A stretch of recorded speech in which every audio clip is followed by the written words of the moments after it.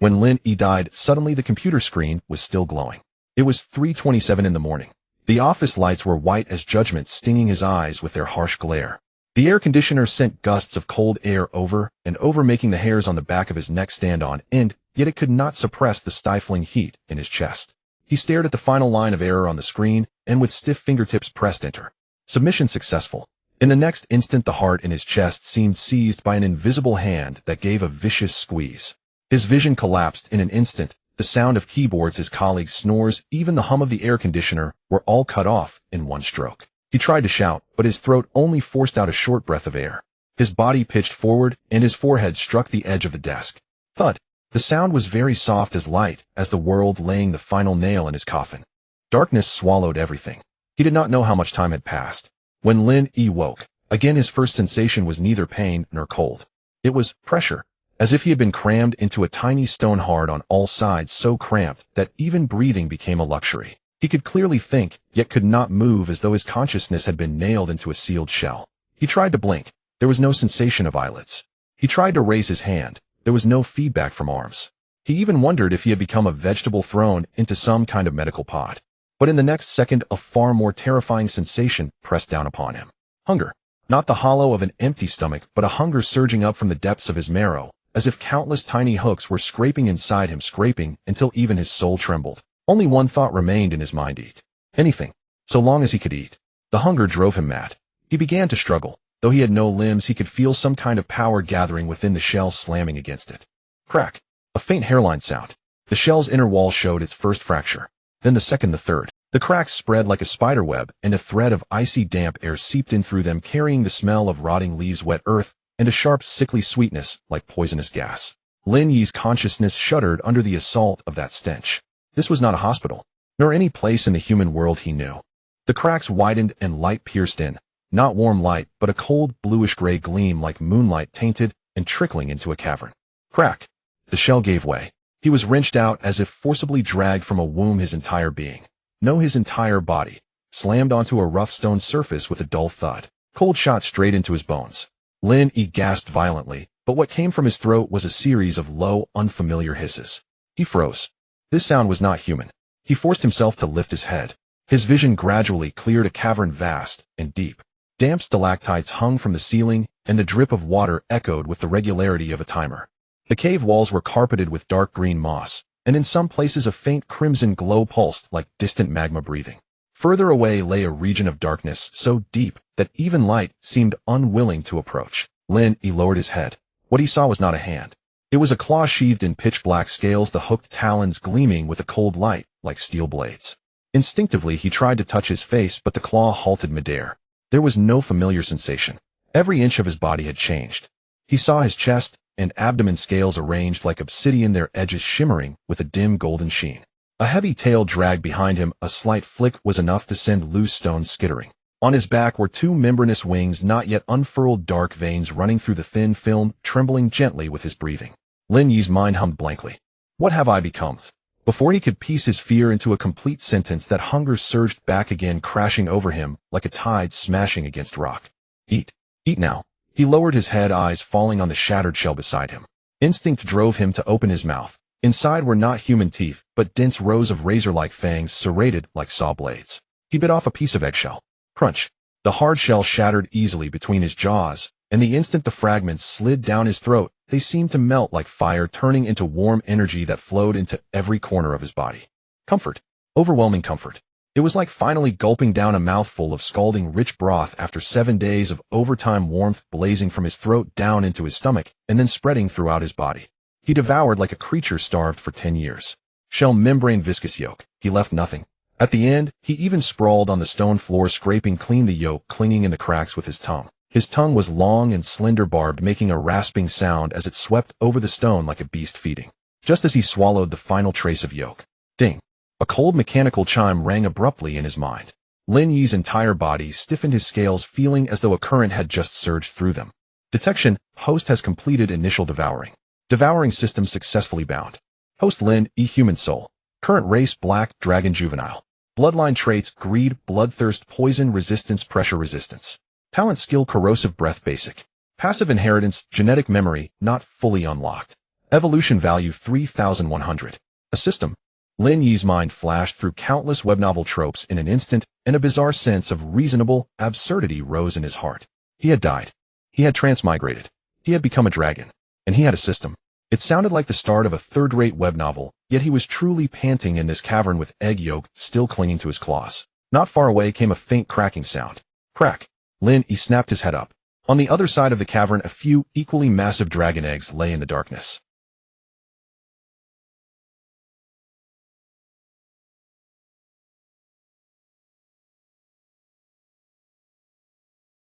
The shell shattered, and a pitch-black head emerged. The same scales, the same dark gold vertical pupils, even the membranous wings on its back were identical. Panting, the hatchling's first act was not to eat the shell, but to lift its head and fix Lin Yi with an unblinking stare. There was no kinship in its eyes, no warmth of kindred blood. Only the most primitive, icy calculation.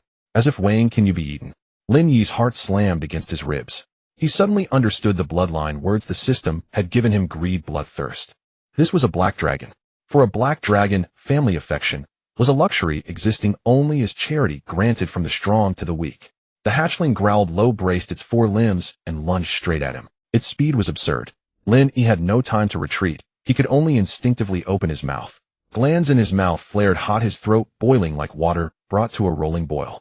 In the next moment, a stream of acrid liquid shot out. Pale green, like water arrows condensed from toxic mist. Sizzle. The acid struck the hatchling's left wing. White smoke billowed instantly, the scales corroded into pitted holes, and the membrane curled and tore like paper set aflame. The hatchling shrieked, body rolling as its wings flailed wildly, only spreading the corrosion faster. Lin Yi was stunned. He had not expected his first strike to be so vicious. But his daze lasted only a heartbeat. In the next instant, the hatchling clenched its teeth against the pain and hurled itself at him again, jaws gaping for his neck.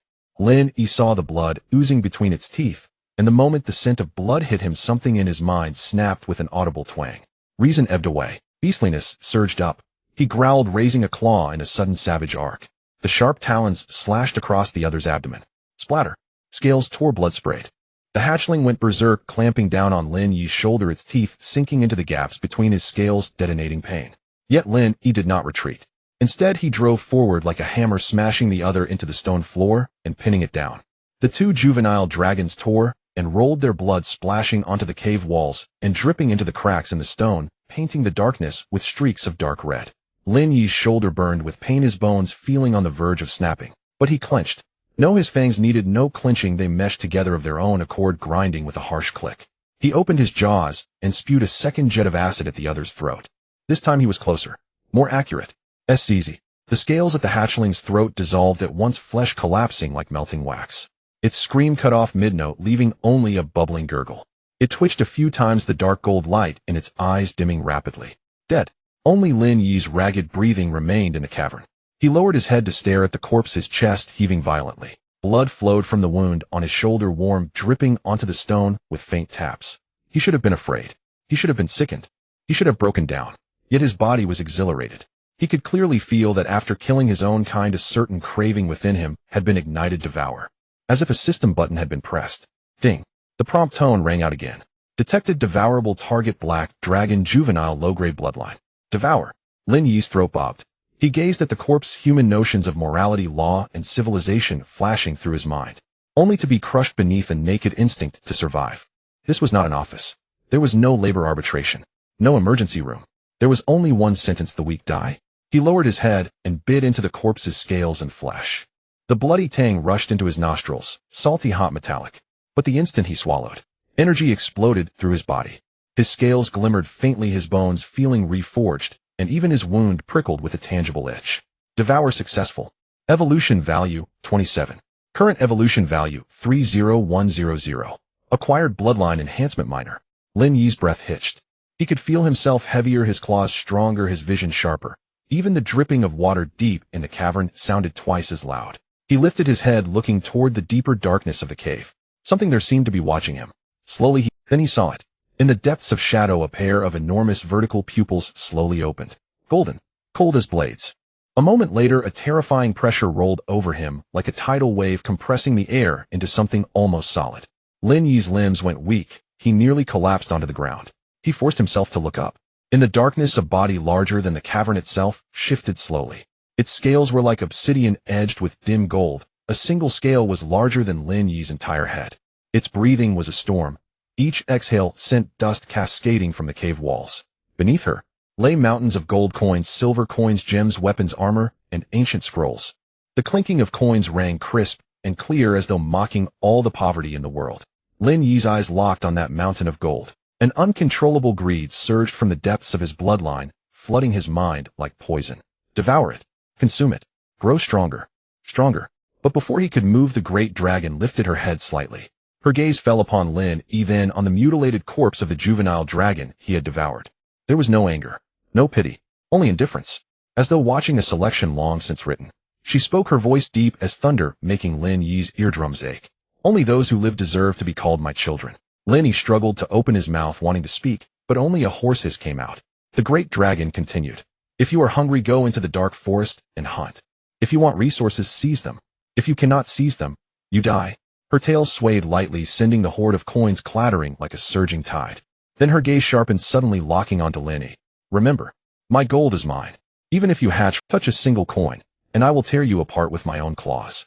With that, she closed her eyes and lay back upon the mountain of gold, as though her warning had been nothing more than an offhand remark. Yet the pressure still weighed on Lin Yi like a mountain. He knew this was no threat. It was fact. He lowered his head to look at the wound on his shoulder. Blood was still flowing. He raised his head again, looking toward the cave mouth. Outside lay the dark forest. Poisonous miasma coiled through the air. Faintly, he could hear the howls of strange beasts and the crack of trees being smashed apart. This world was like a colossal meat grinder, and he had just crawled out of his egg. A gust of cold wind laden with toxic mist swept in from the cave mouth, stinging Lin Yi's nose and bringing a prick of tears to his eyes. He was not crying out of self-pity. He was trembling under the shock of how real this all was. Dying from overwork. That had only been the ending of his last life. This life was only beginning. He glanced at the hoard of gold inside the cave, then at the darkness outside. In his mind, the system interface surfaced like a ghostly light. Devouring system. Hint: devouring things containing spirit will grant evolution value. Things containing spirit. Gold. Flesh. Or veins. Even dragons. Lin Yi slowly lifted his head. The darkness at the cave mouth reflected in his dark gold vertical pupils. He let out a low hiss, as though swearing to himself. Since I've been given a dragon's life, then I'll be the fiercest of them all. The next moment, dragging his bleeding shoulder, he stepped toward the cave mouth, one step at a time. Each step crushed loose stones. Each step trod upon his past.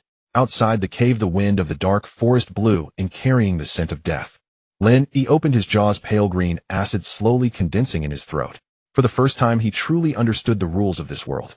To live, you must be ruthless. The wind outside the cave was colder than Lin Yi had imagined. It was not a chill of temperature, but a venomous cold, like a damp tongue licking across his scales, seeping into every gap between them and infiltrating his veins. The instant he stepped out of the cave, a cloying, acrid sweetness flooded his nostrils. That was poisonous miasma. Pale violet mist drifted between the trees like countless fine threads coiling around branches. The trees were twisted beyond recognition, their bark split open to reveal dark brown wood, as if some corrosive power had gnawed at them for years. The ground was damp, the moss slick and slimy, and everywhere lay unknown bones, some still stained with fresh blood. Lin Yi's throat burned with a parched ache. He could feel the poisonous miasma invading his body like countless tiny needles stabbing into his lungs, pricking him until he almost coughed. The next moment, some instinct etched into his bloodline suddenly awakened. A faint warmth rose from deep beneath his scales, as though an invisible membrane had spread over his airways, forcefully suppressing that sharp pain. Black Dragon bloodline, poison resistance weak. A line of text flickered across the system interface in his mind. Lin Yi pressed his tongue against his lips. The tongue was barbed, and when it slid over his teeth, it made a faint rasping sound. Black dragons are born for places like this. He lifted his head and gazed toward the depths of the forest. Dark forest, worthy of its name. Sunlight could not pierce through. The canopy formed a black vault that sealed the sky completely. The occasional pale beams that slipped through were like the eyes of the dead, devoid of warmth. A deep, beastly roar echoed from afar, followed by the sharp crack of branches being smashed aside. Lin Yi halted his steps. Suddenly, unfamiliar information surged into his mind. Not words, but a gut-born assessment: danger, distance, direction, strength. It felt as if someone had shoved a dictionary into his head that would automatically flip to the right page whenever he encountered something related. Genetic memory, danger perception, basic. Lin Yi's vertical pupils narrowed slightly. He could see what lay behind that sound. Not a clear image, but a hazy silhouette, a sizable aberrant beast likely in the midst of a hunt. He had no desire to run into such a creature now. He had only just hatched the wound on his shoulder, still oozing blood. If he encountered an adult aberrant beast, he would most likely become its breakfast. Lin Yi turned, moving slowly along the outer rock wall of the cave, doing his utmost to keep his body hidden in the shadows. Black dragon scales were naturally dark, merging seamlessly with the darkness. He walked very slowly, placing each step with feather-light care. Now and then his tail swept over a rotten fruit on the ground, crushing it into pulp and releasing an even stronger sour stench. The gnawing hunger rose again. The energy gained from devouring eggshell and the corpses of his siblings had been consumed in no time. The body of a hatchling dragon was like a bottomless pit, constantly urging him to feed. He needed prey. He needed things imbued with spirit. He needed evolution points. Lin Yi's gaze swept across a thicket. There was a faint rustling within. A black rat the size of a fist poked its head out.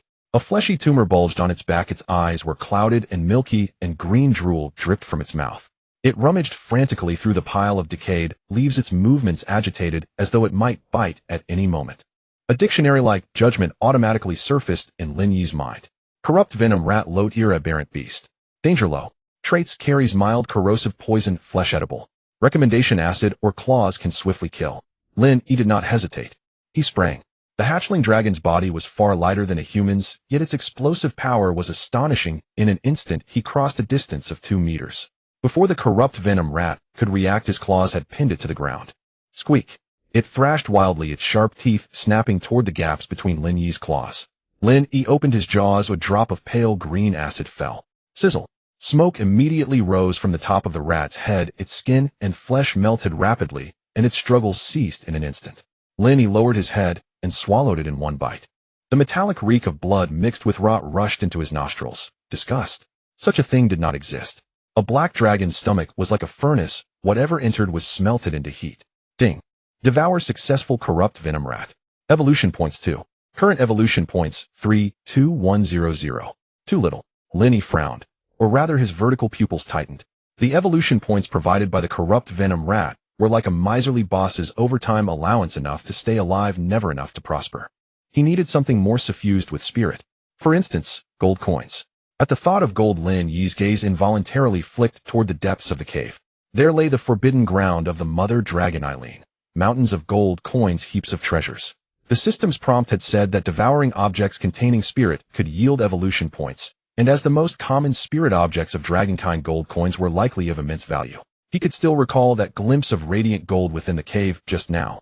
That was not money, that was power.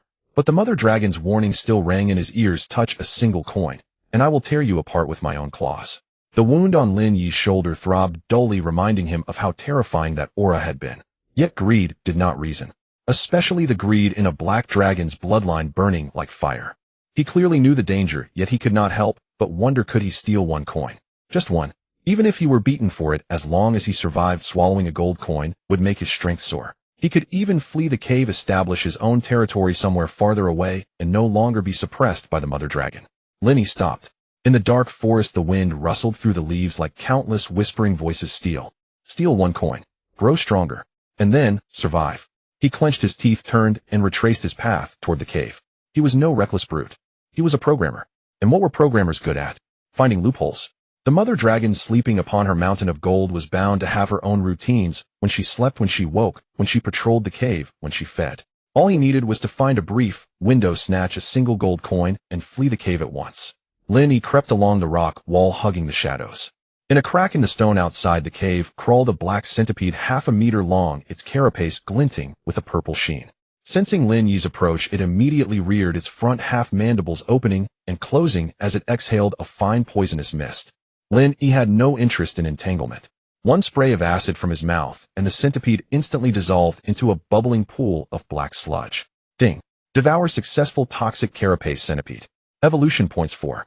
Current evolution points 36100. The evolution points rose slowly, but at least they were rising. His conviction only grew. The gold coins had to be the real prize. Soon the cave entrance once more came into view.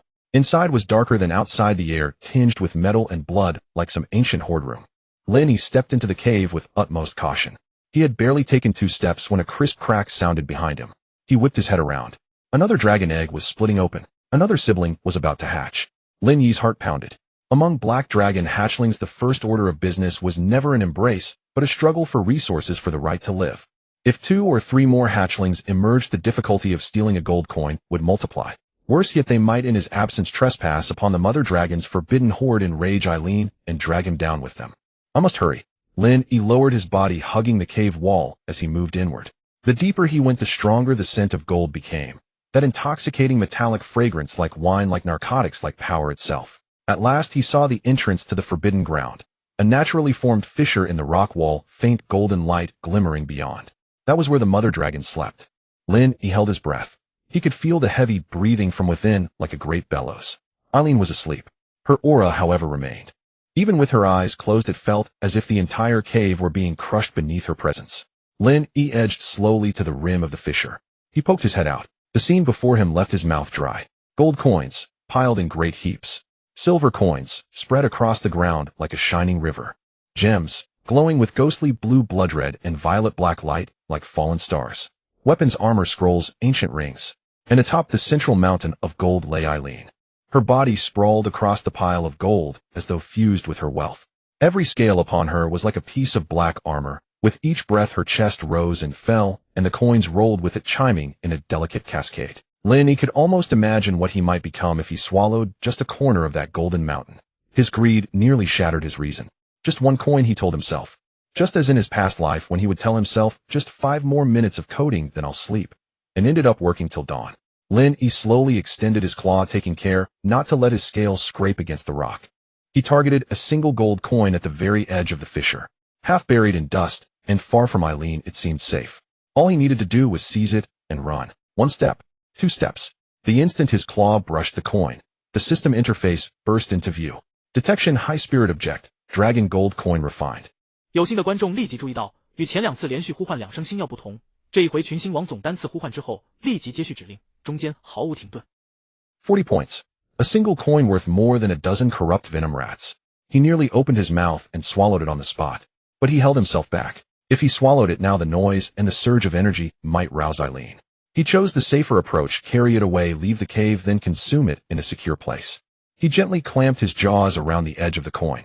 The gold was icy cold, yet when it touched his tongue, it warmed slightly, as though some hidden vitality lay within. Lin Yi slowly drew it out. As the coin slid past its companions, a faint chime rang out. It was so soft he thought nothing would happen. Yet in that instant, Eileen's tail twitched ever so slightly. Lin Yi's blood turned to ice. He froze on the spot, hardly daring to breathe. Eileen's eyes did not open. She still sprawled atop the coin, hoard seemingly deep asleep. But the pressure she exuded intensified by a fraction, like a slumbering volcano beneath which magma churned. Lin Yi knew she might not be awake, but she had sensed an anomaly. He had to leave immediately. Coin clamped between his teeth, he backed away step by cautious step. 1, 2. Just as he reached the edge of the fissure and turned to flee, a clearer clatter of coins rang out behind him. It was not him.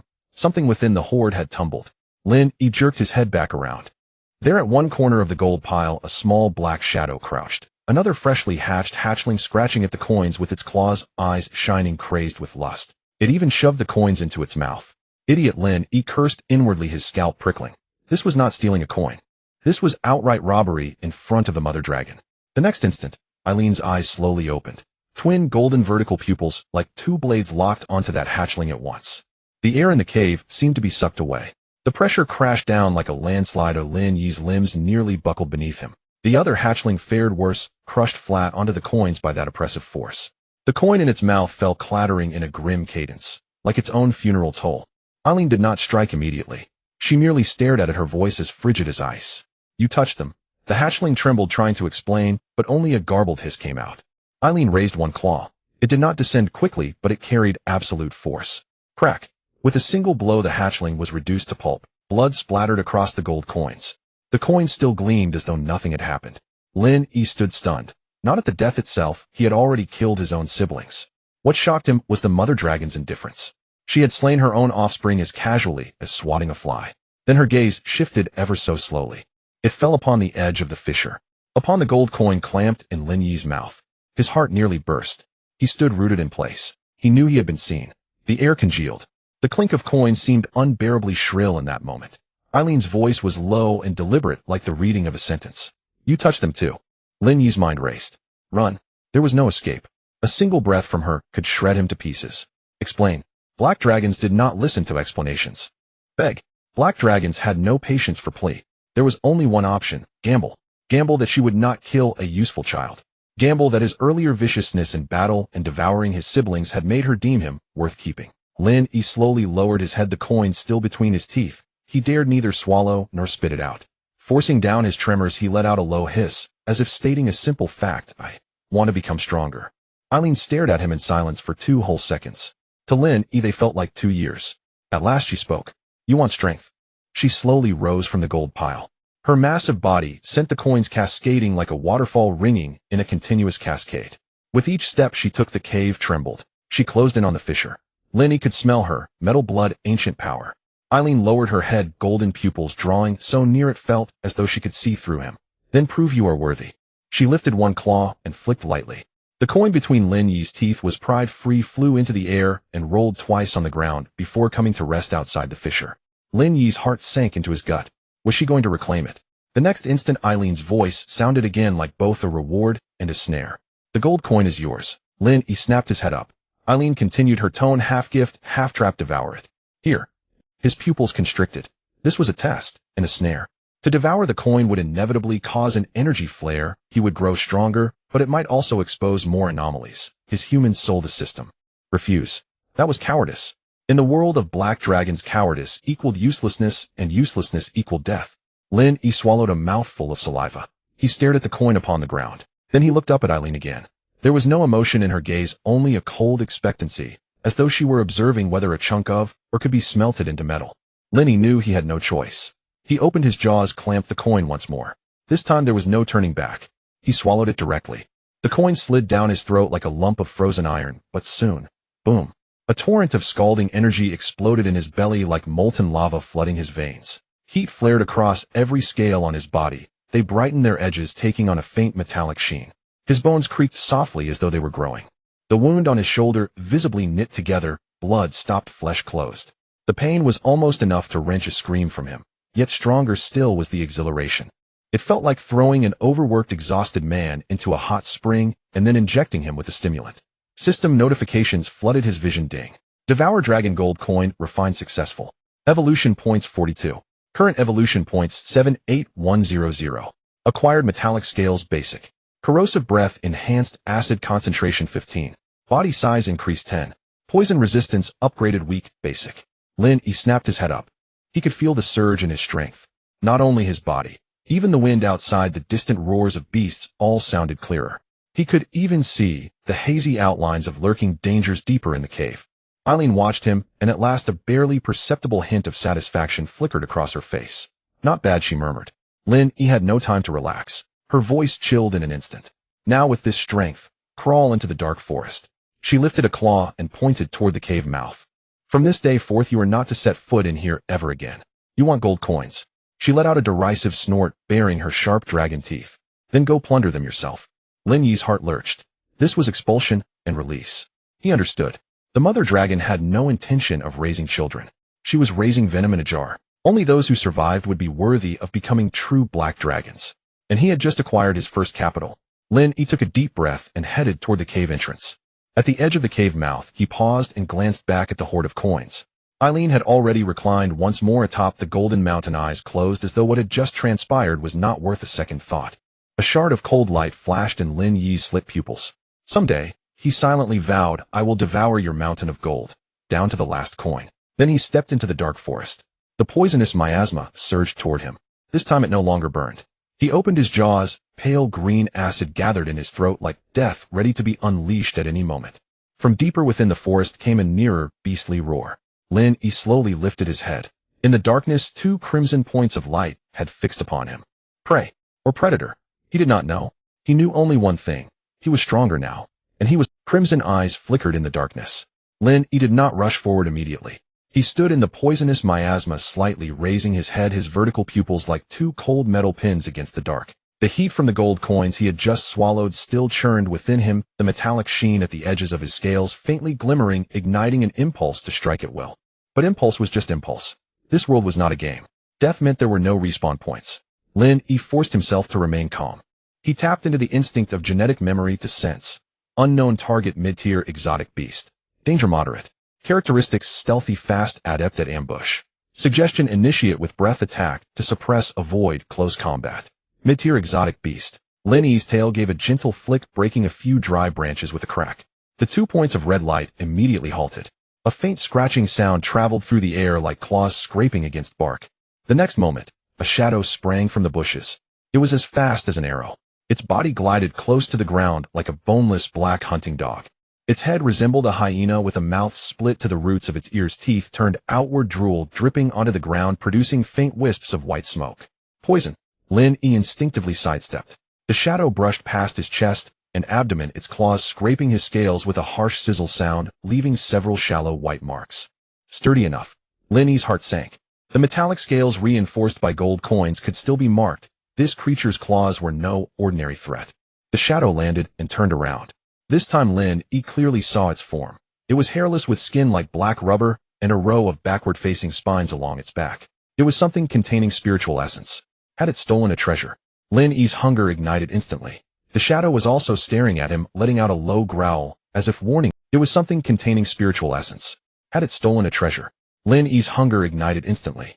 The shadow was also staring at him, letting out a low growl, as if warning, this is my hunting ground. Lin Yi wasted no words. He opened his mouth. A stream of pale green acid sprayed forth.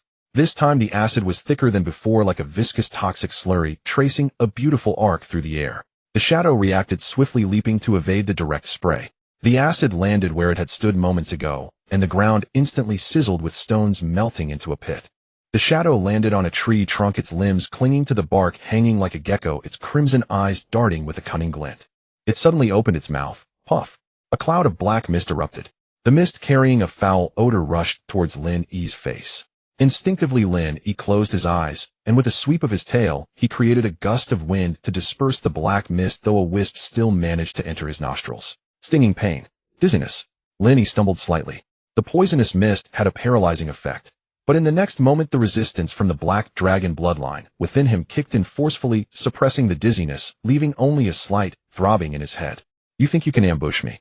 Lin Yi was furious. He no longer conserved the acid, spraying it continuously. Once, twice, thrice. The acid rained down upon the tree trunk. No matter how fast the shadow was, it could not evade all of it. Its right hind leg was splashed. Sizzle. Skin instantly smoked, spines melted away, and the shadow let out a wretched scream as it fell from the tree. Lin Yi seized the opportunity to pounce, pressing his claws firmly against its back. The shadow struggled wildly, its tail whipping like a whip across Lin Yi's face with a loud crack. Lin Yi's facial scales burned with pain. Yet he was fiercer, directly biting down on the shadow's neck, pulling with force. Crack. The neck bone fractured. The shadow twitched a few times, then went limp. Lin Yi breathed heavily, lowering his head to stare at its swollen abdomen. There was indeed something glowing inside. He used his claws to slice open the abdomen, blood and stench gushing out, and a fist-sized crystal rolled out. The crystal was dark purple with swirling mist inside, emanating a strong spiritual essence. Poison miasma crystal core, mid-tier spiritual object. Consumption grants evolution points 25. Can enhance resistance to poison and corrosive breath. Lin Yi's eyes brightened. Without hesitation he swallowed the crystal core. Boom. Energy burst forth again, gentler than the gold coins, yet colder like toxic mist mingling with his blood, causing a faint purple glow to surface on his scales. Ding. Successfully absorbed poison miasma crystal core. Evolution points 26. Current evolution points 104,100. Evolution condition, met. Would you like to evolve? Lin Yi was taken aback. The evolution points had exceeded 100. The system could actually overflow. Prompt immediate evolution available, overflow portion converted to reserved evolution points. Reserved evolution points 4. Lin Yi's heartbeat quickened. Evolution. This meant an increase in size, strength, and skills. But he quickly suppressed the impulse. Evolving now would take time. During the evolution, he would be vulnerable. If a stronger exotic beast sensed the blood and rushed over, he could be torn apart during the process. He needed to find a safe place. Lin Yi dragged the shadow's corpse towards a more concealed area. Along the way his dictionary continuously provided hints where the miasma was thicker, where large exotic beasts roamed, where there was a water source. The genetic memory of the black dragon felt like a cheat, but he knew this was just the basics. The true terror of the dark forest lay deeper within. After about a quarter of an hour he found a narrow rock crevice. The crevice was dry with a collapsed tree trunk blocking the entrance, and the miasma outside was dense, deterring exotic beasts from approaching. It was suitable for evolution. Lenny squeezed inside, pushed the corpse to a corner, and lay down folding his wings and curling his tail. He clicked evolution in his mind. Starting evolution. The next moment excruciating pain hit him. It felt like countless knives were scraping his bones. His scales began to shed new scales pushing out from his flesh covered in blood and slime darker than before with a more pronounced metallic sheen at the edges. Bones crackled, membranes tore, and reformed, his chest expanded, and his heartbeat became heavier like the beat of a drum. He gritted his teeth, refusing to cry out, claws digging into the ground, even cracking the rock beneath. Pain. But the pain felt exhilarating. He could feel himself growing stronger. System prompts continuously flash: size increase 30. Strength enhancement 25. Corrosive breath upgraded to intermediate. Poison resistance upgraded to intermediate. New passive acquired: shadow stealth beginner. Evolution complete: lesser dragon stage beginner. Lin Yi's eyes snapped open. The dark golden light in his vertical pupils intensified, as if a small flame had ignited. He looked down at his claws. Larger, sharper, the scales like armor, producing a metallic zing sound with the slightest friction. He opened his mouth and expelled a drop of acid. The acid landed on the rock. Sizzle. The rock melted like snow instantly, creating a deep pit more than twice as fast as before. Lenny took a deep breath. Lesser dragon. This meant he was no longer at the lowest tier on the outskirts of the dark forest. But it was still far from enough. He recalled the mountain of gold coins belonging to Eileen. A thought sprouted like poison: one day he would consume that mountain clean. At that moment, faint footsteps could be heard outside the rock crevice. They were not the sounds of exotic beasts' claws. They were lighter, more rhythmic. Like humans. Lin Yi's scales instantly tightened. He pressed close to the crevice, peering through the gaps in the tree trunks. Amid the miasma, a team was slowly advancing. They wore leather armor, carried crossbows, held long spears, and wore silver badges on their chests. In the center of the team was a silver-haired girl, cloaked, holding a staff with a glowing crystal embedded at its tip, dispersing the surrounding poisonous mist. Her gaze was calm and sharp. Someone in the team whispered, "Miss Holy Radiance, the Black Dragon's lair is just ahead." The silver-haired girl looked up towards the cave, saying lightly, "Find it." The Black Dragon should not exist near the borders. Lin Yi's breath caught. The Black Dragon's lair. Were they looking for Eileen? Or were they looking for him? The silver-haired girl's gaze swept past the direction where Lin Yi was hiding, seeming to pause for a moment. Lin Yi immediately restrained his aura. The passive ability of shadow stealth instinctively activated, and his body seemed to meld into the shadows. Even the reflection of his scales vanished.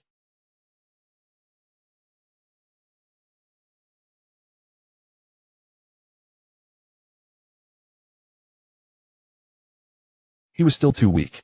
Exposing himself now would mean death. Yet for the first time he realized, this world had not only exotic beasts and dragons. There was also human civilization. There was also hunting. There was also hatred. Lin Yi slowly withdrew his gaze, dark golden flames flickering in his eyes. "So, you are also looking for dragons?" "I see." He licked his teeth.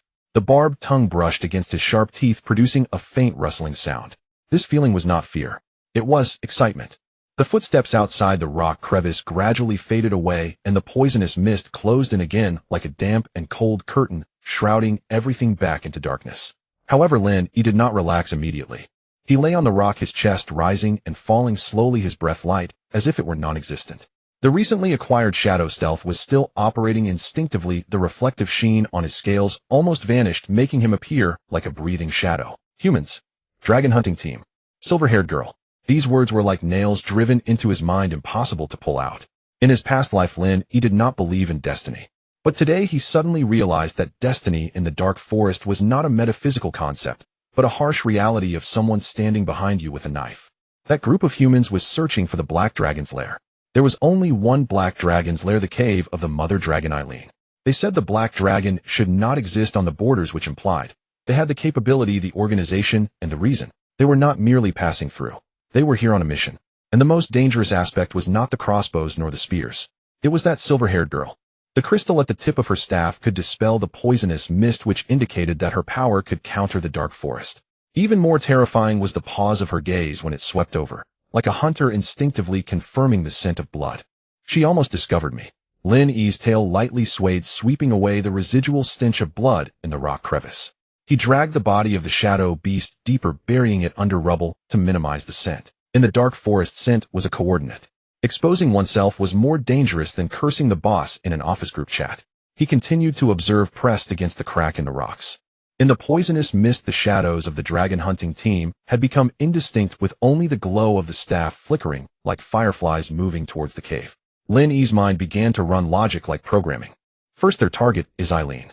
Terms like Black Dragon Lair and border extermination sounded too much like official missions. If they succeeded, Eileen would die, the resources of the cave would be plundered, and the ecology of the outer dark forest would be reshaped by humans. Second, they might also eliminate the young dragons. In their eyes, even the black dragon hatchlings could grow into disasters. Moreover, he had just been expelled and was currently active in the periphery, making him likely to be hunted on the spot. Third, this is an opportunity. If humans could really engage Eileen in battle, both sides would be injured. What are black dragons best at? Taking advantage of chaos. Upon realizing this, a dark, golden light flickered in Lin Yi's vertical pupils. Fear still lingered, but stronger was the excitement. In the dark forest, survival depended on what? On seizing opportunities. And this conflict before him might be a pot of meat soup he could intervene in. He slowly crawled out of the rock crevice. As the wind from the dark forest swept over him, the sweet and greasy scent of the poisonous mist infiltrated his nostrils again. However, his poison resistance intermediate turned that sting into background noise. He moved close to the ground. His wing membranes folded, his body lowered, and his claws touched the ground almost silently. Shadow stealth made him appear more like a ghost in the shadows. Lin Yi was not going to rescue the mother dragon. Black dragons do not practice filial piety. He simply wanted to see how strong humans really were and how strong Eileen truly was. Knowing oneself and knowing the enemy allows one to know where to pick up the spoils. After walking for about a quarter of an hour, the scent from the direction of the cave became clearer. Metallic scent of gold coins the pungent smell of dragons and an overwhelmingly strong residual pressure. That pressure was not released by Eileen at this moment, but rather the territorial sovereignty she left behind from long occupying the cave. Even from across the forest, Lin Yi still felt a stone pressing against his chest. The dragon hunting team had approached the cave entrance. They spread out like a pack of trained wolves. Two crossbowmen occupied high branches, their arrowheads coated with some silver-white powder. Two spear bearers were at the front, their spear tips engraved with runes. The others carried ropes and iron hooks, clearly preparing to seal off the cave entrance. The silver-haired girl stood at the center of the team. She did not rush to order an attack, but instead raised her staff, and the crystal at the tip glowed, pushing the surrounding poisonous mist back like a cold white moonlight. She closed her eyes as if listening. A moment later, she opened her eyes, her voice low, but halting everyone's movements. She is inside. An adult black dragon. Still sleeping. Someone nearby swallowed nervously. Miss Holy Radiance, it is said that a black dragon's breath can dissolve steel. Can we really? The silver-haired girl interrupted him, her tone as cold as a knife's edge. We are not here to die. She raised her hand and took out a silver disc from her pocket. The disc was engraved with complex patterns with a drop of dark red blood embedded in the center. The blood seemed alive, pulsating slightly. She placed the disc on the ground and pressed it gently. Hum. The patterns lit up and the silver lights spread like ripples, covering the ground around the cave entrance. Lin Yi's vertical pupils suddenly constricted. He could feel a sense of lock in the air, as if a certain channel of power was being sealed off between the cave and the outside world. Gene memory hint sealing array. Effect suppresses dragon breath abilities, weakens poison mist and corrosion. Danger level high. Lin Yi cursed inwardly. Humans had come prepared. They even brought formations specifically designed to target dragons. These were not ordinary hunters. This was a professional dragon hunting team. The silver-haired girl took out 3 black bone spikes and inserted them at the triangular positions of the array. The moment the spikes entered the ground, the silver light turned grayish-white, resembling death's light. She said softly, "The sealing array is complete. After 10 breaths, I will first open the purity domain, and you will launch the dragon binding nets. Crossbows should only aim for the wing membranes and joints. Spear bearers should not be greedy for merit. Ooh, just hold on. Remember, the black dragon's scales are hard, but its eyes and throat remain weaknesses." She spoke without a hint of emotion, as if arranging for a surgery.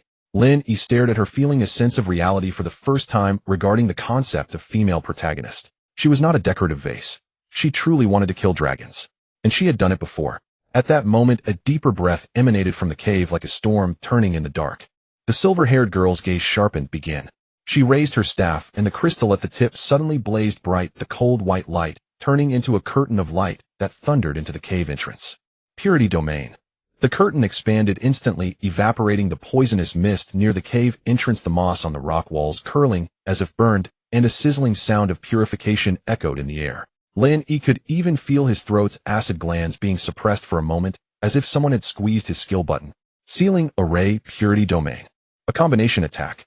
There was finally movement inside the cave. A low rumbling dragon roar echoed from deep within, filled with the rage and drowsiness of just awakening. Roar.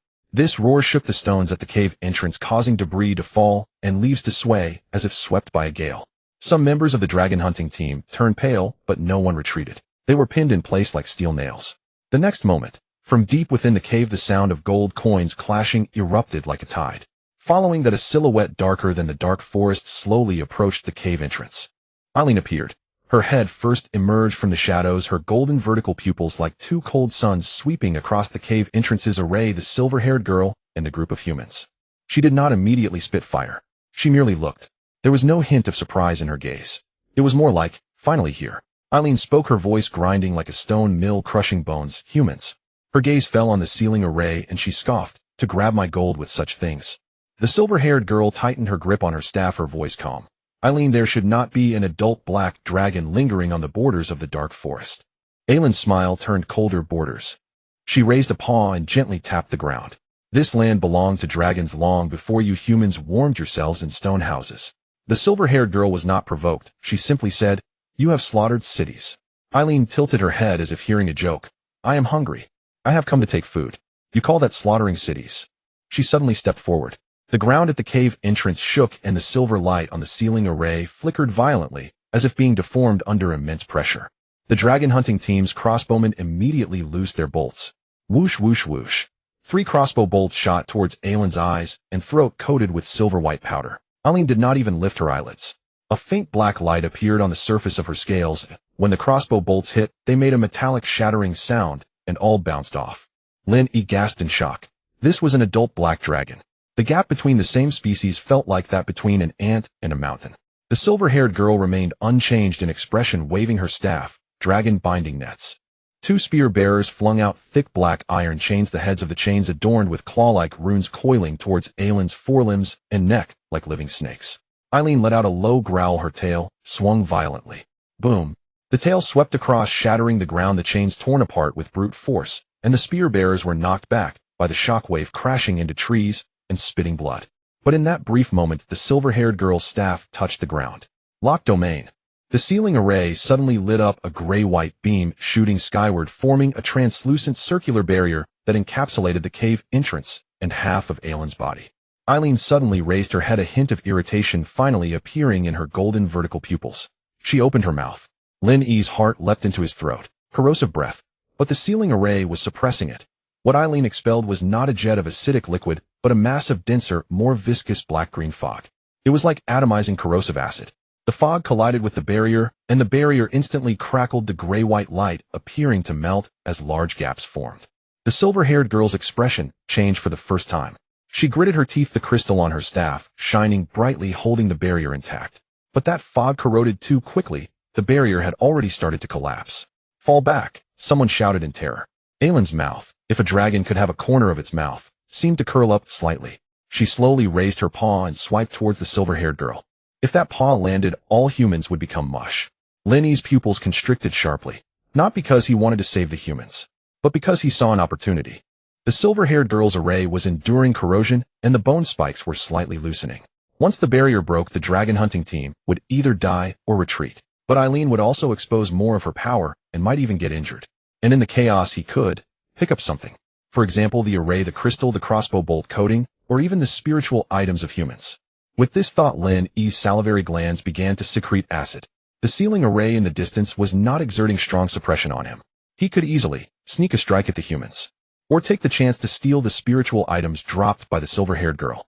But just as Aylin's paw was about to descend, the silver-haired girl suddenly raised her staff and shouted, "Blood Link." She flung out a blood-red talisman from her sleeve, which ignited in the air, transforming into a bloodline that instantly entangled Aylin's forepaw. The bloodline burrowed into the gaps of her scales, making a sizzling sound. Aylin's paw hesitated for a moment. That moment was a lifeline for the humans. The crossbowmen fired again, the spear bearers desperately threw their nets, and the team began to retreat in an orderly fashion. The silver-haired girl retreated the slowest, her eyes fixed on Eileen, as if measuring and calculating. Eileen, restrained by the bloodline, roared furiously, "You dare use dragon blood." The silver-haired girl's voice was cold and hard. "You have used more cruel methods when you slaughtered cities." Eileen violently swung her paw. The bloodline snapped.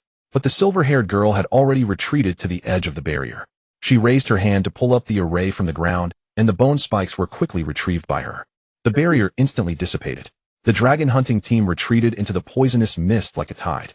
Eileen wanted to chase, but halted the moment she stepped out of the cave entrance. She raised her head to look deep into the dark forest, her nostrils, those huge nostrils, slightly flaring. She sensed it. Sensed that someone was watching. Sensed the presence of a young dragon. Lin Yi's scales bristled instantly. It's over. Did she discover me? Aylin's gaze slowly shifted, sweeping towards the direction Lin Yi was hiding. The golden vertical pupils pierced through the shadows of the trees like two blades, almost pinning him to the ground. Lin Yi did not dare to move. Shadow stealth was pushed to its limits. Even his heartbeat slowed. He pressed himself against the muddy ground like a stone. The air froze. After a few breaths, Eileen withdrew her gaze and muttered to herself, "Just stay far away if you want to live." Once she finished, she turned and returned to the cave. The sound of clashing gold coins echoed again, and the entrance was once again swallowed by darkness. The dragon hunting team also disappeared into the poisonous mist. Lin Yi lay on the ground until the pressure completely receded, then slowly raised his head. He exhaled a breath of turbid air, the acid in his throat rolling out a faint gurgling noise. He looked in the direction the dragon hunting team had vanished, then glanced at the cave. This confrontation struck him like a blunt force, completely awakening him. Humans can injure dragons. Dragons can also crush humans. And he, at the moment, could not crush anyone. Yet he also saw a larger world. The silver-haired girl's name was called Miss Holy Radiance. It sounded like a surname, but also like a title. She could set up arrays, create purity domains, and use blood links, indicating that the human power system was more complete than he had anticipated. More crucially, when she retreated, she took the array and bone spikes with her, showing that she did not come to fight to the death, but to test. To test Aylin's strength. To test the boundaries of the dark forest. To test the success rate of the next hunt. The dark golden light in Lin Yi's vertical pupils flickered faster. They will come again. And I. He licked his teeth, the taste of blood and metal mixing together like a stimulant. I need to become faster. He turned and stealthily moved a few steps toward the direction the dragon hunting team retreated, then paused. Follow them. Dangerous. But if he didn't follow, he would never understand humans. Lin Yi ultimately made a decision. He would not approach the center of the team.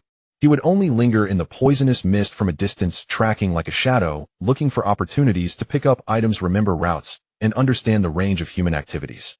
The strength of the black dragon never relied on direct confrontation. It depended on greed, ruthlessness, and patience. He lowered his body and disappeared into the poisonous mist and shadows. And behind him, atop the pile of gold coins deep in the cave, Eileen opened one eye, a hint of complexity flashing in her golden vertical pupils, like watching a seed finally begin to grow towards what a black dragon should become. The wind in the depths of the cave was like a dull knife, repeatedly scraping against Lin Yi's scales. He lay at the edge of the rock platform, looking down at the green mist marsh below. The acidic mist rolled like a living creature, occasionally revealing the floating white bones and rotten wood on the marsh's surface, only to be swallowed again in an instant. Further down, a narrow rock bridge wound its way forward, culminating in a half-collapsed stone door, carved with ancient patterns resembling dragon wings and chains. Dragon's nest. Lin Yi's heart sank, and then heated up. The sinking feeling came from the aura he could sense beyond the door. Not bloodthirsty, but a kind of ancient pressure infused with metallic and scorched earth scents. The heat was because this signified resources, legacies, and the chance for him to evolve from a newly hatched weakling into a true black dragon hatchling. Yet this path, the acidic mist, the rock bridge, the stone door, each element seemed to say, come, and try, are you worthy? Lin Yi flicked his tail, sending debris tumbling off the rock platform, which disappeared with a splash into the green mist. Even the echo was eroded clean. He narrowed his slit pupils, his mind racing. The acidic mist is area damage. The rock bridge is a necessary route, and something behind the door is watching me. This is not a natural trap, but design. He lifted a claw and gently scraped the rock wall, leaving a few shallow scratches to note the wind direction and the flow pattern of the mist. Every 10 breaths, the acidic mist would briefly recede like a tide. During this retreat, an almost invisible dry zone would appear above the rock bridge. Window of opportunity. Lin Yi's heart brightened. He took a deep breath, the luminous acidic liquid in his throat gradually coalescing, seeping out between his teeth, glowing faintly. The acidic liquid of the young dragon was not potent enough, but it had one advantage. His resistance to it was growing. Let's give it a try. He shot a fine strand of acid towards the rock bridge like spitting silk. The acid strand hung in the air, surprisingly not dispersing immediately, but being pulled by the wind into a glowing line, its end touching a certain spot. Sizzle, something invisible blocked it, releasing a puff of white smoke. Lin Yi's pupils constricted. A barrier. In the next moment, that invisible shield rebounded with a shockwave, the air rippling like a surface of water struck by a palm, spreading out concentric waves. The debris at the edge of the rock bridge was shaken loose, falling into the mist, instantly turning into black water. Lin Yi's heart raced in his chest. Behind the door was not merely a ruin, but the entrance to a sealed dragon's nest with a protective mechanism in place. Good, the harder it is, the more valuable. He grinned, revealing a row of sharp teeth that still bore a hint of youthfulness. He began to ensure himself. Step 1. Create an escape route. He retreated back into the cave, quickly scraping a shallow trench on the rock platform with his claws, mixing the resin-dry moss and crushed bone powder he had previously collected into sticky sealant mud. This substance was not meant for attack, but to seal the narrow gap he had come through in case of an emergency, preventing pursuit by other beasts. Step 2. Add a layer of armor to himself. He bit off pieces of the gray lizard beast scales, mixing them with resin and applying them to his abdomen and the edges of his wing membranes. It was quite crude, but it could block some splashes of acidic mist. Step 3. Create a rhythm. Lin Yi focused on the acidic mist tide, silently counting 10 breaths, 10 breaths, 10 breaths, until he could sense the moment of retreat. His limbs slightly bent like a bow drawn taut. The acidic mist receded. Now's the time. Lin Yi dashed from the rock platform, his paws landing on the first stone slab of the rock bridge. Hiss! The surface of the rock bridge was covered with a thin layer of acid crystal, and stepping on it felt like walking on slippery glass. He almost slipped, his tail whipping around to stabilize his body like a balance pole. Step 2. Step 3. He dared not stop. Stopping meant the acidic mist would surge back, meaning he would be splashed and corroded all over. He ran close to the innermost side of the rock bridge, where there was a slight breeze to help push the mist out. With each step he took, he could feel the sealant mud armor on his abdomen heating up, the resin being gnawed at by the acidic air, emitting a pungent charred smell. Halfway across the rock bridge, an unexpected event occurred. A dark shadow suddenly stretched out from the acidic mist, whipping toward the bridge like a whip. Crack! The stone slab shattered, debris flying. Lin Yi was nearly thrown off, his wing membrane suddenly flaring open, using the air resistance to steady his form. He looked down. Within the acidic mist, there was a massive marsh shadow worm writhing. It had no eyes, only a ring of circular mouthparts with barbs lining the edges, resembling a grinding wheel. It hunts by sensing vibrations. Lin Yi instantly understood the earlier shockwave from the barrier had awakened this creature. The worm lashed its tail again, the dark shadow bursting through the mist, aiming directly for Lin Yi. Lin Yi did not dodge. Instead, he leaped in the direction of the incoming strike. Midair, he opened his mouth and sprayed out a denser mist of acid, not aimed at the worm, but at the air on the outer side of the rock bridge. The acidic mist was carried by the wind, instantly forming a false tide, throwing the worm's sense of smell and perception into chaos. The worm's tail whipped mist, crashing heavily against the outer side of the rock bridge, splashing a wave of acid. Taking advantage of the worm's miscalculation, Lin Yi rolled upon landing, his tail hooking a loose stone slab, flipping it up. The slab turned over, creating a small barrier, weakening the acid wave, only a few splashes hitting his abdomen, causing sharp pain and making his scales emit white smoke. It hurts, but I can endure. He gritted his teeth and continued to charge forward. The worm was enraged, its entire body twisting up from the mist, resembling a black spine. Its mouthparts opened, inhaling toward the rock bridge. The acidic mist was drawn and swirling and forming a massive vortex. Lin Yi was pulled back by the current, his body leaning outward, his wing membranes tightening. If this continues, I will be sucked into the mist. He steeled his heart, his gaze turning cold. Then it'll just clog your mouth. He suddenly stopped. Stopping on the rock bridge was tantamount to seeking death, but he had no choice. He compressed the acidic liquid in his throat to the limit, like compressing gas, his chest swelling, glowing green light seeping out from the gaps in his scales. In the next moment, he aimed at the worm's open mouthparts and unleashed an acid gun. It was not mist, but a line of beam, a green streak of light, with a sharp screech. Sizzle! The acid gun shot deep into the worm's mouthparts, the barbs corroded to black, with white smoke billowing from the edges. The worm's sucking force instantly lost its rhythm, the vortex collapsing, letting out a low, muffled roar, its body twitching and rolling brutally, crashing into the mist. Lin Yi did not pursue.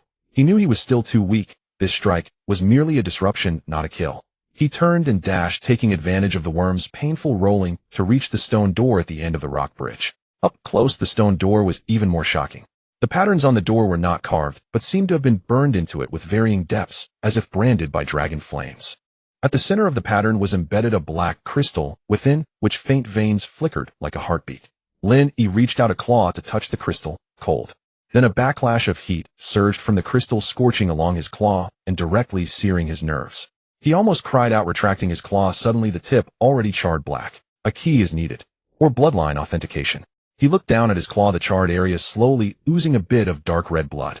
The blood dripped into the groove beneath the stone door, emitting a soft sizzle, surprisingly not corroded, but seemed to be absorbed, seeping into the patterns. In the next moment, the patterns on the stone door lit up. Not entirely, but starting from the point where the blood dripped in, the lines seemed to come alive, swiftly spreading across the door's surface. The heartbeat of the black crystal became clearer, thump, thump, thump, like a giant beast breathing behind the door. Lin Yi's scales stood upright, the pressure weighing down on him like a mountain, forcing his limbs to weaken. He gritted his teeth to hold on, cursing inwardly, "Just open the door, no need for theatrics." The stone door slowly cracked open a seam. Inside the seam was not darkness, but a deep starlight, like the night sky had been stuffed behind the door. Floating within the starlight were tiny metallic dust particles resembling shattered gold and ashes. The seam continued to widen.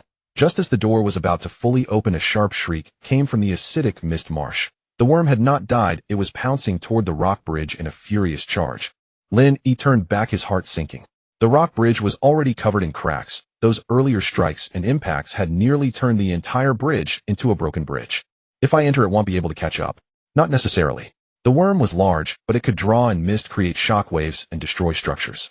Most critically, the barrier at the entrance had already been triggered once by the shockwave. It might not hold again. In that instant, Lin Yi made a decision: close the door. As he dashed into the door, he whipped his tail, flinging the prepared sealant mud toward the gaps on either side of the stone door. The resin adhered to the grooves, and the bone powder and moss quickly formed a rough mud seal. He spat out another mouthful of acidic mist, not for attack, but to accelerate the hardening of the resin. The acid reacted with the resin, instantly forming a layer of hard black shell. The stone door slowly closed behind him. The shadow of the worm lunged at the door, its tail whipped, striking down. Boom. The impact reverberated, sending the starlight dust inside swirling. Lin Yi was knocked down to the ground, his eardrums ringing. But the door did not open. It worked. He panted heavily, his throat burning with pain, the armor mud on his abdomen already corroded into pits, with several scales turning white. Yet he smiled like a gambler. He looked up, gazing into the world beyond the door. This was not a cave. It resembled a massive dragon hall buried underground. The dome was so high it was invisible, and the surrounding stone walls were embedded with black bone pillars like the ribcage of a dragon supporting the hall. The ground was laid with dark golden shards of scales, each brick inscribed with intricate runes. Stepping on them made the runes glow slightly, as if confirming identity. At the center of the hall stood a half-collapsed altar. A broken black horn was inserted into the altar, like a dragon's horn brutally snapped off by someone. Next to the horn was a black crystal the size of a fingertip, within which was sealed a droplet of coagulated blood, slowly swirling, as if alive, emanating an irresistible allure that made Lin Yi's soul burn. Behind the altar in the shadows, something seemed to be moving. Lin Yi held his breath, his slit pupils narrowing. A figure slowly emerged from the shadows. It was not human. It was a dragon descendant skeleton draped in tattered scales, humanoid in shape, yet adorned with short horns and vertebrae spikes, with 2 points of ghostly green flames burning in its eye sockets. In its hand was a broken sword, the blade still bearing black dragon patterns. The skeleton looked up, the ghostly green flames fixating directly on Lin Yi. Then it spoke. Its voice was like stones grinding together, ancient, yet clear bloodline. Pass through. The heir has arrived late. Take it. Either become a true black dragon, or die here. Upon the utterance of those words, all the runes in the dragon hall illuminated simultaneously, dark golden light, flowing like a web from the ground, sealing off all escape routes. At that moment, Lin Yi's heartbeat synchronized with the heartbeat of the crystal. Thump, thump, thump. He slowly stood up, his scales erecting one by one, the acidity in his throat coalescing again, his gaze growing colder and brighter. Okay, then let's gamble one last time. He stepped toward the altar, the runes beneath his feet lighting up in response, as if the entire dragon's nest awaited his choice. And that dragon-descended skeleton tightened its grip on the sword, its joints cracking, the ghostly green flames swelling. In the next second it charged. The broken sword sliced through the air with a piercing scream, aiming directly for Lin Yi's neck. Lin Yi did not retreat. He suddenly sidestepped, his tail sweeping like a whip, spraying acidic mist, at the same time his figure transforming into a shadow amidst the dark golden runes. The first battle of the dragon's nest began. The broken sword sliced through the air, its shrill whistle like nails scraping against glass. As Lin Yi swiftly dodged, the sword's edge barely grazed the scales on his neck, sparking a flurry of embers. His scales were cut open, and the searing pain pierced through his nerves like needles. The speed is off. A shiver ran down Lin Yi's spine. The movements of the dragonborn skeleton resembled not a mere assemblage of bones, but rather a slaughter machine driven by runes. Each step was perfectly timed to the rhythm of the runes, and the arc of the broken sword was clean and decisive, devoid of any extraneous motions, as if it had been trained for hundreds of years. As he landed, the tail swept across. Bang! The tip of the tail struck the side of the skeleton's waist. Logic dictated that the bones should have shattered, yet a momentary dark gold rune shimmered on the tattered scales, acting like a thin protective membrane that forcefully dissipated much of the tail's power. The skeleton staggered back only half a step, then swung the sword down with a reverse strike, the force heavy as a mountain. Lin Yi pushed off the ground with his claws and slid along the surface narrowly, avoiding the blow. Boom! The broken sword struck the ground, a crack opening in the dark gold fragmented scale bricks, and runic light flowed out like blood, only to be swiftly stitched back together, restoring the ground to its original state. That sensation, it felt as if this dragon hall was self-repairing. This place is alive. Lin Yi squinted, his mind racing. The skeleton draws energy from the runes, the ground can repair itself, and the escape route is sealed. Fight Heaton. My young dragon body lacks the stamina, and the acidic liquid is limited. He looked up, the skeleton closing in again, its sword tip slightly lowered, ready to pierce his throat at any moment. Lin Yi felt the acidity surge in his throat, but suppressed it, refusing to spit. Spitting too early would be a waste. He intentionally retreated half a step toward the altar, not a retreat, but a lure. The skeleton indeed fell for the trap, its foot stepping into an area where the runes were denser. The light in that area was brighter, resembling an amplification zone. Lin Yi observed. With each step the skeleton took onto a rune node, the eerie green flames in its eye sockets flared up instantaneously, and its speed increased. You feed on the ground, then it'll make the ground not listen to you. He suddenly opened his mouth, spraying a mist of acid toward the ground. Not at the skeleton, but at the dark gold fractured scale brick beneath its feet. Sizzle, sizzle, sizzle. The acid mist hit the ground, and the flow of runic light surged up to resist it like a thin film covering the corrosive effect. But Lin Yi's true target was not to corrode the brick, but to create a short circuit in the runes. The acid mist mixed with the resin fragments he had used outside the cave. He had left a bit stuck in his teeth. These resins were catalyzed by the acid, instantly producing a viscous black foam like tar that stuck in the grooves of the runes. The runic light flickered, unstable. The moment the skeleton stepped on it, its foot slipped with a crack, and its movement exhibited an extremely slight delay. For a human, such a delay would mean little. For Lin Yi, it was enough. He suddenly lunged forward, his claws gripping tightly onto the skeleton's wrist that held the sword, using his shoulder to forcefully push his entire body, crashing into the skeleton like a small black bull, driving it toward the edge of the altar's stone pillar. Bang! A crack opened in the stone pillar, dust cascading down. The flames in the skeleton's eye sockets surged violently, and its other hand stretched out, fingers splayed from between its finger bones. 3 black bone spikes shot forth, directly piercing toward Lin Yi's abdomen. Lin Yi had already anticipated this. The bone spikes pierced through 2 of the hard carapace scales on his abdomen, while the third merely grazed his scales, drawing a line of blood. He trembled with pain, but did not loosen his grip. Instead, he seized the opportunity to bite down on the skeleton's forearm bone. Crack! The bone was harder than he had imagined, his teeth cracking it, but not breaking through. Lin Yi bit down harder, the acidity surging in his throat. He spat the acidic liquid into the opened crack. Sizzle. The acid corroded from the inside, the bone texture of the skeleton's forearm instantly turning black, and the runic patterns on its scales began to fail. The skeleton suddenly yanked its hand back, the broken sword swinging up, aiming to slash at Lin Yi. Lin Yi released his bite in advance, rolling his body as his tail wrapped around the hilt of the broken sword, pulling with force. Give it to me. The strength of the young dragon was not enough, but the leverage of his tail was sufficient. The broken sword was forcibly yanked off course, its blade embedding into the crevice beside the altar, getting stuck. The skeleton momentarily lost its weapon, and the eerie green flames flared up, lifting its foot to kick toward Lin Yi's chest. Bang! Lin Yi was kicked away, crashing into the ground, and tumbling twice, his scales scraping against the fragmented scale, bricks of burning pain coursing through him. He nearly choked on the acidic liquid in his throat. The skeleton did not give him a moment to breathe. It lunged at him with bare hands, the bone spikes shooting out again like 3 short daggers. Lin Yi looked up, a cold glint flashing in his eyes. He had been waiting for it to come closer. He suddenly opened his mouth, this time not to spray acid mist, but to unleash an acid gun. A thin, concentrated stream of green acid shot straight toward the skeleton's eye sockets. The skeleton seemed to have anticipated this, tilting its head to evade, and the acid gun grazed its cheekbone, corroding a black groove. But Lin Yi followed up with a second shot, aiming at a sharper angle, directly flooding into its other eye socket. Sizzle. The eerie green flames blazed up as if doused in oil, then quickly dimmed. The skeleton's movements froze, becoming like a puppet that had lost its strings, staggering back half a step. Lin Yi pushed off the ground with his claws charging forward.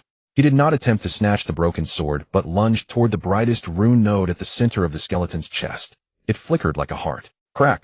Lin Yi's claws pierced into the gaps of the scales, forcibly tearing off a piece of the broken armor, revealing a black crystal core embedded in the skeleton's frame beneath. The crystal core was pulsating with strands of dark gold light, as if it were breathing. The energy core. Lin Yi bit down on the edge of the crystal core, the acidity surging again, and instead of spraying directly, he used his tongue to deliver the acid drop by drop, like dripping corrosive oil into a lock. Sizzle, sizzle, sizzle. Cracks appeared on the surface of the crystal core, and the dark gold light swirled chaotically. The skeleton trembled all over its bones, emitting a dense crack, crack, crack sound, as if they were about to fall apart, yet were forcibly held together. It lifted its hand, attempting to grab Lin Yi's head, its finger bones only an inch away from him. Bang! The crystal core exploded. Not with a fiery detonation, but a burst of dark gold mist that erupted like a soul being released. The eerie green flames in the skeleton's eye sockets were completely extinguished, and the entire skeleton froze in midair before collapsing into a pile of shattered bones with a clatter. The flow of runic light in the dragon hall paused, as if the heart had skipped a beat. Lin Yi lay atop the shattered bones, his chest heaving violently, his throat dry as a desert. His abdominal wound was still smoking, his scales marked with scorch marks and scratches, yet he smiled, revealing his teeth, grinning fiercely and contentedly. Guardian, I've passed. He propped himself up, slowly walking toward the altar. The black crystal blood droplet on the altar continued to swirl, resembling a small black star. Its allure grew stronger, as if mocking him. You have entered, yet you do not take it. Lin Yi extended his claw. This time there was no backlash of heat. Instead, a cool sensation seeped into his body from the tip of his claw, crawling through his veins. The moment the black crystal fell into his palm, the flow of light in the entire dragon hall contracted simultaneously, like thousands of thin threads converging toward him. An ancient voice echoed in his mind, not in words, but in meaning. The black blood inheritance requires an oath.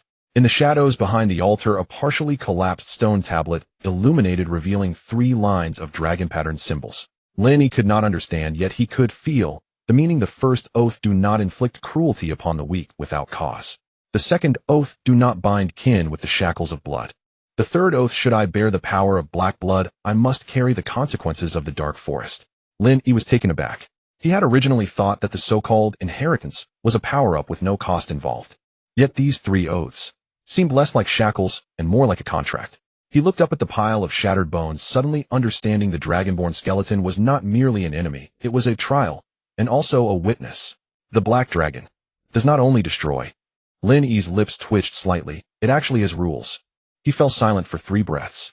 Then he raised his claw and made a shallow incision on his chest, dark red blood droplets falling onto the black crystal. I swear. As the words fell, the black crystal blood droplets seeped into his wound as if melting. In an instant, Lin Yi's scales stood on end, his blood ignited, and his bones emitted a faint, crackling sound. He saw his vision split into 2 layers of black and gold. Black was the cave, gold was the runes, black was the flesh, gold was the power. His heart raced faster and faster, thumping like a war drum. The burning pain from his abdominal wound was enveloped by an even stronger flow of heat, the pain becoming sharp and clear, yet no longer overwhelming. The scales around the wound began to rearrange, as if an invisible hand was sewing him up. Even more exaggerated was the wing membranes on his back gently trembled, the patterns on the wing bones revealing dark gold lines, as if the runes of the dragon's nest were inscribed into his body. Lin Yi's consciousness was drawn into a dark ocean. At the center of the ocean floated a massive black heart, its surface covered in golden cracks resembling a seal. He heard a deep voice, almost synchronized with his heartbeat. Air. Do you seek power or freedom? I want both. Lin Yi gritted his teeth. The voice sounded like a laugh, yet also like a sigh, greedy. The first golden crack on the black heart split with a crack, and a thick stream of black power surged out, transforming into the phantom of a black dragon diving into Lin Yi's chest. In reality, Lin Yi suddenly opened his eyes. A ring of dark gold patterns encircled his vertical pupils like an imprint. He raised his paw, the previously charred part of his claws had shed, and the newly formed claw tips were darker, shinier, as if tempered steel. He made a gentle swipe, and the air emitted a faint cracking sound. The power has risen. He licked his teeth, the acidity swirling in his throat, clearly more concentrated and viscous. Previously spraying acid was like spitting, now it felt more like controlling. He could decide whether the acidic liquid was mist, thread, or drop. Just then a dull thud echoed from outside the stone door. Boom! The sealed door rattled, and the runic light of the dragon hall pulsed slightly. The worm, moreover, it was attempting to break in. Lin Yi turned to look at the door, no longer feeling nervous, but rather calmly excited. Good. Just obtain the inheritance, and someone comes to provide experience. He stepped toward the stone door, the runes beneath his feet lighting up as if paving the way for him. The pile of shattered bones on the ground suddenly glimmered slightly, a strand of dark gold light, rising from the bones merging into Lin Yi's spine. A simple yet practical instinct appeared in his mind. Black scale protection beginner temporarily enhances scale hardness and corrosion resistance. Cost consumes stamina and black blood power. Lin Yi took a deep breath and activated the black scale protection. Subtle dark gold patterns emerged on the surface of his scales like an invisible armor. Outside the door, the thudding sounds grew closer and fiercer. Lin Yi raised his paw, pressing against the runes on the inner side of the stone door, feeling the heartbeat of the black stone crystal. Open the door, he said softly. The runes on the stone door glowed, slowly cracking open a seam. Beyond the seam, acidic mist roiled, and the worm's ring of barbed mouthparts was right at the door, as if it had been waiting. It suddenly inhaled, attempting to suck out Lin Yi along with the runic light flow inside the door. But Lin Yi smiled. He opened his mouth and spat out a drop. Neither mist nor thread, but a single, very thick black-green acid droplet. The acid droplet fell into the mist, not dispersing. It was like a small meteorite carrying terrifying corrosion and a sense of gravity, plummeting deep into the worm's mouthparts. The next second, boom, sizzle. The interior of the worm's mouthparts exploded with a cloud of white smoke, and many barbs fell off. It let out a piercing wail, thrashing about wildly as the acid mist became a chaotic current. Lin Yi stepped through the door gap, standing at the edge of the rock bridge with the dragon nest starlight behind him, dark gold patterns in his eyes. For the first time, he truly felt like a dragon. Now it's my turn to hunt you. At the end of the rocky bridge, behind the crack of the door, lies the dragon nest starlight, while outside the crack swirls a green mist of hell. Lin Yi stood on the first stone slab of the broken bridge, the dark golden patterns of black scales shimmering between the scales, resembling a thin armor that rose and fell with his breath. He did not rush down to chase and kill, but instead focused on the massive black shadow in the acidic mist. The marsh shadow worm was rolling, convulsing, and howling in agony. From its mouth it spewed not mist, but streams of corrosive black water and shattered spines, as if it were expelling its innards. But it was not dead yet. This kind of creature had a life force as tenacious as a curse. Lin Yi squinted slightly, his tail gently striking the stone slab, feeling the vibrations return. It is in pain now, and pain will make it more frenzied and less logical. Yet it still had an instinct to swallow the threat. Indeed, after rolling a few times, the remaining barbs at the edges of its mouth began to shrink wildly, as if reshaping. It had no eyes but could hear. It could sense the vibrations caused by Lin Yi's tail strike. The acidic mist suddenly whirled, forming a larger and more violent vortex. The worm raised its body towards the rocky bridge like a black mountain of flesh trying to crawl out from the swamp. Its mouth opened wide, and its suction power surged, pulling even the rubble at the edge of the bridge into the mist with a clattering sound. Lin Yi stumbled slightly as his membrane wings were sucked and vibrating with a buzzing sound. He did not retreat. Instead, he took a step forward, his claws stepping on the slab with the most cracks. Trying to swallow me. A smirk tugged at the corner of his mouth. Then I will let you swallow to your heart's content. He took a deep breath, the acidity condensing in his throat. This time, it was no longer merely corrosive liquid. The changes brought by his black blood inheritance added a heavy black to the acidic liquid, as if sharpness and weight had been compressed into a single drop.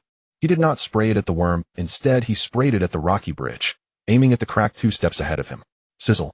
The acidic liquid hit the ground, instantly producing white smoke at the edges of the crack as the surface of the slab was sheared and the cracks rapidly expanded. Immediately following that, Lin Yi's tail swung violently, striking hard at the edge of that slab. Crack. The slab broke in response, causing a corner of the entire bridge surface to collapse. The moment the crack appeared, the worm's suction was redirected towards the fissure. The acidic mist vortex seemed to have found a smoother opening, madly pouring into the breach. Lin Yi seized the opportunity to leap onto a more inward stone slab, as if he were walking a tightrope to a rhythm. He was not fleeing, but rather tearing down the bridge. The rocky bridge was already riddled with cracks from the worm's tail whip, and now he was actively destroying the structure, effectively transforming the battlefield from desperation on the bridge to if the bridge breaks you die. The worm was furious, its suction turning into a frenzied pull, trying to drag Lin Yi directly into the mist. Yet Lin Yi sprayed out acidic liquid again, precisely targeting several key connection points, as if dismantling load-bearing columns. 1 slab, 2 slabs, 3 slabs. Boom. The middle section of the rocky bridge suddenly collapsed, large slabs of stone along with rubble falling into the acidic mist, creating a muffled sound, after which even the sound was devoured by corrosion. The upper body of the worm suddenly leaned forward, its center of gravity unbalanced. It had intended to climb up the bridge, but now that the bridge was broken, half of its body was protruding from the surface of the swamp, instead becoming a giant target. Lin Yi landed on the section of the broken bridge closest to the stone door with the entrance to the dragon. The broken bridge separated him from the worm by a short distance, but it was not far. The worm's tail could still strike at him, only it had to raise its body higher first. And raising higher meant exposure. "Come on," Lin Yi said softly, as if provoking, also like declaring, "Lift." Indeed, the worm lifted its head. The acidic mist surged, its circle of mouth parts opened wide, like a black hole, rapidly regenerating the remaining barbs, short, but densely packed, sending chills down one's spine. It suddenly flicked its tail, the tail whip breaking through the mist, carrying waves of acid and rubble.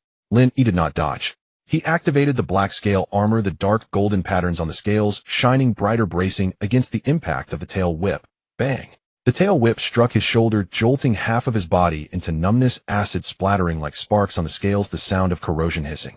Lin Yi grunted softly, but his claws firmly gripped the edge of the slab, not being knocked away. This was what he had been waiting for.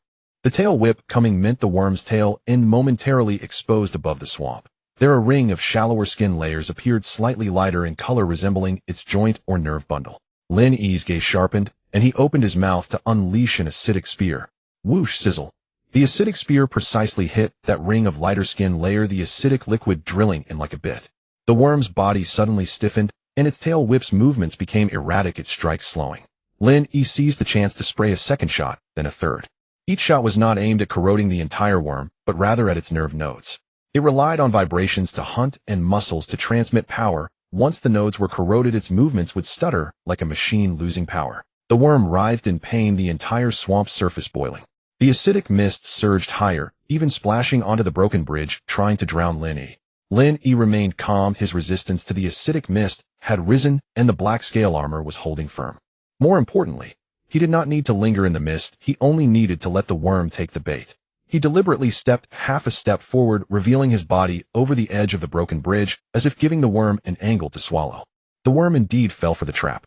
Its mouth parts opened to the maximum, madly inhaling the acidic mist at the break of the bridge, being drawn into a long mist column rushing towards Lin Yi. The suction was so strong that even the rubble beneath Lin Yi's feet began to slide. Lin Yi was pulled forward, his membrane wings nearly torn. At that moment, he suddenly stopped all actions of spraying, even deliberately, making himself appear unable to hold on. He gritted his teeth, but his eyes were as cold as a knife. "Swallow," he silently urged in his heart. "The harder you swallow, the faster you die." In the next instant, he forcefully expelled a mass of black-green acidic core compressed to its limit from his throat. Not a drop, but a fist-sized condensed acidic mass. This acidic core relied not on the speed of projection, but on weight. The power of the black blood made the acidic mass density exceedingly high, resembling a small iron ball. The acidic core was drawn by the suction and in turn flew deeper into the worm's mouth parts more quickly and accurately. Thud! The sound was like an iron ball smashing into flesh. In an instant, the worm was both excited and in pain. It instinctively contracted its mouth parts, trying to crush and swallow the prey. Lin Yi bared his teeth, a cold smile on his face. He pressed his claws against the ground, his back muscles tensing, emitting a low, resonant sound from his throat. This was not a dragon's roar, but akin to activating some new instinct. He felt the pulse of the black heart in his chest, the power of the black blood surged through his veins into his throat, flowing into the core controlled by the acidic liquid. Then, the acidic core inside the worm exploded.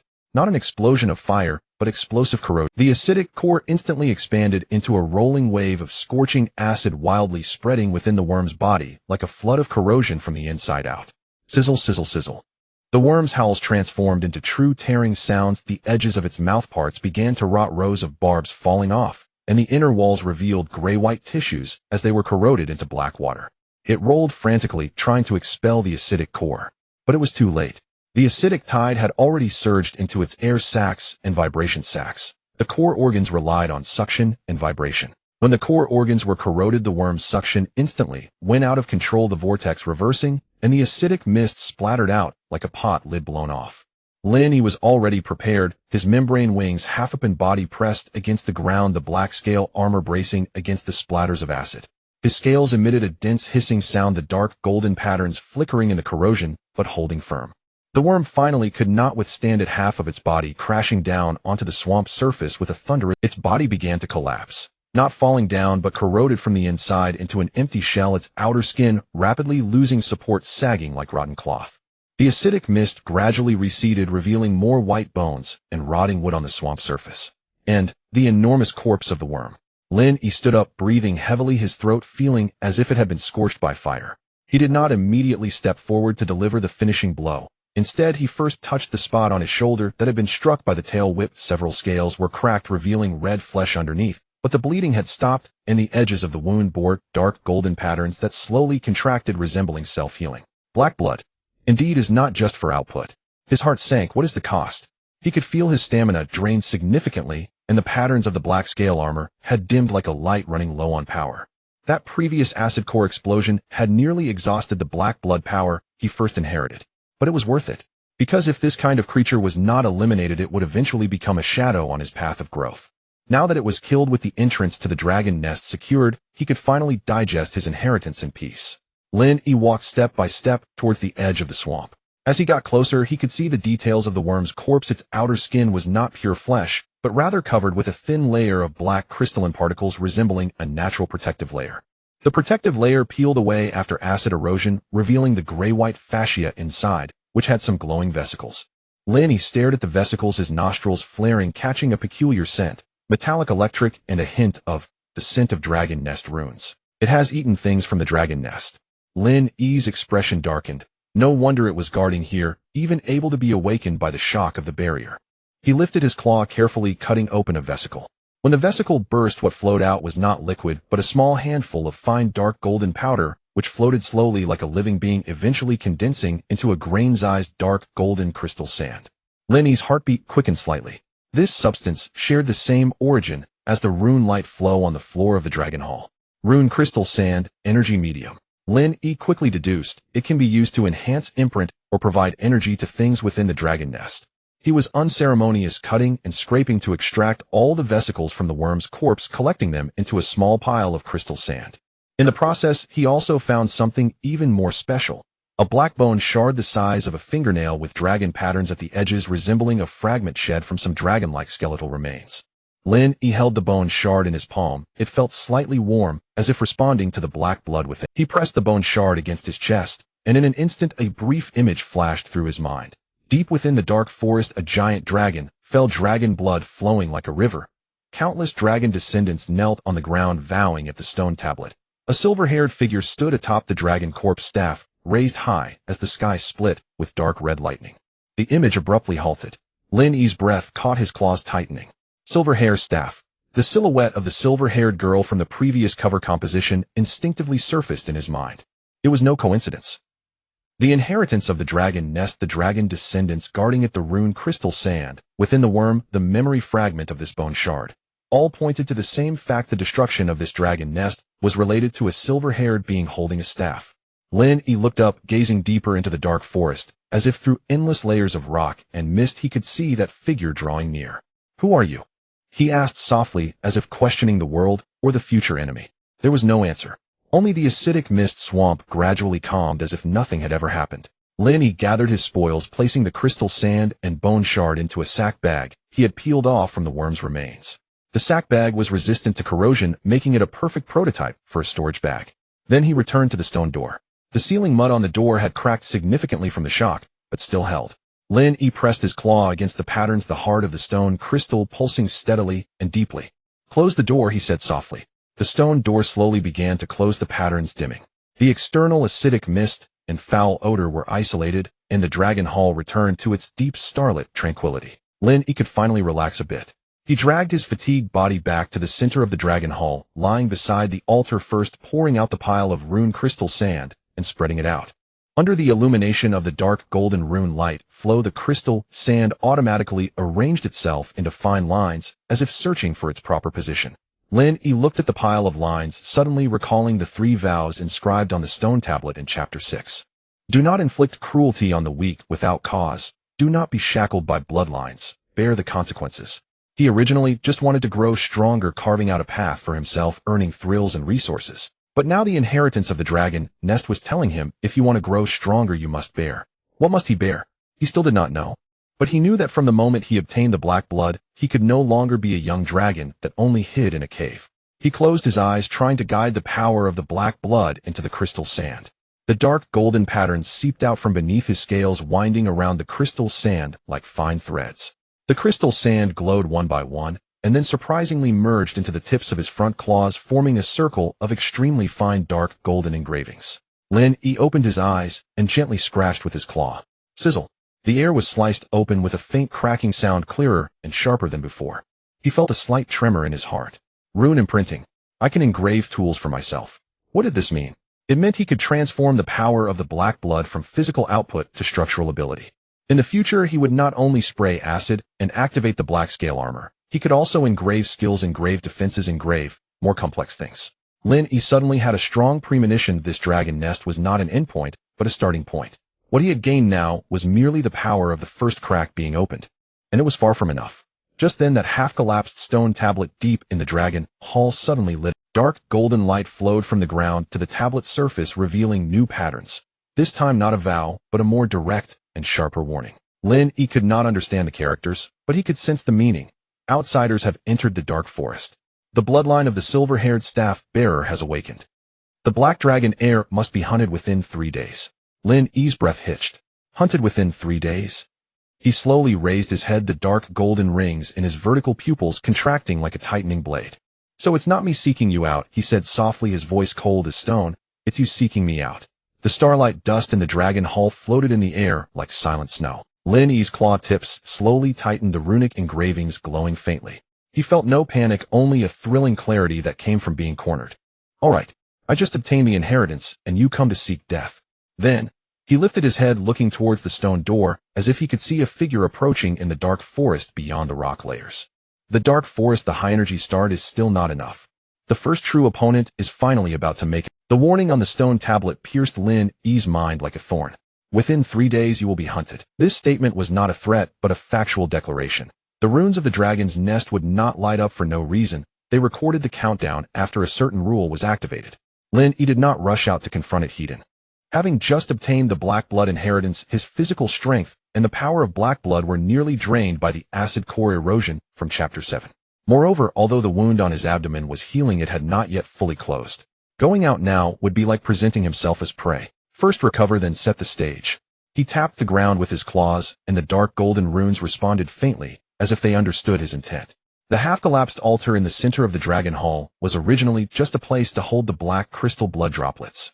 Now, as the black crystal merged into his body, the starlight above the altar did not dissipate. Fine metallic dust continued to spin slowly, forming a vortex barely perceptible to the naked eye. Lin Yi stared at the vortex, his nostrils flaring slightly. Within it flowed a faint stream of energy, like residual warmth that had been sealed away. He tried to draw the power of black blood upwards, and the stardust vortex immediately accelerated like a windmill ignited. A new instinctive piece of information flooded into his mind. Dragon's Nest Echo passive guided. Within the range of the Dragon's Nest, the black blood inheritor can borrow the residual energy of the runes to accelerate recovery, but this will expose coordinate fluctuations. Lin Yi instantly understood another layer of meaning behind the stone tablet's warning. He was now like a person holding a torch in the dark. The faster he recovered, the brighter the light, and the easier it would be for others to follow the light. Recovery and concealment, must I choose one? Lin Yi narrowed his eyes. No, I want both. He poured out the bag of rune crystal sand and selected the brightest handful. The crystal sand formed fine lines on the ground, as if it were trying to automatically create a certain formation. Lin Yi carved shallow grooves with his claws according to feel, sprinkled the crystal sand into the grooves, and then gently smeared the sealing mud, made from resin and bone powder, over it to secure the crystal sand. Soon a rudimentary but formed rune circle appeared on the ground. Inside the circle was the stardust vortex from the altar, and outside was his concealed position. He sent the power of black blood into the rune circle, which lit up, but unlike the luminous streams on the dragon hall floor that shot straight up to the ceiling, it sank down, embedding itself into the fractured scale bricks, as if burying the light in the ground. Shield. Lin Yi felt a surge of joy in his heart. I can use the crystal sand to create a wave suppression array to dampen my recovery fluctuations. After the rune circle stabilized, the stardust vortex continued to spin, but the sense of coordinate fluctuation leaking out clearly weakened. Lin Yi lay down at the edge of the rune circle, slowly closed his eyes, and began to recover. The power of black blood flowed within him like warm molten iron re-welding his damaged scales. The dark golden patterns at the edges of the abdominal wound contracted, and the flesh granules grew at a visible speed, bringing a pain that itched to the bone during the healing process. He endured it, remaining still. He had to stay calm and keep the rune circle stable. Time passed little by little. Eventually the air in the dragon hall suddenly trembled lightly. It was very light, as if someone had flicked a string with their fingernail. Lin Yi's vertical pupils instantly. It was not the impact from outside the door nor a brute force tremor like a worm, but rather a subtle cold and restrained touch. Like a hunter testing the heartbeat of its prey with a fingertip. Lin Yi did not rise, yet his tail silently slipped out of the rune's circle, extending towards the stone door. The tips of his claws lightly gripped the ground, ready to explode at any moment. A second tremor followed. It was clearer this time. The luminous streams on the dragon hall floor even exhibited a brief downstream, as if forcibly aligned by some external force for a moment. Lin Yi's heart sank. The other party was not breaking through the door with brute force, but was unlocking. Someone was deciphering the rune restrictions of the dragon's nest. This meant that the other party understood the rune system, and even understood the rules of the dragon's nest. Silver-haired hunter. Lin Yi recalled the figure holding a staff from the fragments of memory. His heart tightened. He quietly drew the black scales to their thinnest layer, avoiding two bright light patterns that would expose him, while compressing the acid in his throat. This time he did not plan to use a large area of acid mist. The closed space of the dragon hall was not friendly to him either. What he needed was a precise kill. Suddenly a light sound of click came from the direction of the stone door. It was not the sound of breaking, but the sound of a lock being unlatched. The next moment a thin line of runes illuminated on the stone door, and the door creaked open silently, without smoke or tremors. It was as if someone had opened the door with a key. The acid mist outside the door did not pour in. Instead, it seemed to be blocked by some force, forming a thin fog curtain outside. Behind the fog a figure slowly stepped in. Silver hair. At first glance Lin Yi confirmed. It was a girl, at least in appearance. Her silver hair flowed down to her waist like a waterfall woven from moonlight. She wore a deep gray short cloak with faint golden rune lines embroidered on the edges, and moved almost silently. In her hand, she held a staff that was not ornate, resembling a piece of dark wood, but the top of the staff was embedded with a dark red fissured stone, with lightning flickering within the cracks. Most terrifying were her eyes. They were not human round pupils, but elongated vertical pupils gleaming with a cold golden hue, originating from the same source as Lin Yi's dark golden rings, yet more mature and sharper. She stood at the doorway, not immediately stepping inside, but first raised her staff and traced a semicircle. As the semicircle fell, the acid mist outside the door was cut open, forming a clean passage, and the mist was neatly pressed back into the swamp's surface like a tamed beast. Lin Yi's breath involuntarily lightened. This was not a warrior, this was a rune hunter. She spoke, her voice not loud, yet clear as if whispered in his ear, black blood inheritor. You hid well. Her gaze swept across the dragon hall, finally, landing on the altar, pausing for a moment, a faint emotion flickering in her vertical pupils, like regret, yet also like anger. But you disturbed something that should not have been disturbed. Lin Yi remained silent, still lying at the edge of the rune circle, like a piece of black stone. But in his heart, he quickly archived the information about the other party. 1. Able to open doors silently. 2. Capable of suppressing acid mist. 3. Possesses dragon bloodline traits. 4. Familiar with black blood inheritance. 5. She was not here to negotiate, but to harvest. The girl took a step forward. The dark golden runes on the floor of the dragon hall lit up one by one, actively illuminating a path for her, leading directly to the altar. Lin Yi's heart sank to the bottom. The dragon's nest recognized her authority higher than its recognition of him. In other words, in this dragon's nest, he was the outsider. The girl approached the altar, looking down at the stardust vortex, softly saying, "It was supposed to remain asleep. You awakened the dragon's nest echo. You are ringing your own death knell. I give you a choice. Surrender the black blood mark, and I will spare your life, allowing you to leave the dark forest in the form of a young dragon." Lin Yi finally raised his head, meeting her gaze with his vertical pupils. He did not say no. He smiled. There was no childishness in that smile, only a cold, clear ruthlessness. "You are so skilled at opening doors," Lin Yi began, his voice hoarse, "which indicates that you have come more than once." The girl's vertical pupils slightly constricted. Lin Yi continued, "The guardian of the dragon's nest was shattered by me, and the worm was slain by me. You only appear now. You're not here to save the dragon's nest, you are waiting for me to clear the way for you." The girl did not deny it, only calmly saying, "Smart, prey dies faster." She raised her staff, the dark red, fissured stone flashing with lightning. But Lin Yi moved the moment she raised her staff. He did not lunge at her, but dove toward the ground, toward the rune circle he had just set up. He sharply clawed, tearing an opening in the groove of crystal sand at the outer edge of the rune circle, causing the sand to scatter, as if it were bleeding. The rune circle instantly lost balance, the stardust vortex's rotation became chaotic, and the residual energy of the dragon's nest echo exploded with a boom, like an invisible bell being struck. The girl's expression changed for the first time. She was not afraid of the explosion, she was afraid. The rules of the dragon's nest were being rewritten. Taking advantage of her momentary distraction, he opened his mouth and spat out an acid spear, aiming precisely at the dark red fissured stone at the top of her staff. Sizzle. The acid spear struck the surface of the fissured stone, but did not corrode through. Instead it splattered like hitting some hard shell, the acid spraying and turning to white smoke from the lightning. The girl snorted coldly, sweeping her staff, the lightning transforming into an arc blade directly slicing towards Lin Yi's head. Lin Yi had anticipated this. He rolled out flat against the ground, the arc blade just grazing his back scales, instantly scorching them black and causing him to see stars. But he did not stop. He rolled to the side of the altar, his tail swishing violently, sending all the crystal sand from the bag into the air. The sand scattered in the air like a flurry of dark golden snow. The girl raised her staff, preparing to suppress the crystal sand with runes. At the moment her runes began, Lin Yi sprayed out a cloud of acid mist amidst the airborne crystal sand.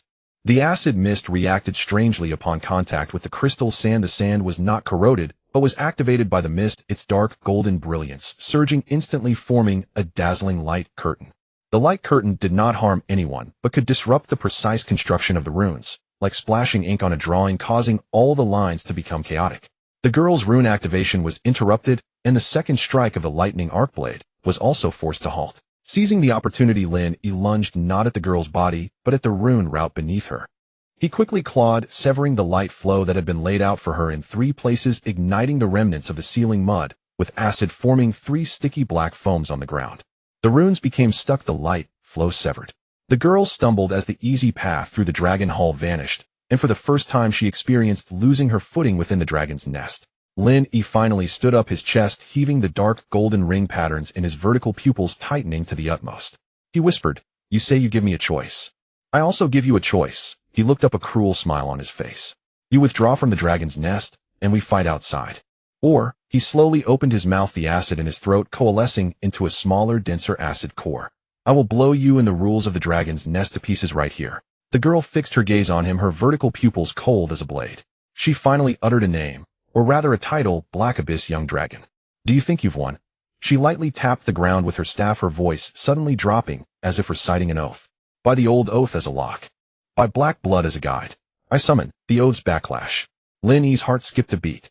In the next moment, the black blood mark on his chest felt as though it were being pressed down by a branding iron, exploding with intense pain. The power of black blood in his veins instantly reversed, as if someone were tugging at his heart from the inside. He let out a muffled groan, his limbs going weak and the acid core nearly scattered in his throat. The girl approached step by step, her gaze icy. "The 3 oaths were not established for you. They were established to bind you. The moment you swore, you already stretched your neck into the noose." Lin Yi gritted his teeth, his scales erect, forcing himself not to kneel. Yet in a very short time, he grasped the key point. The backlash of the oath could draw on the black blood within him. In other words, she could borrow the power within him through the oath. But conversely, if he could rewrite the subject of the oath or shift the causal relationship of the oath. Lin Yi's vertical pupils suddenly brightened. He suddenly laughed, a laugh tinged with madness. "You think the oath is a lock.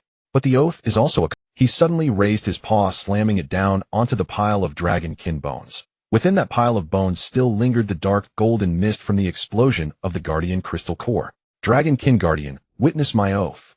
Lin Yi bit his tongue, spitting a mouthful of blood onto the shattered bones. As the blood fell onto the bones, the bone patterns lit up.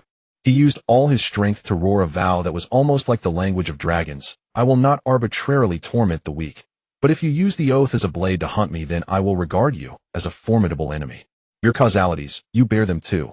As his roar fell, the dark golden mist on the shattered bones surged upward like chains, instantly wrapping around the girl's ankles.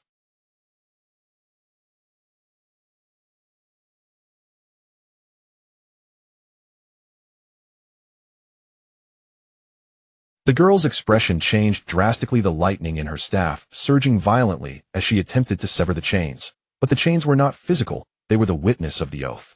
She could not sever them, and instead, as the lightning struck down, she felt a sharp pain in her chest, as if she had been branded in the same way. The backlash of the oath had begun to go both ways. Lin Yi gasped for breath, the severe pain in his chest still lingering, but he grinned, exposing his teeth. You say I stretched into the noose. Then you come in too. The luminous streams of runes in the dragon hall flickered wildly, as if the rules were battling. For the first time, true killing intent and fear appeared in the girl's vertical pupils. She raised her staff, lightning coalescing into a straight line, the tip of the staff aimed at Lin Yi's brow. Lin Yi also looked up, the acid core in his throat recongealing, the patterns of his dark scales glowing once more amidst the pain. The air in the dragon hall was taut, twisted like a rope pulled to its limit.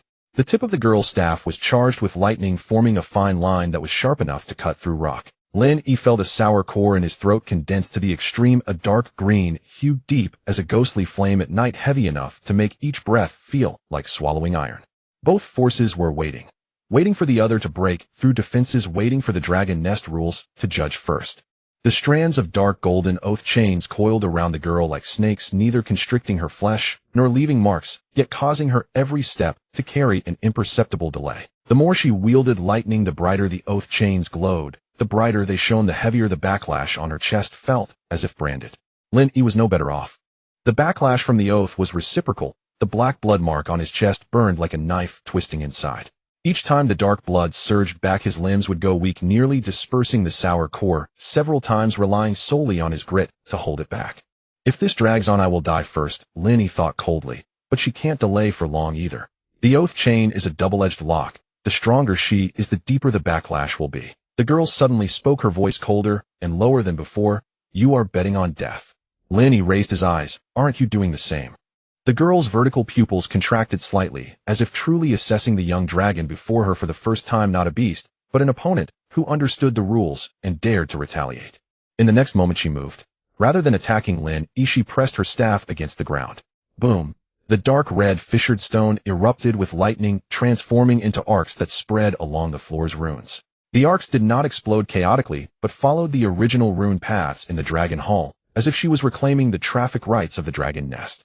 Wherever the arcs passed, the rune grooves that Lin Yi had previously blocked with mud were forcibly washed open, the sticky foam vaporizing into black smoke, reconnecting the flow of light on the ground. Beneath the girl's feet, that shortcut reappeared. What she aimed to do was not to clash hard with Lin Yi, but to regain the environmental advantage, transforming the oath chain from a tripwire into a controllable burden. Lin Yi's gaze darkened. She understood too much. If he allowed her to reconnect the runes, he would surely lose. He made a swift decision. The sour core was no longer aimed at the girl's brow, but at the newly connected flow node on the ground. Break for me. Lin Yi spat out the sour core. It hit the ground without exploding into acid waves, instead embedding itself into the rune groove with a thud like an iron ball dropping into water. In the next second, explosive erosion. Zzz. The sour core expanded at the node into a mass of black-green acid waves, voraciously consuming the rune grooves. The flow of light was like a blood vessel being cut, instantly thrashing chaotically, the arcs also being pulled off course. The girl's complexion changed slightly as she flicked her staff, and the lightning arc blades slashed down, attempting to cleave the acid wave and restore the node. Lin Yi had already been waiting for that strike. He lunged forward, his body almost gliding along the ground, taking advantage of the brief opening above created by the downward slash of the lightning arc blade, directly diving into the girl's close range. The young dragon's small size actually gave him an advantage in this confined space. By the time the girl noticed, it was already too late. She raised her staff to sweep back, intending to smash Lin Yi with the staff. Lin Yi curled his tail, tightly wrapping around the end of the staff, using the force to pull it sideways. At the same time, his claws fiercely struck the oath chain at her ankle. Did you not want to control the environment? Lin Yi gritted his teeth. Then control yourself first. He forcibly injected the power of black blood into the oath chain. The dark golden glow of the oath chain suddenly surged, transforming from a fine line into a thick rope tightening around her. The girl let out a muffled groan, the backlash in her chest causing her vertical pupils to tremble. She forcibly unleashed lightning, the lightning erupting from within her, trying to break the oath chain. But the oath chain was not a physical entity. It could not be shattered, only intensifying the backlash. You are insane. The girl lost her composure for the first time, her voice laced with suppressed anger. You are burning your own black blood. Lin Yi growled. You forced me. He suddenly opened his mouth, spewing out a short sound, rising, deflecting the sour spear. However, her movement was delayed by half a breath. The girl flipped her wrist, a lightning protective membrane, rising, deflecting the sour spear. However, her movement was delayed by half a breath, causing her staff to be pulled further off balance by Lin Yi's tail. Lin Yi seized the opportunity, twisting his body and crashing his shoulder against her abdomen. Bang! The girl was knocked back a step, her cloak flipping up, revealing a silver token at her waist. The token was engraved with intertwined dragon and lightning patterns resembling the emblem of a certain family or organization. Lin Yi's gaze swept over it, a thought sparking the token might be one of the sources of her authority. He instantly changed his strategy. Not to kill, but to seize the token. He lunged forward, his claws like hooks going straight for the token at her waist. The girl reacted extremely quickly, raising her knee to fiercely thrust into Lin Yi's chest, her motion clean and efficient, carrying the instinct of combat. Lin Yi's chest was knocked back, but the black scales shielded him from most of the impact. He rolled with the momentum, his claws grazing the edge of the token, managing to loosen it from its clasp a bit. Clatter! The token wobbled, almost falling. The girl's eyes turned cold, lightning gathering instantly at the tip of her staff from the dark red fissured stone, like a lightning needle compressed to the extreme. She no longer held back. Thunder, oath, soul sever. She softly uttered 4 words, the lightning needle shooting straight for Lin Yi's brow. This strike was so fast that it barely left a trace. Lin Yi could only do one thing in time. Treat the oath chain between himself and the girl as a conductor. He suddenly injected the power of black blood in reverse into the oath chain, transforming it from a binding into a bridge. The moment the lightning needle shot forth, the dark golden glow of the oath chain exploded bright, resembling a channel of lightning. The lightning needle did not deviate, still aiming for Lin Yi. However, when the lightning needle touched the oath chain, its power was diverted by the oath chain. Half surged toward Lin Yi and half rebounded back to the girl's chest, striking her oath mark. Puff! The girl's chest jolted violently, a mouthful of blood spewed forth, the blood holding a faint dark golden glow, as if the power of her dragon bloodline was forcibly expelled. Lin Yi was not in a better state. The lightning needle grazed his brow bone, slicing a gash through his scales, a burnt smell filling the air. His vision darkened and he nearly collapsed. But he did not fall. He took advantage of the momentum from the lightning needle's passage, propelling himself toward the girl's side. His claw tips hooked. Crack! The silver token was forcibly ripped off, landing in his grasp. The girl's vertical pupils constricted sharply, as if a crucial component had been taken from her, causing the rune that had just recovered beneath her feet to briefly dim. Give it back to me. Her voice held a clear urgency for the first time. Lin Yi gasped, grinning. Not gonna happen. He pressed the token against his chest, the power of black blood rapidly seeping into its engravings. The token was first cold, then felt as if it was being heated to red silver light intertwined with dark gold, emitting a faint humming sound. A segment of unfamiliar information surged into Lin Yi's mind. Not a skill, but a fragment of authority. Lightning pattern passage can temporarily connect to the dragon nest rune route's low tier. Limitation: if the opponent is the original holder, it will trigger a stronger oath mark conflict. Lin Yi's eyes hardened. Just right. He raised his paw, aiming the token at the flow of light on the ground, and pressed down hard. Buzz! The flow of light on the dragon hall's floor was forcibly pulled into a bifurcation, like inserting a counterflow lane on a highway. The flow surged along the bifurcation toward the stone door, causing the black stone crystal embedded in the door to pulse rapidly. What did Lin Yi want to do? He wanted to open the door and release the mist. The girl's face changed dramatically. You dare? Lin Yi smirked. You can suppress the mist because you have the authority. Now that the authority is in my hands, you can't suppress it anymore. He suddenly looked up, shouting at the stone door, open. The door's patterns lit up the gap, widening abruptly. The acidic mist rushed into the dragon hall like a flood released from a dam. Once the mist entered, all rune flows were forced into preservation mode, with massive energy being drained to sustain the protective membrane, causing instant chaos in environmental control. The girl's mist suppression runes were disrupted by the acidic mist, her oath chain at the ankle glowing even more brightly, with the backlash becoming fiercer. She immediately raised her staff, trying to reapply mist suppression. But at the moment the acidic mist surged in, Lin Yi lowered his body, diving into the thickest layer of mist. He had resistance, he had black scales for protection, and he could move in the mist for a short time.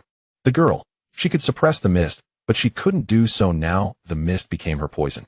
Amidst the rolling acidic mist, Lin Yi's dark golden ring-patterned vertical pupils shone like 2 lights igniting in the abyss. He whispered, now it's my turn to be the hunter. The girl gritted her teeth, her cloak corroded by the acidic mist producing a hissing sound. Her staff's lightning surged violently, forcibly creating a protective membrane around her, which acted like a glass dome blocking the acidic mist. But with every moment she maintained it, the pain from the oath mark on her chest intensified. She glared fiercely into the depths of the acidic mist. You cannot win against me. You are merely borrowing the environment. Lin Yi's voice came from the mist, now distant, now near, as if circling. Hunters have always borrowed the environment. You are the same. As the words fell, a shadow suddenly erupted from the mist, charging straight for the girl's back. The girl spun around sharply, the lightning arc blade sweeping horizontally, but it swiped at empty air. Only Lin Yi's illusion created from the acidic mist. The real Lin Yi sprang up from beneath her feet. His claws charged with the silver and dark intertwined light of the token struck fiercely at the connection point of her oath chain at her ankle. Break. Not to sever the oath chain, but to redirect it. The fragment of token authority forcibly intervened in the causal relationship of the oath chain, causing its direction to shift from wrapping around her ankle to wrapping around the end of her staff. The girl tightened her wrist, the staff bound by the oath chain, rendering the lightning protective membrane unstable. The acidic mist took the opportunity to seep into the edges of the protective membrane, the sound of corrosion suddenly ringing out. The girl let out a muffled groan, her eyes bursting with killing intent. She no longer tried to stabilize the protective membrane, but made an extremely reckless choice. She retracted the membrane. Then she poured all her lightning power into the staff. Do you think you can wear me down with mist? Her voice was hoarse yet cold. Then I will blow up the dragon nest first. The tip of the staff's dark red, fissured stone burst into brilliance, the lightning crawling like spider webs across the entire dragon hall's dome. The rune light flows in the dragon hall flickered wildly, as if on the verge of collapse. Lin Yi's pupils constricted sharply. She intended to take them both down, or at least to completely destroy the dragon nest, depriving him of his support. What Lin Yi feared the most now was the collapse of the dragon nest, because the black blood mark within him had just sworn an oath. And if the dragon nest were to be destroyed, the causal backlash from the oath would instantly rebound onto him, resulting in crippling at best or death at worst. I cannot let her blow it up. Lin Yi's mind cleared instantly. He glanced at the silver token in his hand, his gaze hardening. The token was both a key and a bomb. He slammed the token against his chest's oath mark, forcibly merging the silver token with the black blood mark for an instant. Pain. It felt like pressing two red-hot iron pieces together. But in that instant of merging, he gained a fleeting ability. Dragon Nest Sealing. One time, use forcibly closed the dragon nest's external pathways and locked down energy leakage. Lin Yi gritted his teeth and growled, seal. The patterns on the stone door darkened suddenly, the gap slamming shut, the acidic mist being forcibly cut off outside. The remaining mist within the dragon hall was swallowed and purified by the rune protective membrane, and the environment instantly became clear. The lightning net at the dome was locked down, its power unable to leak out, only echoing within the dragon hall. This was not a rescue, this was locking the bomb inside the house. The girl watched the stone door close, surprise appearing in her eyes for the first time. Lin Yi gasped for breath, blood trickling from his forehead, yet his vertical pupils shone with terrifying brightness. You want to blow up the dragon nest? Fine, then let's blow it up together, but you have to die before me. He raised his head, the last of his black blood power condensing into a tiny sour core, like a black-green star the size of a needle tip. What he aimed at was not the girl's body. It was the tip of her staff, the center of the fissured dark red stone. Even if your lightning power is strong, it still needs a core. I will give you the core to make a hole. The sour core was fired. So small it was nearly invisible, yet heavy enough to tear through the air. The girl's vertical pupils shrank sharply, retracting her staff for defense. Too late. Crack, zzz. The sour core accurately embedded itself into the core of the fissured stone, instantly exploding with erosion. The lightning within the dark red, fissured stone detonated like a burst water sack, creating a thunderous roar as the entire dragon hall let out a deep crack. The stone pillars cracked, broken scales and bricks flew up, and the rune light flows sprayed out chaotically like blood. The girl was thrown back by the backlash of the lightning, crashing heavily against the altar, blood flowing from the corner of her mouth. Lin Yi was also knocked down, kneeling as the pain from his chest's oath mark nearly suffocated him, his vision flashing dark.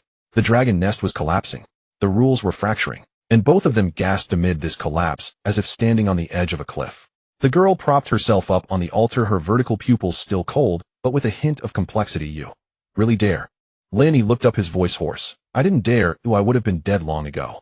Deep within the dragon hall, the stone tablet suddenly glowed again, but the light was no longer gentle, it was scarlet. A new line of judgment emerged. Sealing. Initiated dragon nest countdown, self-destruction in 7 breaths. Black blood air, a choice must be made. Lin Yi's pupils constricted sharply. 7 breaths. This time it was not 3 days, but 7 breaths. The crimson judgment floated above the stone tablet, resembling a cold, indifferent decree. Closure. Initiated dragon nest countdown, self-destruction in 7 breaths. Black blood air, a choice must be made. 7 breaths. Not the concept of 7 seconds, but the remaining time of 7 heartbeats. Lin Yi's chest oath mark felt as if clamped by iron pincers, with each heartbeat forcing blood outward. He raised his head to look at the dome, The lightning net was still flickering in aftershocks, and fragments of stone rain fell from the bone pillars and stone beams, striking the ground with a resounding clang. Runic light flowed chaotically like uncontrolled blood vessels, transforming the entire dragon hall from a relic into a furnace on the verge of collapse. The girl leaned against the altar's edge, her lips stained with blood, yet her vertical pupils remained sharp. She looked at Lin Yi as if observing a gamble she hadn't bet on. 7 breaths. She coughed, blood spattering onto her cloak with a hissing sound. Do you think you can take anything away? Lin Yi didn't respond to her. In his mind, there was only one core question: what triggers the self-destruction? Can I change the verdict? The rules of the dragon nest were alive. Just as he had used dragon nest closure to lock the lightning net inside the stone tablet, immediately issued a countdown judgment. This indicated that the rules would refresh based on state changes. If the rules could refresh, they could be fed new states. He suddenly looked down at the silver seal on his claw. Its temperature soared, and the pattern had been partially permeated by black blood intertwining silver light with dark gold, as if it were about to crack yet hadn't. Fragment of authority closure ability single use. But single use only applied to the one move he could use directly, not implying that the seal itself couldn't be used as material again. Lin Yi's gaze quickly swept the ground. The shattered bones of the Dragonborn Guardian still scattered near the rune circle. The runic crystal sand extracted by the worm was partially used for formation, while some remained in the ground crevices. The stardust vortex on the altar still existed, but it had become chaotic. The black crystal at the stone gate was beating faster, indicating that the gate control core was still operational. The dragon nest self-destruction is most likely due to energy imbalance. Closure locks the energy. The lightning core has been detonated by me, and the residual energy has nowhere to leak, thus triggering self-destruction release. Lin Yi quickly deduced in his mind. So I can either lift the closure to release the energy, or find a container to carry the energy away, or transfer the self-destruction judgment to another entity. He suddenly looked at the girl. The girl was taken aback, then coldly laughed. You want to shift the blame onto me? Do you think the oath chain can make the rules recognize me? Lin Yi said nothing. His tail flicked, and his body suddenly charged toward the rune circle. First breath. He clawed and grabbed the remaining crystal sand from the ground crevice, directly smearing it around the oath mark on his chest. The moment the crystal sand touched the black blood mark, the dark gold patterns seemed to ignite, lighting up a circle of fine engravings. The pain made him momentarily black out. But as the engravings lit up, he distinctly heard the echo of the dragon nest rules, like a system prompt ringing in his mind. Oathmark can connect to external carriers. Lin Yi's heart jumped violently. If it can connect, it can transfer, it can survive. Second breath.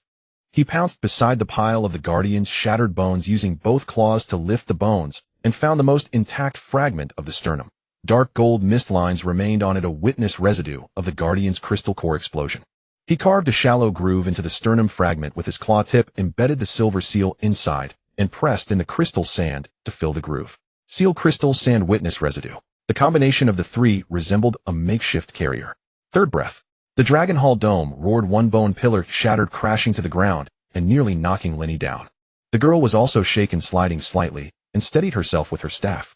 Lin Yi looked up, the dark gold rings, and his vertical pupils tightened. Don't make things worse for me. He wasn't cursing the girl, but rather the dragon nest that was about to explode. He raised the sternum fragment and pressed it against the runes on the ground in front of the stone tablet. With witness as the base, authority as the bone, and crystal sand as the blood, Lin Yi roared, as if suddenly reciting the dragon language logic that had surfaced from his instincts. Dragon nest rules. Listen to me once.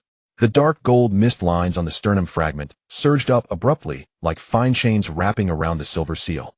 The seal's silver light surged violently, then quickly dimmed, turning into a deeper, darker shade of silver. Fourth breath. The stone tablet's crimson text flickered for a moment, as if the system was recalculating. The girl's expression changed, realizing Lin Yi was not messing around. Are you making a substitute carrier? Lin Yi ignored her, suddenly biting his tongue. A mouthful of blood sprayed onto the substitute body. Blood fell, and the dark gold patterns instantly spread out, making the substitute emit a soft thud, as if it had come to life with a heartbeat. Fifth breath. Lin Yi pressed his paw against the oath mark on his chest and pulled hard. Not tearing flesh, but tearing the causal line. He felt an invisible line being grasped from his chest, the other end connected to the dragon nest rules, the three oaths, and the root of the black blood inheritance. The moment he pulled it out, excruciating pain nearly made him faint. But he forcefully pressed that line into the slot of the substitute's sternum seal. Get in. The substitute's sternum trembled violently, and the dark gold mist lines tightened like snakes. The searing pain in Lin Yi's chest suddenly eased by half, as if an iron clamp had loosened. The stone tablet's crimson text flickered once more. Sixth breath. Judgment updated. Self-destruction countdown 7 breaths to 0. Carrying entity witness substitute temporary. Black blood heir can choose separate or share destruction. Lin Yi's eyes lit up. He successfully transferred the self-destruction entity from himself to the substitute, but the substitute was temporary and could only bear the explosion judgment once. Now he had to choose separate and live or share destruction, betting for greater gains with the dragon nest. The girl looked at that line of judgment, and for the first time there was a clear tremor in her vertical pupils. You actually. She gritted her teeth, suddenly raising her staff, lightning struggling to condense on the remaining cracked stone. Do you want to separate? Leave me here. Lin Yi looked at her, his gaze as calm as ice. If you are hunting me, you should consider the possibility of death. The girl's eyes surged with killing intent, but the next moment her murderous aura was suppressed by something even more realistic. She didn't want to die here either. She understood better than Lin Yi what the dragon nest's self-destruction meant: space, collapse, ruined backlash, bloodline burning, even the soul would be torn apart by the rules. She whispered, let me out, and he'll give you a way out. Lin Yi smiled a faint smile, but sharp. Do you think he'll believe you? The girl pointed her staff toward the stone door. You can't open the door now. You've locked the passage with closure. You can transfer the self-destruction judgment, but you can't go out. 7 breaths to 0, and this place will still collapse. You need me. I have the reverse key. Lin Yi's pupils slightly moved. Reverse key. That word hooked his nerves like a hook. He had already sensed when opening the door to release the mist and closing the door for closure the gate control core was open to him, but the authority was very low, belonging to usable, but unstable. The girl could silently open the door, indicating that she possessed a higher level unlocking method. He had no time to hesitate. 7th breath countdown to 0. The dragon hall suddenly fell silent for a moment, eerily quiet. Then, boom! The substitute sternum suddenly emitted a huge sound. The silver-black seal exploded with brightness, and the dark gold mist lines surged wildly, exploding like a small sun on the ground. What exploded was not flame, but circles of rule ripples, unseen yet capable of hardening the air and numbing bones. The self-destruction of the dragon nest had begun. The lightning net in the dome was pulled apart by the rule ripples, instantly collapsing into a torrential rain of electricity. The ground's rune light flowed like ruptured blood vessels, spraying out blinding dark gold streams. The bone pillars, stone beams, and altar all emitted dense crackling sounds. The entire space was collapsing. Lin Yi did not run toward the stone door. Instead, he grabbed the edge of the girl's cloak and roared, reverse key. The girl was pulled off balance by him, anger flashing in her eyes, but she also knew this was not the time for theatrics. She bit her fingertip, blood dripping onto the staff, quickly drawing an inverted semicircle rune, exactly like the semicircle she drew when entering, but in the opposite direction. Reverse open, she whispered. The staff tapped the ground. The stone door's patterns did not illuminate, instead a large area extinguished, as if forcefully halting the heartbeat of the gate control core. In the next second the door creaked open. Not normally opening, but as if space had been torn open. The gap did not spew out acidic mist, but a cold wind carrying the scent of decaying leaves from the dark forest and distant thunder. An exit appeared. Lin Yi dragged the girl and rushed over. The ripples of collapsing space chased behind them like an invisible giant mouth wanting to swallow them back. Lin Yi could feel his back scales becoming heavier, as if the rules were pulling at his bloodline. He was the heir, and he bore causality. The rules did not want him to leave. But the searing pain from the oath mark on his chest had already halved as the substitute bore the main backlash. He still had a chance. Just as he was about to step through the door gap, the explosive rule ripples of the substitute's sternum suddenly compressed, like all energy being condensed to a point before violently spitting out a drop of black substance. That substance hung in the air, resembling a drop of frozen night, heading straight for Lin Yi's chest. Lin Yi instinctively reached out his claw to block it. Slap. The drop of night stuck to his claw tip, instantly seeping into his scales. A new piece of information sliced into his mind like a knife. Core of the Black Abyss fragment, key to the second crack of the Black Blood inheritance. Warning: the bearer will be permanently marked by silver-haired bloodline. Lin Yi's heart jolted with no time to think further. His paw had already stepped through the door gap. Boom. The dragon nest behind him completely collapsed. Not a simple collapse, but as if space was being crumpled like paper. Dark gold light flows and thunder were drawn into an ever-shrinking black hole. The door gap also shrank, as if wanting to sever Lin Yi and the girl together. The girl suddenly turned, her staff flicked, and the inverted semicircle rune exploded, forcibly widening the door gap by half an inch. This half inch. Lin Yi dashed out his tail, whipping hard, bringing the girl along as they both tumbled onto the rocky platform outside the cave. The door gap closed with a click. The world returned to the dampness and stench of the dark forest. They rolled out 2 circles before stopping like 2 fish washed ashore by waves. Lin Yi lay on the ground, his chest heaving like a bellows, his claw tips still retaining the coldness of the core of the black abyss. He felt a subtle change in the black blood power within him. Like a shell cracking open a deeper seam, the power did not immediately surge, but carried a sense of heaviness. A more deadly, harder to control heaviness. The girl looked equally disheveled, her cloak torn in several places, blood still oozing from the corner of her mouth, but she forced herself to sit up, staring at Lin Yi with hoarse voice. You got the fragment of the core of the black abyss. Lin Yi looked up, the dark gold rings in his vertical pupils slowly rotating as if recalibrating the world. He did not deny it. He simply asked, who are you? The girl remained silent for 2 breaths before finally coldly uttering a name. Issa Lin. Lin, not because the name sounded pleasant, but because this name represented the causal line hunting him had transformed from a 3-day countdown into a permanent mark. Issa Lin stared at the black abyss residue on his claw tip, softly saying, you escaped. But from now on you are no longer a young dragon. Lin Yi slowly stood up. The dark gold patterns of the protective black scales re-emerged on his scales, deeper and more stable than before. He raised his head, gazing into the depths of the dark forest where dark red lightning churned in the clouds, as if something was awakening. He chuckled softly, his voice like stones grinding together. Of course I am no longer a young dragon. The dragon nest has broken its shell. It's time for me to break my own shell. The night in the dark forest was never quiet. The wind rustled through the dry branches akin to someone sharpening a knife near one's ear. Toxic miasma rolled along the ground while distant unknown beast roars echoed one after another, as if clearing the way for something larger. Lin Yi crouched in the shadows at the cave entrance, his scales slightly undulating, his nostrils filled with the scent of blood and rust. None of it his own, but from outside. Someone was killing, and they were doing it very by the book. Step, step, step. The footsteps were neither hurried nor slow, treading on the wet mud without a trace of dragging. Lin Yi narrowed his slit pupils, peering through the miasma to see several torches moving through the forest like a long, slender snake. The firelight revealed a row of identical black robes, identical masks, and identical emblems, silver threads embroidered on their chests forming a seal. The seal gate. These people had appeared like wraiths since the beginning of the 10 chapters, collecting seals, stamping emblems, and establishing rules. For a beast to survive, it must first be branded by them. For a human to enter the forest, they must first obtain their tokens. Even corpses must be authenticated, or they would be considered contraband. Dragging their feet. Too many rules. Indeed. But today they were not here to discuss rules. They came to collect taxes. The torches stopped at the edge of a depression. In the depression lay 3 beast corpses sprawled haphazardly, a spiked-back wolf, an iron-clawed ape, and a gray-scaled lizard. Each corpse had its neck cleanly slit, blood thoroughly drained, resembling a slaughterhouse. One of the black-robed figures stepped out, taller than the others, holding a silver chain with a thin metal plate dangling from its end. The plate was etched with intricate patterns resembling both a talisman and a seal. He crouched down and pressed the metal plate against the forehead of the spiked-back wolf. Sizzle! White smoke rose, and a charred seal appeared on the bone surface. Lin Yi's heart suddenly contracted. Not from the cruelty, but because in that moment it felt as if something lightly scraped against his dragon blood. This was no ordinary brand, it was something that could lock on. The tall black-robed man looked up, his voice gravelly. The forest patrol order is here. Is tonight's quota sufficient? Someone beside him replied, we still need one more. The higher-ups are pressing, saying a black-scaled monster has recently emerged in this forest, evading taxes, breaking rules, and even wiping out our 2 teams. The tall black-robed man sneered, black-scaled monster. Just an unregistered wildling. Without a seal it's a crime. He stood up, flicking the silver chain, causing the metal plate to glint coldly in the firelight.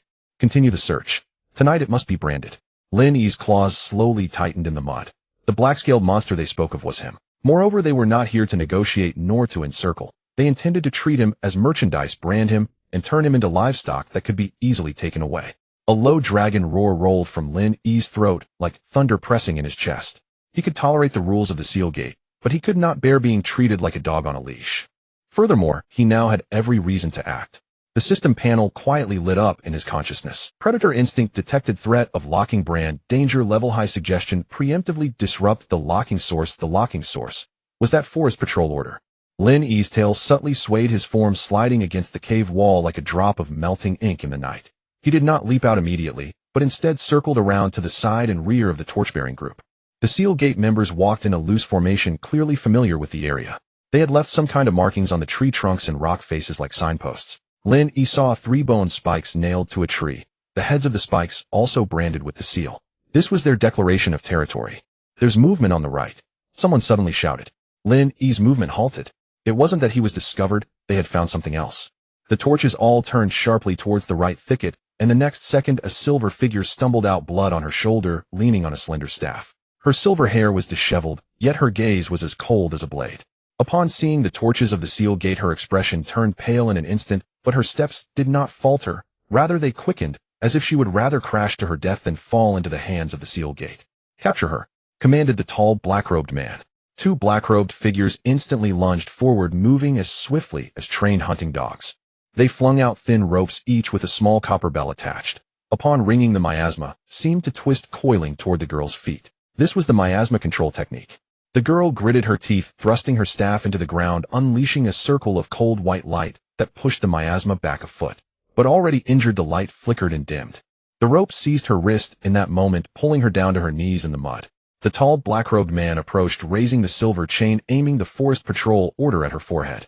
Entering the forest without a seal according to regulations, branding, confiscation, and exile. The girl looked up, blood at the corner of her mouth, but suddenly smiled. A cold smile. "Your seal gate's rules have always been about robbery." The tall, black-robed man's eyes darkened beneath the mask. "Robbery. We call it taxation. For an outsider like you, being branded is a blessing." The forest patrol order moved closer. The girl's pupils constricted sharply. In that fleeting moment, the night exploded with wind. It was not merely wind, but some enormous creature passing over the treetops, the air currents slicing against their faces like knives. The torches shook violently, and the black-robed figures all looked up.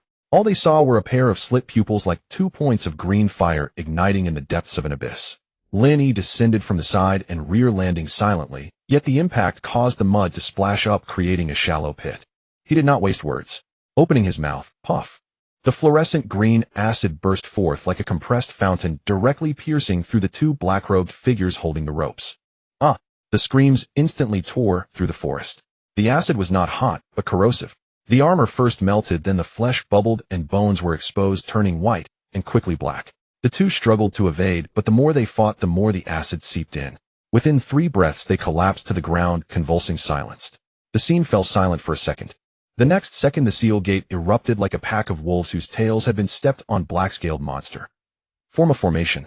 Bells. Several copper bells rang simultaneously, the miasma being forcibly drawn, twisting into gray-green ribbons that coiled towards Lin Yi. Meanwhile, 3 black-robed figures hurled black spears, their tips inscribed with runes clearly designed to pierce armor. Lin Yi showed no sign of panic, only coldness in his eyes. He first looked at the forest patrol order.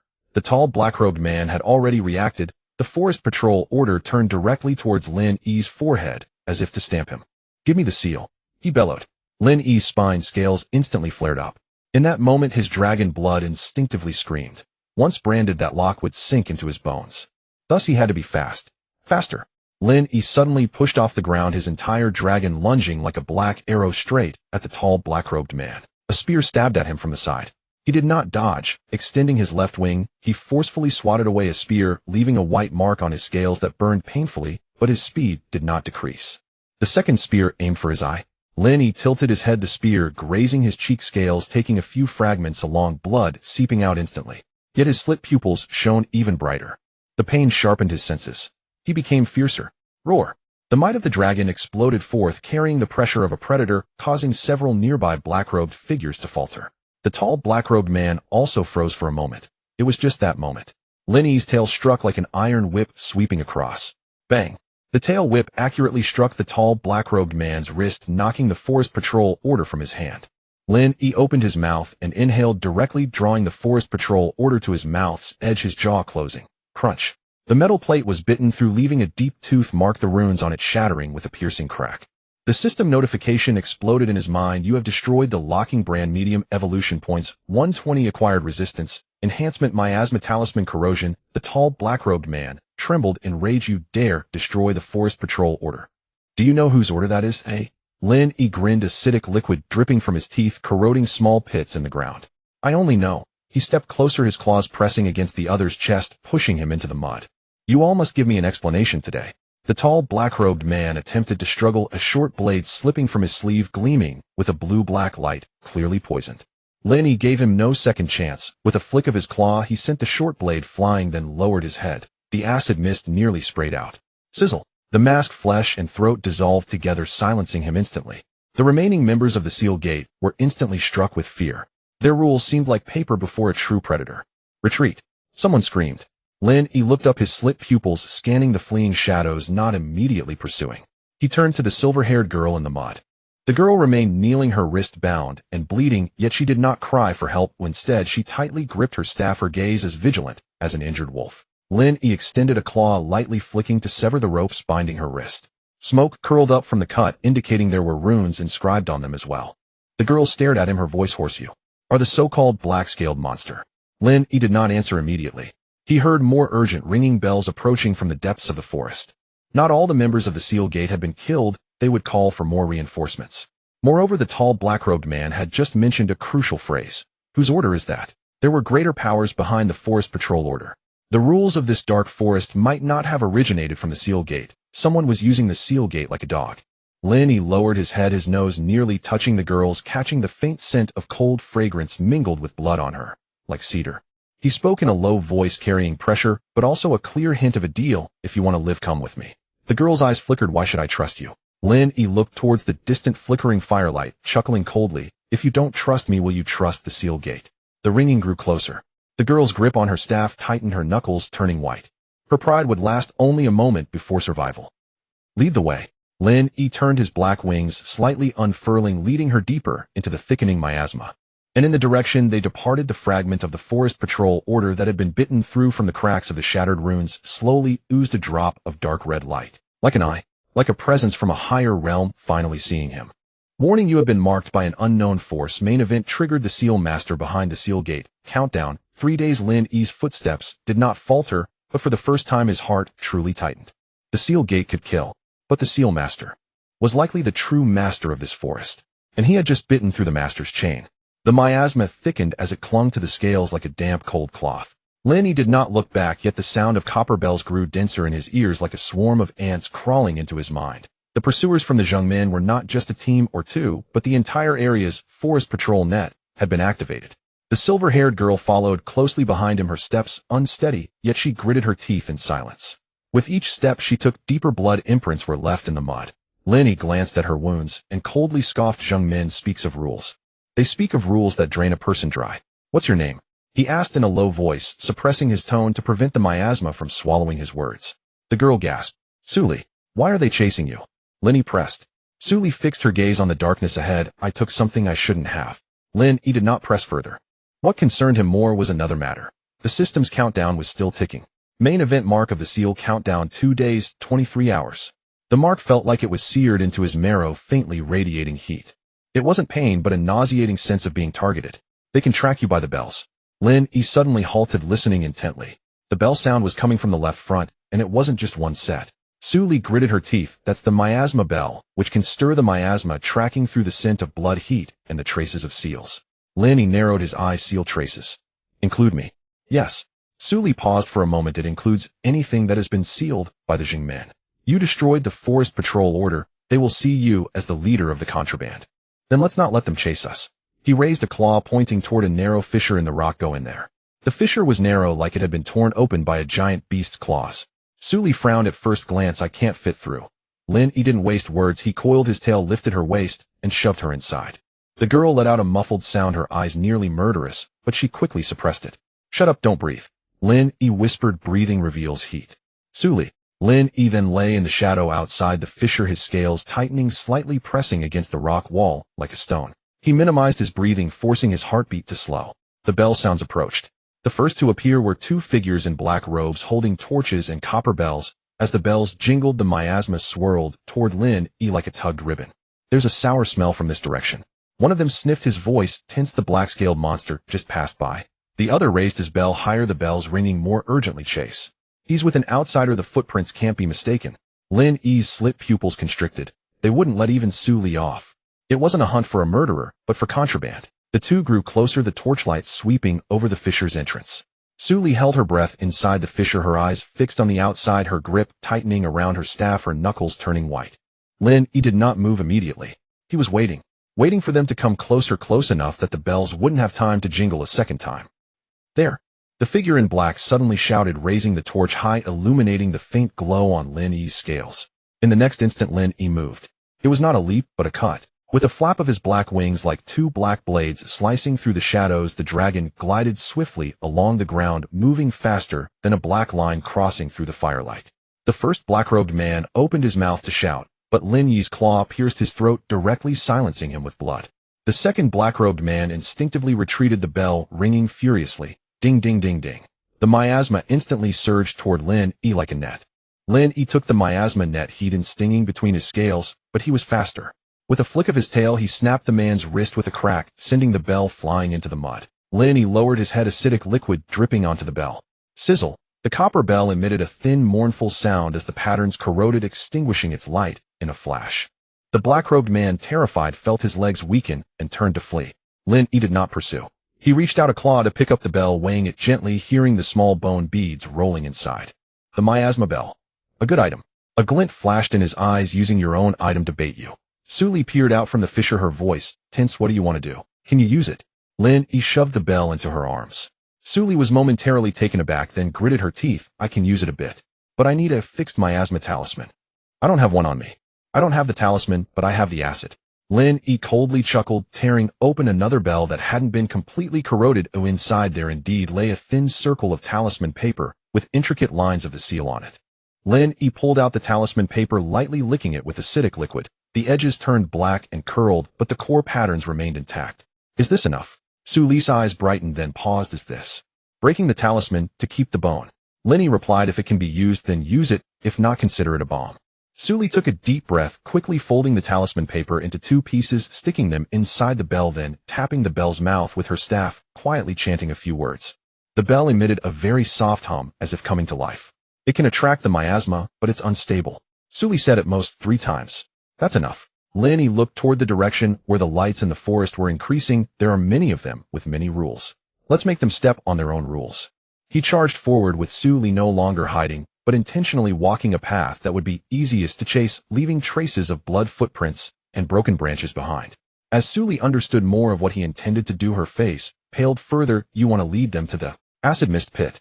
Lin Yi did not respond, but the slight flick of his tail confirmed it. The acid mist pit was a trap laid in the previous 10 chapters, a natural acidic terrain where miasma and subterranean corrosive gases converged, erupting acidic mist with even slight tremors. Lin Yi had survived there once before, almost dying in the process. Now he intended to throw the young man inside for a bath. The sound of bells gathered behind and torches filled the forest like stars. The pursuers clearly changed leadership, their orders more unified. Black-scaled traces detected ahead. 3 teams surround. Activate the bell formation. Seal off his escape. The Mark Master has ordered capture alive. Bring him back to the seal platform. Upon hearing the word seal platform, Su Li's fingertips trembled. She whispered, the seal platform is where the mark is branded. As they reached the edge of the acid mist pit, Lin Yi halted and glanced back at Su Li. Follow my command. As they reached the edge of the acid mist pit, Lin Yi halted and glanced back at Su Li. Follow my command. Attract the left, don't attract the right. The wind direction to the right will pull us in. Su Li gritted her teeth, nodding. The torchlight already illuminated the edge of the pit with figures from the young men, densely packed, at least 20 or more, along with 2 bell masters in gray robes standing in the middle of the group, each holding a set of large bells. As they rang, the miasma swirled like living snakes. At the forefront was a middle-aged man wearing a silverish mask, carrying a long blade, his aura heavier than that of the previous tall, black-robed man. He spotted Lin Yi at a glance, his voice low, yet silencing everyone. Black-scaled monster. You destroyed the order, killed the patrol, and robbed contraband. According to Jingmen rules, strip scales, extract bones, and send to the seal platform. Lin Yi grinned, revealing teeth stained with acid. Are the rules written by your family? The rules are written by the Mark Master. The man with the silverish mask sneered. He raised his hand, and the bell masters simultaneously shook their bells. Ding!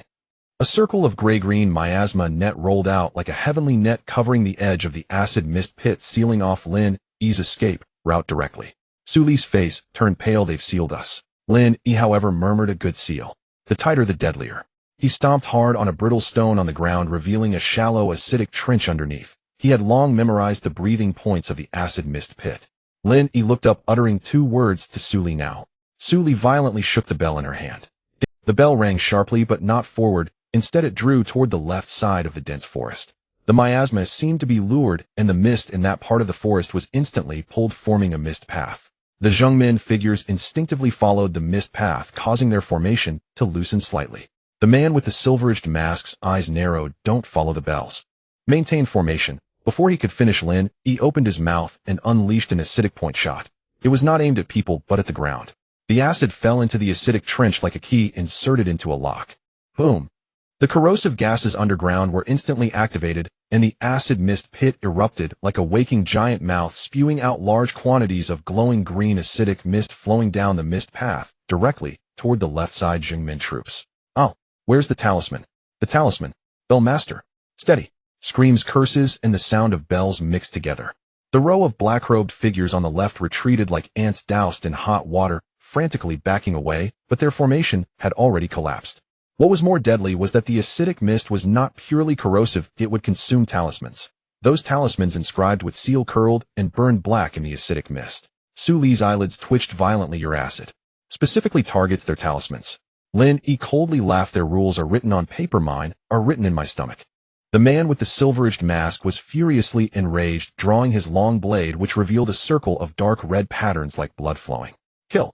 He did not retreat, but charged forward, stepping on the edge of the acidic mist, moving at an astonishing speed. With a swing of his long blade, he cleaved through the acidic mist forcibly, creating a path. Lin Yi's slit pupils constricted. This was not an ordinary patrol, it was a blade patrol. Su Li exclaimed, he's a blade patrol. The assassins of the Jungmin. The blade patrol closed in, instantly aiming for the seam of Lin Yi's neck, the thinnest part of the dragon. Lin Yi did not dodge, instead he charged forward, the entire dragon ramming against the blade with his shoulder scales. Clang! Sparks flew. The scales were cut open, blood gushing out instantly. But the blade patrol's hand was also numbed by the impact, the knife momentum stalling. Lin Yi seized this moment of hesitation, swinging his tail fiercely toward the blade patrol's knee joint. The blade patrol did not dodge, instead he used the knife's back to parry, using the force to leap into the air and slash downward. That slash was even more vicious, carrying the aura of talisman corrosion, with dark red patterns evidently capable of penetrating the scale seams. A ruthless glint flickered in Lin Yi's eyes. He suddenly opened his mouth, not to spray acid but to expel a denser cloud of acidic mist at close range. The acidic mist exploded in front of him, instantly corroding a hole in the blade patrol's mask, the dark red patterns being washed away by the acid extinguishing with a puff. The blade patrol, filled with anger and shock, forced himself to hold his breath as he retreated. Lin Yi took the opportunity to swipe down with a claw, directly tearing open the shoulder guard of the opponent, pressing him into the mud at the edge of the acidic mist pit. The blade patrol struggled, his fingers clutching the hilt of the knife tightly, trying to pull it out of the mud. Lin Yi leaned down, whispering in human language by his ear, you serve the Mark Master. Have you ever seen the face of the Mark Master? The blade patrol's body stiffened. Lin Yi's claw pressed down harder, his voice colder, you dogs like you don't even deserve to see your master's shadow. In the next second, he opened his mouth, pouring acid directly into the hole in the mask. The blade patrol's struggles instantly turned into convulsions, eventually going completely limp. The surrounding Jingmin figures watched in horror as their formation fell apart even faster. The bell masters frantically shook their bells in an attempt to stabilize the miasma, but were repelled by the acidic mist, spitting out a mouthful of blood. The silver-edged masked man was dead, and the scene briefly fell into chaos. Lin Yi did not linger on the battle. He seized Su Li's shoulder and threw her onto his back. Go. Just as Su Li was about to yell, a deeper, longer bell chime suddenly echoed from afar. It was not a copper bell, but a hum like a stone bell. The entire acid mist pit trembled, the mist being forcefully suppressed, as if an invisible hand pressed it back to the ground. Lin Yi's spine instantly turned cold. The system panel lit up, warning Mark Master projection approaching danger level, fatal countdown, acceleration 2 days, 17 hours.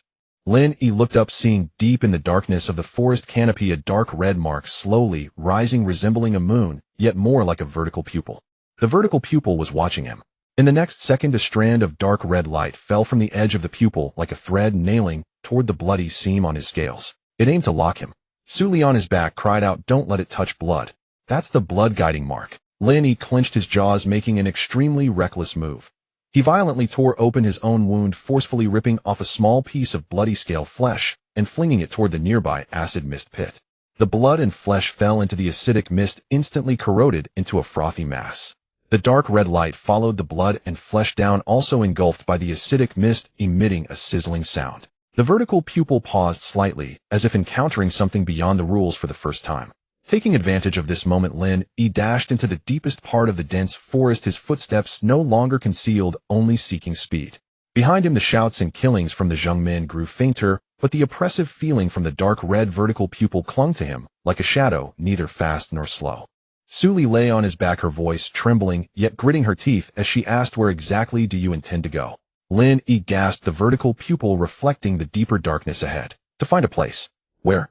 Lin Yi spat out 4 words like a knife, falling to the ground, the pit of swallowing seals. Suli's pupils constricted suddenly. "That's a forbidden area. Entering means death." Lin Yi coldly laughed, his voice low like a beast's growl outside. "Is also death. Then let's choose a way to die that can drag them down with us." The dark red vertical pupil lit up again in the distance, as if agitated. Meanwhile, the system's countdown continued to tick like a drumbeat, knocking on his bones.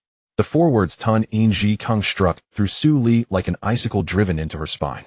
She lay across Lin Yi's back, her fingertips dug into the seams of his back scales. Her voice trembled, but she forced herself not to cry out.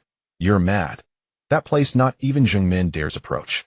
The booklet only says, if the seal enters it devours, if the soul enters it scatters." Lin Yi did not answer, his steps quickened. The miasma began to change. It was no longer the damp rot of fallen leaves, but a cleaner, sharper reek, as if iron had been burnt in fire, as if blood had been dried and ground to dust. Each inhalation left her throat raw and coarse. The system panel kept flashing in his mind like a warning light, the mark of the Inju, continuous tracking distance, closing, countdown, 2 days and 11 hours. Worse, Lin Yi could sense that the vertical pupil had not retreated, yet had only refrained from striking for the moment. Like a hunter who sees its prey rush toward a cliff and does not hurry to fire because the cliff will do the work, Lin Yi burst through the final thicket, and the world suddenly opened before him. No trees, no grass, only a vast black hollow, as if something had bitten a raw chunk. The rocks around the hollow wore a strange melted look, as if scorched by great heat, then cooled into ripples. Gray-black vapors boiled within the pit. They did not drift outward, but were drawn downward in spirals, as if the pit itself inhaled. Tun In Ji Kung, it was here. Suli stared at the pit, and swallowed. "If you go in, you won't come out."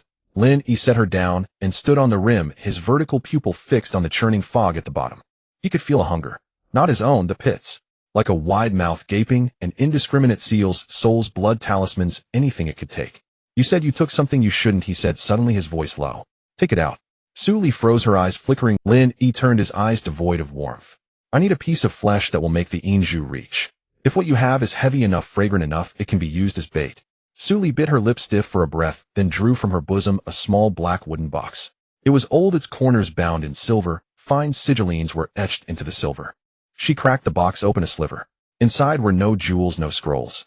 A thumb-sized seal core lay within, dark red like congealed blood, like a living eyeball. Its surface rose and fell faintly, as if breathing. Lin Yi's dragon blood surged at once, his scales bristled uncontrollably.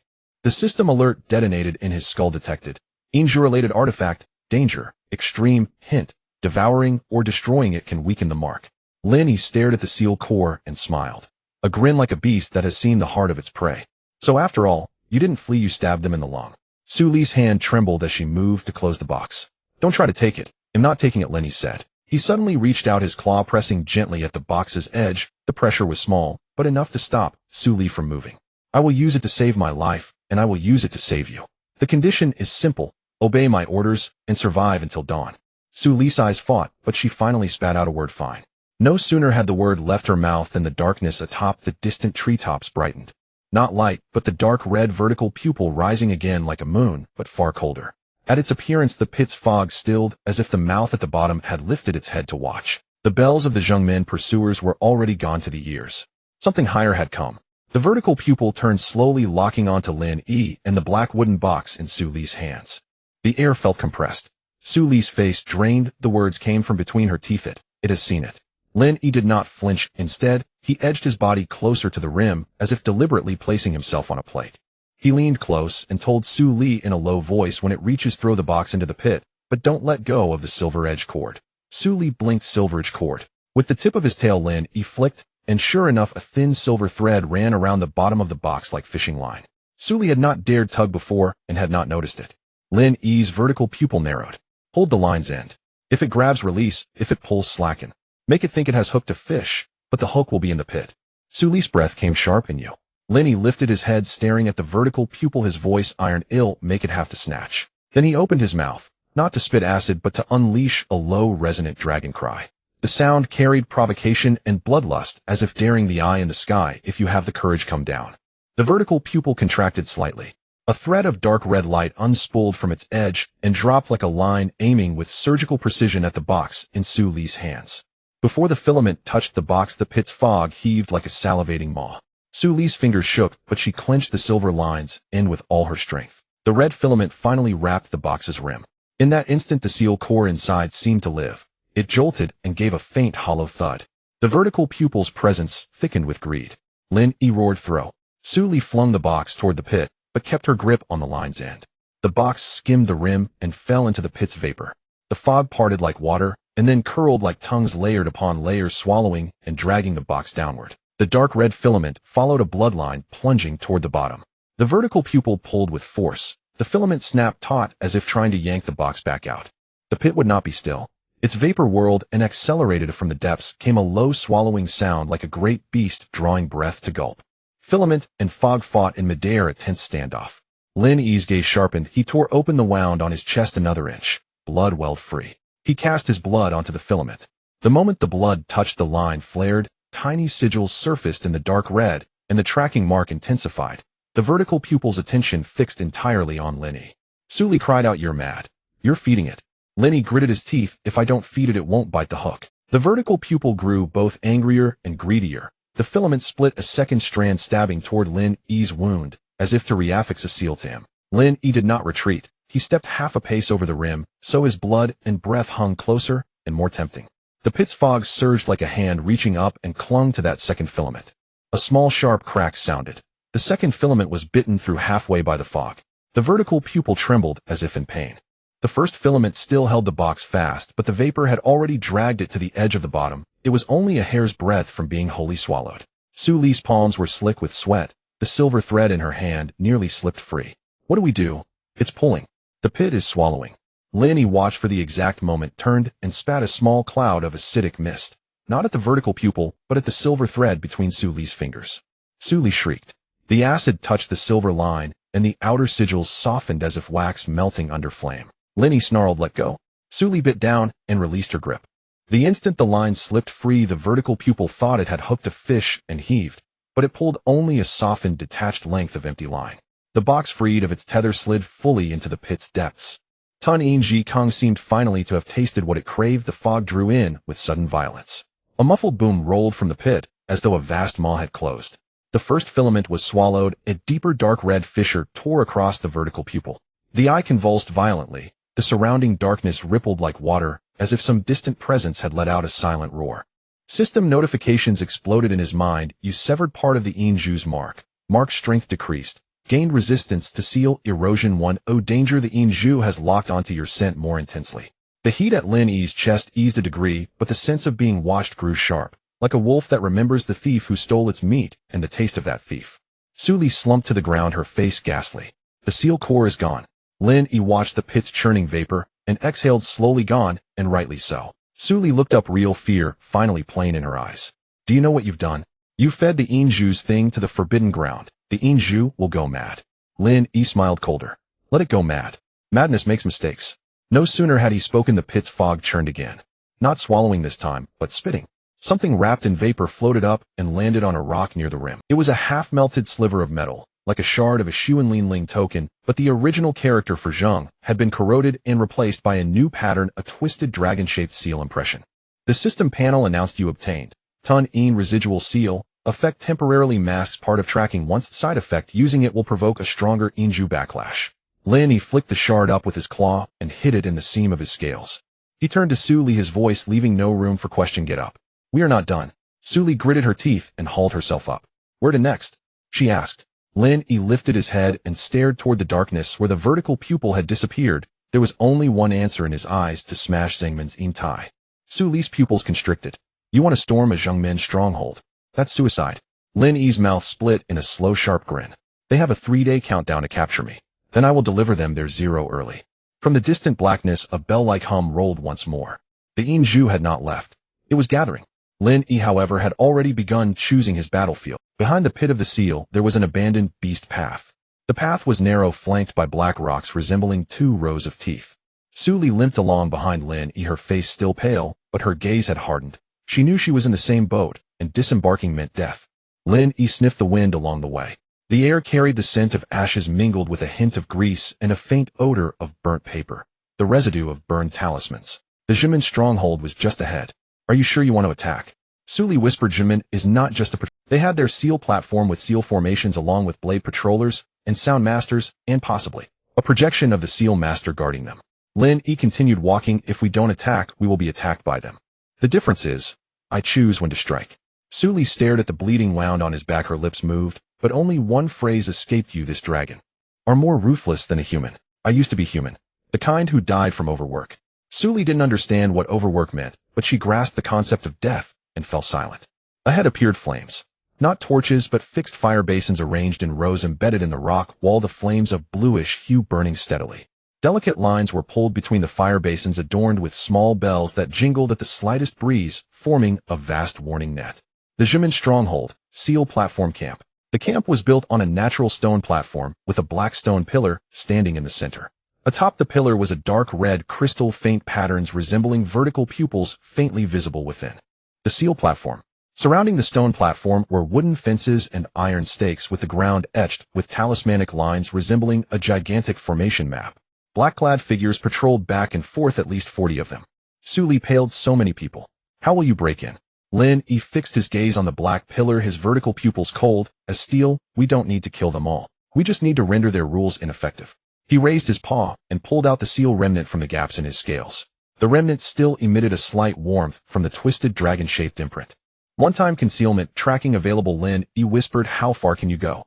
Suli gritted her teeth. Not very far, but I can cast spells to obscure vision and silence the bells for a short time. That's enough. Lin Yi pressed the remnant into her hand. After I go and you crush it in 30 breaths. Suli was taken aback. You give me the life-saving item. Lin Yi's eyes were calm. You crush it, and I can live. We are now tied together. Suli stared at him. Eventually, Lin Yi did not enter through the front door. He circled to the back of the camp, where there was a burning talisman ditch specifically for burning discarded talismans and corpses. The flames in the ditch were even bluer, the smoke thicker, and the smell more pungent. There were fewer patrollers as no one wanted to smell this odor. Lin Yi crawled close to the ground, slipping into the shadows beside the ditch. Above the ditch stood two black-clad guards holding hooks, pushing bundles of burned talismans into the ditch. One of them complained recently, the upper management has been pressing us crazily. The seal platform consumes more and more, the talisman usage has doubled, and we can't even issue patrol orders. Another replied quietly, I heard the seal master has awakened even deeper. A few days ago the projection was bitten by the pit of the seal. The upper management wants a compensation. Compensate. The first one swallowed hard. What do we use to compensate? With people. Use the black goods. Especially that black-scaled monster. His blood is quite fragrant. Lin Yi's vertical pupils constricted, and the burning sensation in his chest flared again. So that was it. The seal master not only wanted to capture him, but intended to use him for compensation. Lin Yi silently grinned, his teeth feeling sour. The next moment, he moved. With a flick of his tail, a stone flew out, accurately striking the distant bell line. Ding! A series of bell sounds rang out. The two black-clad guards instinctively turned their heads. Who? Lin Yi leapt out of the shadows, his claws like hooks directly gripping the first person's neck and pushing him into the edge of the burning ditch. The blue flames licked at the mask, instantly emitting a burnt odor. The second person raised his fork to stab, but Lin Yi did not look back. The tips of his wings swept, severing the opponent's wrist with a crack. The hook fell to the ground, and the second person's scream had not yet fully escaped when Lin Yi sealed his throat with a mouthful of corrosive mist, his voice dissolving into bubbles in his throat. Lin Yi dragged the first person and flung him into the ditch. Splash. The blue flames consumed the black-clad figure, burning both him and the talismans like adding fuel to the ditch. He did not linger in battle, but directly dove under the wooden corridor beside the burning ditch. There was a hidden passage for transporting talismans and supplies. The passage was damp and narrow, the walls etched with Jun talisman lines resembling earthworms crawling through mud. Lin Yi pressed his scales against the wall, feeling a series of tiny stings. The talisman lines were rejecting him, as if sounding an alarm. He remained calm, instead raising his paw and lightly tracing a line of corrosive liquid on the wall. The talisman lines emitted smoke with a sizzle, and the patterns instantly broke apart. The feeling of rejection disappeared. A system prompt appeared. Talisman resistance triggered, talisman damage reduced. You have destroyed a node in the Jimin formation. Lin Yi felt steadier within. If it can be broken, it can be smashed. The end of the passage led to the internal talisman storage of the camp. Inside were stacks of talismans, bell beads, silver wires, semi-finished patrol orders, and a row of iron cages. Inside the cages were people. Some wore tattered clothing, some were shackled, and others bore the charged in character on their bodies. Most had vacant gazes as if half their souls had been extracted. Lin Yi's pupils constricted slightly. The seal platform assignment that Su Li mentioned earlier turned out to be this. He didn't have time to save them all, but he wasn't prepared to turn a blind eye. Lin Yi raised his paw and directly smashed the lock of the nearest iron cage. Crack! The cage door sprang open and a man emaciated to the bone tumbled out frightened and scrambling back upon seeing Lin Yi. Lin Yi whispered, "If you want to live, don't shout. When the chaos starts, run from the burning ditch." The man trembled, unable to form coherent words, and finally nodded frantically. Lin Yi smashed the locks of the second and third cages. A suffocating gasp filled the storage, fear and hope mingling together like sparks in dry hay. Just then, footsteps sounded outside the storage. Not just one. Someone has tampered with the talisman lines here. A cold voice echoed the scent of corrosion. Blade Patrol. Lin Yi immediately crouched low, his tail flat against the ground, his vertical pupils locking onto the shadow at the door gap. The door was pushed open. 3 people entered, 2 in black robes and 1 in gray. The gray-robed man had a large bell hanging from his waist, his steps extremely light, but his gaze was sharp as a needle. As soon as he entered, he frowned. The cage locks have been opened. One of the black-robed figures whispered, "Someone has infiltrated." The gray-robed man raised his hand. "Don't alert the seal platform, take them down first. Use the silencing talisman, don't let them scream." Just as he finished speaking, a drop of liquid suddenly fell from the beam above. It dripped onto the edge of his mask. Sizzle! A faint sound of corrosion rang out. The gray-robed man froze and looked up. From the shadow of the beam, a pair of vertical pupils lit up. Lin Yi did not give him a second chance to react, crashing down from the beam like a black meteor. Bang! The gray-robed man was slammed to the ground, and just as the bell master was about to ring the bell, Lin Yi clamped down on the bell mouth, pouring corrosive liquid inside through the gaps in his claws. Sizzle, sizzle, sizzle. The talisman beads inside the bell instantly dissolved, and the bell sound was muffled within. The gray-robed man let out a hoarse roar of anger. Lin Yi lowered his head, spewing corrosive mist directly to seal the opponent's mouth and nose. The 2 black-clad figures simultaneously drew their blades to stab, but Lin Yi unfurled his wings to the left and right, forcefully batting one away, while his tail whip shattered the kneecap of the other. Only the sounds of corrosion and bone cracking remained in the storage. In 3 breaths it ended. Lin Yi flicked off the leftover liquid on his claws and looked towards the black pillar seal platform in the center of the camp. The earlier commotion, no matter how small, would not go unnoticed for long. Jimin would soon discover it. He needed bigger chaos. Lin Yi approached the talisman boxes, his claws snagging the box lid. Inside were neatly arranged silencing talismans, poison talismans, and seal talismans. He chuckled and sprayed corrosive liquid on them. The talismans curled up and turned black as quickly as falling snow, sparks popping up. The warehouse caught fire. The blue flames consumed the beams as smoke billowed out from the ventilation. Shouts soon rang out outside the talisman storage. "Is smoking. Who started the fire?" "Bell Master." "Where's the Bell Master?" Chaos began to erupt in the camp. Lin Yi emerged from the hidden passage, rushing along the wooden corridor, directly charging towards the back of the stone platform of the seal. The guards here were denser, with a dozen black-clad figures forming a half circle, and an elderly man in a silver-patterned mask stood on the steps, holding a black staff topped with dark red crystal fragments. He scanned the direction of the smoke, his voice cold. "Someone has tampered with the storage. It must be the black-scaled one. Activate the seal formation." He pointed the staff at the ground. The talisman lines surrounding the stone platform instantly glowed with a dark red light, crawling over the ground like blood vessels. The seal formation activated. The mark on Lin Yi's chest erupted with heat, as if someone had pressed a branding iron against his heart. Warning: seal formation resonance, seal master mark being drawn. The silver-patterned elder looked up, as if he could see him through the smoke come out. The closer you get to the seal platform, the more you are handing yourself over. Lin Yi stood at the bottom of the steps, his black wings half spread like a bow drawn taut. "Hand over." He spoke, his voice like low thunder. "I have come to collect debts." The silver-patterned elder sneered. "Debts? You have killed patrol orders. Your sins are countless. The seal master is merciful. As long as you step onto the platform, strip your scales, and draw blood, you will receive a seal. From henceforth you will also be one of us." Lin Yi smiled. A clean and fierce smile. "Your seal holds no value for me." He suddenly looked up and shouted into the distant darkness, "Su Li, 30 breaths are up, crush it." In the next instant, a crisp crack echoed from somewhere outside the camp. The seal remnant was crushed. A faint circle of gray mist spread from the fragments like a thin veil draping over the camp. The silver-patterned elder's expression changed rapidly. "Conceal the seal. He has the seal remnant." At that moment of distraction, Lin Yi moved, not charging directly at the steps, but instead spraying a mouthful of corrosive liquid at the talisman line node at the base of the seal platform. Sizzle! The dark red talisman lines convulsed as if choked the light, jumping wildly, the resonance of the seal formation forcibly severed. The silver-patterned elder roared in fury, "Stop him."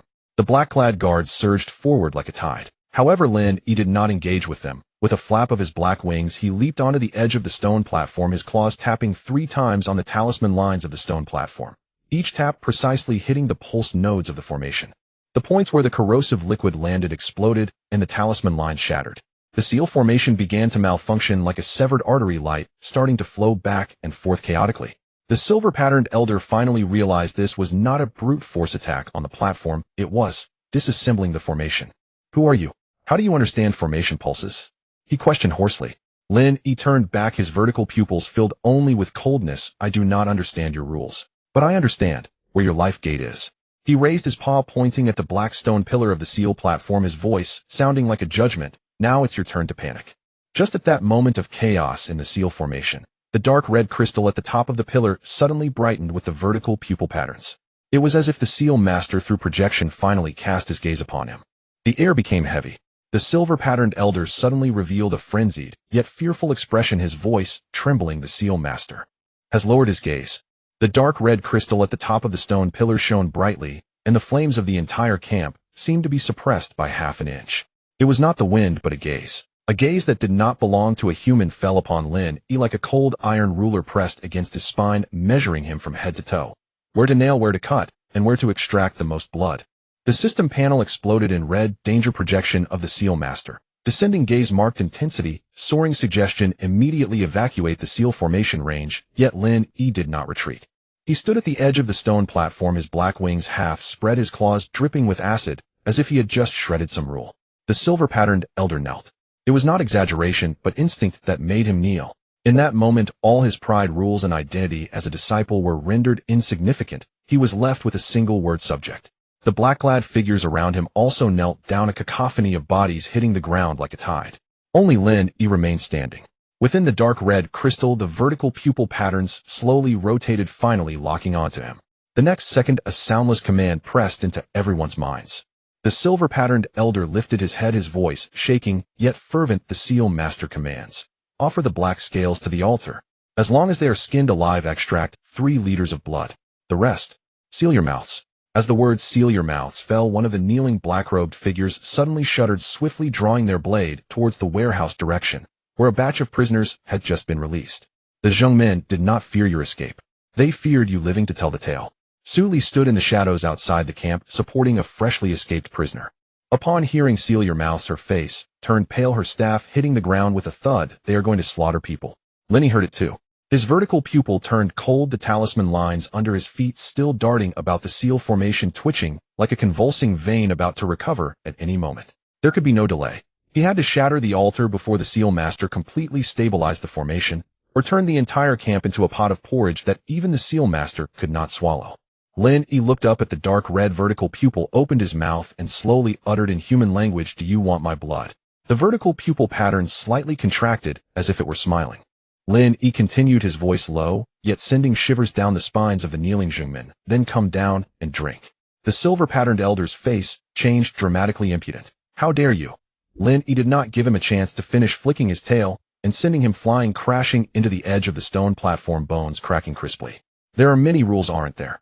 Lin Yi growled lowly. "Now I give you a new rule." He raised his claw and forcefully struck the brightest talisman vein at the base of the stone pillar. The acid did not spray, it was injected. Lin Yi injected the compressed acid like a needle into the gaps of the talisman lines, precisely piercing the core of the formation. The talisman lines shone frantically bright to the point of blinding, then suddenly darkened, as if a heart were squeezed. The resonance of the seal formation was torn apart further, causing the entire stone platform to tremble.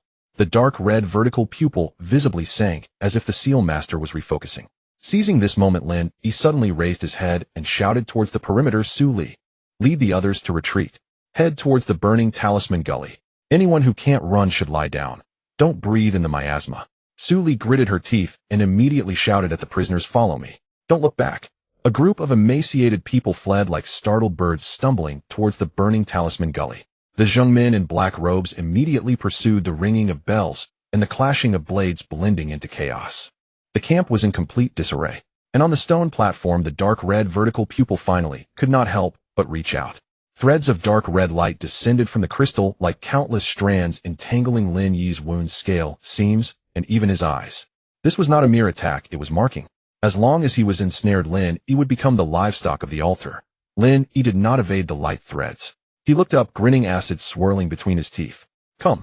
The first strand of light wrapped around his shoulder, scales instantly burning and piercing, as if trying to etch something inside.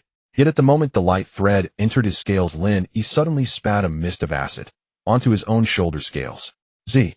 The acid mist collided with the light threads, rapidly corroding the patterns on the surface of the light threads, producing a sharp sound akin to metal burning. The light threads hesitated. The dark red vertical pupil seemed to be stimulated, and the number of light threads instantly doubled, swarming in from all directions. The silver-patterned elder lay on the ground, blood at the corner of his mouth, but a sinister smile appeared useless. The seal master's mark can even carve the soul. You can corrode the talisman, but you cannot corrode. Before he could finish, Lin Yi suddenly raised his claw and directly inserted the claw tip into the groove of the stone platform's talisman line, anchoring himself as if using his claw as a nail. Then he looked up at the vertical pupil and spat out 4 words: "Can't corrode the soul." The next second his chest trembled violently. The dragon's roar was not a shout, but resonance. The entire seal formation of the altar trembled with his dragon's roar, producing fine cracks like glass. A new prompt suddenly appeared on the system panel: resonance of the remnant seal fragment of the devouring seal. Hit. You have briefly gained echo of the devouring seal effect. Direct the seal towards the source of devouring. Once Lin Yi's eyes lit up. This was the guidance he sought. He abruptly withdrew his claw from the talisman groove, turned, and sprayed a jet of acid onto the edge of the stone platform, not shattering the stone, but creating a smooth path. Then his entire dragon body, like a black arrow, followed the acid path he had sprayed, directly charging towards the backside of the stone platform, where there was a marking channel with the densest talisman lines, the passage through which the seal formation returned the marking power to the crystal. Lin Yi reached the edge of the marking channel and suddenly stopped, looking up at the vertical pupil. The light threads of the vertical pupil also chased after him, as if wanting to pin him down. Lin Yi opened his mouth and actually bit down on the thickest light thread. Crack! The friction between his teeth and the light thread produced a piercing crack, pain rolling in his throat, but his eyes were filled with ferocity. He held onto the light thread tightly, yanking it back forcefully, pulling that strand of light directly into the marking channel. The marking channel was forcibly tugged by external force, the talisman lines lighting up frantically, the dark red marking power being pulled from its original circuit, flowing back in the direction Lin Yi had yanked. At that moment, Lin Yi's echo of the devouring seal was triggered. He directed this marking power towards the source of devouring. Where was the source of devouring? Not here. It was in the devouring seal pit. That was a forbidden area, but the forbidden area devoured marks without questioning their origin. The talisman lines of the marking channel twitched wildly, as if making a cross-space connection. A faint gray-black mist suddenly appeared at the edge of the stone platform, as if it had borrowed a breath from the mist of the devouring seal pit.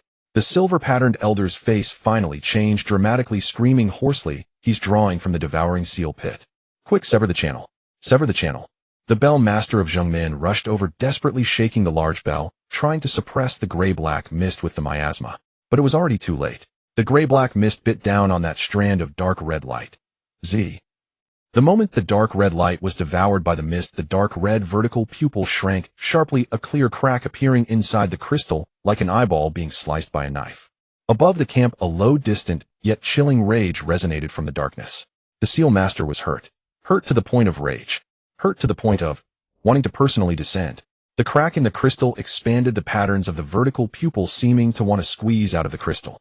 The silver-patterned elder was both ecstatic and terrified, his voice trembling. "The seal master will descend. You are finished.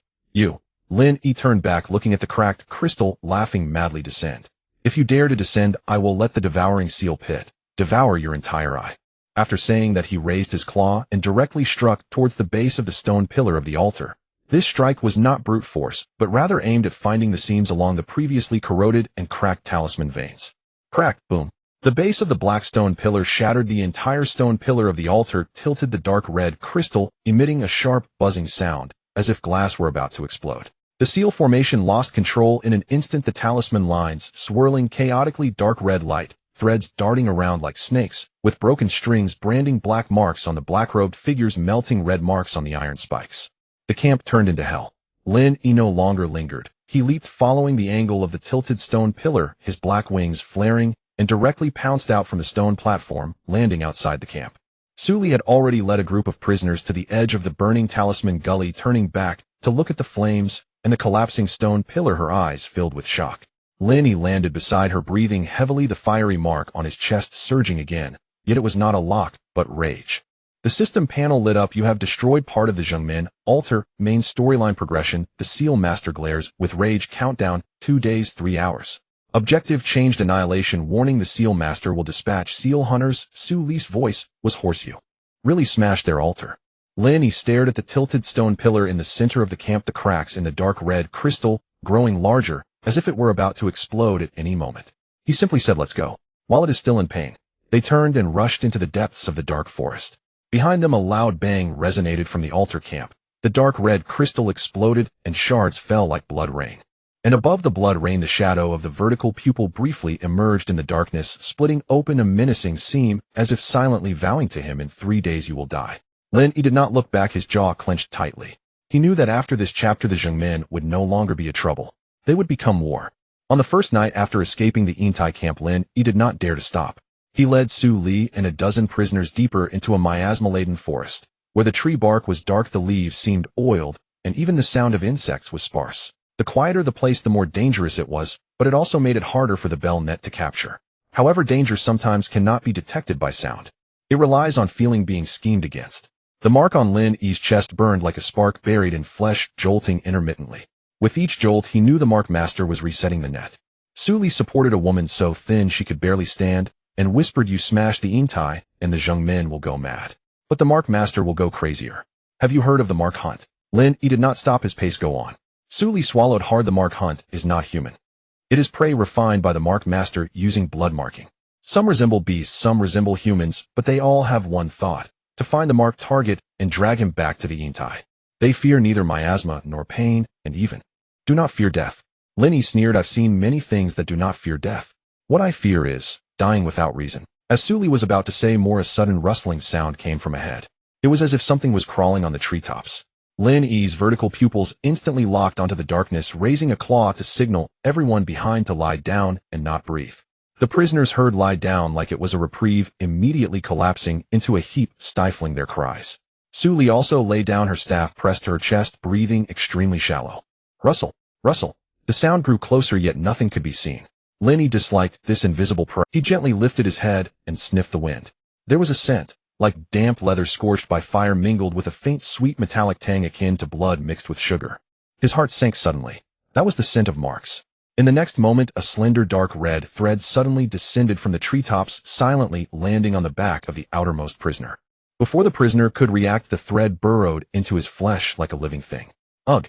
Just as half a muffled sound escaped his mouth, the thread yanked him upward violently. It was as if he were hooked by a fishing line, lifted off the ground, pulled away, and dragged toward the treetops.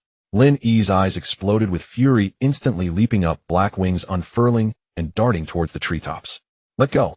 As he shouted a word, a dark shadow suddenly dropped from the treetops with a thud. It was neither human nor beast. It resembled a grotesque creation. The upper body was a gaunt human form, but the limbs were like beasts with reversed joints, with a torn and sewn pair of leathery wings on its back, covered in charred mark brands. It had no face, just a dark red marking face with a vertical crack in the center that resembled a closed eye. The Mark Hunter. It landed silently, yet exuded a chill. The dark red thread that ensnared the prisoner extended from its arm, as if its veins were exposed. Su Li's face turned pale, almost speechless. It's coming. The crack in the Mark Hunter's mark face slowly opened, revealing a darker red light. It was looking at the mark on Lin Yi's chest. Then it moved. It was not a charge, but a flash. It was like a shadow skimming the ground, leaping to Lin Yi's side, the dark red thread whipping out, aiming directly to entangle Lin Yi's neck scale seam. Lin Yi sharply tilted his head. The thread grazed the scale, seam causing a stinging pain. This was not a cut, but a carving. It felt like symbols being inscribed on flesh. Lin Yi's anger surged, and he opened his mouth to spray a jet of acidic liquid. Puff! The acid hit the Mark Hunter's chest, surprisingly, not melting through instantly like it would on a human, but instead emitting a thick smoke, and the charred marks on its chest briefly glimmered, as if resisting. Su Li hissed, it's covered in mark seals. It can disperse corrosion. Lin Yi's gaze turned colder. The Zhengmin had imprinted the rules on it, as armor. The Mark Hunter pressed forward instead of retreating, its leathery wings flaring, slicing through Lin Yi's side like blades, leaving a deep gash. Blood gushed forth instantly. The Mark Hunter's dark red thread immediately shifted like a snake, sensing the scent of flesh accurately aiming for the wound. Lin Yi's heart tightened. It was not just out to kill, but to collect blood. Once connected, it could lock him down.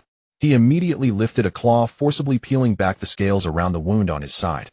Pain made his vision darken, but he did not stop. As he peeled back the scales, he coated the area with acidic liquid. Sizzle. Instantly, a no-symbol zone corroded around the wound, causing the dark red thread to emit smoke upon contact, as if burned. For the first time, the Mark Hunter took a half step back. Its Mark face's crack opened wider, the red light intensified, as if amplifying. The rustling returned from the treetops. A second Mark Hunter dropped down. A third one followed. Su Li's voice trembled. There's more than one. The Mark Master has opened the cage. Lin Yi's breathing became ragged. He was not afraid of one nor two. What he feared was, there were still over 10 humans fleeing behind him who could not outrun the Mark Hunters nor withstand the thread hooking. The Mark Hunters' tactics were simple. First, hook the weak, force them to turn back, to save others, force them to bleed, and force them to be locked down by blood collection. This was hunting, not fighting. Lin Yi quickly scanned the terrain. The left side was dense forest, the right side was a rocky slope, and ahead lay a swamp where the miasma was thicker. Ordinary people would suffocate upon entering. But he was not an ordinary person. He was a dragon, and he had acid. Lin Yi abruptly turned back, growling low to Su Li. Lead them to climb the rocky slope on the right. Don't go into the swamp. The wind on the rocky slope is strong, the miasma thin, and the thread won't stick easily. Su Li gritted her teeth. What about you? Lin Yi fixed his gaze on the 3 Mark Hunters, his eyes holding only one answer. I'll drag them into the swamp. Su Li flushed with anxiety. You alone? Lin Yi sneered. Do you think I smashed the Intai to escape? I was telling them, I can choose the battlefield. He finished speaking, suddenly opening his mouth and spewing a large cloud of acidic mist, not at the Mark Hunters, but at the ground. The acidic mist fell at the edge of the swamp, instantly corroding the mud into a slicker, deeper pit. The miasma stirred by the acidic mist became denser, like a half-opened poisonous pot. The 3 Mark Hunters paused for a moment. They had no noses, yet seemed to sense something devouring. Lin Yi seized that moment, flapping his black wings, intentionally retreating toward the swamp, exposing the brightest side of the mark on his chest. Come on. He provocatively spoke in a deep voice. Don't you want me back at the Intai? Come over and catch me first. The Mark Hunter's Mark face flashed red, and 3 dark red threads simultaneously shot out like 3 hooks, targeting Lin Yi's chest, neck, scales, and wing roots. Lin Yi rolled sharply. The threads brushed against the scale, seams causing a stinging pain, but did not draw blood. He continued to retreat, reaching the edge of the swamp, stepping down. Goo! The mud instantly engulfed his ankles. The mud was saturated with miasma. An ordinary person would collapse with a single breath, but Lin Yi's lungs could withstand it, and his acid could withstand even more. The first Mark Hunter rushed to the edge of the swamp, its foot just stepping in when the mud immediately clung to its reversed joints like a living thing. The Mark Hunter tried to pull its foot out, but the dark red thread instead dug into the ground, as if anchoring the swamp as its anchor point. Lin Yi's gaze hardened, and he opened his mouth to spray acid. Puff! The acidic liquid traveled along the thread that had plunged into the mud, corroding it all the way like burning along a rope. The Mark Hunter's arm instantly began to smoke, and the thread snapped. It let out a shriek that was neither human nor beast, and the Mark face's red light trembled violently. A second Mark Hunter pounced from the side, its leathery wings like blades, aiming to slice Lin Yi's back. Lin Yi did not evade. Instead, he suddenly turned, bracing his back scales against the attack, while simultaneously sweeping his tail, directly pulling the second Mark Hunter deeper into the swamp. Thud! It sank halfway into the mud, struggling, while the thread wildly shot out, trying to climb the trees. Lin Yi would not allow it to climb. The acidic mist covered it in one go, causing the miasma on the swamp's surface to bubble and form a more corrosive fog membrane. The Mark Hunter's leathery wings began to bubble. The third Mark Hunter did not rush into the swamp, but it stopped at the edge, and its Mark face's crack slowly opened to the maximum. A thin Mark line of red light formed, not to hook, but to identify. That Mark line aimed at the mark on Lin Yi's chest, as if it wanted to forcibly pull the mark onto itself, forming a stronger lock. Su Li looked back from the rocky slope, exclaiming, "It wants to match marks with you." Lin Yi felt a sharp pain in his chest, as if someone had stabbed a branding iron into his heart. The system panel suddenly flashed, warning. The Mark Hunter triggered. Matching mark. The mark will be forcibly reinforced. Lin Yi's eyes turned fierce. Matching marks. Good. He suddenly thrust his claw into the old wound on his chest, forcibly pulling out a piece of bloody scale flesh. Pain made him emit a low growl. Then he violently flung that piece of scale flesh deep into the swamp. Glub! The scale flesh sank down. In the same moment, Lin Yi opened his mouth wide, spewing forth the largest jet of acidic mist, pushing down into the swamp's depths. The acidic mist mixed with the miasma, forming a brief devouring vortex. This was not a pit for swallowing marks, but it had the same scent. Devouring marks, devouring symbols, devouring lock. As soon as the third Mark Hunter's mark line touched this vortex, the red light immediately deformed, as if being dragged into the whirlpool. The Mark Hunter's mark face trembled violently, and the crack emitted a piercing shriek, as if in pain. Seizing its moment of pain, Lin Yi leaped fiercely, jumping out from the swamp's edge, black wings slapping the ground, using the force to charge straight at the third Mark Hunter. He stopped spraying acid. He wanted to engage in close combat. One claw pressed down on the Mark Hunter's shoulder, while the other claw directly grasped the edge of its mark face crack, prying it open with force. Crack. The crack in the mark face was forcibly torn open wider. Inside was not flesh, but a mass of dark red mark pulp, like living ink. Lin Yi lowered his head and accurately poured in a stream of acidic liquid. Sizzle, sizzle, sizzle. The mark pulp instantly boiled, the red light darting wildly, the Mark Hunter's entire body of brands flashing madly, like a talisman paper ignited. It struggled to wrap the thread around Lin Yi, but the moment the thread extended, it was dissolved by the acidic mist. After 3 breaths, the Mark Hunter stiffened, collapsing like a puppet that had lost power.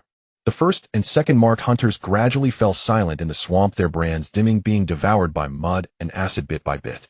Lin Yi stood at the edge of the swamp, his chest heaving violently, blood dripping from his side into the mud, producing a soft sizzle. He had won this round, but he did not feel at ease. Because the system panel promptly lit up with an even more glaring line: the Mark Hunter has confirmed your reverse devouring characteristic. Mark Master strategy updated, no longer capturing, prioritized destruction. Next wave Mark Blade Patrol Hidier. Suli climbed up the rocky slope with the others looking back at him, her eyes reflecting not just fear, but a kind of forced acknowledgement of shock. You killed the Mark Hunters. Lin Yi wiped the acidic liquid from the corner of his mouth, his voice hoarse, yet cold. They were not killed by me. They were fed by the rules of the Zhengmen. He looked up toward the deep darkness in the distance, as if he could see that vertical pupil. Now it's my turn to give them a new valuation. The miasma was blown thinner, and even the rusty smell in the nasal cavity had faded somewhat. The prisoners lay in a row, some hugging their knees and shivering, while others buried their faces in the mud, crying silently. They dared not weep aloud, fearing that they would cry away their very essence of being alive. Suli raised her hand to check the pulse of the 2 weakest among them, her fingertips turning pale. They won't last long. The miasma wounds, burns, and hunger. Any one of these could be fatal. Lin Yi stood at the top of the slope, his back to everyone, his vertical pupils fixed on a darker area deep within the Lin Sea. It wasn't night, it was sight. The gaze of the imprint master. Although the mark on his chest had been weakened, it now pulsed like a piece of iron that had been repeatedly heated, reminding him intermittently the opponent was changing tactics. The system panel no longer intimidated him with capture, but rather brazenly displayed destruction. Imprint Master strategy prioritized destruction. Next wave Imprint Blade Patrol High Tier. Lin Yi exhaled, the sourness spreading in the wind like an invisible thread. He was calming himself. Do you need to rest? Suli approached, her voice subdued. Lin Yi did not turn. 30 breaths. Suli was taken aback. 30 breaths. Enough for me to stop the bleeding, enough for you to tie up the team, enough for them to reveal their true nature. Lin Yi's voice was unnaturally calm. Suli frowned. True nature. Lin Yi finally turned around, his vertical pupils scanning the dozen or so prisoners. Most of them had eyes filled with a desire to survive, mixing fear with gratitude, and a filthy greed that looked like a starving dog eyeing meat. He saw a man, his clothes tattered, yet his steps were steady, and a faint callus circled his fingers, like someone who had wielded a knife for years. The man was also watching him, his gaze evading quickly. Lin Yi sneered internally. The imprint gate would seal lips. The imprint master would bring destruction. How could they possibly only send an imprint hunter? Someone had to blend in among the living, waiting for the right moment, when he was most exhausted and relaxed, to strike the fatal blow. Lin Yi raised his claw, pressing on the wound at his side, the scales slightly contracting, acidic fluid flowing out along the edges of the blood, forcibly stopping the bleeding. The pain made his vision black out, but he did not utter a sound. Suli saw his ruthless determination of using acid to stitch his wounds and gulped, yet remained silent. She turned to organize the team, tying those who could walk into small groups to prevent them from falling behind, pressing those who were struggling to breathe down to avoid excessive exposure to the miasma. At that moment, there were sounds from below the slope, soft like stones rolling. Lin Yi's ear fins twitched, his vertical pupils instantly locking onto the shadow below the slope. The man, the prisoner whose steps had been the steadiest, was quietly inching toward the edge of the slope. He had somehow acquired a short iron piece, as if it had been pried from a cage. He wasn't trying to escape. He was looking for an angle to stab into the seam of the dragon's scales. Suli also noticed, and was about to speak when Lin Yi raised a claw signaling, don't move. He wanted to see whose dog the other party really was. The man finally made his move. He lunged forward, the short iron piece aimed directly at the seam of Lin Yi's neck scales. Swift, precise, and fierce, completely unlike an ordinary prisoner. Thud. The iron piece did not penetrate. Because Lin Yi had turned the moment the man moved, his claw tip flicked lightly, like brushing aside a blade of grass, sending the iron piece flying, then pinning his face down against the stone slope. The man's head struck with a thud, his nose collapsing on the spot, blood spraying out. But he did not scream. He merely gasped, breathing as if he were laughing. Are you from the imprint gate? Su Li rushed over, her eyes ablaze with fury. The man smiled with broken teeth, his words slurred. Imprint gate. Heh. I'm half a tier above the imprint gate. Lin Yi pressed down harder speak. Yet the man's gaze passed over Lin Yi, looking deep into the Lin Sea, as if reporting to some invisible presence. He opened his mouth, his tongue flipping. A small dark red bead rolled out like a droplet of blood congealed. Lin Yi's pupils constricted. Imprint bead. It was too late. The man suddenly bit down hard, shattering the imprint bead. Buzz. A ripple of dark red instantly spread out, as if stamping a seal in the air. Lin Yi's chest mark suddenly burned, the pain so intense he could barely stand. The system alert flashed wildly, warning blood lead location complete. Imprint blade patrol, locking your coordinates, arrival time. Within 3 minutes, Su Li's face turned pale. He used himself as a beacon. Lin Yi did not panic, but grew colder instead. He looked at the man. Do you think you can survive this way? The man grinned, blood and broken teeth mixing. I don't need to survive. I only need you to die. Lin Yi pressed down hard with his claw. Crack. The sound of a neck breaking was crisp. The man's eyes remained open, yet the corners of his mouth maintained that disgusting smile, like a dog finally getting a bone from its master. Su Li gritted her teeth. What do we do now? They will arrive in 3 minutes. Lin Yi looked up, scanning the group of prisoners. Fear spread like a plague. A few who had just stood up collapsed again, as if they had heard a death sentence. Yet Lin Yi spoke, his voice not loud, but like iron hammering the ground. Starting now, listen to me. Those who want to live move out immediately. Head north along the stone slope. When you see 3 black trees with broken tops, veer left. There's a dry ditch there where the wind is stronger and the miasma thinner. As long as you keep moving, you won't die within half an hour. Some cried and shook their heads. We can't move. Lin Yi fixed his gaze on them. If you can't move, then lie down. Lying down is better than standing and inhaling the miasma. Su Li trembled with urgency. What about you? Lin Yi looked at her, his voice dropping a half tone, yet more resolute. I won't leave. I will stay here, collect their knives. Su Li's eyes flashed with a moment of hesitation. She wanted to live. She was also afraid of death. She understood better what the imprint blade patrol meant. It wasn't a consumable like the imprint hunters, but a true killer of the imprint gate, the fingers of the imprint master. But in the end, she gritted her teeth and horizontal her staff. I won't leave. Lin Yi fixed his gaze on her, without persuading, only saying, then do what you must. Su Li immediately understood. You want me to sever the signal, cut off the sight? Correct. Lin Yi raised his claw, pointing down the slope. When the imprint blade patrol arrives, you blow the miasma back up the slope to obscure their view. Just cover for 3 breaths. Su Li's voice trembled. Is 3 breaths enough? Lin Yi smiled, as if sharpening his teeth. Enough for me to sever their hands. 3 minutes felt like nails.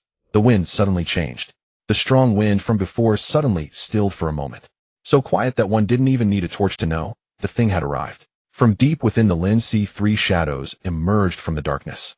It wasn't footsteps, but a cleaner movement. No treading in mud, no stepping on branches like a blade slicing through the air. The leader wore a long robe of gray and black, the hem marked with a dark red blade pattern, as if a knife had been drawn in blood. He wore no mask. His face was quite ordinary, so ordinary that no one would remember it in a crowd. But his eyes were like stained with dark red, lacking the boundary of pupils, only a deep red calm. Imprint blade patrol. He stopped at the bottom of the slope, looking up at Lin Yi, his tone almost sounding like he was handling a task. Black scale. Imprint masters, order exterminate.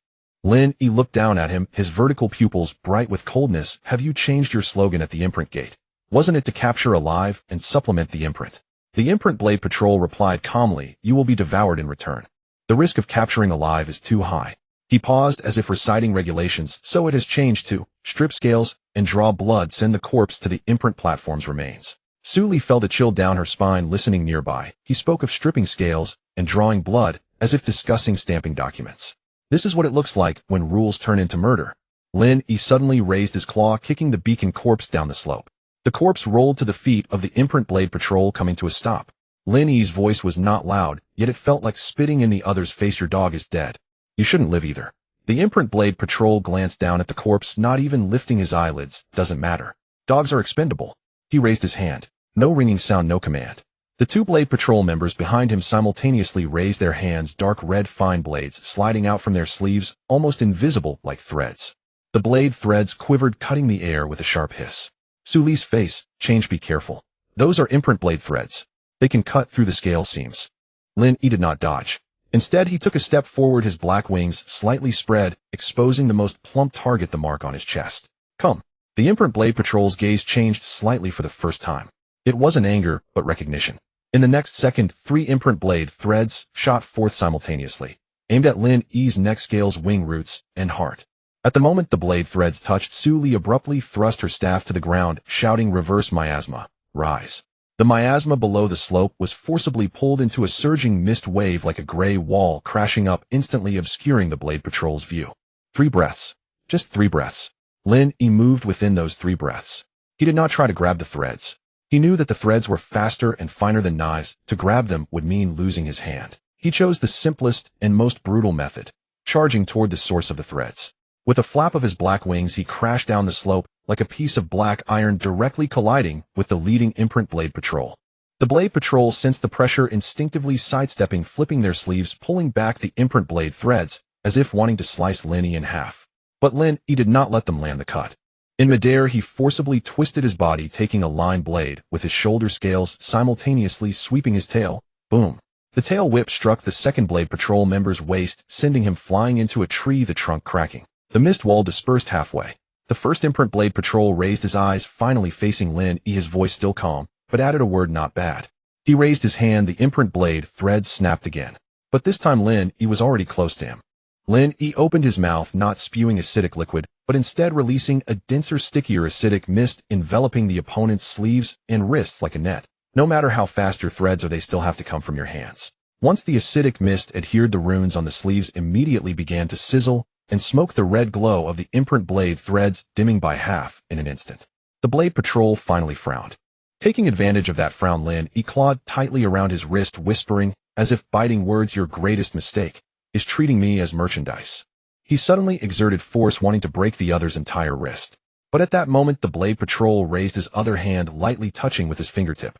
Lin Yi's chest mark erupted with a sudden pain, as if someone had twisted it from afar. Lin Yi's body stiffened.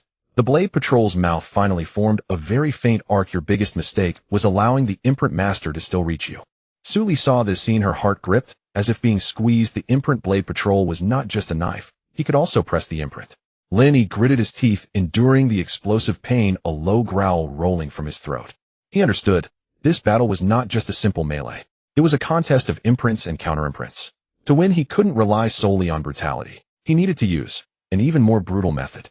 Lin Yi suddenly released the Blade Patrol's wrist, instead taking half a step back, tearing open that old wound on his chest again, blood gushing out. Su Li cried out, "What are you doing?" Lin Yi fixed his gaze on the Blade Patrol, his eyes wild. "Aren't you able to press the imprint? Come press it. I'll give you enough to press." He suddenly looked up, gazing deeper into the darkness, as if shouting to the imprint master, "Don't you want to destroy? Then reach deeper." The Blade Patrol's red eyes slightly narrowed, because he sensed that gaze was getting closer. The imprint master was provoked to come closer, and Lin Yi was clearly ready to turn closer into more pain. The wind had completely ceased. It was not a natural stillness, but rather held down by a higher will. Even the leaves seemed nailed in midair, and the miasma hung heavily like a piece of paper awaiting a seal. Ian Ringson's red eyes glowed like 2 cold fires in the mist. He was fixated on the gash torn open on Lin Yi's chest, his voice remaining calm. "You are luring the seal." Lin Yi gasped, blood at the corner of his mouth, grinning fiercely. "You are pressing the seal. We are mutually fulfilling each other." Su Li stood on the slope, gripping her staff tightly. She could feel the presence of the vertical pupil drawing closer, as if something invisible from the horizon was stretching its head forward.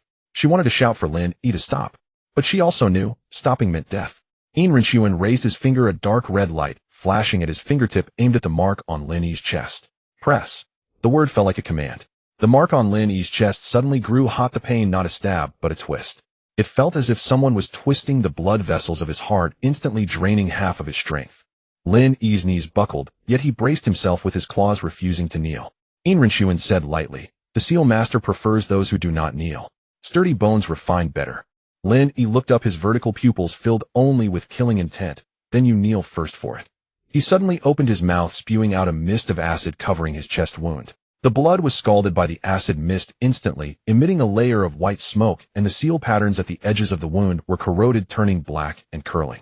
The system panel flickered seal corrosion resistance, triggered mark lock brief, loosening the pain immediately. Rinchuan narrowed his red eyes. You can loosen once, but not 100 times. Lin, he growled low.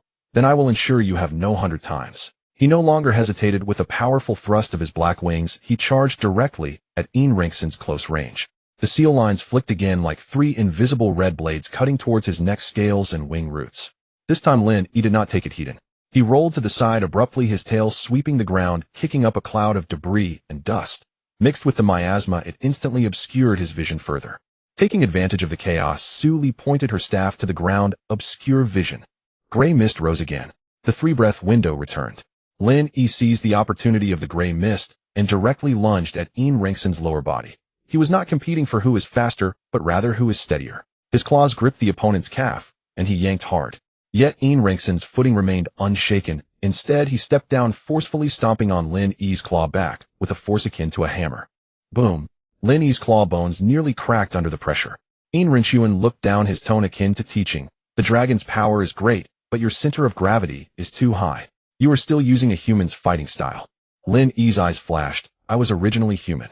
As soon as the words fell, Lin suddenly opened his mouth, not to spray acid, but to directly bite at the ankle of the foot Rinchuan was using to press down on him. Rinchuan instantly stepped back half a pace. Just this half step loosened his center of gravity. Lin's tail suddenly lashed out. Bang! The tail whip struck the side of Rinxen's knee, forcing him to stagger for the first time. Lin took the opportunity to rise, his claws gripping the opponent's wrist, while the other claw directly struck towards the output port of the opponent's sleeve. Acidic liquid poured in. Sizzle. The seal pattern at Rinxen's sleeve turned black, and the red light of the seal line instantly dimmed, as if the blade had been dulled. Rinchuan finally frowned. You are destroying the tool. Yes. Without the blade, what else do you have? Rinchuan raised his other hand, the dark red light, brightening again, aimed at Lin's chest.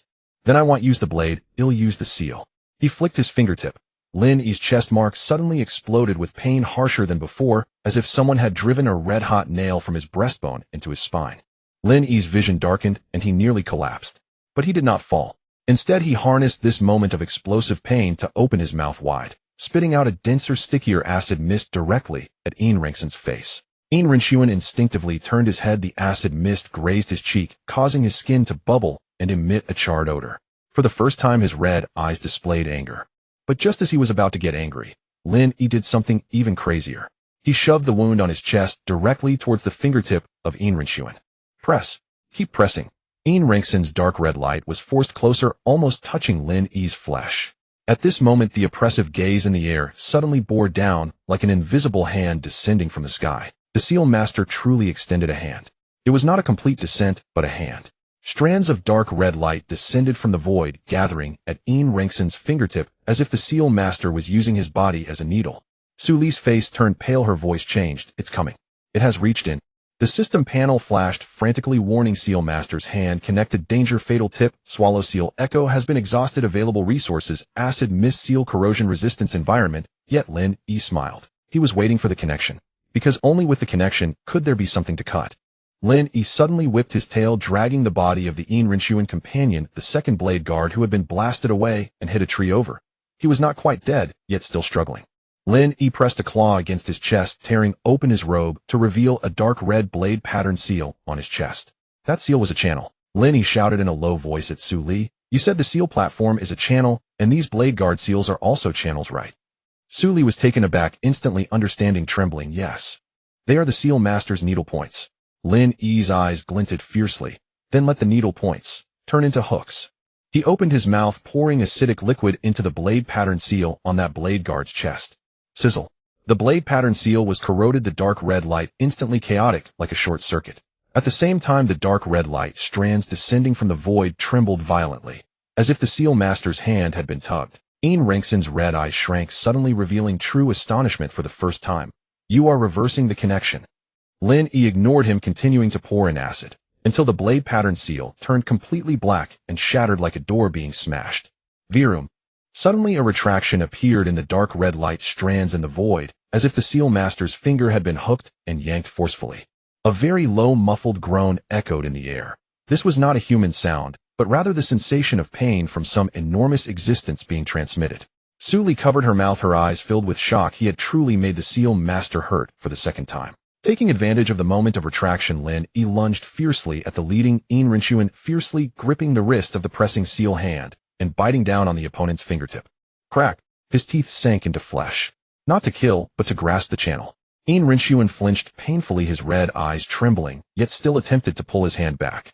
Lin Yi did not let go. Instead, he covered his teeth in the opponent's fingertip with acid mist. While the acid mist corroded the flesh, it also corroded that Seal Master connection line.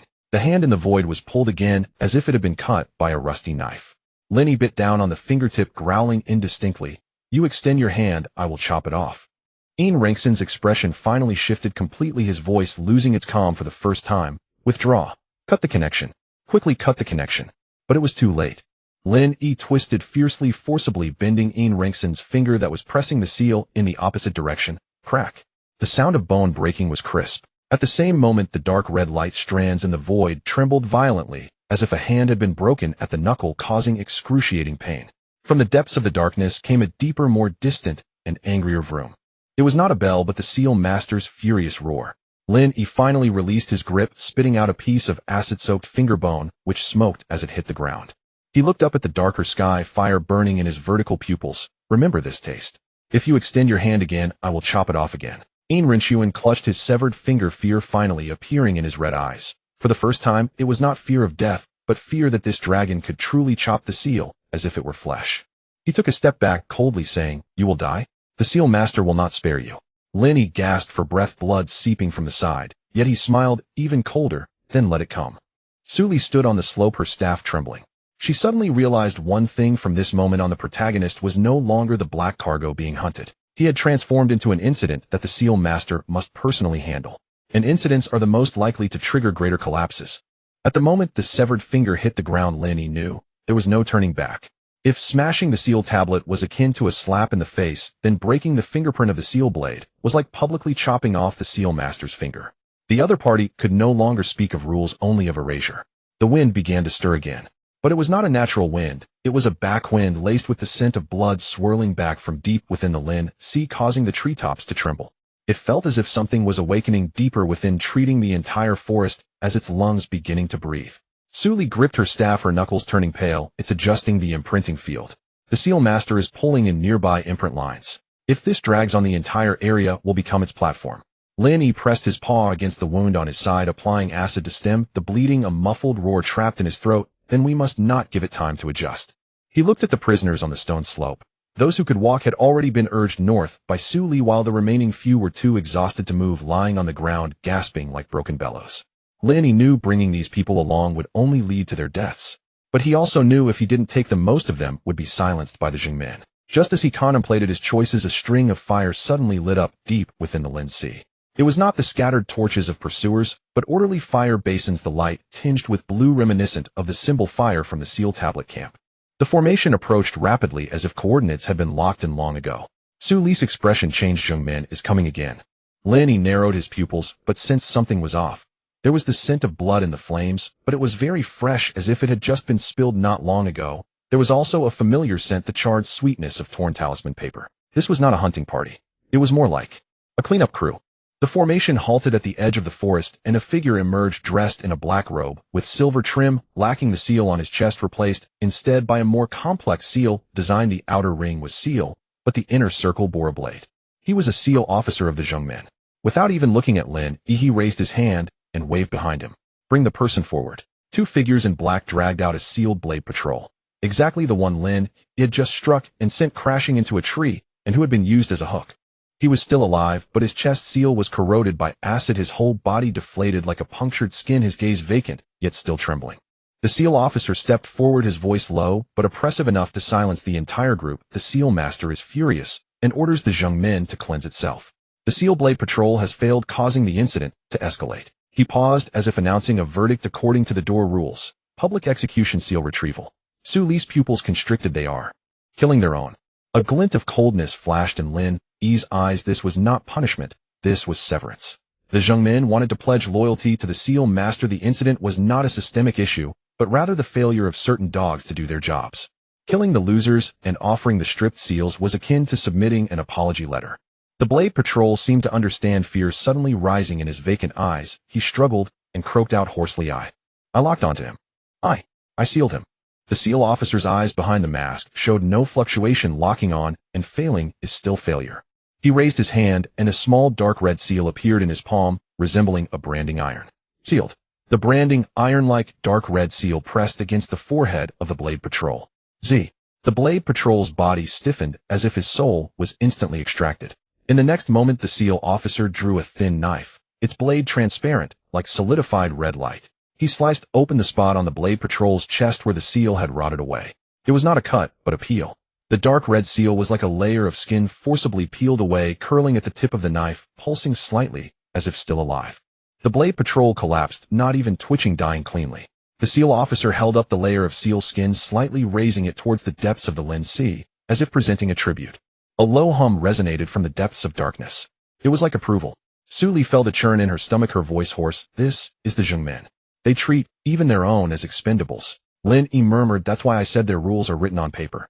Once the paper gets what they change it. After offering the seal skin, the SEAL officer finally turned his head, looking towards the direction of Lin Yi on the stone slope. From a distance his voice was clear, as if whispered in his ear. Black Scale. You caused the incident, disrupting the imprint order. The SEAL master commands you must die. Lin Yi grinned. Sounds like a notification written by your superiors. The SEAL officer was not angered. Instead he remained eerily calm. I am not here to fight you. He raised his hand, and the column behind him parted, revealing a wooden frame. Bound to the frame was a person, one of the prisoners who had just fled, a child thin as a twig with a cloth stuffed in his mouth, his eyes wide with terror. Su Li gasped. You captured him. The SEAL officer replied indifferently, the cleanup crew always leaves behind leverage. He looked at Lin Yi. You are the source of the incident. The source of the incident must be controlled. If you do not sever your own scales, the Zheng men will follow the rules, silencing one by one.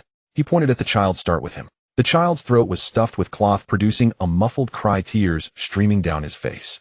The few prisoners on the stone slope, who could not move, turned pale at this scene, their bodies trembling like leaves. Lin Yi's chest mark pulsed again. It was not pain but anger.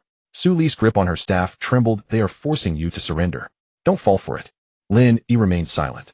He stared at the child, then at the SEAL officer. In the next moment, he suddenly raised his paw, pressing it against the wound on his chest, smearing blood on the tip of his claw, slowly lifting it. He said to the SEAL officer, you want to control the source of the incident. Fine.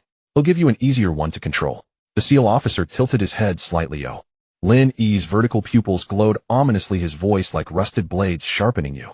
The moment the words fell, Lin Yi suddenly spewed a mist of acid onto the ground. Not at anyone, but creating an acid trench.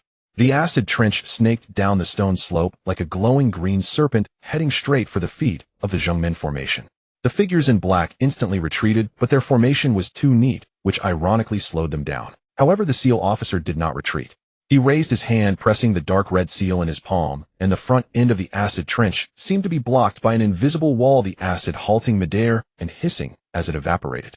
Seal pressure. Su Li's expression changed. He can suppress your acid. Lin Yi smiled. I know. That was exactly what he wanted, opposition. Because suppression meant he would have to connect with Lin Yi's acid, and connecting would create a channel. Lin Yi suddenly looked up and shouted to Su Li, get the rest out of here. Now, don't look back. Su Li wanted to curse him for being crazy, but she saw the cold determination in Lin Yi's eyes and finally gritted her teeth, dragging the remaining prisoners along as they fled. Meanwhile, Lin Yi stood alone at the top of the stone slope, like a black iron nail driven into the ground. The SEAL officer looked at him, his voice still calm. You plan to face me alone. Lin Yi slowly grinned. Aren't you using people as leverage? Then I'll take one too. He pointed at the mark on it. Is my life enough to be used as a chip? The SEAL officer fell silent for a moment, then suddenly laughed. It was a light laugh, but it sent chills down one's spine enough. But you must understand, chips come in different values. He raised his hand, the dark red seal spinning in his palm like a stamp about to fall. For an incident source like you, a reprint is required. The system panel instantly exploded in red. Warning, reprint procedure initiated, effect forced lock on mark, deprivation of action, countdown 10 seconds. Lin Yi's expression darkened. He finally understood the theme of this chapter. It was not about fighting off the minions, but rather, the system's executor was coming down personally. And to win, he could no longer rely on hard kills. He needed to make the executor also become an incident. Lin Yi took a deep breath, the acid swirling in his throat, whispering as if to himself, come. Make the stamp even heavier. Re-imprinting protocol initiated. 10 seconds remaining. In-system text struck Lin Yi's eyes like iron nails. In 9. The dark red seal in the imprint officer's palm spun faster, summoning intricate talismanic runes that shimmered into the air, like countless invisible seals dripping ink unseen. The miasma clinging to the stone slope thinned further. Even the wind held its breath. An 8. Na marking on Lin Yi's chest began to constrict, searing heat burrowing from flesh to bone, as if an unseen hand were tightening screws deep within his ribcage. 7. And the imprint officer spoke coolly. Kneel and sever your wing roots yourself. I shall grant you death befitting a certification artifact. Your blood will not stain the imprint platform. You've already stained your imprint platform, Linny grinned. I shattered it myself. And 6. And the imprint officer did not rage, only grew colder. Incident source. Defiance of tongue is common. He raised his hand, aligning the dark red seal directly over Lin Yi's chest. And 5. And Lin Yi knew once the re-imprint descended he would be pinned to the earth, immobile, unable to spew acid, even unable to bite. He had 5 seconds left to accomplish one thing, and force the other to connect. Non-Li connection forged a channel, only a channel enabled counterbite. 4. And Lin Yi suddenly raised a claw and tore open his old chest wound another inch. Blood welled along the fissures between his scales. NSU Li was nowhere in sight. The captive had vanished. Now only he remained. Alongside the certification gate purge squad, a child bound to a wooden frame Nan beyond deeper darkness. The imprint master's gaze. 3. And the imprint officer's gaze flickered slightly. You're offering blood. And Lin Yi chuckled low. You seek control over the incident's source. Then take something more controllable, fresh. And 2. And the dark red seal in the imprint officer's palm plunged downward, ready to deliver its final blow. At that very instant, and Lin Yi opened his jaws, expelling not acid mist, but a single drop, thick, viscous, intensely concentrated acid. That drop did not fly toward the imprint officer. It landed squarely in the fissure atop the stone slope, the acid vein head carved earlier with his corrosive spray. Hiss! And the acid seeped silently into the crevice, slithering underground like a serpent into its den. And 1. And the imprint officer raised his hand. The re-imprint descended. Seal. Na flash of dark red light blazed down. A celestial stamp descending from above. In Lin Yi's chest marking erupted in explosive heat. Invisible chains locked his limbs, his black wings froze midair, even his tail refused to twitch. He truly had been stamped. Na cold clinical system prompt appeared in re-imprinting complete and status lock in action restricted, and the imprint officer advanced calmly, voice flat, as if inspecting finished work. Excellent. The incident source is contained.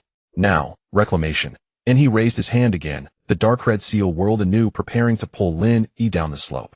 The moment he stepped onto the edge of the acid trench, not guttural glug echoed from beneath the earth. And not swamp mud, but the detonation of the acid vein. That single drop of concentrated acid Lin Yi had spat moments before had already traveled through the fissure, into the bedrock beneath the purge squad's formation, where the certification gate's array lines lay buried. To ensure absolute control, the purge squad had long deployed a seal suppression array, its lines coursing like arteries beneath the earth, connecting the seal in the imprint officer's palm to surrounding talismanic threads. The moment the imprint officer pressed down upon the acid trench, he had unwittingly completed connection, using his own array lines to link directly into Lin Yi's acid. Lin Yi could not move, but he could smile. And he bared his teeth, acid tang sharp on his tongue, and rasped 2 words in connected. In the imprint officer's eyes flinched you. And too late. The subterranean acid vein detonated violently, surging backward along the seal suppression array lines like poison flooding against the bloodstream. And SSSSSSS. Talismanic lines beneath the purge squad's feet instantly smoked, blackened, and curled inward. Azure talismanic flames extinguished row by row. And the seal suppression array collapsed. Then the collapsing acid surged up the array lines, straight toward the array's heart, the dark red seal in the imprint officer's palm. The imprint officer reacted instantly, attempting to sever the array, twisting his wrist to withdraw the seal. But Lin Yi had waited for precisely this moment. Withdrawal meant imprint force recoiling, widening the channel. Acid roared up that retreating imprint force conduit, slamming straight into the imprint officer's palm. SSS. For the first time the imprint officer made sound, not a shout, but a choked, agonized groan. Blisters erupted across his palm. The seal's dark red edges corroded, talismanic runes eaten away, its rotation stuttered to a halt. Instantly the lock on Lin Yi's chest eased, just a fraction. Lin Yi seized that sliver. Ni's black wings snapped open with thunderous force. Boom. Like a wild beast ripped from its nail, he launched himself down the stone slope. The imprint officer tried to retreat, but the talismanic lines beneath his feet had already dissolved into sludge, the ground slick as oil. His foot slipped, his balance wavered. Lin Yi lunged before him, claws locking around the officer's acid-scorched wrist. His vertical pupils drew near, voice dropping to a fanged whisper. You said stakes are priced. I agree. So now, I settle accounts at market rate. Smoke still rose from the imprint officer's crimson palm. Gritting his teeth against pain, he raised his other hand, preparing to stamp Lin Yi down once more. Lin Yi gave him no chance. He opened wide, spewing acid mist point blank, engulfing the officer's face and shoulders. The officer instinctively turned his head, but too late. The mask's edge sizzled and melted, revealing half his face. Across that exposed cheek ran a fine dark red imprint mark, tracing from temple to earlobe as though long signed by the imprint master himself. For the first time, the imprint officer's composure cracked. Dare you defile me? Do you know whose seal I bear? Lin Yi grinned. I know whose dog you are. He yanked hard, dragging the officer straight to the bleeding mark on his own chest. Then slammed his wounded chest against the seal in the officer's palm, where acid had already gnawed gaps into its surface.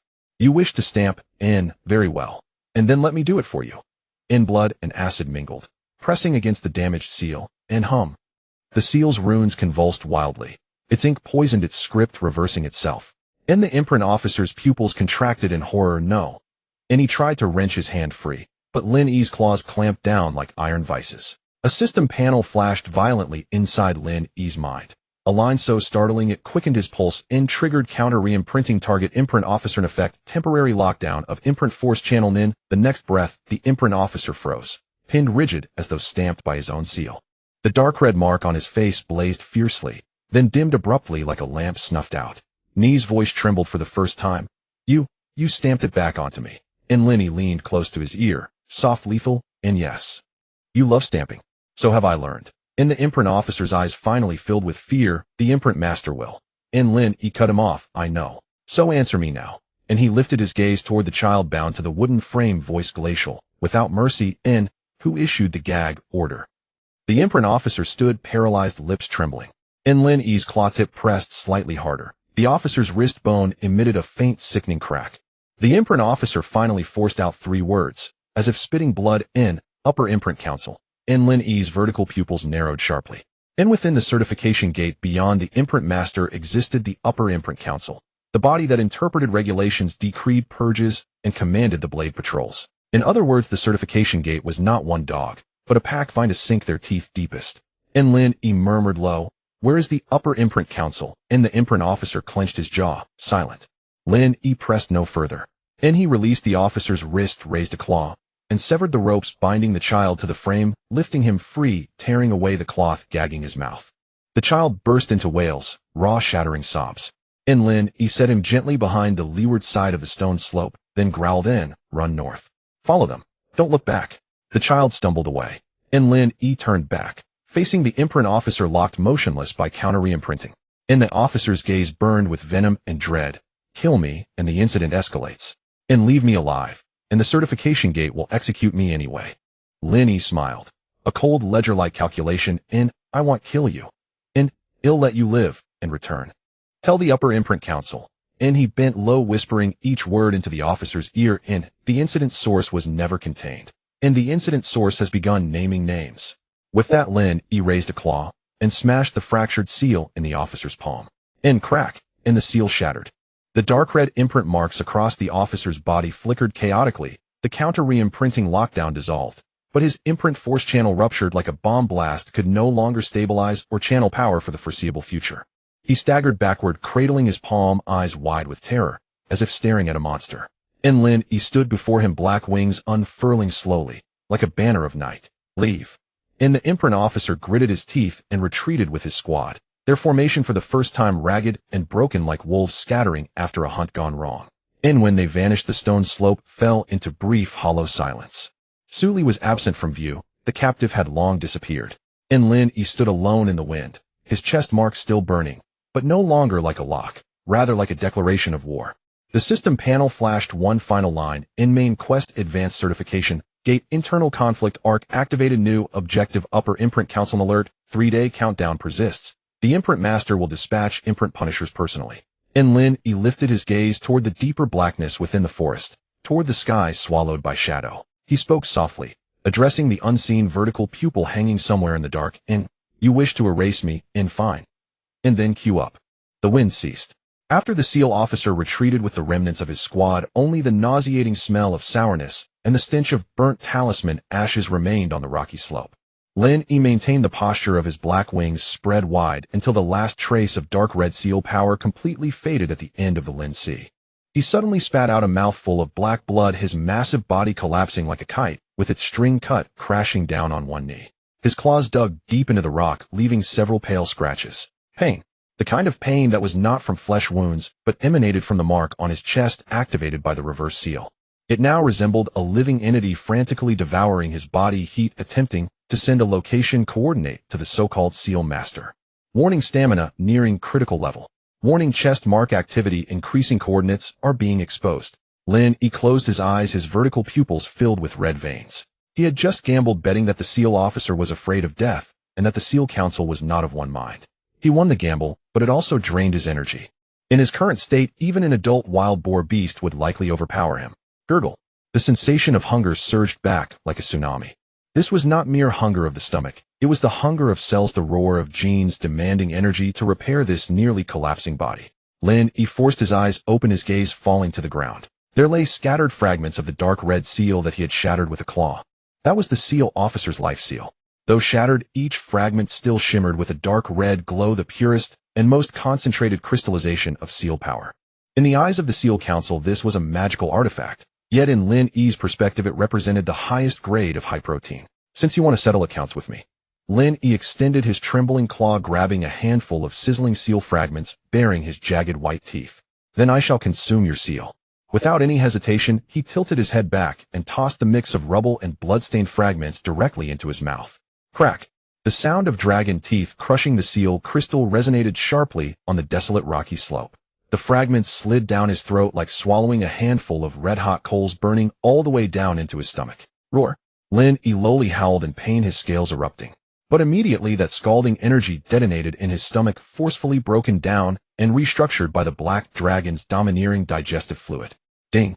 The long-lost system notification chime finally ceased to be a cold countdown and transformed into a melodious evolution sound. Devoured successfully. Target: high-level SEAL officer life seal fragment. Gained energy: high concentration SEAL power conversion. Triggered mutation: chest mark assimilation. 1 current evolution value 1518. Passive insight: SEAL devourer beginner. Your resistance to SEAL power damage is enhanced, and you can restore stamina by devouring talismans. A warm current instantly washed over his limbs and bones, swiftly dispelling the feeling of being hollowed out. Lin Yi's heavy breathing gradually calmed down. He sensed that the life-threatening mark on his chest seemed to have been soothed by the energy he had just swallowed, no longer frantically sending signals as before. Edible. Lin Yi licked the blood at the corner of his mouth, a glint of greed flashing in his vertical pupils. The SEAL Council's goods are quite tasty. Just as he was about to pick up the remaining fragments on the ground, rustle. A faint sound of footsteps. Not from below the slope, but from behind the rocks above him. Lin Yi's muscles tensed up instantly, acidic liquid pooling at the back of his throat. Had the SEAL Council returned? No. The footsteps of the SEAL Council were heavy and orderly, filled with the arrogance of iron boots. But this sound was light as falling leaves in the wind, a step accustomed to walking in the shadows, wanting to avoid who. Lin Yi did not turn around as the acidic liquid churned in his mouth. A light teasing whistle came from behind the rocks. Don't be nervous, big guy. I'm not one of those uniformed dogs. A figure leisurely poked his head out from the shadows.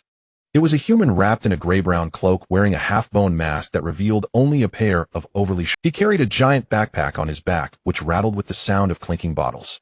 He glanced at the mess on the ground, then at the seal fragment powder, still not wiped from Lin Yi's mouth, a flash of shock passing through his eyes before turning into intense interest. TSK, tisk, swallowing instruments of punishment. This is the hardest dish I've ever seen in my life. The man jumped down from the rock, moving as gracefully as a cat. He raised both hands to indicate he was unarmed. Let me introduce myself. I'm the scavenger around here. People on the path call me Old Ghost. Lin Yi coldly stared at him. Get lost. There's no trash here for you to pick up. Why is there no trash?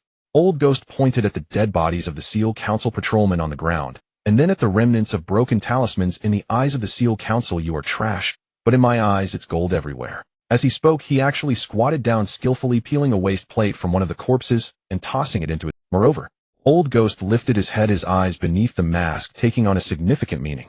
I not only collect dead things, but also the troubles of the living. Especially troublemakers like you, the aberrant. Lin Yi narrowed his eyes. What do you want to say? Old Ghost chuckled, pulling out a crumpled piece of parchment from his pocket and shaking it. The Seal Council just issued a new level 1 warrant. The bounty is high, but no one dares to take it, because it states that the target is a fallen beast with signs of ancient dragon ancestry. He paused, staring into Lin Yi's vertical pupils. The memories passed down only included how to kill, not history. Lin Yi fell silent. He truly did not know. The memories passed down only included how to kill, not history lessons. Old Ghost raised a finger pointing to the sky. It means you are the most feared thing by the Seal Council. It also means you are the most valuable commodity in the underground black market. Before his words fell, Lin Yi suddenly erupted.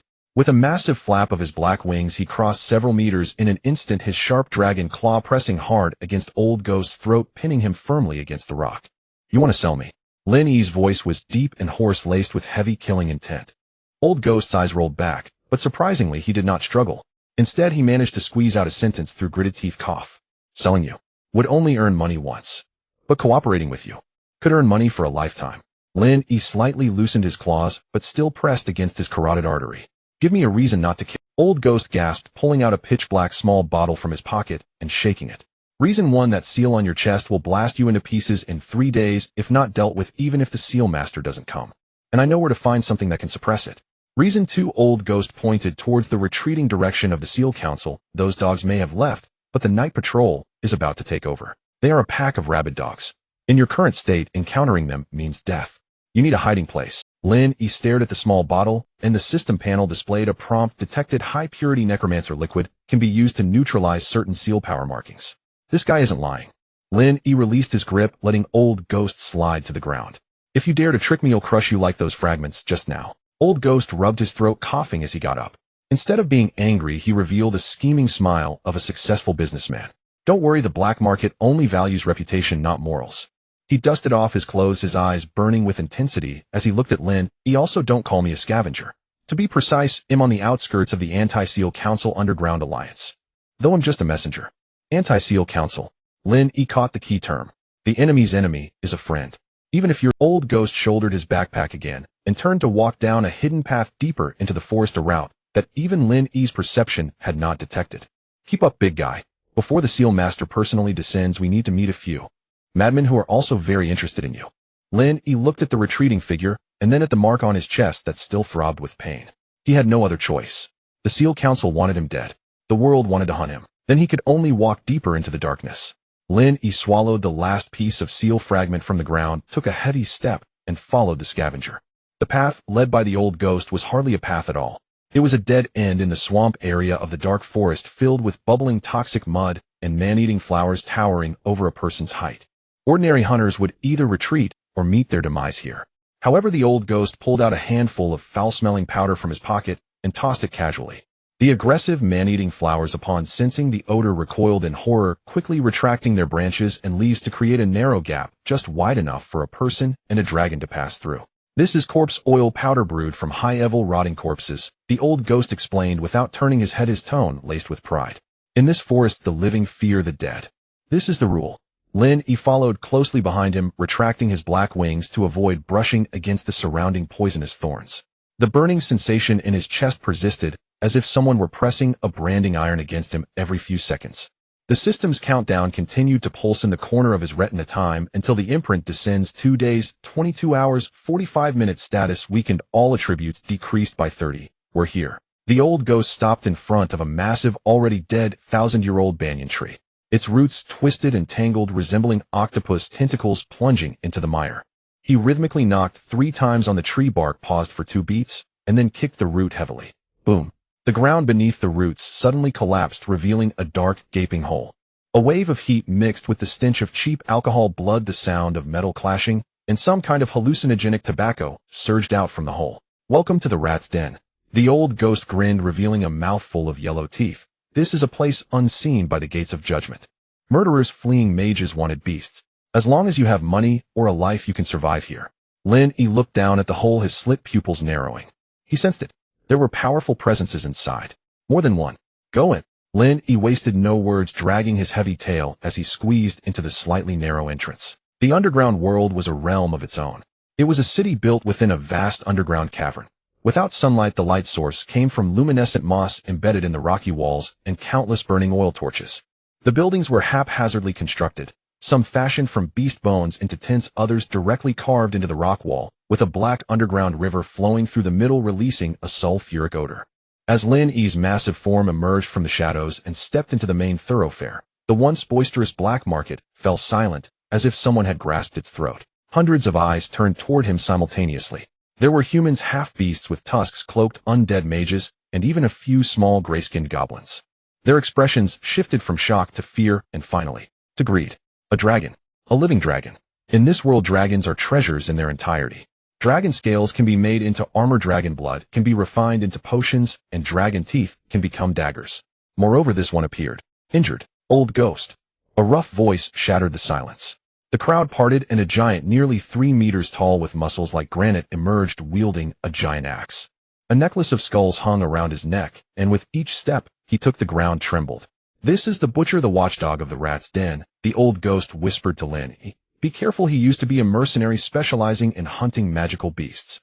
The butcher stood before Lin Yi, towering over him, yet his demeanor was intimidating. He greedily stared at the dark bluish scales on Lin Yi's body, licking his lips. "Old ghost, the goods you brought back this time are quite impressive. How much are you planning to sell it for?"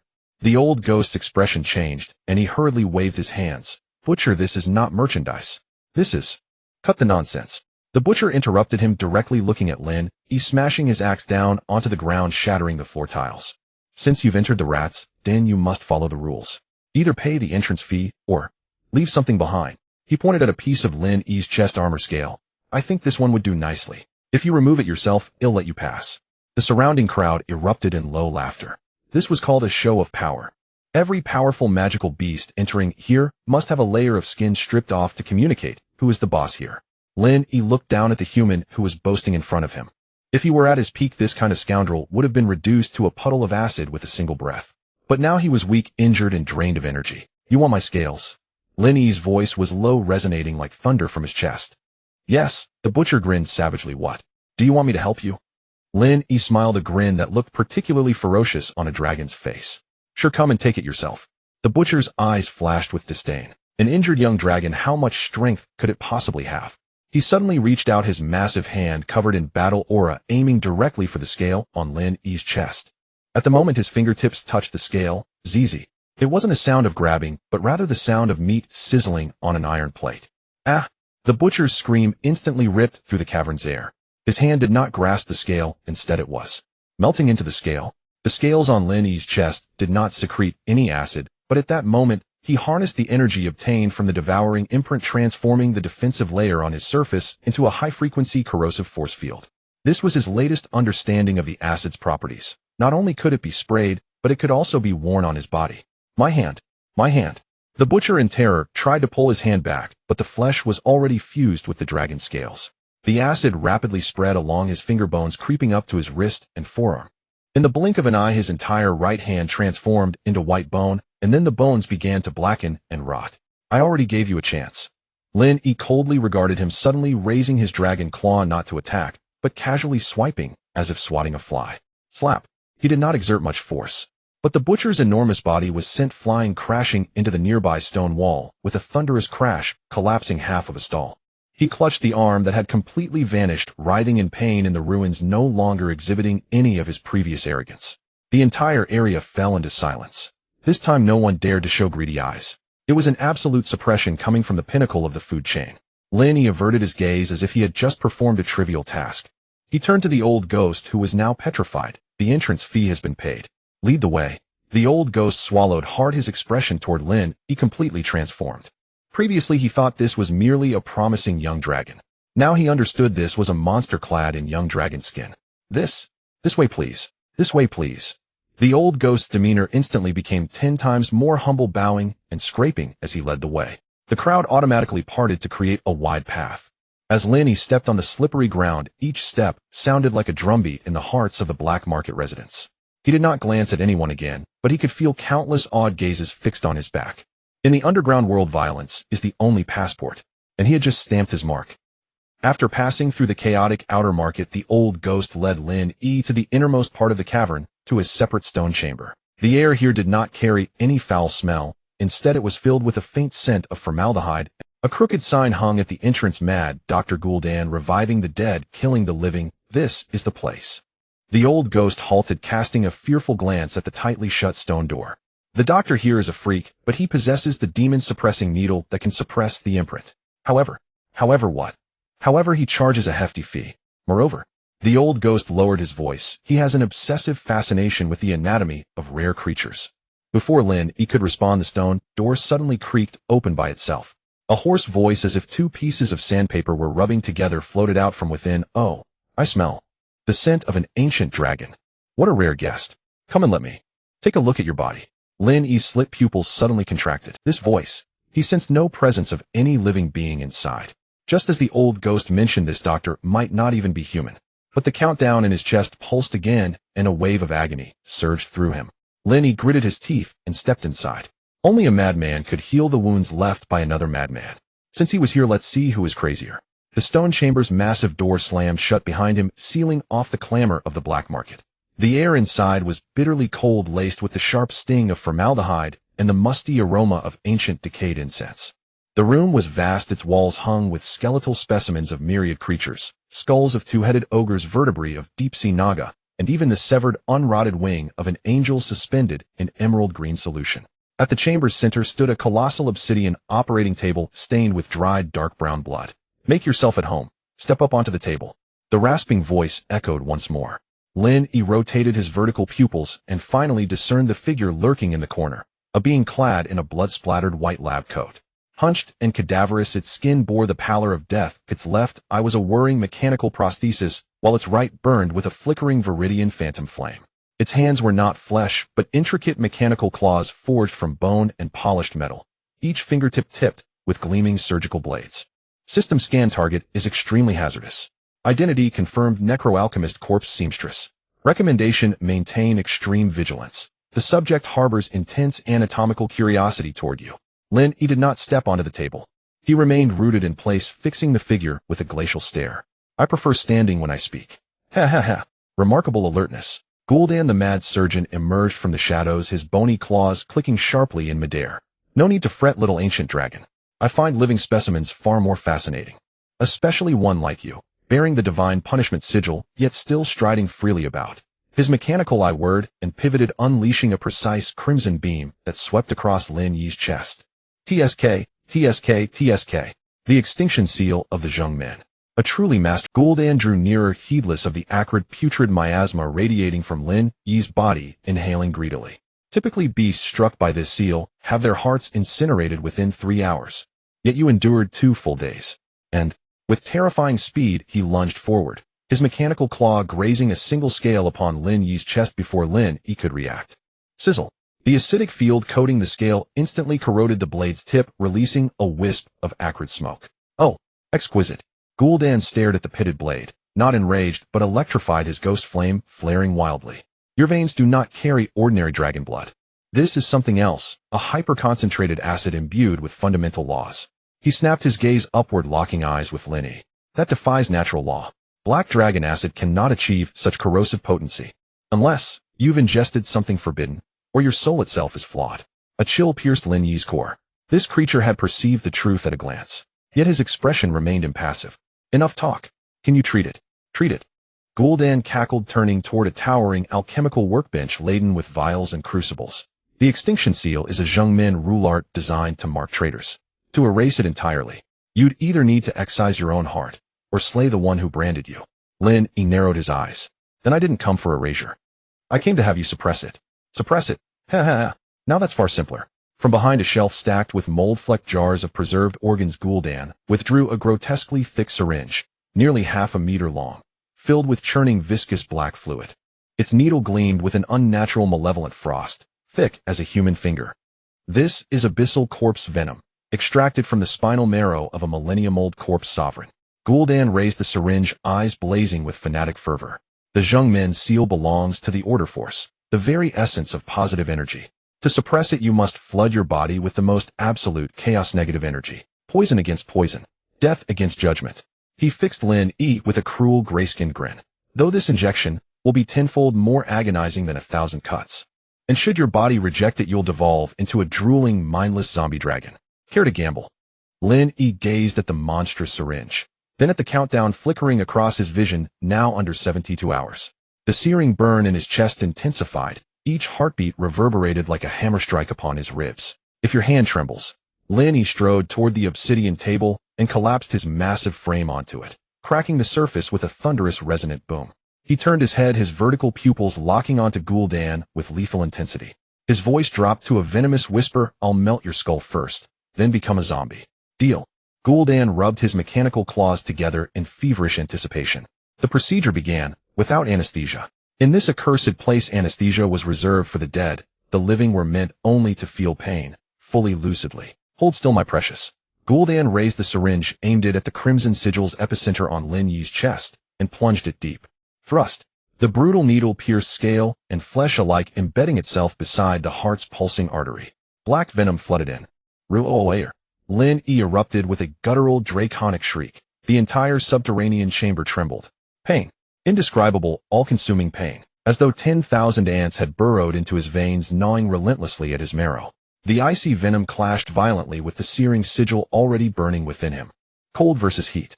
Death versus life. Two diametrically opposed forces seized his body as their battlefield, engaging in merciless cataclysmic war. Warning: high-risk negative energy intrusion detected. Warning: severe physiological destabilization. Rejection threshold 80. Warning: cardiac arrest imminent. Lin Yi's consciousness began to fray. His vision drowned in crimson. He felt himself tearing apart from within. Endure. Don't fade. Gul'dan's voice cut through the haze, wild, urgent. Use your acid. Use your instinct. Devour it. Don't let it turn you into carrion. Devour. Yes, I am the ravenous black dragon. Whatever enters my maw becomes mine. Amidst the torment, Lin Yi wrenched every drop of acidic energy from his core. Acid, once weaponized solely to dissolve enemies, now surged toward his heart like a frenzied school of sharks converging upon both the invading venom and the stubborn sigil. Hiss, hiss, hiss. His insides became a titanic reaction vessel. Acid, venom, sigil force. All colliding, shattering equilibrium. Time dissolved. Perhaps a minute, perhaps an eon. Then slowly the agony receded, replaced by a strange, chilling numbness. Ding. Evolution system alert detected. Fusion of foreign energies. Assimilation verdict. Success. New resistance. Acquired immunity to necrotic toxin. Intermediate special mutation. Triggered neutralization of corpse venom and acid. Has altered acid properties. New ability unlocked. Rotting corpse. Acid inflicts toxin damage. Inhibits wound regeneration. Current status. Sigil forcibly sealed. Sealed duration 15 days. Lin Yi's eyes snapped open. His once amber gold vertical pupils now rimmed with an eerie ash-white halo. He gasped, raggedly drenched in icy sweat, while beneath him the obsidian table had been eaten away by his acidic exudate, leaving a deep humanoid-shaped crater. He was alive, and the searing torment in his chest had vanished, replaced by a cold, rigid black mass like necrotic scar tissue sealing the sigil. Unbelievable. Gul'dan leaned over Lin Yi's chest, magnifying glass in hand, scrutinizing the sealed node with awe. Your body actually consumed the venom and transformed it into a weapon. He lifted his gaze, no longer mocking but blazing with genuine feverish reverence. You are not merely alive. You are a masterpiece born for annihilation. Lin Yi rose slowly. Though weakened, his limbs thrummed with a new glacial surge of explosive power. He flexed his claws, watching a single droplet of acid well from his fingertip. No longer pure, translucent green, it swirled with murky gray-black filaments. It fell to the floor. No smoke rose, but the stone instantly blackened, desiccated, and withered, as if drained of all vitality. More potent, far more ruthless. Payment. Lin Yi's voice was ice. Gul'dan chuckled, pointing to the pool of mutated acidic blood pooled on the table.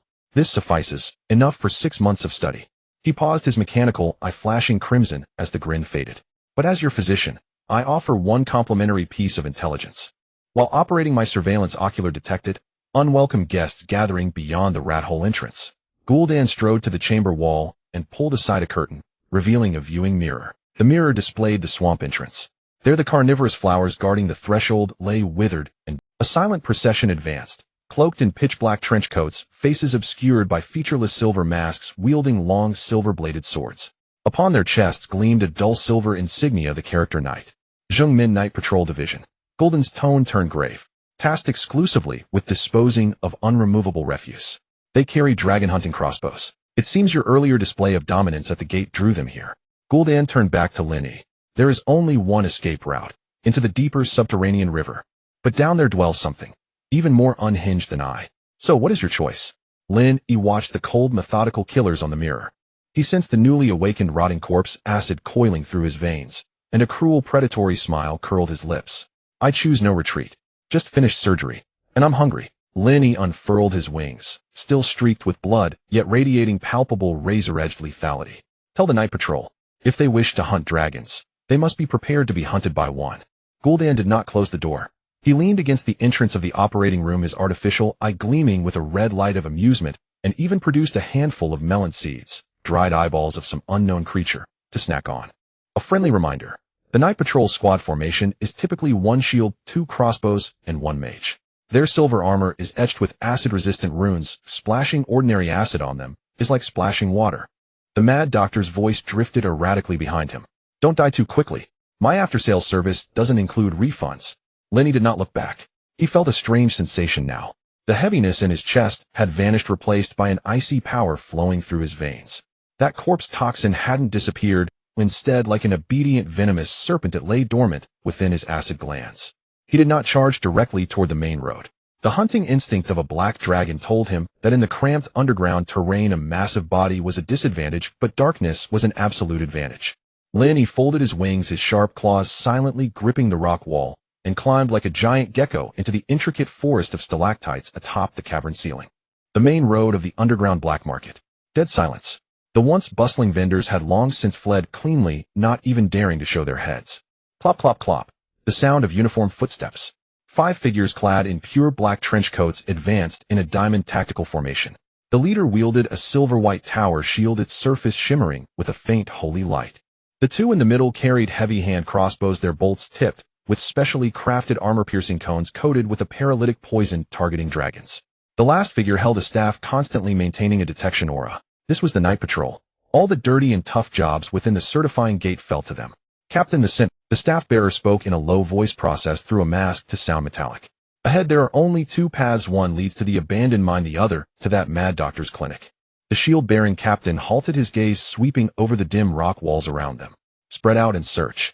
The target is severely wounded, he can't have gone far. Remember, the higher-ups want him alive, or at least bring his head back.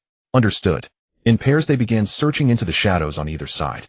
They were professionals, their steps as light as a cat's, their crossbows kept leveled. But they overlooked one place. Above their heads. Lin Yi hung upside down behind a massive stalactite, his body fully merged with the darkness. His vertical pupils coldly stared at a crossbowman passing directly below. The crossbowman's silver armor was indeed exquisite, but at the neck joint there was a thin slit.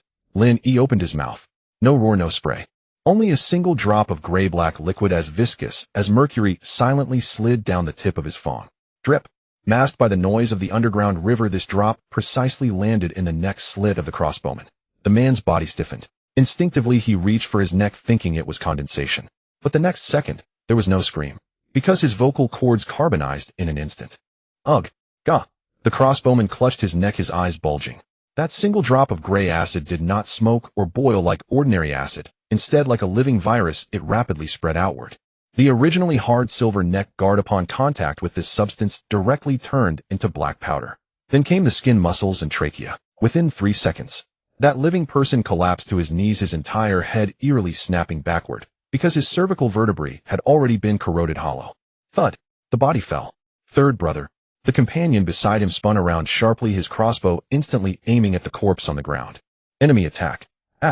Before he could finish, a black shadow descended from the sky. Lin Yi gave him no chance to pull the trigger. This pounce did not use claws, but instead his tail, covered in bone spurs, lashed out like a steel whip, viciously striking the man's chest. Bang! The silver armor shattered. The man crashed into the rock wall like a cannonball, a large section of his chest caving in. But he wasn't dead. As an elite trained soldier, he struggled to pull a signal flare from his pocket, trying to call for backup. Lin Yi's terrifying dragon face instantly pressed close to his. A mouthful of gray acid mist sprayed directly onto his face. This time Lin Yi controlled the amount. Just a thin layer of mist. Sizzle. The man's mask instantly became a sieve, followed by the face beneath.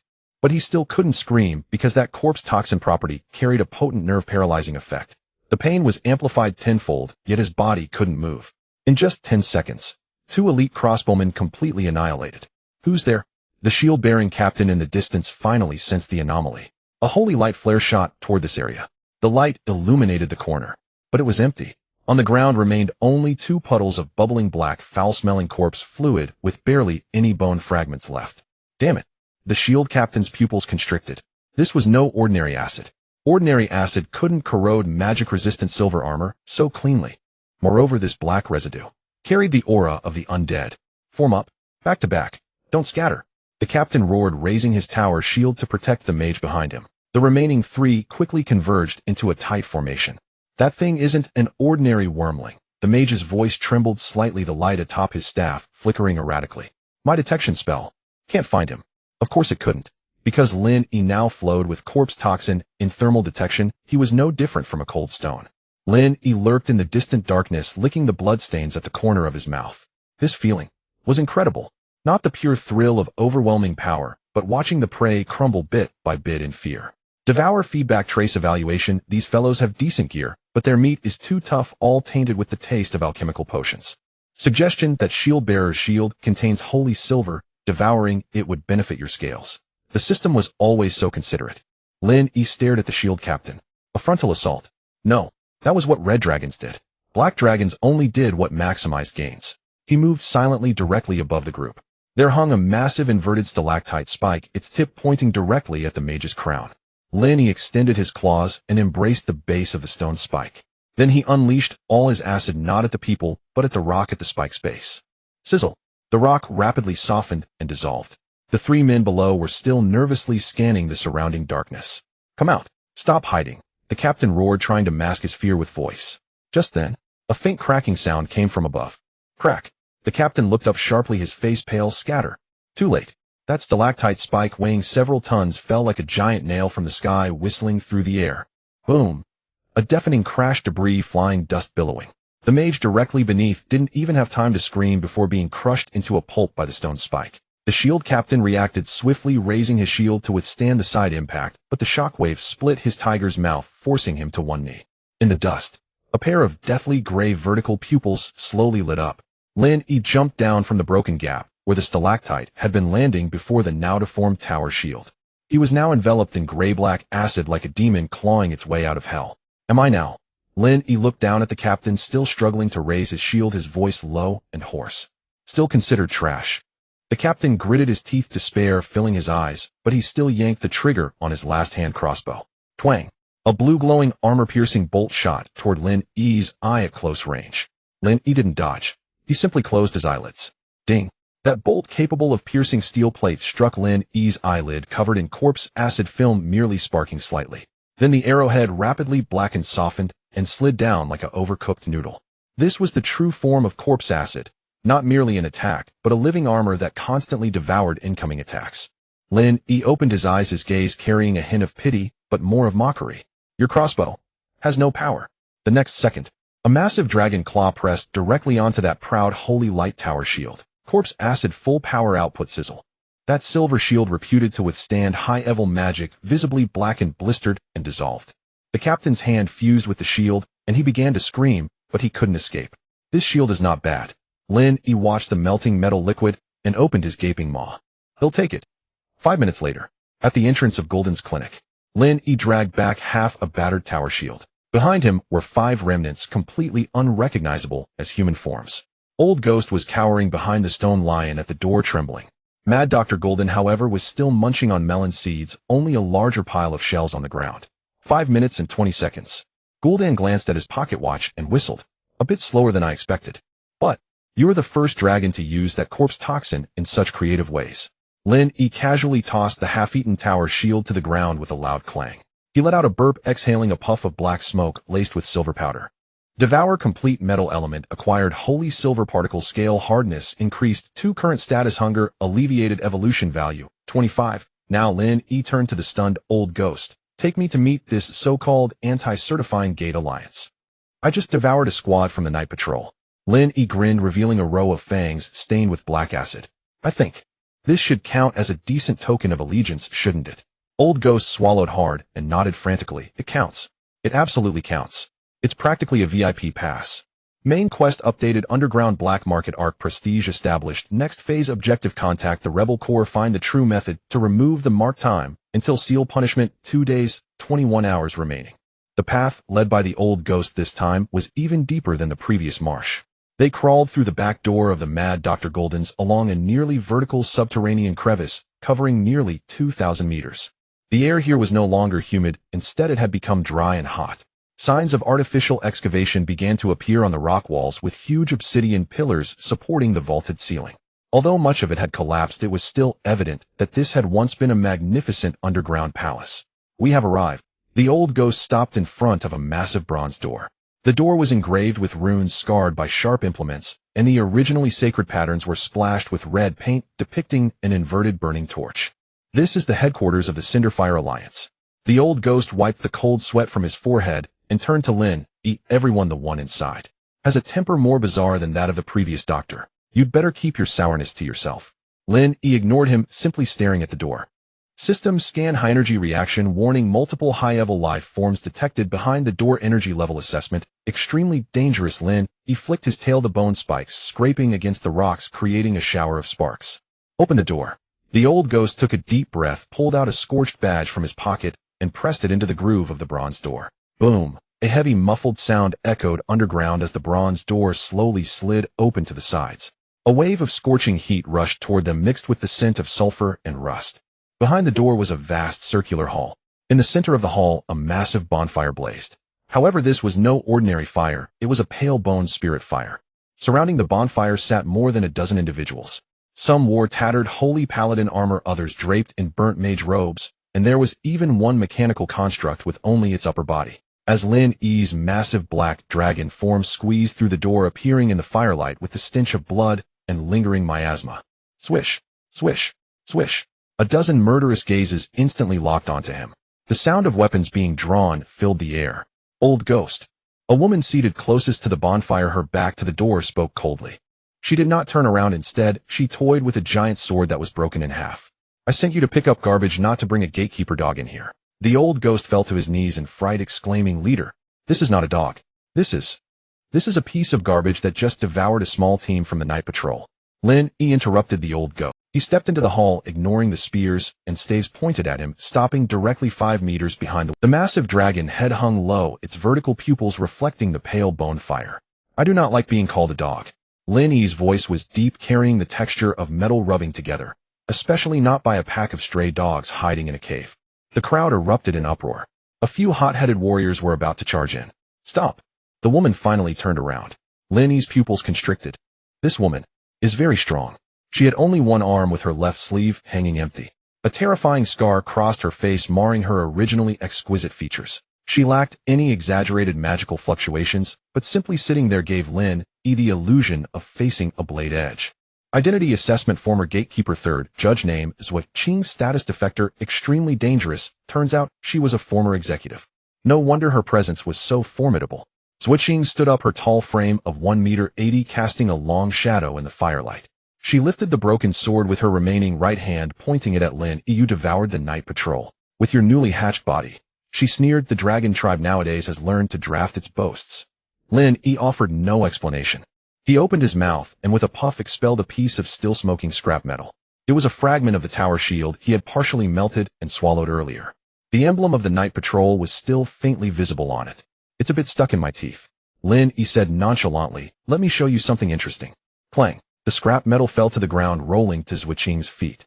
The holy silver on it had been corroded black by strong acid, and the emblem was as blurry as mud. The hall fell into a deathly silence. Everyone could see that it was the life tower shield of the night patrol's captain. It was renowned for its absolute defense, yet now it appeared as worthless as a lump of mud. Zhuo Qing glanced down at the scrap metal, and the contempt in her eyes finally vanished. She raised her head, reassessing the black dragon before her. This time her gaze lingered on the sealed mark on Lin Yi's chest, encased in a black hard shell. Anti-gravity seal. Corpse poison neutralization. Mutated acidic fluid. Zhuo Qing seemed to see through everything, her voice tinged with shock. "Not only did you kill them, but you also turned yourself into a freak. In this forest, all normal people are dead." Lin Yi retorted. Zhuo Qing fell silent for 2 seconds, suddenly driving the broken sword into the rock beneath her. "Speak. What do you want?" She waved her hand, signaling her subordinates to withdraw. "To survive 2 days under the gatekeeper's seal and still dare to come here. You must not be here just to show off your appetite. I want information." Lenny did not waste words, directly settling down beside the bonfire, his massive body occupying half the hall. In 2 days, the Seal Master will personally send the seal punishment. I want to know who is it. Or rather, what is that thing? Zhuqing's expression changed noticeably upon hearing the word seal punishment. She glanced at her subordinates and said in a deep voice, "You all go out. Old Ghost stays." Once everyone left, the hall was left with only the crackling of the fire. Zhuqing sat back by the bonfire and tossed a piece of wood into the flames. "Do you know why the gatekeepers mark every dragon with a seal?" She did not answer directly, but asked in return. Lenny responded, "To control." "No, it is to harvest." Zhuqing gazed into the fire, her expression cold. "In this world, dragons are not beings, they are batteries. Red dragons produce fire, blue dragons produce ice, and you black dragons produce rules." Rules? Yes. The greed and corruption of black dragons form the core material for constructing the gatekeeper's punishment system. That mark on your chest is not punishing you, it is ripening you. When the 3-day period is up, the seal punishment will descend, and it will actually be here to harvest the matured fruits. Lin-Yi felt a chill run down his spine. It turned out that this so-called sudden death crossover was just a transformation from a code worker into a biological battery. As for the seal punishment, Zhuqing raised her head, a hint of fear flashing in her eyes. According to the gatekeeper's rules, they won't send anyone to deal with its class source of accidents, which is you. They won't send anyone. Correct. They will send that. Zhuqing took a deep breath and spat out a name. War Colossus Dragon Slayer. No. 3. Lin-Yi was stunned. Colossus? Mecha. That is a half-biological weapon made from the skeleton of the previous generation Black Dragon King, integrated with goblin technology and gatekeeper runes. Zhuqing's voice was a bit hoarse. It has no sense of pain, no fear, and is immune to most magic. Most importantly, it is equipped with a dragon soul extractor. It was created specifically to kill dragons. Once captured by it, your soul will be instantly drained and your body turned into a new specimen. Lin-Yi fell silent. He remembered his days as a programmer before his crossover. This sounded just like an antivirus software designed specifically to clean up bugs. And he was that biggest bug. Sounds pretty strong. Lin-Yi suddenly smiled, a mad glint flashing in his vertical pupils. Then, is it tasty? Zhuqing was taken aback, looking at him as if he were a madman. What are you talking about? I mean, since this giant is made from dragon bones, it should be very nutritious, right? Lin-Yi stood up, the suppressed miasma rising again. Since he couldn't avoid it, he might as well feast on it. No matter if it was the seal or the mecha. Zhuqing stared at him for a long time before suddenly bursting into laughter. "Huh, a madman. You really are a madman." She laughed until tears almost came out, slapping her thigh. "I like madmen. What those hypocrites of the gatekeepers fear the most is madmen." She suddenly stood up, drawing the broken sword from the ground, her gaze sharp as a knife. "All right. Since you want to eat, I will help you arrange the dish." "You want to help me, eh?" Lin-Yi raised an eyebrow. "Helping you is helping myself," Zhuqing said coldly. "That Colossus has a magic suppression crystal in its core, which is something I must obtain. As long as I get it, I can repair my broken sword and kill my way back to the gatekeepers." She extended her remaining arm, raising it in front of Lin-Yi. "Let's cooperate, freak. You attract the firepower and hold the front line. I will cut off its energy supply. In the end, the meat is yours and the crystal is mine." Lin-Yi looked at that hand. This hand might have once been stained with the blood of dragons. But now she was the only ally who could help him survive this ordeal. Lin-Yi extended his massive dragon claw, carefully and gently touching that hand with his fingertips. "Deal. However, if that iron lump has any gold coins on it, that also belongs to me." Zhuqing's mouth twitched. "Your greed is truly hopeless. That's the virtue of the Black Dragon." Lin-Yi grinned and turned to the door. "Get ready to work. There are 2 days left. I want to prepare a big gift for this Dragon Slayer before it lands." Main quest update: Alliance established. Ally Cinderfire Alliance. Zhuqing final boss locked. War Colossus Dragon Slayer. No. 3 Pseudo Demigod level countdown. 2 days, 18 hours. 2,000 meters underground in the battle room of the Ember Alliance. A worn-out sheepskin map was spread out on a stone table filled with bones representing different factions. The operational logic of Dragon Slayer No. 3 is quite simple. Zhuqing pointed at a red line on the map, her calloused finger rubbing against the paper. It is an emotionless killing machine. It will lock onto the signal mark on your chest, moving in a straight line, breaking through mountains when it encounters one, and demolishing walls when it faces obstacles. Straight line. Lin-Yi leaned beside her, the enormous dragon, head taking up almost half the room, sulfuric gas from its nostrils rustling the map, a typical pathfinding algorithm. No variations, that's a bug. Zhuqing didn't understand the terms algorithm and bug, but she grasped the meaning of no variations. Yes, its entire body is covered with titanium alloy and bones from the previous generation of black dragons, providing exceptionally high physical defense. At its core, there is a magic suppression crystal that nullifies elemental magic within a radius of 50 meters. She raised her head, her expression serious. This means that your acidic spray might turn into ordinary saliva before it even touches it due to the dissipation of magical energy. Ordinary saliva. Lenny grinned, revealing a set of sharp, white teeth. My acid has never been met. It's chemistry. He turned to the corner where the mad Dr. Gul'dan was fiddling with a bunch of bottles and jars along with the old ghost drawing trap diagrams on the ground. Old ghost, is there an abandoned sewage channel beneath the black market? Lin Yi's vertical pupils gleamed with calculating light. The old ghost lifted his head from the blueprints, stunned for a moment. There is.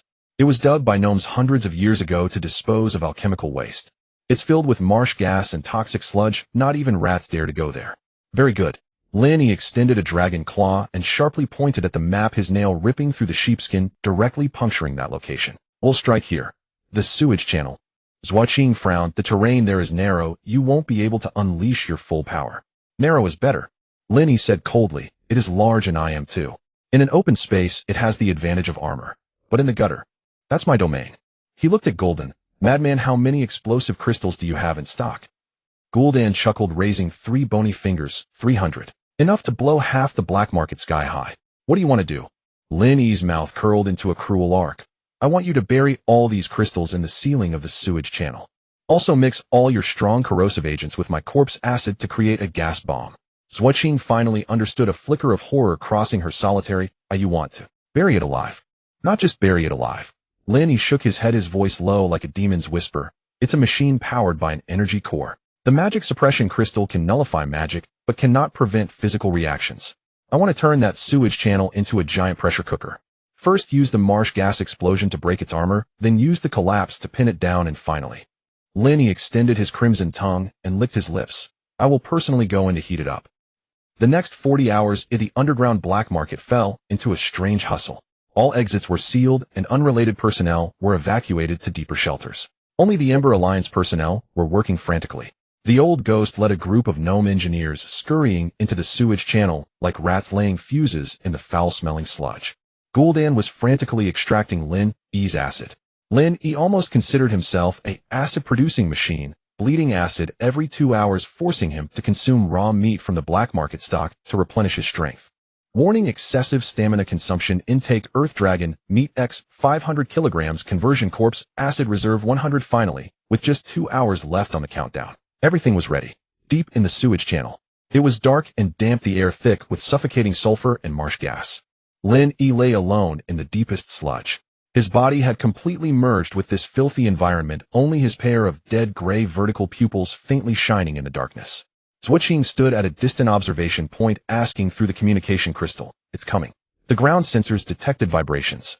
It's 5 kilometers away from you. I felt it. Lin Yi replied softly. He indeed felt it. Not because of the vibrations, but because of the mark on his chest. The mark, forcibly sealed by the corpse poison, was now wildly throbbing, as if celebrating the owner's arrival. That pain pierced through the seal, directly drilling into his heart. Bring its coordinates over. Lin Yi gritted his teeth, enduring the pain. Don't worry. Zhuaqing's voice was cold. The old ghost has laid guiding beacons along the way, simulating your mark's fluctuations. It's accelerating. Boom. Boom. The vibrations grew stronger. Debris began to fall from the rock layers above. Ripples started to rise in the sewage channel. Warning: high energy reaction approaching target lock. Dragon Slayer no. 3 distance, 500 meters. 300 meters. It's coming. A terrified scream from the communication crystal echoed. It's too fast. It crashed through the protective wall. It boomed. A loud explosion erupted and the thick rock wall at the sewage channel entrance blasted apart like parchment. As the dust settled, a colossal figure appeared in the darkness. It was an 8-meter-tall steel behemoth. It had a humanoid upper body, but its lower half was made up of 4 sturdy mechanical limbs. Its entire body was covered in jet-black dragon bone armor, with blue magical steam jetting from its joints. Its head lacked facial features, possessing only a gigantic burning red eye. That was the Dragon Slayer, the pinnacle creation of the Proof Gate. A satirical product crafted from dragon bones to slay dragons. Roar. The Dragon Slayer let out a mechanical roar not belonging to any creature. That singular I instantly scanned the area, its red light sweeping through the darkness and precisely locking onto Lin Yi, who lay in the depths of the sludge. Detected targets level incident source executing order annihilate. It moved. With no unnecessary words, those 4 mechanical legs surged with power, its huge body charging straight down the sewage channel like an out-of-control train stirring up a whirlwind. Wherever it passed, the rock walls crumbled and the sewage churned. The oppressive sensation was enough to suffocate any living being. But Lin Yi did not move. He watched the approaching steel reaper as if it were a food delivery arriving at his doorstep. Closer, closer, he silently chanted. 50 meters. The magic suppression field unfolded. Lin Yi felt the flow of acid within him becoming sluggish as if suppressed by an invisible force. 30 meters. The Dragon Slayer raised its right arm, which was a high-speed rotating chainsaw, sword shimmering with runes that could tear souls apart. 10 meters. Lin Yi could even smell the oil and aged dragon blood on that thing. Just as the chainsaw of the Dragon Slayer was about to come down, Lin Yi suddenly widened his vertical pupils and let out a deafening roar. Madman. Ignite.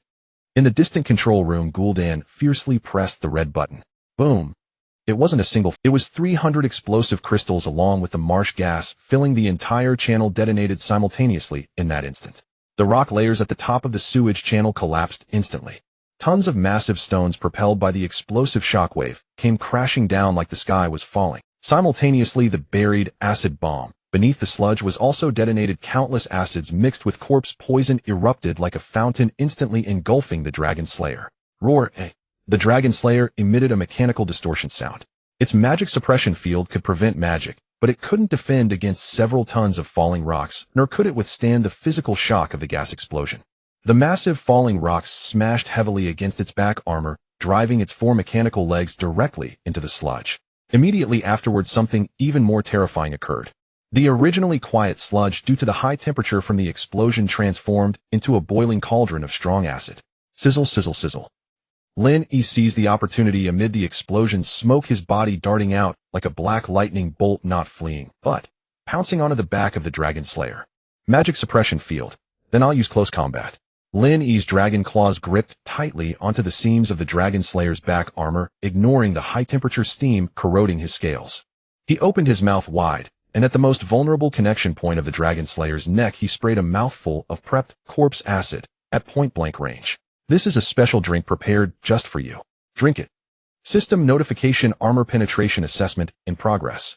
Physical impact: strong acid corrosion marsh gas. High temperature assessment result: armor dissolution rate 30.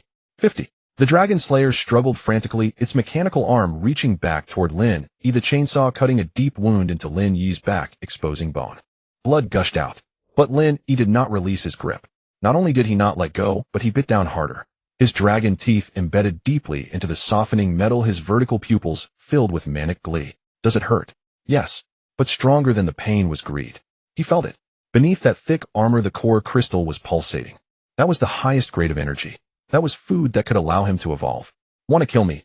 Lin Yi's throat emitted a muffled growl mixed with the sound of metal fracturing. First hand over your core.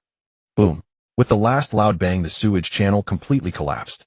1 man and 1 machine were buried beneath thousands of tons of rubble and boiling acid. A panicked voice came from the communication crystal. Lin Yi. Only a deathly silence answered, along with a series of noxious black smoke seeping from the gaps in the ruins. Deathly silence. Beneath the colossal tomb formed by thousands of tons of rock and soil, the only thing still flowing is the highly toxic mixture of mechanical oil, high-temperature steam, and Lin Yi's corrosive corpse acid that resembles concentrated sulfuric acid. In the darkness, there is not a glimmer of light. Lin Yi can feel that his left wing bone is completely broken, like a twig snapped in two, limp against his back.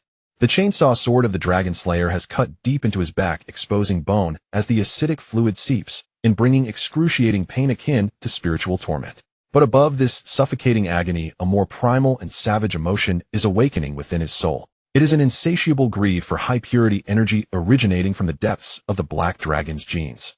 His fangs remain firmly embedded in the connection point of the Dragon Slayer's neck. The armor there has completely softened under the high temperature of corpse, acid, and methane explosions, revealing the intricate runic circuits and dark golden hydraulic pipes beneath. At the core of these pipes, Lin Yi senses a cold, heavy energy source radiating an enticing fragrance. The anti-magic crystal. It's all mine. Lin Yi's consciousness is somewhat hazy, but his instinctive actions are incredibly precise. He suddenly whips his head, producing a sound that grates like metal tearing. Snap! The connection point of the Dragon Slayer's neck is torn open by him, creating a large gash.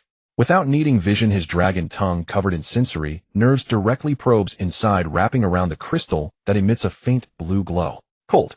This is the first sensation upon contact with the tip of his tongue, followed by a sense of stasis as if even his soul is about to freeze. This is due to the overwhelming power of rules contained within the crystal, which even interferes with Lin Yi's internal magical flow. However, instead of recoiling, it further ignites his ferocity. He inhales sharply like a starving man who has not eaten for 3 days, swallowing a piece of cold jelly, directly swallowing the fist-sized anti-magic crystal into his stomach. Boom. The moment the crystal enters his abdomen, it does not explode as he expected. Instead, an extraordinarily eerie tranquility spreads within his stomach. Lin Yi feels his magical flow within him drop to zero, all physiological functions reliant on magic, including acidic fluid secretion, come to a halt. He feels as if he has turned into a true stone sculpture.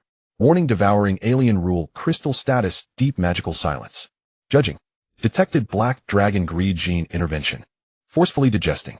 The system's voice echoes in his mind intermittently, as if the signal is poor. In this deep silence, Lin Yi can hear the slow, yet powerful beating of his heart. Thud, thud, thud. With each beat, the edges of the anti-magic crystal are ground down by the black dragon's domineering digestive fluid. The ground-down crystal particles do not convert into magic power, but directly integrate into his blood, into his bones, and into every single cell of his being. Gradually, the sense of silence fades away. In its place is an unprecedented feeling of fulfillment. Lin Yi opens his eyes. Although everything around him is still shrouded in darkness, he can sense that his body has changed. This is not mere repair, it is evolution. The broken wing bone within him emits cracking sounds, healing at an unprecedented speed and becoming sturdier. After the layer of dead skin falls away from the wound on his back, deeper and denser scales emerge. Evolution successful. Devouring target anti-magic crystal, high purity passive comprehension, anti-magic physique beginner. Your resistance to elemental magic increases by 30, and when subjected to high-level magical attacks, there is a chance to trigger the magical silence effect, entering a brief state of physical and magical immunity. But it doesn't end here. Lin Yi looks at the dragon slayer, now motionless and mostly corroded into scrap metal by the acidic fluid. Its armor was crafted from the bones of the previous Black Dragon King, combined with Titan alloy. Although the anti-magic crystal has been consumed, this hunk of metal itself remains a lavish feast. We can't waste it. Lin Yi grins, revealing a mouthful of serrated teeth that gleam with a strange metallic sheen in the dark. He opens his jaws wide like a child eating canned food and begins to tear and devour the dragonbone armor of the Dragon Slayer. The Titan alloy is tough, but the evolved Lin Yi's teeth have surpassed the hardness of steel. He used to rely on acidic fluid to melt metals. Now he can directly crush them. With each bite, high-purity metallic elements and remnants of the ancient Black Dragon's genes flow down his esophagus into his body. Devouring target Dragon Slayer armor, Titan alloy, ancient Black Dragon bone evaluation, a perfect alchemical product, excellent metal and bone structure supplement. Evolution value, 25, 50, 80. 100. Level crossing condition fulfilled. Current host status: late juvenile dragon, adolescent dragon growth stage. At this moment, Lin Yi feels the darkness beneath the ruins vibrating. His body is rapidly expanding. His original length of 2.6 meters, including the tail, skyrockets, breaking through 3 meters, then 4 meters, finally stopping at 5. Around 5 meters. His shoulder height reaches nearly 3 meters, standing there like a small armored vehicle. His scales shed their gray-black coloration, transforming into a pure black as deep as a black hole, and under the explosive heat and fusion with Titan alloy, they acquire a cold, brushed metallic texture. Titan metal scales, beginner. His wings spread out, measuring 10 meters wide. The wing membranes are still black, but now feature silver mechanical-like segments, a mutation produced from the fusion with goblin technology. Although he cannot yet fly at high altitudes for long periods, gliding for several kilometers at low altitudes, and explosive wing lunges are already well within his abilities. A silver horn grows from his forehead. This is not mere decoration, but a radar that enhances his perception of metallic elements. Adolescent dragon. In this world, it signifies that he has escaped the stage of being prey and has officially entered the ranks of hunters. More importantly, his acidic fluid has also evolved. Not just corrosion and toxins. His current acidic fluid now blends Titan alloy metallic ions with the inertness of the anti-magic crystal. He can spit out a spray of acid that disrupts a mage's magic flow in an instant and disintegrates their metallic gear like sand. New skill: inert metal acid, dual destruction against magic and metal. Under the ruins, Lin Yi slowly straightens up. Hundreds of tons of fallen stones pressed down on his back. In the past, this would have turned him into mush. But now, hey, Lin Yi emits a low grunt. He exerts force through his limbs, and the evolved Titan metal scales unleash terrifying physical power. Boom, The once tightly sealed tomb of ruins is forcefully opened by him, creating a massive breach. Several large rocks are hurled away as if tossed like sand. A beam of pale bone spirit fire light filters through the gap. Zhuqiang, Golden, and Old Ghost stand outside the breach. Initially in despair, when they see the monster rising from the ruins clad in metallic black armor, and significantly larger, they are all left frozen in place. The air is still filled with the scent of boiling acidic fluid and shattered metal. Lin Yi's dead gray vertical pupils sweep coldly over them. Finally his gaze lands on Zhuqiang's face. Has your broken sword been repaired? His voice, no longer a garbled beastly roar, carries a superior metallic resonance, as if divinely inspired. I think that anti-magic crystal tasted quite good. He lets out a satisfied burp, expelling a cloud of gray smoke laced with blue crystal powder. The smoke hits the ground, instantly freezing a rock, which is then corroded into powder by the acidic fluid. Zhuqiang gazes at the creature before her, feeling no fear. Instead, an unprecedented fervor erupts in her single eye. She says nothing but silently kneels on one knee. Not merely out of respect for an ally, but in submission to a rising new, indescribable god. Volume 1 Dark Forest, End of Chapter, Main Storyline Update, Evolution of the Juvenile Dragon completed. Crisis of the Seal initially resolved. Evaluation: a bug has consumed the antivirus software. The Jimin Tower begins to shake. You ate it. At the crack in the ground, Zhuqiang looked up at the creature before her, its body swollen and covered in glossy black scales with a metallic sheen, its single remaining eye flashing with a complex mix of emotions. There was shock, there was awe, but more than anything there was a hint of bitterness. That was the bargaining chip we agreed upon. Zhuqiang gritted her teeth, her nails digging deeply into her palm. Without that forbidden magic crystal, my broken sword cannot be reforged. What can I use to break open the formation of the Jimin? The rules are set by the living, while the dead are merely fit to be consumed. Lin Yi looked down at her, and even a slight lean of his massive body brought an overwhelming pressure that made the old ghost beside him weak in the knees, collapsing directly to the ground. He exhaled a hot breath tinged with the taste of metallic rust, a glint of human-like mockery flashing in his dark golden vertical pupils. However, since I'm in a good mood now, and you didn't run away just now. Lin Yi slowly raised his right claw, which had completely turned metallic and was sharper than a steel blade. Throw your broken copper and iron over here. Zhuqiang was momentarily stunned, but her instincts from years of walking on the edge of life and death made her hesitate, not directly tossing the half-broken giant sword into the air. Lin Yi did not catch it. He suddenly opened his abyss-like mouth wide, a deep rumbling emanating from deep within. Then a completely different liquid shimmering with a gray-silver hue erupted forth. This was the newly mutated inert metal acid, a fusion of Titan alloy and forbidden magic crystal. Sizzle, boom. The acidic liquid accurately enveloped the broken sword in midair. But this time it did not dissolve it into nothingness. Lin Yi was utilizing the genetic instincts of the Black Dragon to conduct an extremely crude biological forging. He was ruminating.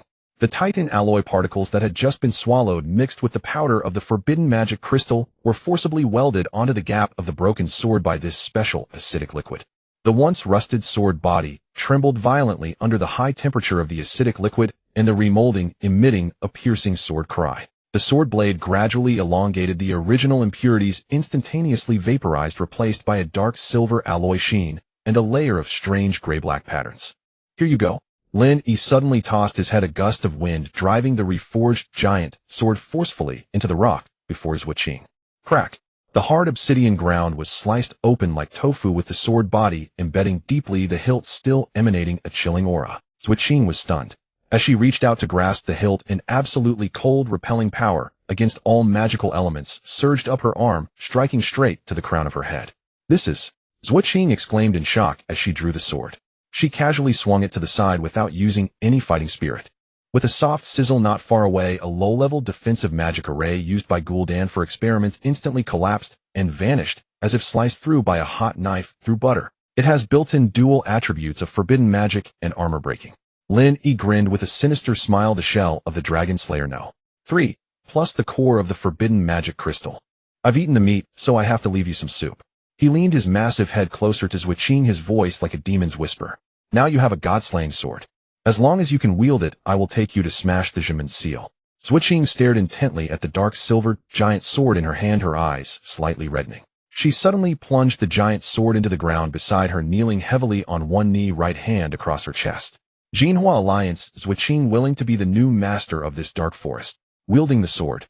The old ghost beside her exchanged glances with Gul'dan and hurriedly knelt down as well.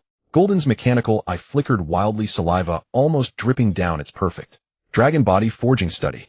This is simply a miracle. Master, my laboratory will be your exclusive canteen from now on. Lenny satisfiedly withdrew his gaze. In the dark forest, pressure can only bring fear, while benefits can earn absolute loyalty. He was now a young dragon, his battle power soaring, but he was not yet capable of single-handedly challenging the entire human world. He needed this group of underground rats to gather intelligence and find more food. Old ghost. Lin Yi turned his head. Here. Master, your command. The old ghost kowtowed on the ground repeatedly. Now that the Jinmen has lost the Dragon Slayer, what will they do next? Lin Yi asked. Zuoqing stood up, answering the question for the old ghost, her expression returning to the absolute calm of the former chief judge. They will panic. Then, they will send out the true clears. Not machines, but the most extreme madmen among humans. At the same time, on the surface, 3,000 miles away from the dark forest, Jinmen headquarters, Cloud City Holy Seal Tower. This place was the complete opposite of the filthy underground black market, filled with sacred white light and pure spiritual energy.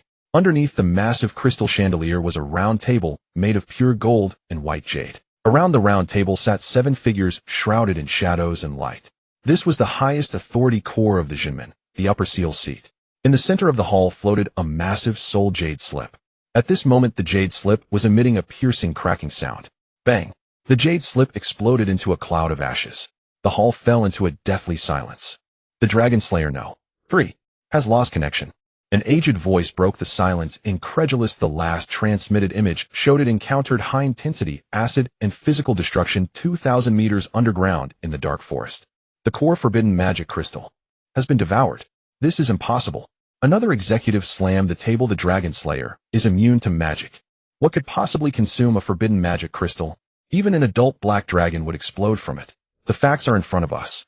That incident source numbered S01 not only survived, but also underwent a cross-stage evolution. The elder seated in the first position slowly opened his eyes, his gaze heavy. It is not an ordinary mutated young dragon.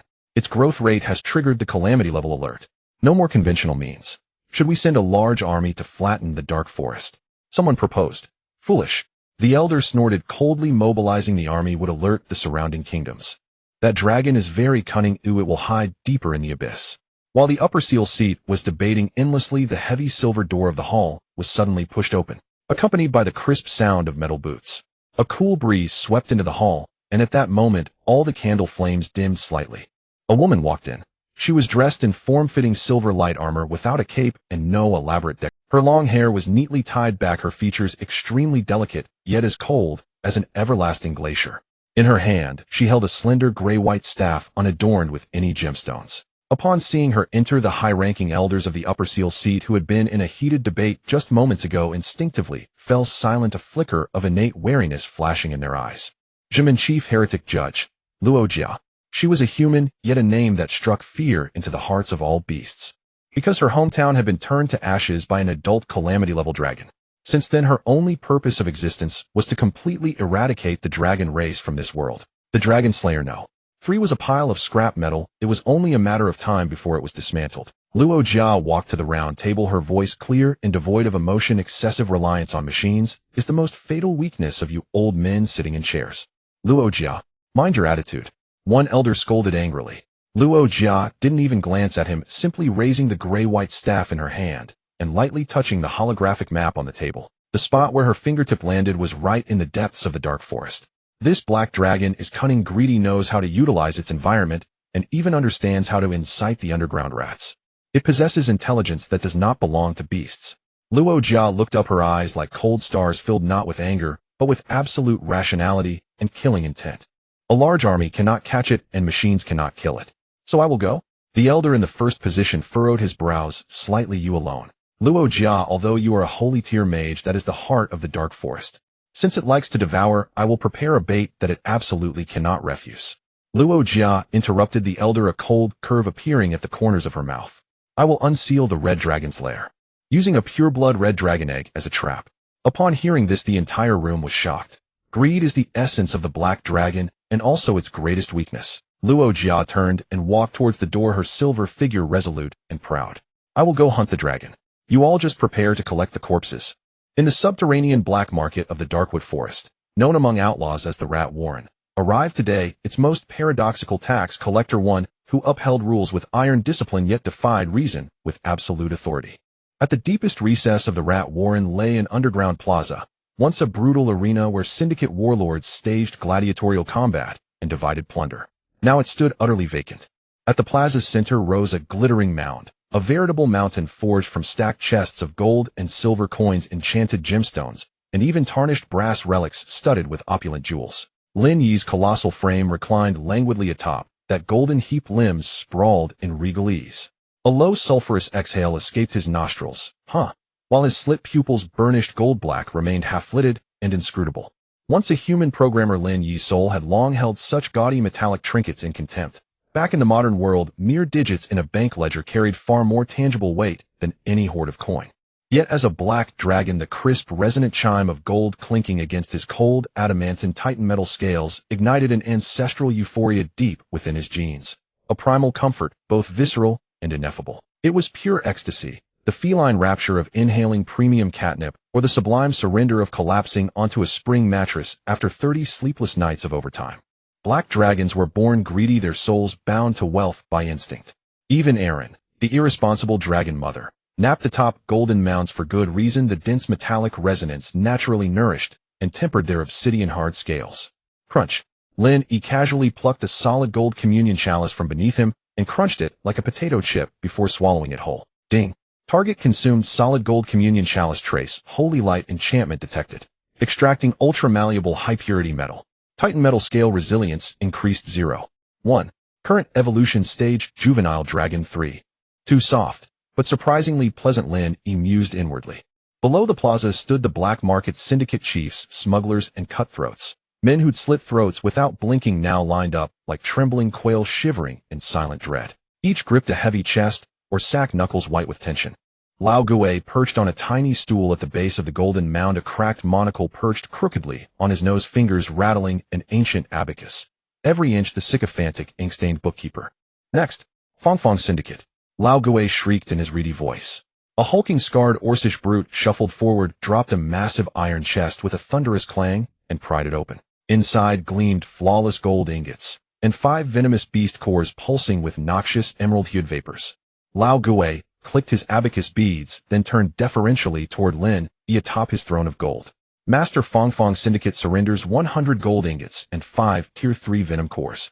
Per your new edicts, this precisely covers the lives of all 120 members.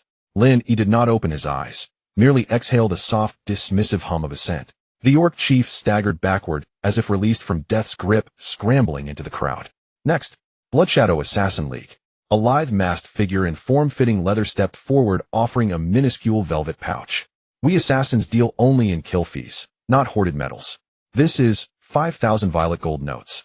His voice trembled faintly. Lao Gui glanced inside the pouch, then scoffed. You've slunk through the Rat Warren long enough. Surely you know Lord Black Dragon's decree. We demand substance, the ring of metal, the gleam of stone. Do these flimsy slips line a bed? No. The assassin's face paled. But we truly possess none, no metal. Then offer flesh instead. A frost-edged voice sliced across the silence. Zhuqing strode forward, dragging her matte silver, inert metal greatsword behind her. Her aura now eclipsed even her days as chief arbiter of the Zheng Men, chilling absolute. The greatsword fused with anti-magic crystal radiated a suffocating stillness that made mages falter and warriors sweat cold. The assassin's eyes hardened. He lunged for the poisoned dagger at his waist. I refuse. Brothers, this beast is wounded. He's bluffing. His words died mid-sentence. Zhuqing's lone arm snapped forward. A whisper, shill. No flash of energy, no roar of power. Only a streak of dull silver afterimage. The assassin froze mid-motion. His dagger, and the shimmering magical barrier he prided himself upon, melted away like snow beneath noon sun, dissolving into nothingness. Then with eerie silence his upper torso slid cleanly from his lower half. The incision gleamed mirror-smooth, bloodless, sealed instantly by the sword's inert acid residue. Silence fell, thick, suffocating. The line of criminals recoiled as one drenched in icy sweat. Seize his stronghold. Melt every weapon. Pull every gold tooth. Zhuqing slid the blade home, with quiet finality, tone as flat as an order to sweep floors. Yes, Chief Zhua, glorious. Lao Gui scribbled furiously in his ledger. Next. For the next half-hour taxation proceeded with unnerving smoothness. No more paper currency, no more shoddy alloys offered in mockery. Lin Yi lazily rolled onto his side, tail sweeping across the golden mound with a rich cascading chime. His accumulated wealth could purchase an entire mid-sized city-state in any human kingdom. Absorbing these rats yields profit, but for your evolution it's agonizingly slow. Zhuoqing ascended the mound's base and gazed upward at Lin Yi. She knew well this black dragon's ambition would never settle for ruling a subterranean den. So, you've brought news. Lin Yi cracked open one molten gold eye. Zhuoqing withdrew a blood-scented parchment scroll from her vest and tossed it aloft. An hour ago my surface informant risked everything to deliver this. The Zheng Min is moving massively. Lin Yi extended a claw and delicately unfurled the scroll. It bore a crude map and several lines of ciphered intelligence along the eastern fringe of the Darkwood Forest. Adjacent to the Ember Volcano lies a concealed ancient dragon lair. Zhuoqing drew a slow, sharp breath, her gaze turning granite hard. The intelligence confirms it is a pure-blood red dragon's lair. And within, a live near-hatching red dragon egg. Lin Yi's pupils contracted into lethal razor. Ding. System alert, high-dimensional genetic signature detected. Target pure-blood red dragon egg, vitality extreme. Evolutionary analysis consumption unlocks profound fire resistance. 90 probability of red dragon gene integration, granting mastery of dragon fire breath. Warning, this artifact pulses with immense life force. Critical catalyst for advancement to adolescent dragon stage. Fire. That was the element Lin Yi lacked most. His corrosive acid dissolved reality itself, but it was slow, relentless erosion. To wield red dragon fury, the explosive, incandescent burst of raw survival would elevate his combat prowess beyond measure. Moreover, ascending to adolescent dragon meant stepping closer, far closer, to unlocking shapeshift. Yet he did not rejoice. Instead, a low metallic chuckle rumbled from his throat, cold, derisive. Just as I dismantled the dragon slayers, my location was exposed. And yet, they send no armies. Instead, they conveniently leak word of a red dragon egg at the forest's edge. Lin Yi descended slowly from his golden throne, his sheer presence thickening the air like tar. The Zheng Min dogs are dangling meat before me. This is no ambush, it's an open gambit. A trap tailored precisely to your innate greed. Zhuoqing nodded, eyes sharp as honed steel. They understand perfectly to a growing black dragon a red dragon egg is not treasure. It is biological imperative, irresistible temptation. They need not storm the underworld. They need only place the egg there, and you will walk straight into their snare. If you go, it will be a perfect kill zone, perhaps even guarded by a saint-tier master. If you refuse, the Zheng Min will claim the egg and forge it into their ultimate weapon. They lose nothing. Lao Gui wiped sweat from his brow. Master, this is suicide.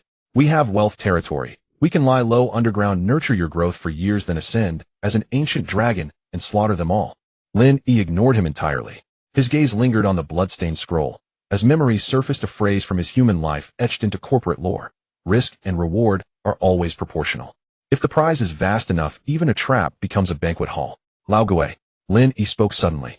Here. How many Inferno Blast scrolls, fire-resistant elixirs, and Mirage smoke bombs do we hold? Highest grade only. Lao Gui blinked, then stammered calculations, emptying our vaults. Perhaps 100 scrolls, a dozen vials of elite elixirs. Pack them all. Lin Yi bared his vast, serrated maw, a smile carved from cruelty and triumph. Zhuoqing. He turned his burning gaze toward his sword-bearer. Present. She tightened her grip on the hilt, already knowing what madness stirred behind those vertical. When you served as a high-ranking official in the Zheng Min, you often laid traps for others, didn't you?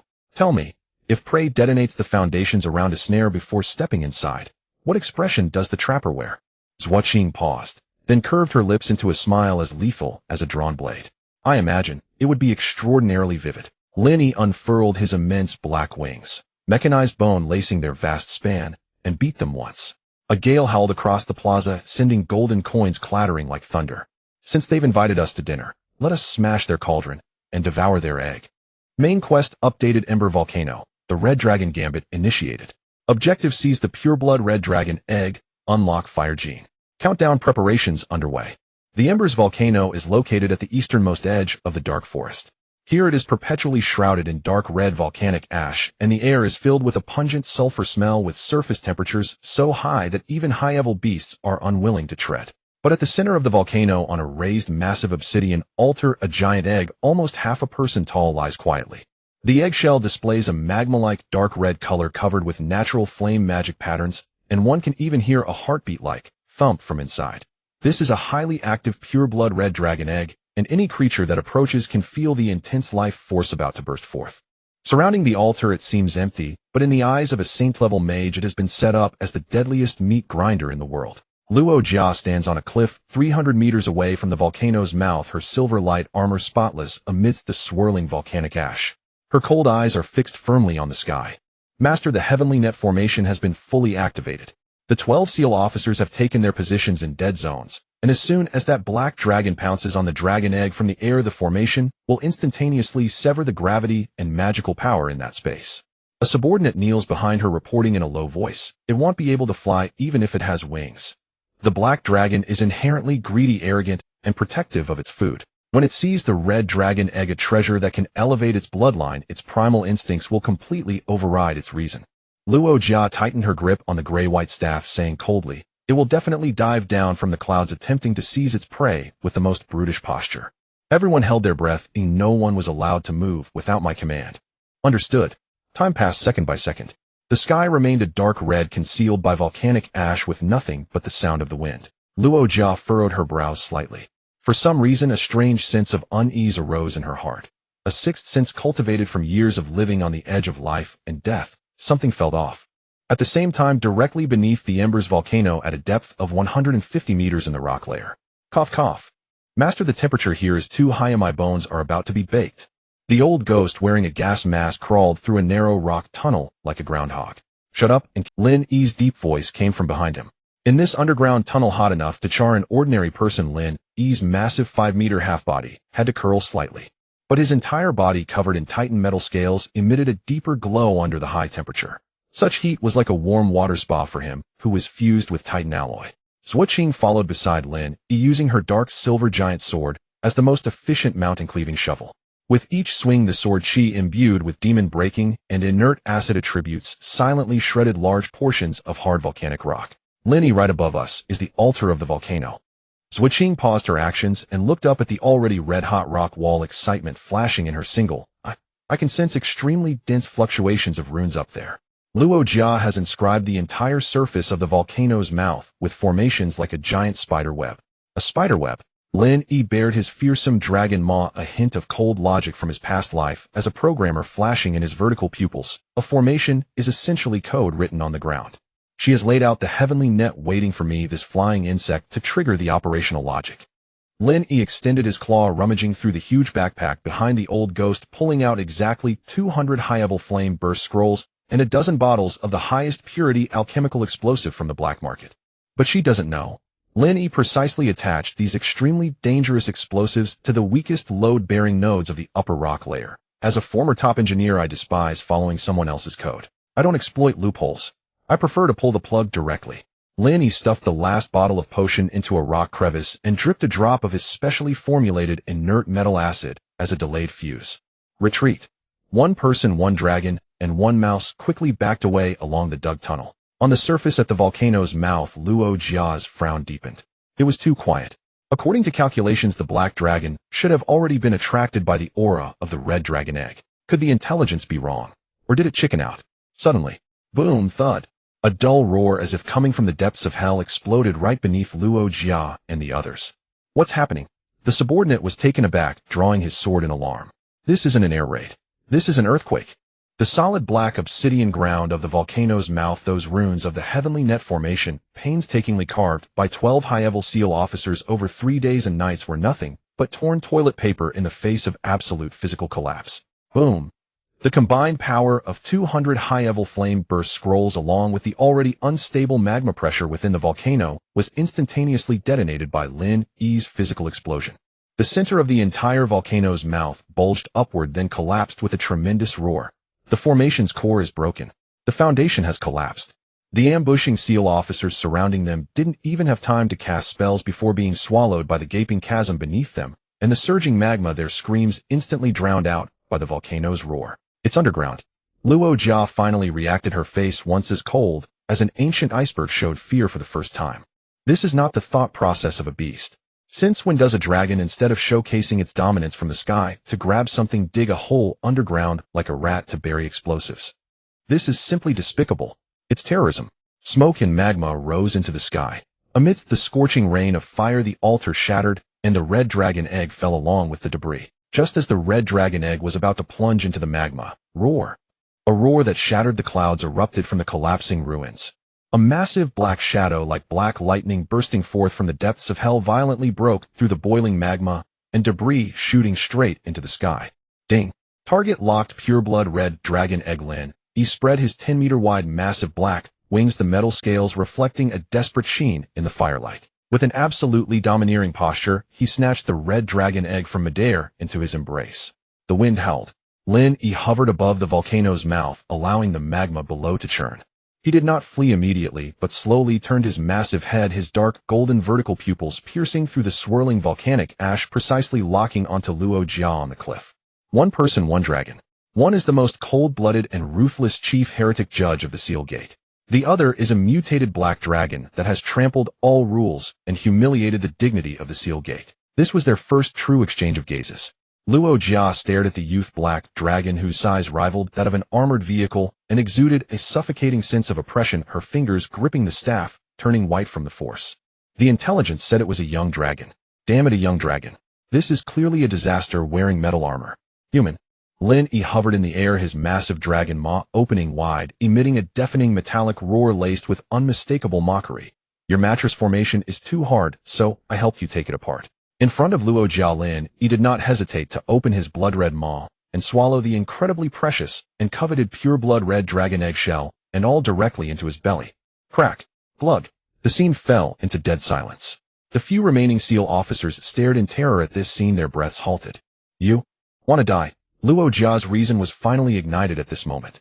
She hated dragons more than anything else and despised this ultimate humiliation of not only overturning her perfect plan, but also consuming the bait right before her. Luo Jia raised her gray-white staff with a start, the terrifying magical power of the saint-level mage exploding instantaneously, clearing the surrounding volcanic ash with violent wind elements.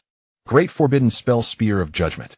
A giant spear 100 meters long formed above Luo Jia, coalescing pure destructive white light, locking onto Lin Yi's heart. Facing the furious strike of the saint-level mage, Lin Yi not only did not dodge, but his vertical pupils burned with even more insane anticipation. Because within him, that red dragon egg exploded. System prompt: devouring pureblood red dragon egg highly active. High-dimensional genes are beginning to merge. Warning: host's internal temperature has exceeded critical value. Unlocking talent skill dragon flame breath mutating. Lin Yi's chest and neck, those originally dark scales, suddenly glowed with an incredibly bright dark red fire. That was not ordinary fire, it was a new destructive power being nurtured by the fusion of his corpse, acid, and titan metal. Come on. Lin Yi stared fiercely at the Spear of Judgment, shooting toward him, his chest swelling high. Let's see if your spear is sharp, or if my new skill is vicious. The 100-meter-long Spear of Judgment, carrying the terrifying pressure of a holy mage, tore through the volcanic ash in the sky, charging straight toward Lin Yi's heart. The brilliance was blinding, causing even the boiling magma below to pale in comparison. The air was compressed to an unbearable degree, emitting an explosive sound under the strain. This was an absolute power capable of instantly vaporizing a small hill. Yet Lin Yi, suspended in midair, didn't even blink. At this moment he was undergoing a nuclear fusion within his body, a process far more violent than what occurred. The moment the pure blood-red dragon egg entered his stomach, an overwhelming and pure fire-based life force erupted like a lit star, detonating within his gut. Any ordinary black dragon, even if it were adult, would face only two fates if it dared to swallow a red dragon egg whole, either being burned through by the violent fire elements or being torn apart by the conflict of two completely different dragon bloodlines. But Lin Yi was different. He had a system, the forced compatibility logic of a former engineer, and most importantly, his body had long been transformed into an unreasonable ultimate reactor by corpse poison and titanium metal. Warning. Fire element overload. Warning. Red dragon genes are beginning to backlash. Hold it down for me. Lin Yi's eyes turned crimson, and he let out a painful yet frenzied roar from his throat. He frantically mobilized the corpse acid and inert metal acid within him, as if writing a segment of forcibly overriding low-level code, wrapping, compressing, and then reorganizing the rebellious red dragon flames. To the outside world, every gap between the scales of Lin Yi's massive black metallic body spewed forth dark red flames resembling a boiler on the verge of exploding. Just as the Spear of Judgment was less than 30 meters from Lin Yi's chest, the destructive holy light had even begun to scorch his skin. Ding. Low-level logic rewriting completed. Gene fusion successful. Unlocking mutated talent skill abyssal solidified black flame. Characteristics: extremely high adhesion, magical power, combustion with absolute corrosion. Cannot be extinguished by water, cannot be dispelled by magical power until the target is reduced to ashes. It's done. At this moment, Lin Yi's dark golden vertical pupils suddenly shrank to the size of a needlepoint. Facing the relentless spear of light, he took a deep breath, his chest swelling high, and then directed forward. Boom. There was no deafening roar, only a sound of an extremely muffled eruption. Lin Yi opened his abyssal maw, and what he spewed forth was not the conventional fan-shaped flames of a western dragon, but a thick fire column, dark golden and pitch black intertwined, resembling a high-pressure water gun. This was not fire at all. It was simply a fantastical version of a Molotov cocktail. When this black flame collided with the spear of judgment, made of pure light elements, there was no traditional energy wave or explosion. Instead, a terrifying chemical reaction occurred, sending chills down the spines of all human mages present. Sizzle, sizzle, sizzle. The solidified black flame Lin Yi spewed out clung to the spear of judgment, composed of pure light elements, as if it were a living venom. It burned the magical power. The unstoppable momentum of the spear was instantly halted. The sacred pure white light upon contact with the black flame darkened, dissolved, and disintegrated at a visibly rapid pace, as if it were an ice cream stick splashed with concentrated sulfuric acid. This is impossible. Loka's pupils trembled violently from the cliff. As a holy mage, her understanding of elements had reached the pinnacle of humanity. Yet she had never seen a bizarre flame that could burn magic as fuel. Your code is well written, and its power is substantial. Holding back the impact of magical power dispersion, with sparks flickering from the scales scraped by the aftershock, Lin Yi erupted with a deafening laugh in midair. Unfortunately, I am a hacker equipped with antivirus software. Give me. Break. Lin Yi suddenly swung his massive head, increasing the output of black flames. Boom. The utterly corroded spear of judgment finally could not withstand the collapse of its internal structure, exploding in midair. The violent shockwaves swept in all directions, clearing the volcanic ash within 1,000 meters. Lin Yi bore the brunt of it, his enormous body hurled several dozen meters by the shockwave. His proud titanium metal scales shattered in over a dozen places, and dark blood dripped into the air. The membrane on his left wing was also torn open with a long gash. However, instead of causing him to retreat, it ignited his inherent ferocity. System prompt impact from Holy Mage magic received. Triggered, magic immunity. Immune to subsequent light attribute continuous damage. Vital signs healthy. Status extremely excited. Lin Yi forcibly steadied himself in midair, vigorously flapping his broken black wing, hovering amidst the rain of fire. Below, the abyssal solidified black flame produced by the explosion began to rain down like raindrops onto the cliff. Quick. Form a formation. Defense. The lieutenant shrieked. Loka reacted quickly, her staff raised, and a massive holy light shield enveloped her and the remaining. But as those black flames landed on the shield, they did not extinguish. Instead, they clung to the surface like tar, continuing to emit a corrosive sizzle sound, ruthlessly consuming Loka's magical power. Loka's complexion finally turned pale. She fixed her gaze on the sky where the battered black dragon hovered still, exuding a terrifying pressure. What kind of monster is this? Greedy, cunning, and scrupulous, yet possessing such a power that defies logic. Lin Yi looked down at the struggling elites of the witness gate under the light shield, aware that although he had fused with the red dragon egg, he had also reached his physical limit. If he were to engage Loka in her prime, he would most likely be worn out. He was an efficiency-oriented professional, and having taken enough advantage, it was time to clock out. So you're the chief judge. Lin Yi's voice, echoing with metallic resonance, reverberated across the entire ashen volcano. Filled with utmost mockery, this red dragon egg tastes excellent. As a return gift, I'll leave you all to enjoy these fireworks slowly. Go back and tell that damned upper seat. My name is Lin Yi. Wash your neck and wait, because this is just the appetizer. With that, Lin Yi suddenly turned around, his massive black wings tearing through the air with a sound explosion, like a black meteor disappearing into the endless thunderclouds and toxic miasma, without looking back. Lin Yi. Loka stood on the spot, letting the shield above her emit a mournful cry under the scorching black flames. She gazed in the direction where the black dragon vanished, her beautiful face devoid of the earlier anger, replaced by an absolute coldness, as if it could freeze the soul. Commander, should we pursue? The lieutenant looked at the remnants of the ground, burned to nothing by the black flames, his voice trembling. We cannot catch up. It has entered the mist marsh. Loka slowly lowered her staff. The black flames that had clung to it finally extinguished due to the lack of magical support, leaving several bottomless black holes burned into the ground. She extended her gloved hand, gently touching the charred rock, her eyes revealing a fatalistic obsession. Notify headquarters. Change the classification of S01 from accident source to divine disaster level. Loka stood up, her cloak fluttering in the heat waves.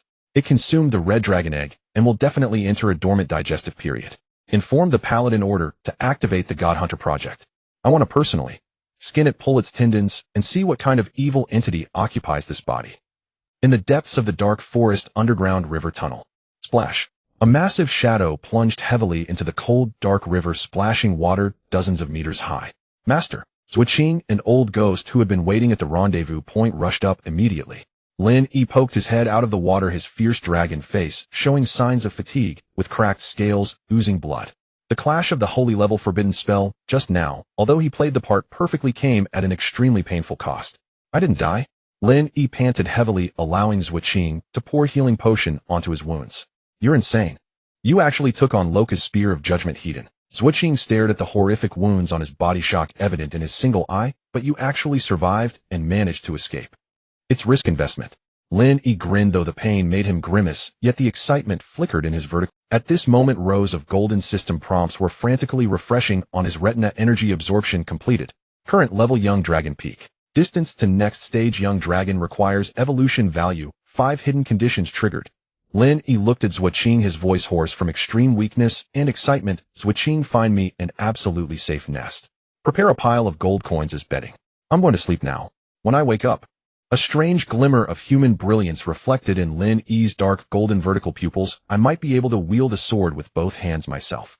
3,000 meters below the dark forest lies the secret treasury of the Ember Fire Alliance. Originally, this place was used to store strategic supplies for the rebel army, but it has now been completely emptied, replaced by a dragon bed constructed from tons of gold coins, purple gold bricks, and various high-grade magical metals. However, at this moment, this expensive bed is melting. The master's body temperature is abnormal. The gold coins are being turned into molten gold. The old ghost hides behind a stone pillar 10 meters away from the treasury, wiping the sweat from his brow. The entire treasury is as hot as a steel furnace, the air twisted. Lin Yi's massive black form is coiled at the center of the mountain of gold coins. His current state is extremely dire.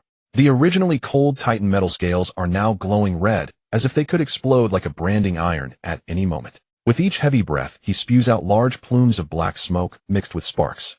Warning: Red Dragon's life force is overflowing. Gene Conflict, Black Dragon Devour Corrupt, and Red Dragon Explode or Destroy cannot achieve a base logic. Host soul fluctuation is abnormal, facing the risk of consciousness collapse.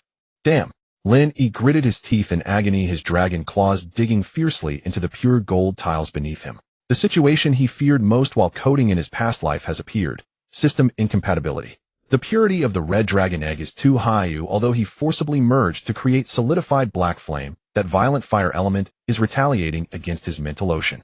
The beastly nature of the black dragon, the ferocity of the red dragon, and his original human rationality are battling within his mind. He can't hold on much longer.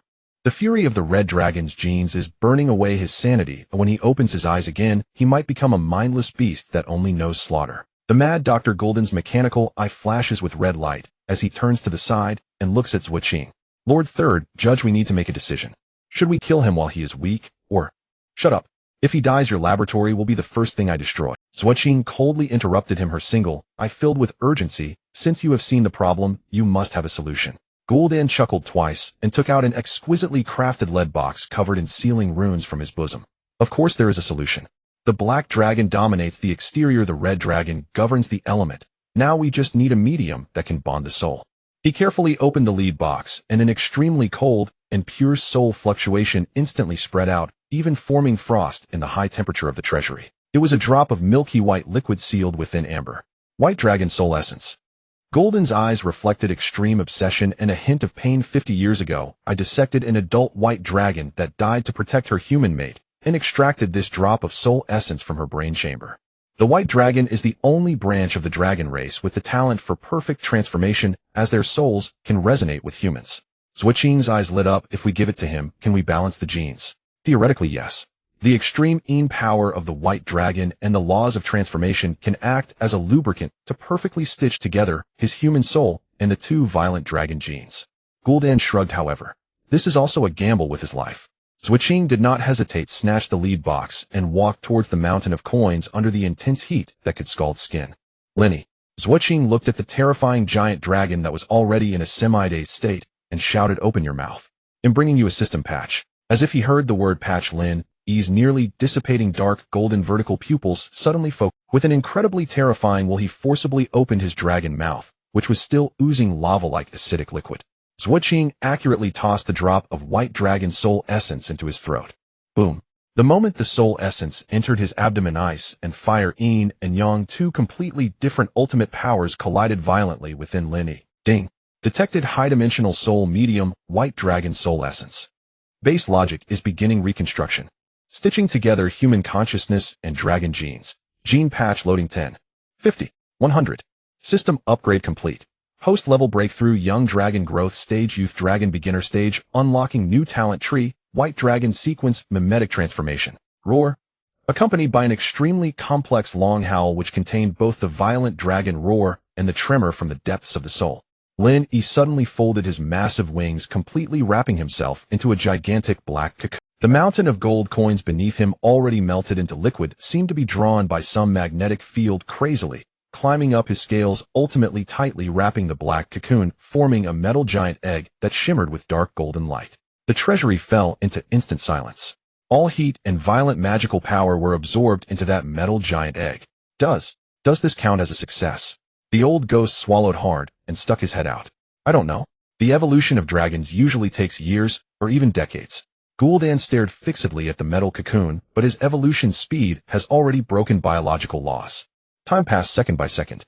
Zhuoqing did not leave. She held the inert metal giant sword, standing guard by the metal giant egg like the most loyal knight. 1 day, 2 days. Until the deep night of the 3rd day. Crack. A sound of extremely fine cracking echoed in the silent treasury. Zhuoqing's eyes widened suddenly as she gripped the sword hilt tightly. The surface of the massive dark golden metal giant egg showed a crack. Then came the second, the third. The eggshell, made of pure gold, began to peel off, turning into a ground of golden dust. A hand belonging to a human with distinct bones and long fingers, yet containing explosive strength, reached out from the crack in the eggshell, clutching the edge. That hand appeared a pale color from years of absence from sunlight, but on the outer forearm a few black metal scales were quickly disappearing beneath the skin. Whoosh! The entire metal cocoon shattered with a bang. Amidst the swirling golden dust, a tall and upright figure slowly stood up. He appeared to be a little over 20 years old, his physique not one of exaggerated muscular bulk, but rather it was extremely smooth and explosive, like that of a leopard. He had messy black hair that fell to his shoulders. His facial contours were deep, bearing an unusual paleness and coldness. Beneath the right eye there was a faint dark red dragon pattern, as if it had been burned by flames. The most unsettling aspect was his eyes. They were not human eyes. The pupils showed a pure dark golden color with a cold vertical line in the middle, exuding indifference and greed that transcended all beings. He stood naked amidst the golden dust. The center of his chest bore the fatal mark left by the proof gate, now shrunk to the size of a fingernail, completely sealed. Lin Yi lowered his head to look at his hands, slowly clenching them into fists. No longer did he have the 10-meter-wide wings, the claws as sharp as steel, nor the indestructible Titan metal scales. Current state transformation, human form tip. In this form, physical strength, magical power, reserves, and defense will be suppressed by the transformation law, all attributes reduced by 50. Advantage breath is absolutely concealed.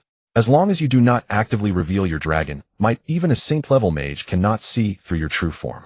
It's so light. Lin Yi muttered to himself, his voice low and hoarse, carrying a tremor that belonged to human vocal cords which he hadn't felt in a long time. This feeling of power being halved. It's like going from a max-level character back to a novice village. He raised his head, his gaze falling on Zhuoqing, who was staring in shock, not far away. Those dark, golden vertical pupils narrowed slightly, and the corners of his mouth curled into a smile that carried 3 parts wickedness and 7 parts coldness. What's the matter? Don't you recognize your new boss anymore? Also, as a former high-ranking personnel of the Proof Gate, don't you think it's somewhat rude to stare at your boss in the nude?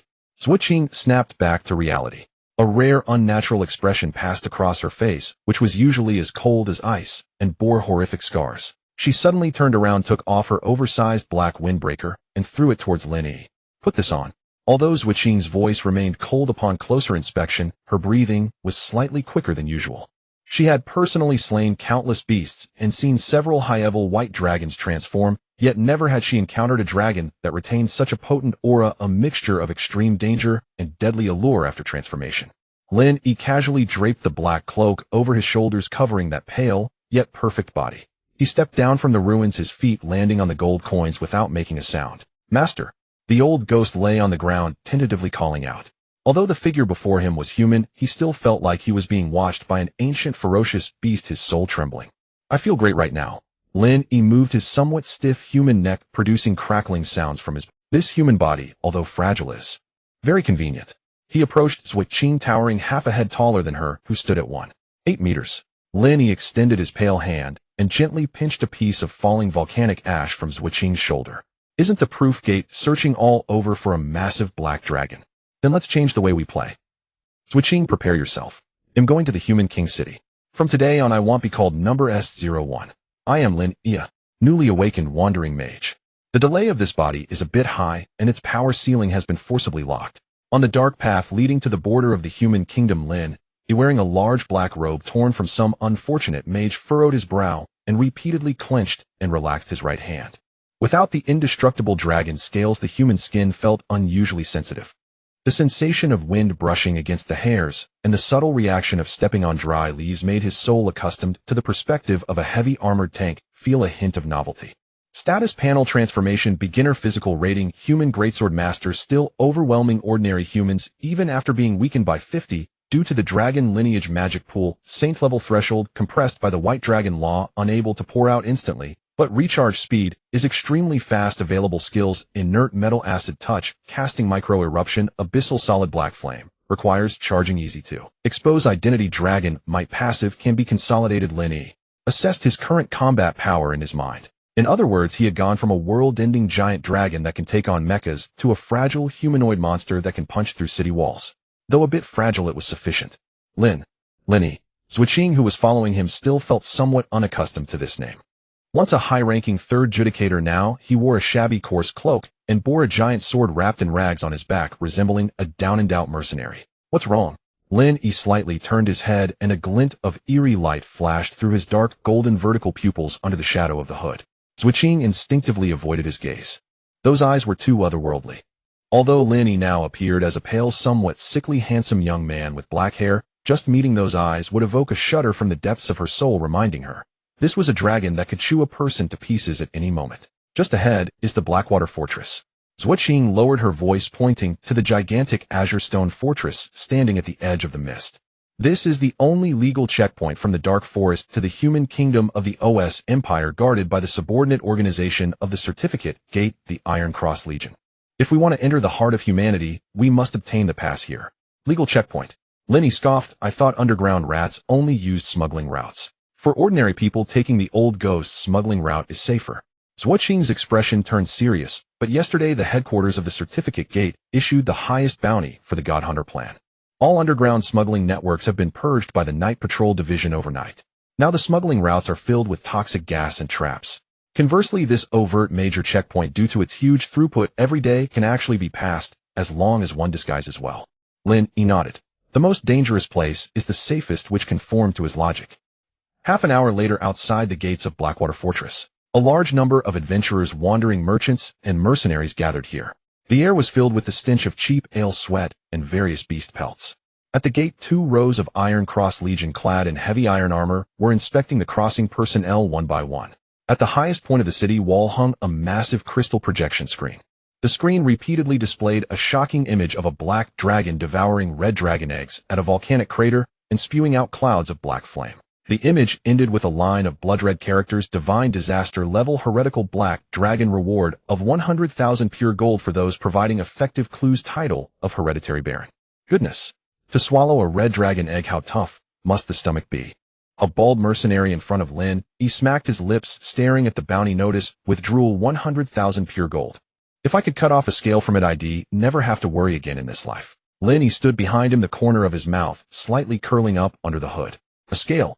He was currently hiding an entire treasury worth of assets beneath that black robe. Hey, the front pay the city tax. It was Lin Yi and Zhuqing's turn.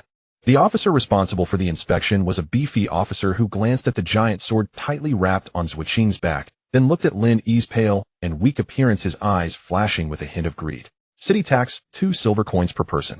The officer tapped the table, then suddenly changed his tone. But you two look unfamiliar, and your weapons seem strange. Suspected of carrying contrabands as black market smugglers, you will need to pay a security deposit. 10 gold coins per person. From 2 silver coins to 10 gold coins. This was blatant robbery. Zhuqing's eyes turned cold, her right hand already reaching for the sword hilt behind her.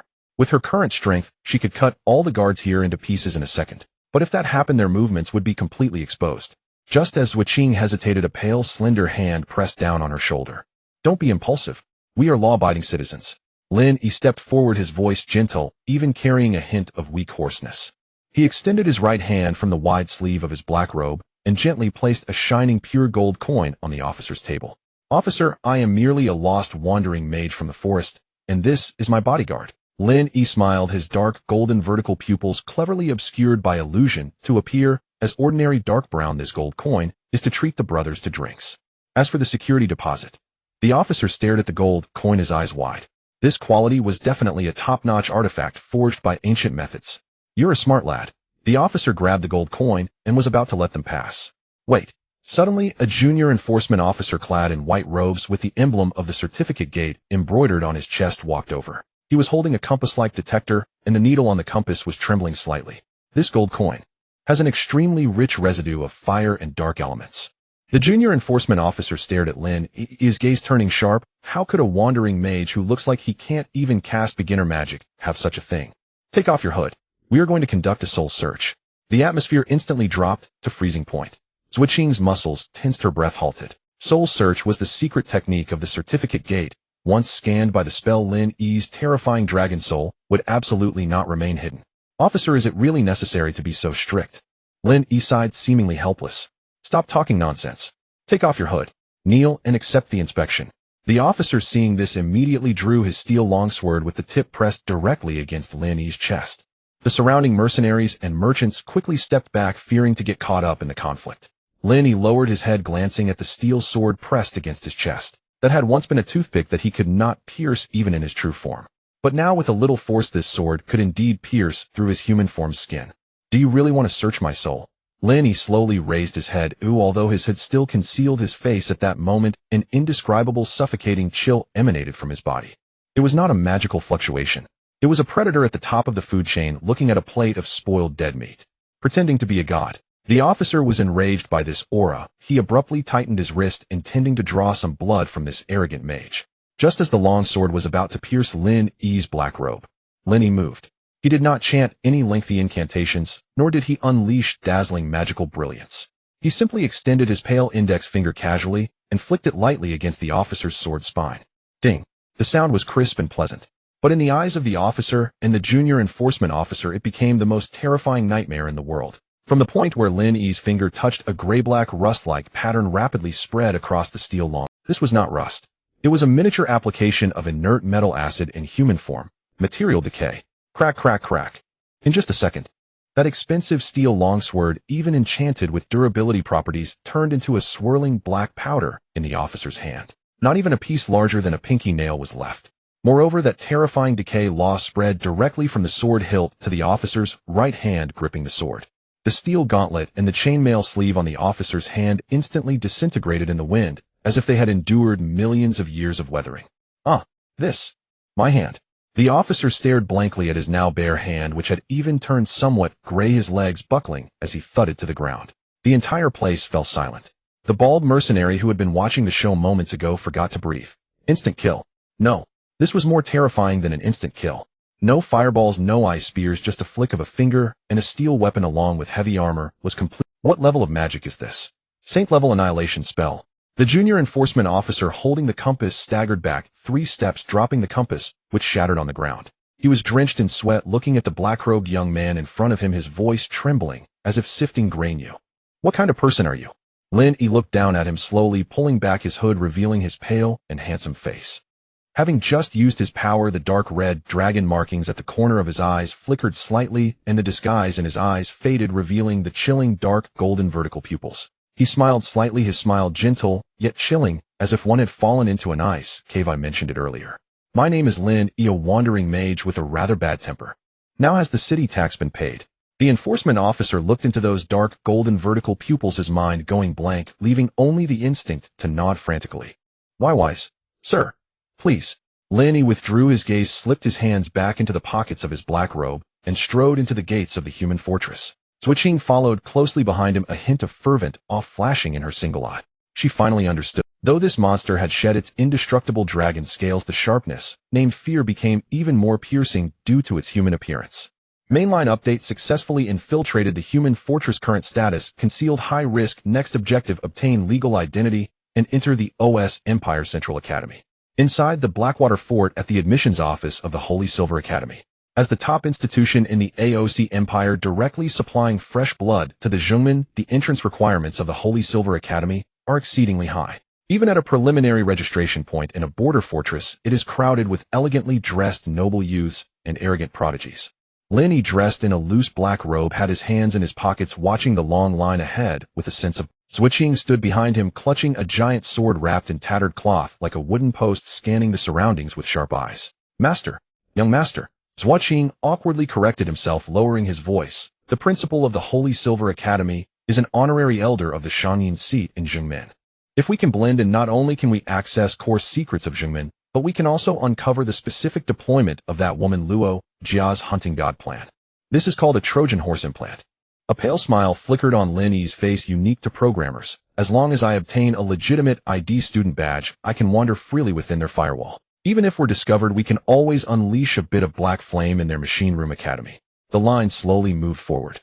In the center of the square there stood a crystal ball as tall as a person, magical affinity tester. In the imperial capital, from the Clarence family fire element. A golden-haired, blue-eyed noble youth in an expensive mage robe arrogantly stepped forward and placed his hand on the crystal ball. Buzz!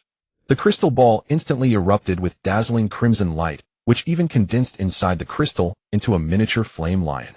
The academy instructor responsible for the test suddenly stood up, his face filled with excitement. Extremely high purity of fire elemental affinity. Magical capacity reaching the peak of a mid-level mage. Rating A. Young Master Clarence, you have been directly recruited. A wave of admiration and flattery erupted around. The noble youth raised his chin in pride, provocatively sweeping his gaze over the people in line behind him, especially disdainfully covering his nose as he walked past Lin. Where did this vagrant come from? He smells of rust and sulfur. How dare such lowly people come to touch the magical testing crystal of the Holy Silver Academy? Zhuqing's single eye narrowed instantly, revealing a hint of murderous intent. However, Lin Yi merely glanced at the youth indifferently. In his vertical pupil, this so-called a-level fire genius had fire elements in his body as weak as a match about to go out. He didn't even need to blow, just relying on the pressure from his dragon lineage could cause this little brat's magical energy to backfire and kill him. Just a barking dog, don't dirty the sword. Lin Yi patted Zhuqing's shoulder and stepped toward the testing platform. The instructor in charge of the test looked at Lin Yi's pale, sickly face and his shabby black robe, frowning tightly. Name. Place of origin. What magic are you proficient in? Lin Yi. A wandering mage from a remote forest region. Lin Yi's voice was hoarse yet gentle, proficient in a bit of fire magic and a little alchemy. The instructor impatiently tapped the table. Place your hand on it. Focus entirely, infuse your purest magical energy. I warn you, if your magical energy is below grade, the crystal will not light up, so don't waste time here. Lin Yi looked at the testing crystal that had been touched by countless people, yet remained pristine. He understood its principle at a glance. Through special mineral materials, it visualizes the magical attributes and concentration within the tester. Just a little bit is enough. Lin Yi said to himself in his heart. He was currently in a shape-shifted state, and his magical energy had been reduced by 50. But what flowed within him was a mutated medley that combined pure blood, red dragon flame, black dragon corpse, acid, and titanium metal. Lin Yi slowly extended his pale, slender right hand and gently pressed it against the surface of the crystal. System prompt: establishing connection with low-level energy container. Warning: host's magical energy attributes are too complex: extreme, evil extreme, heat extreme, cold decay. To prevent exposure, the system will forcibly suppress 99 of energy output, only releasing 1 mixed magical energy. Buzz. As soon as Lin Yi's hand touched it, a faint dark red light suddenly flashed inside the crystal ball. The glow was extremely dim, like a nearly dead light bulb. Several sneers came from the surroundings. The previously mocking noble youth laughed loudly. I told you he was This glow doesn't even count as grade. At best, he's just an unremarkable fire apprentice, yet he dares to come to the Holy Silver Academy to embarrass himself. The instructor shook his head, picking up a quill to prepare to mark the elimination list. Very low fire affinity magical capacity. Wait, what's wrong with this crystal? The instructor's voice abruptly stopped, his eyes nearly popping out of his sockets. The half-mental magical testing crystal did not extinguish as it usually would. After flashing that faint dark red light, a tiny, extremely fine black spot suddenly appeared inside the crystal. It was like a drop of ink dropped into clear water. No, it wasn't ink. It was a kind of poison that could even swallow light. Crack, crack, crack. The faint sound of cracking came from inside the crystal. Then, amidst the terrified gaze of everyone, the so-called special high-pressure magical testing crystal, which could withstand the full force of a holy-level mage, actually began to melt. Yes, not explode, but melt. The internal structure of the crystal was instantly destroyed by an extremely domineering inertial law. The originally transparent crystal visibly turned into a murky gray-black color, and its surface began to bubble like boiling tar. Hiss, zzz. A pungent white smoke, a mixture of sulfur and metal, spewed out from the crystal. In just 3 seconds, the half-man-tall crystal ball that had just been shiny and bright collapsed into a puddle of black liquid, emitting black smoke on the testing platform, and even the steel testing platform below was corroded into a bottomless pit. The whole scene fell into silence. A deathly silence. Even the sound of a pin dropping could be heard. The noble youth who had been mocking just moments ago was now sitting on the ground in fear, his face pale, and a suspicious stain even seeping from his pants. The instructor in charge of the test gaped, not even noticing that his quill had fallen to the ground. He trembled, pointing at the puddle of black liquid, then at Lin Yi, stuttering for a long time, unable to say a complete sentence. What did you do? This high-level crystal is worth 100,000 gold coins. Lin Yi looked at his pale fingers, slightly furrowing his brow. He had already exerted a great deal of restraint, even the system's limitations were set to maximum output. But human hardware seemed unable to bear even this one of abyss condensed black flame and inert metal acid combined properties. A severe compatibility overflow occurred. Instructor, this isn't my fault. Lin Yi sighed innocently, putting his hand back into the pocket of his black robe, his tone carrying a hint of heartfelt professional advice. Your hardware quality is too poor. Such a level of pressure test can't even pass. I suggest you check the procurement department's accounts. It's likely they bought inferior products with kickbacks. Inferior products. The instructor was nearly spit blood. This was a testing device issued by the headquarters of Jingmen. However, the instructor, being a mid-level mage who had seen the world, forcibly steadied his mind. No longer was there the previous disdain in his gaze, replaced instead by extreme shock, as if he was looking at a monster. No firelight, but direct corrosion of materials. Could it be that you are an extremely rare dark poison dual attribute mutation? In the human world, while mutation attributes are rare, they do exist. And the poison magical energy that could instantly corrode high-level crystals has a purity and destructiveness comparable to a level. This is a living weapon seed. Sort of. Lin Yi ambiguously nodded. So am I accepted now? Guys, accepted. The instructor slapped his thigh, though he missed, and nearly fell, hurriedly pulling out a dark silver academy badge from the drawer, handing it to Lin Yi with both hands, his attitude undergoing a 180-degree turn. Sir Lin Yi, welcome to the Holy Silver Academy. Your kind of mutated talent will definitely attract the favor of the vice president of the Combat Institute. Lin Yi took the badge and casually pinned it to his chest. Thank you, but I prefer quiet theoretical research.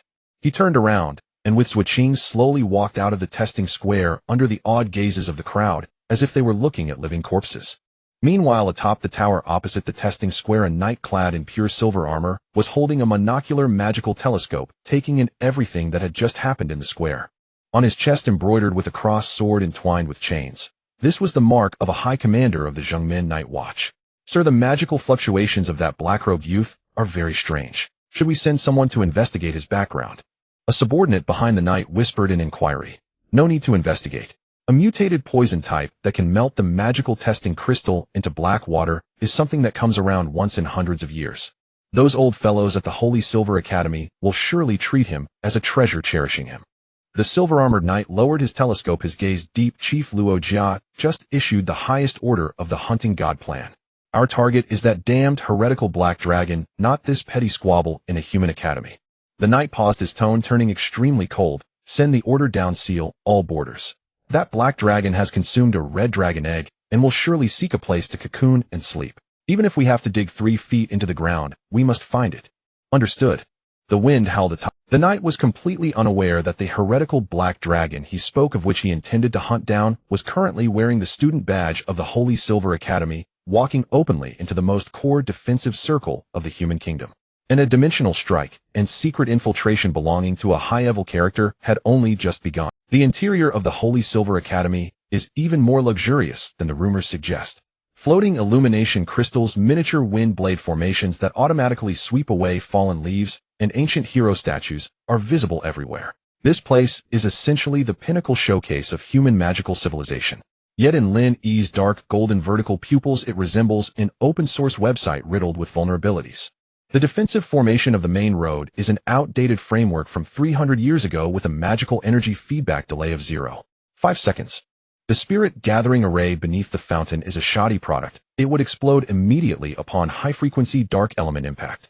Lin Yi kept his hands in the pockets of his black robe walking while silently assessing the security vulnerabilities of this highest institution. The conclusion is if he wanted he could turn this place into ruins within 10 minutes. Lin Yi, we have been assigned to the Shadow Tower. Zuoqing, holding a parchment for check-in, frowned slightly. That's the dormitory area specifically for students with dark undead and poison mutations. I heard there are no mentors to supervise and it operates on a strict survival of the fittest basis with a death and disability rate exceeding 5 each year. Survival of the fittest. A strange smile appeared on Lin Yi's pale face. They call this survival of the fittest. Have they ever been to the dark forest? A group of small dogs baring their teeth at each other in a greenhouse actually claimed to be a wolf pack. Soon the two arrived at the most remote northwest corner of the academy.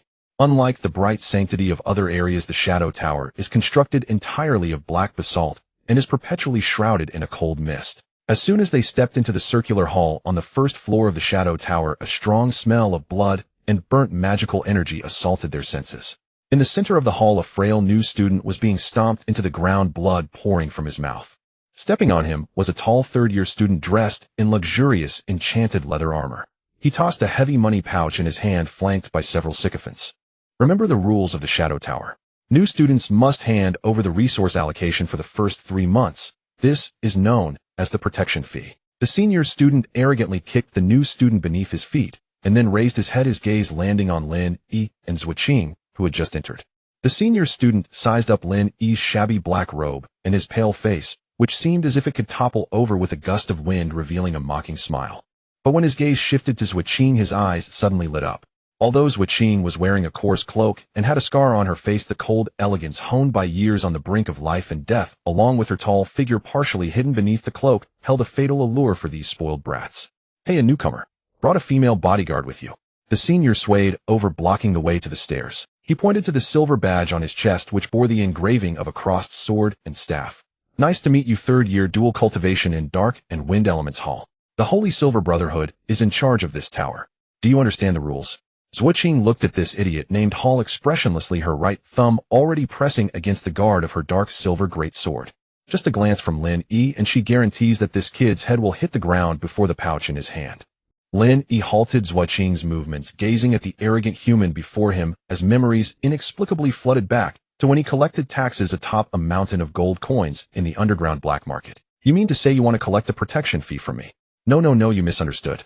Hall greedily glanced at Zuoqing before looking back at Lin Yi. I'm not interested in a broke loser. I see that the material of your bodyguard's big sword is quite decent.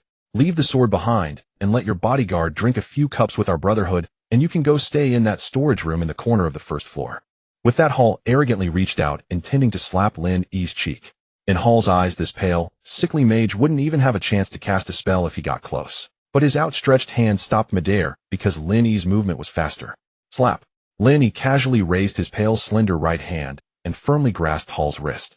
Hall was momentarily stunned, then suddenly erupted in rage. You're seeking death. Wind Blade Slaughter. His mid-level mage's magical power surged, transforming the azure wind element into sharp wind blades visible to the eye, exploding around Lin Yi's palm. For an ordinary person, that hand would be instantly shredded into a meat paste.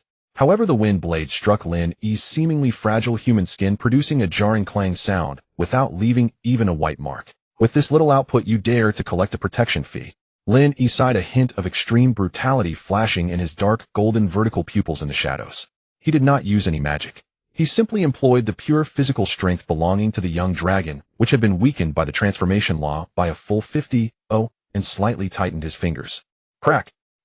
Accompanied by the chilling sound of bones shattering, Hall let out a blood-curdling scream. His wrist was not merely fractured, it was crushed into meat paste by Lin Yi. The broken white bone even pierced through the leather armor exposed to the air. But that wasn't the end. Lin Yi released his grip and Hall, clutching his wrist in agony, collapsed to the ground. Lin Yi looked down at him, and from his fingertip he coaxed out a droplet of gray-black liquid, inert metal acid. The droplet silently landed on Hall's prized defensive leather armor. Sizzle. It made just a soft. That high-grade enchanted leather armor fortified with 3 layers of defensive formations melted and disintegrated, as if thrown into a furnace, turning into a puddle of black liquid along with a large patch of charred flesh being corroded from Hall's chest. My armor. My magic is disappearing. Hall screamed in terror, feeling in that moment that not only was his equipment destroyed, but the magical power within him seemed to be polluted by that gray-black force, plunging him into absolute silence. The other senior students in the hall were all stunned by this scene. What kind of monster is this? No incantation, no magical fluctuation, crushing a mid-level mage's wrist with bare hands, and 1 drop of black water ruined high-grade, enchanted leather armor. Is this a new student? Lin Yi snatched the pouch filled with new student resources from Hall's trembling hands, weighing it in his hand, producing a crisp sound of clinking coins. Listen. Lin Yi looked around at the petrified senior students, his voice not loud, but resonating in everyone's ears like thunder. In my former territory, the entrance fee is usually paid with one's life. You should be grateful that I am currently cultivating myself. Lin Yi pointed to the luxurious suite at the very top, symbolizing the strongest in the Shadow Tower. From today onward, the top floor belongs to me. As for the rules, Lin Yi tossed the pouch to Zhuqing behind him, a cold smirk curling at the corner of his lips. From now on, there will be no brotherhood in the Shadow Tower. All of you deliver half of your resources to the top floor every month. If even a single copper coin is missing, Lin Yi lightly pressed his toe down, instantly grinding a hard basalt tile beneath his feet into powder. He'll crush your bones into this state.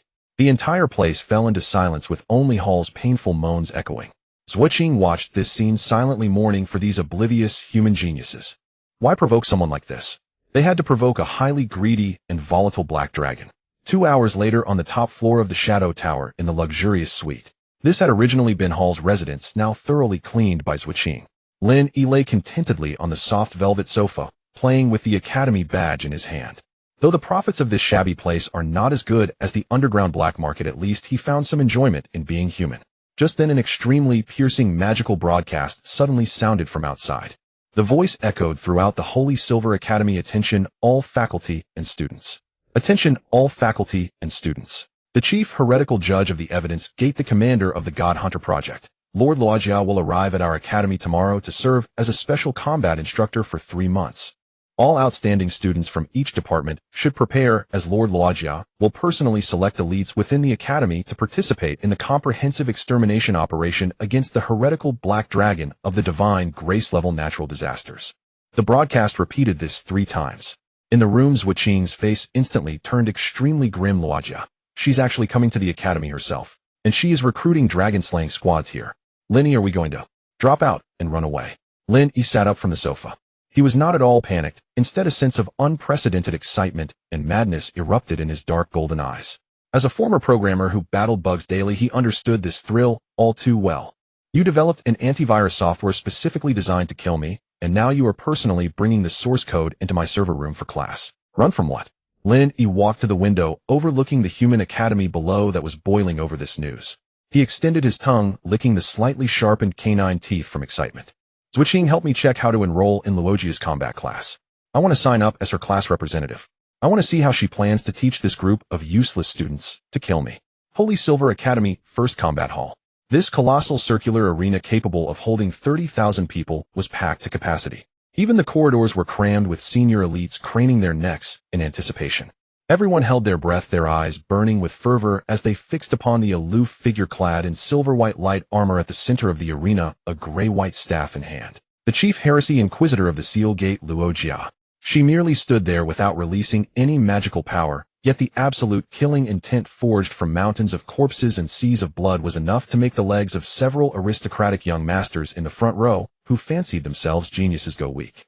Lin Yi, wearing his inconspicuous black robe, sat in the darkest corner of the stands. Zhuqing still lurked like a shadow behind him. Moss. Lin Yi, the aura on her is even colder than it was at the volcano. Zhuqing lowered his voice, his palms already slick with cold sweat. Being so close, she feared Luojia's keen perception might detect something. Don't be nervous. Right now, she's like an administrator running top-tier antivirus software to scan everywhere, and I've already disguised myself as a legitimate system background process. Lin Yi propped his chin on one hand, his dark, golden vertical pupils hidden beneath his hood, observing the woman who had once bombarded him with forbidden spells with keen interest. He had to admit this woman's figure and presence were the pinnacle of high-quality humanity. but all Lenny could think about now was how to swindle some more high-level resources out of her. At the center of the arena, Luo Jia coldly swept her gaze across the surroundings. "I'm not here to teach you how to set off fireworks magic at balls." Her voice wasn't loud, yet it reached everyone's ears with piercing clarity laced with biting cold. "I'm going to hunt an extremely dangerous, cunning, and rule-breaking mutated black dragon. I need 5 baits. No 5 assistants. But judging by your current mental state, you're not even qualified to be the scraps that beast uses to pick its teeth." The entire arena erupted. Being humiliated so openly, many proud elite students flushed red. "Lady Luo Jia, we are the elites of Holy Silver Academy." A tall male student wearing a 4th-year badge and wielding a staff of dual thunderfire elements stood up protesting loudly. "We've killed countless 4th-year demonic beasts in practical exercises." Luo Jia didn't even glance at him. She merely raised her right hand clad in a white glove and snapped her. Several fully armed seal bearers carried a heavy transparent lead glass box engraved with sealing runes and placed it in the center of the arena. Inside the box lay a charred, twisted fragment of metal. Even through the seal, strands of strange gray-black aura emanated from the metal fragment, causing a faint, sizzling, corrosive sound in the surrounding air. Lenny sat in the stands, barely suppressing a laugh. He was all too familiar with that thing. Wasn't that a piece of back armor fragment from the Dragon Slayer Unit 3 that he had melted down in the sewage channel using inert metal acid mixed with abyssal solidified black flame? It still had a bit of spit acid residue from when he had spewed it. Luo Jia pointed her staff at the glass box. "This is a bit of residue left by that black dragon. I don't care what first-place titles you've won in the academy. Whoever can purify the abyssal black flame and corrosive aura on this metal, or even just touch it with their bare hand for 3 seconds without being crippled, can join my dragon-slaying squad." Luo Jia's icy gaze swept across the audience. "You there who claim to be elites, come down and try." That 4th-year Thunderfire dual-element student gritted his teeth and jumped into the arena under everyone's gaze. He was ranked 5th in the academy. Just a bit of residual aura from a demonic beast. The student roared thunder and fire mana surging wildly within him. He condensed a blinding sphere of Thunderfire energy in his hands and slammed it towards the test port reserved above the glass box. Sizzle boom. The moment the sphere touched the gray-black aura emanating from the metal fragment, it was like a drop of water hitting a pan of scalding oil. That trace of Lin Yi's law of inertia instantly used his Thunderfire mana as fuel. The gray-black aura visible to the naked eye spread back up his hands along his mana channels. "Ahawk!" The student let out a piercing scream. The flesh on his hands instantly blackened and withered like dry wood drained of moisture. Luo Jia's eyes narrowed. With a tap of her staff, an extreme freezing spell instantly severed the student's mana connection, saving his arms, but his hands were severely burned, and he rolled on the ground in agony. The entire arena fell into dead silence. Everyone drew in a sharp breath. Even a top 5 academy expert merely attempting to purify from a distance ended up suffering such backlash. Just how terrifying was that black dragon's true form? "So this is what you call elites?" Luo Jia looked at the wailing student on the ground, her eyes filled with disappointment and sorrow. "That beast's power isn't just destruction, it's rule corruption. The elemental magic you pride yourselves on is nothing more than freely devoured rations before it. Anyone else want to try?" Silence. 30,000 people, not a sound. No one dared to step forward.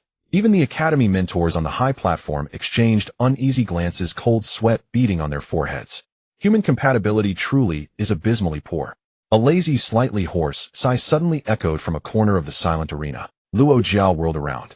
A black-haired youth in a loose black robe, his face pale as a consumptive, was slowly descending the steps with his hands in his pockets. Zui Qing in the stands was so anxious she nearly ground her molars to dust. Crazy. This master was utterly insane. Why not stay hidden in the shadows? Why did he have to strut right in front of the woman who most wanted him dead? "Who are you?" Luo Jia frowned at the youth, who looked like a strong breeze could knock him over. She sensed no powerful mana fluctuations from this young man, only an extremely strange sense of deathly stillness. "Lin Yi, Shadow Tower first-year freshman." Lin Yi walked to the center of the arena and looked at Luo Jia. Their eyes met. Luo Jia's icy blue pupils reflected Lin Yi's dark golden vertical pupils, now disguised as deep brown through illusion magic. Lin Yi whistled inwardly. Up close, this woman's killing intent felt practically tangible. If he were in his true form, he'd love to chew her up and swallow her. Maybe he'd even drop a frost resistance or something. "A freshman? You don't even have the mana fluctuations of a novice mage. Are you here to die?" Luo Jia said coldly. "I just think your test, ma'am, has a flawed premise." Lin Yi pointed at the scrap metal in the glass box and said in a rigorous academic tone, "The residue on this thing possesses extreme material decay and mana inertia. Striking it with high-energy elements is like feeding it. To deal with this, you can't use an antivirus approach. Luo Jia's eyes instantly sharpened. She had studied this fragment for 3 whole days and arrived at the exact same conclusion this freshman had casually uttered. It was also why she had concluded that an army couldn't handle that black dragon. Not an antivirus approach. Then what? Luo Jia, against her nature, followed up on his words. Use assimilation. Lin Yi gave a slight smile. To the horrified astonishment of everyone, without using any defensive magic, he reached his pale, unarmored right hand through the test port into the glass box and grabbed the black flamine-shrouded fragment. Stop. Do you want to be burned to ash? Luo Jia's face changed drastically, instinctively raising her staff to save him. But the next second she froze. The entire audience of 30,000 people turned to stone. No scream, no smell of burning flesh. The fragment, radiating terrifying destructive aura held in Lin Yi's hand, behaved like a stray dog that had finally found its master. The violent residual aura of abyssal solidified black flame and inert metal acid on it actually flowed into Lin Yi's skin like water, with a swoosh burrowing inside. Lin Yi even closed his eyes in extreme enjoyment, taking a deep breath. That was his own leftover energy. Swallowing it back was just a matter of internal circulation. Not only was it painless, it even brought a long-lost warmth to his body, weakened by 50. System notification: recovered residual mutated energy. Minor replenishment of mana pool. With the residual energy drained, the indestructible Titan metal fragment, lacking the support of its supernatural properties, crumbled into a handful of ordinary iron slag in Lin Yi's hand. Lin Yi dusted off his hands, turned to the dumbstruck Luo Jia, and gave a harmless smile from his pale face. See, as long as I treat it as a tonic, it can't harm me. It's a special constitution. Am I qualified, ma'am? Luo Jia stared fixedly at Lin Yi's completely unharmed right hand. For the first time, the emotion called shock appeared on her eternally icy face. How could she possibly know that this wasn't assimilation, nor some special constitution? This was the examiner asking the examinee if he was afraid of his own shit. And the examinee wasn't just unafraid, he swallowed it right in front of her. This wasn't hiding in plain sight. This was shoving the light bulb into a blind man's mouth. What is your mana attribute? Luo Jia's voice actually carried an extremely rare tremor. If there really existed a human mutant capable of being immune to that black dragon's corruption, the success rate of Project Godhunt would increase tenfold. Extreme dual-element mutation of darkness and poison. Lin Yi casually fabricated a lie. I'm naturally immune to all kinds of corrosion and toxins, and I can even absorb a portion of them. Luo Jia took a deep breath, suppressing the ecstasy rising in her heart. She looked at the morbidly pale youth before her, as if seeing a peerless dagger forged specifically to pierce the heart of that black dragon. She abruptly drew the sword at her waist, slapping Lin Yi's shoulder heavily with the flat of the blade. Lin Yi forced himself not to shatter her sword with his physical countershock and announced loudly, Lin Yi, from now on you are the vice captain of the Godhunt squad. You will report directly to me. I want you to use your life to help me drag that black dragon out of the abyss. Lin Yi lowered his head, adopting an extremely submissive, even slightly flattered demeanor. I pledge my life to your service, Lady Luo Jia. But in that instant his head was bowed. The dark, golden vertical pupils beneath Lin Yi's hood had, from sheer absurdity and delight, constricted into dangerous slits. You want me to help you drag me out of the abyss? Fine. But my appearance fee is very high. I'm afraid your seal gate can't afford it. St. Silver Academy, 50 meters underground level strategic material storage. This is one of the most core treasure vaults of the entire Ost Empire, with 18 high-level defensive runes engraved on the heavy door. But today this grand door opened for Lin Yi. As the vice captain of the God Hunter team, you hold level allocation. Luo Jia stood at the entrance of the storage, her silver-white light armor appearing cold and noble under the glow of the magical lamps. She looked at the black-haired youth in front of her, who was covering his mouth and occasionally coughing weakly, a rare warmth flashing in her eyes. Feel free to take whatever you need. Conventional weapons are meaningless against that black dragon. I suggest you select more of the extreme cold ice essence and holy light purification scrolls. Cough, cough. Thank you, officer. I will carefully choose. Lin Yi wore a grateful smile on his pale face, but the moment he turned around, the hidden dark golden vertical pupils in his eyes erupted with a green light more fervent than 1,000 miserly souls. Swatching following Lin Yi carried 2 massive space storage bags, her palms clammy with sweat. She looked at the surrounding piles of rare magical metals, boxes of high-level magic crystals, and ancient artifacts radiating an old aura, her heart racing uncontrollably. This is the underwear of the certification door and the royal family. That greedy dragon sneaked into the national treasury, and it didn't empty this place. Sure enough, Lin Yi walked to a shelf lined with extreme cold ice essence, not even glancing at it, walking directly past it towards the innermost area of heavy metals and ores. Ding. Detected high-purity deep-sea silver 1,000 pounds. Rich in excellent ductility and magical resistance. System suggests consuming it can greatly enhance the magical immunity limit of Titan metal scales. Switching pack up that pile of silver. Lin Yi pointed at the silver mound without turning his head. Switching gasped, steeling herself to sweep the 1,000 pounds of silver into the space bag. Ding. Detected core of Earth Fire Ruby Hold Box. Contains a very high purity of fire elemental laws. System suggests can be used as a high-quality combustor for abyssal solid black flame. This box of stones looks quite festive. Pack it up. Lin Yi waved his hand casually, as if choosing, and over there the refined gold, or these 3 boxes of lightning wood cores. Oh right, also grab that sun god heart mirror, made of pure gold. It looks quite heavy. In less than 10 minutes, the 2 supercapacity storage bags in Zhuoqing's hands were stuffed to the brim. And everything Lin Yi selected was high-density materials containing vast elemental energies, which could not be used directly in combat by human mages without complex alchemical forging. Luo Jia, standing not far away, could no longer hold back her brows furrowing as she walked over. Luo Jia looked at the pile of metal ores sufficient to equip a heavy armored knight regiment, her eyes filled with confusion. These refined gold and silver are extremely heavy and cannot be used directly in casting spells. The physical defense of that black dragon is nearly invincible. Are you going to smash it with this scrap metal? Why not use the ice-type scrolls I recommended? Zhuoqing held her breath, her hand quietly gripping the hilt of her sword. Was she seen through? After all, who would a human mage use, or to fight? This is simply a snack chosen by the black dragon for itself. However, Lin Yi remained unfazed and turned around with a professional and pained expression, as if saying, "You don't understand the technology. Officer, you are still thinking about the problem with the traditional magic bombardment mindset." Lin Yi sighed, casually picked up a piece of refined gold and knocked on it with his knuckles, producing a crisp metallic sound.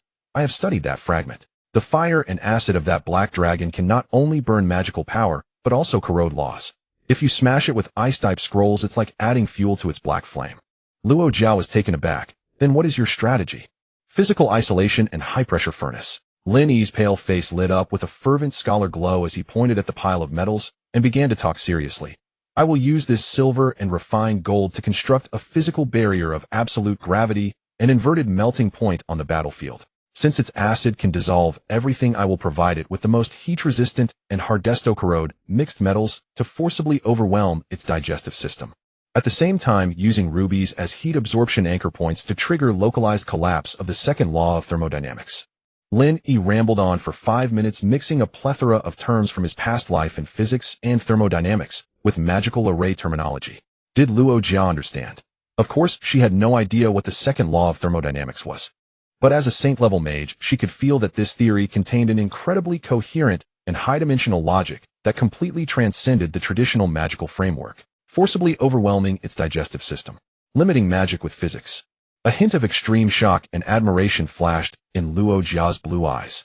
She looked at the frail youth in front of her, as if seeing a brilliant pearl of human wisdom.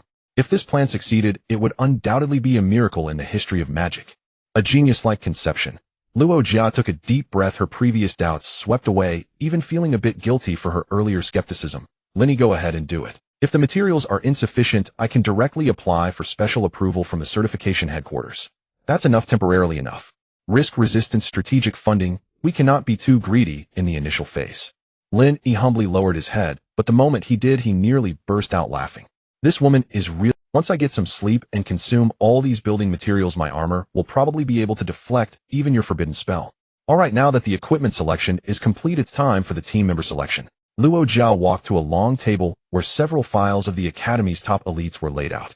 Including you and me, the God Hunter team still needs 3 more members. This is the candidate list. You are the vice captain and the tactical core, so you make the choice. Lin Yi walked to the table and casually flipped open a file. What magic swordsman, what space mage, what assassin. In his vertical pupils, these files were automatically translated into another set of panels: chicken thigh, agile skewer, average, elemental ice pop. None were appetizing, and there was no practical value. Suddenly Lin Yi's gaze stopped on 3 files. The first one, Renault. Identity: Holy Knight Academy, 4th year chief. Characteristics: height of 2.1 meters, always wearing heavy full armor, made of stellar steel, adept in defense, and holy light healing. Lin Yi commented, stellar steel. That's a crunchy high calcium snack. And it even comes with healing spells. Isn't that just an automated blood recovery, wrapped in metal? That's him. The second one, Mia. Identity: Life Magic Institute, 3rd year. Characteristics rare half-elf dual cultivation of wood and water completely lacking compatibility, but possesses the Academy's strongest group life restoration spells and stamina replenishment magic. Lin E commented, a walking power bank and automatic water dispenser. In a prolonged battle, tying her to my belt will save me a lot of recovery time. Perfect. The third one, Clarence. Identity special recruit from the Fire Magic Academy, eldest son of a great noble in the imperial capital. Characteristics magic, a arrogant, extremely wealthy, extremely wealthy, extremely wealthy. This is the noble young master who mocked Lin E at the magic testing square. Lin E commented, purely a meal ticket and hostage. If the budget runs low in the wild, I can tie him up and send a ransom note back to the imperial capital to earn some funds. Bring him along. These are the three. Lin E pulled out these 3 files and handed them to Luo Jia. Luo Jia glanced at the list, and her brows immediately knitted into a tight knot. Renault is understandable. You need a sturdy frontline shield to buy time for formation. But Mia has no self-defense capability at all. And this Clarence, he's just a fresh recruit, although his talent is good, but in this godsend level of hunting, he has no role other than being a liability. Luo Jia stared at Lin E. Give me a reasonable explanation. Lin E leaned his hands on the table, his body slightly leaning forward, revealing a profound look of having a pearl in hand. Officer, you must know that the black dragon is greedy. It likes shiny things and things that contain vast life force. Lin E pointed at MIA's file. The pure life aura of the forest elf smells to the black dragon like top-notch bait. She doesn't need to fight. She just needs to stand there and emit fragrance to lure the black dragon out of them. Then Lin E pointed at the noble young master Clarence's file, a devilish smile curling at the corners of his mouth. As for this young master, officer, hunting a calamity requires an extraordinarily large logistical budget. The Clarence family is rich enough to rival a nation. Bringing him along is equivalent to bringing a mobile royal sponsor. Any expensive formations we damage in the wild can be reimbursed by his family. This is called investment attraction. Zhuoqing, listening from behind, had her lips twitching uncontrollably. What the hell is bait and investment attraction? You just want to take a power bank and mobile wallet for a picnic. Luo Jia fell silent. She looked at Lin E, her gaze extremely complex. This pale and weak youth, in order to hunt the black dragon, calculated not only physical laws, but also human greed, the appetite of beasts, and even subsequent financial reimbursements. Cold, precise, and unscrupulous. Luo Jia took a deep breath, her tone carrying a genuine respect. Lin E, if you can survive this hunt, there will definitely be a place for you on the certification council. Team list confirmed. Tomorrow at 8 o'clock, gather at the Academy Square. Luo Jia turned and left, her cloak slicing through the air with a sharp arc. Target Mist Marsh. Operation Code Fallen Dragon. Watching Luo Jia's departing figure, Lin E stretched lazily and turned to the already numb Zhuoqing, flashing a sharp grin that revealed his tiger-like teeth. Zhuoqing, is the picnic basket ready? Tomorrow we will take these little friends to the wild to find myself for fun. In the morning at the teleportation square of the St. Silver Academy. The morning mist had yet to dissipate, and a 5-member team described as strange and bizarre had already gathered.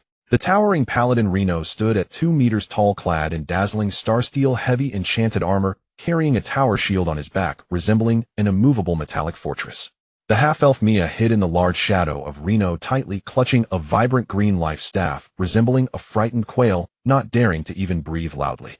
At the front, displaying extreme impatience, was none other than the young master from the imperial capital, Clarence. He wore a priceless firefox fur mage robe, gripping a finely crafted staff embedded with a fist-sized core red lotus gem. What the hell? What is Lord Loga thinking? Forcing a noble A-level genius like me to take orders from a country bumpkin who can't even light a magic crystal. Clarence irritably kicked a stone slab on the ground, staring at 2 figures slowly approaching in the distance. Lin E still wore the oversized, somewhat faded black robe, his pale face displaying a hint of sleepiness, occasionally stifling a cough with a fist as if weak.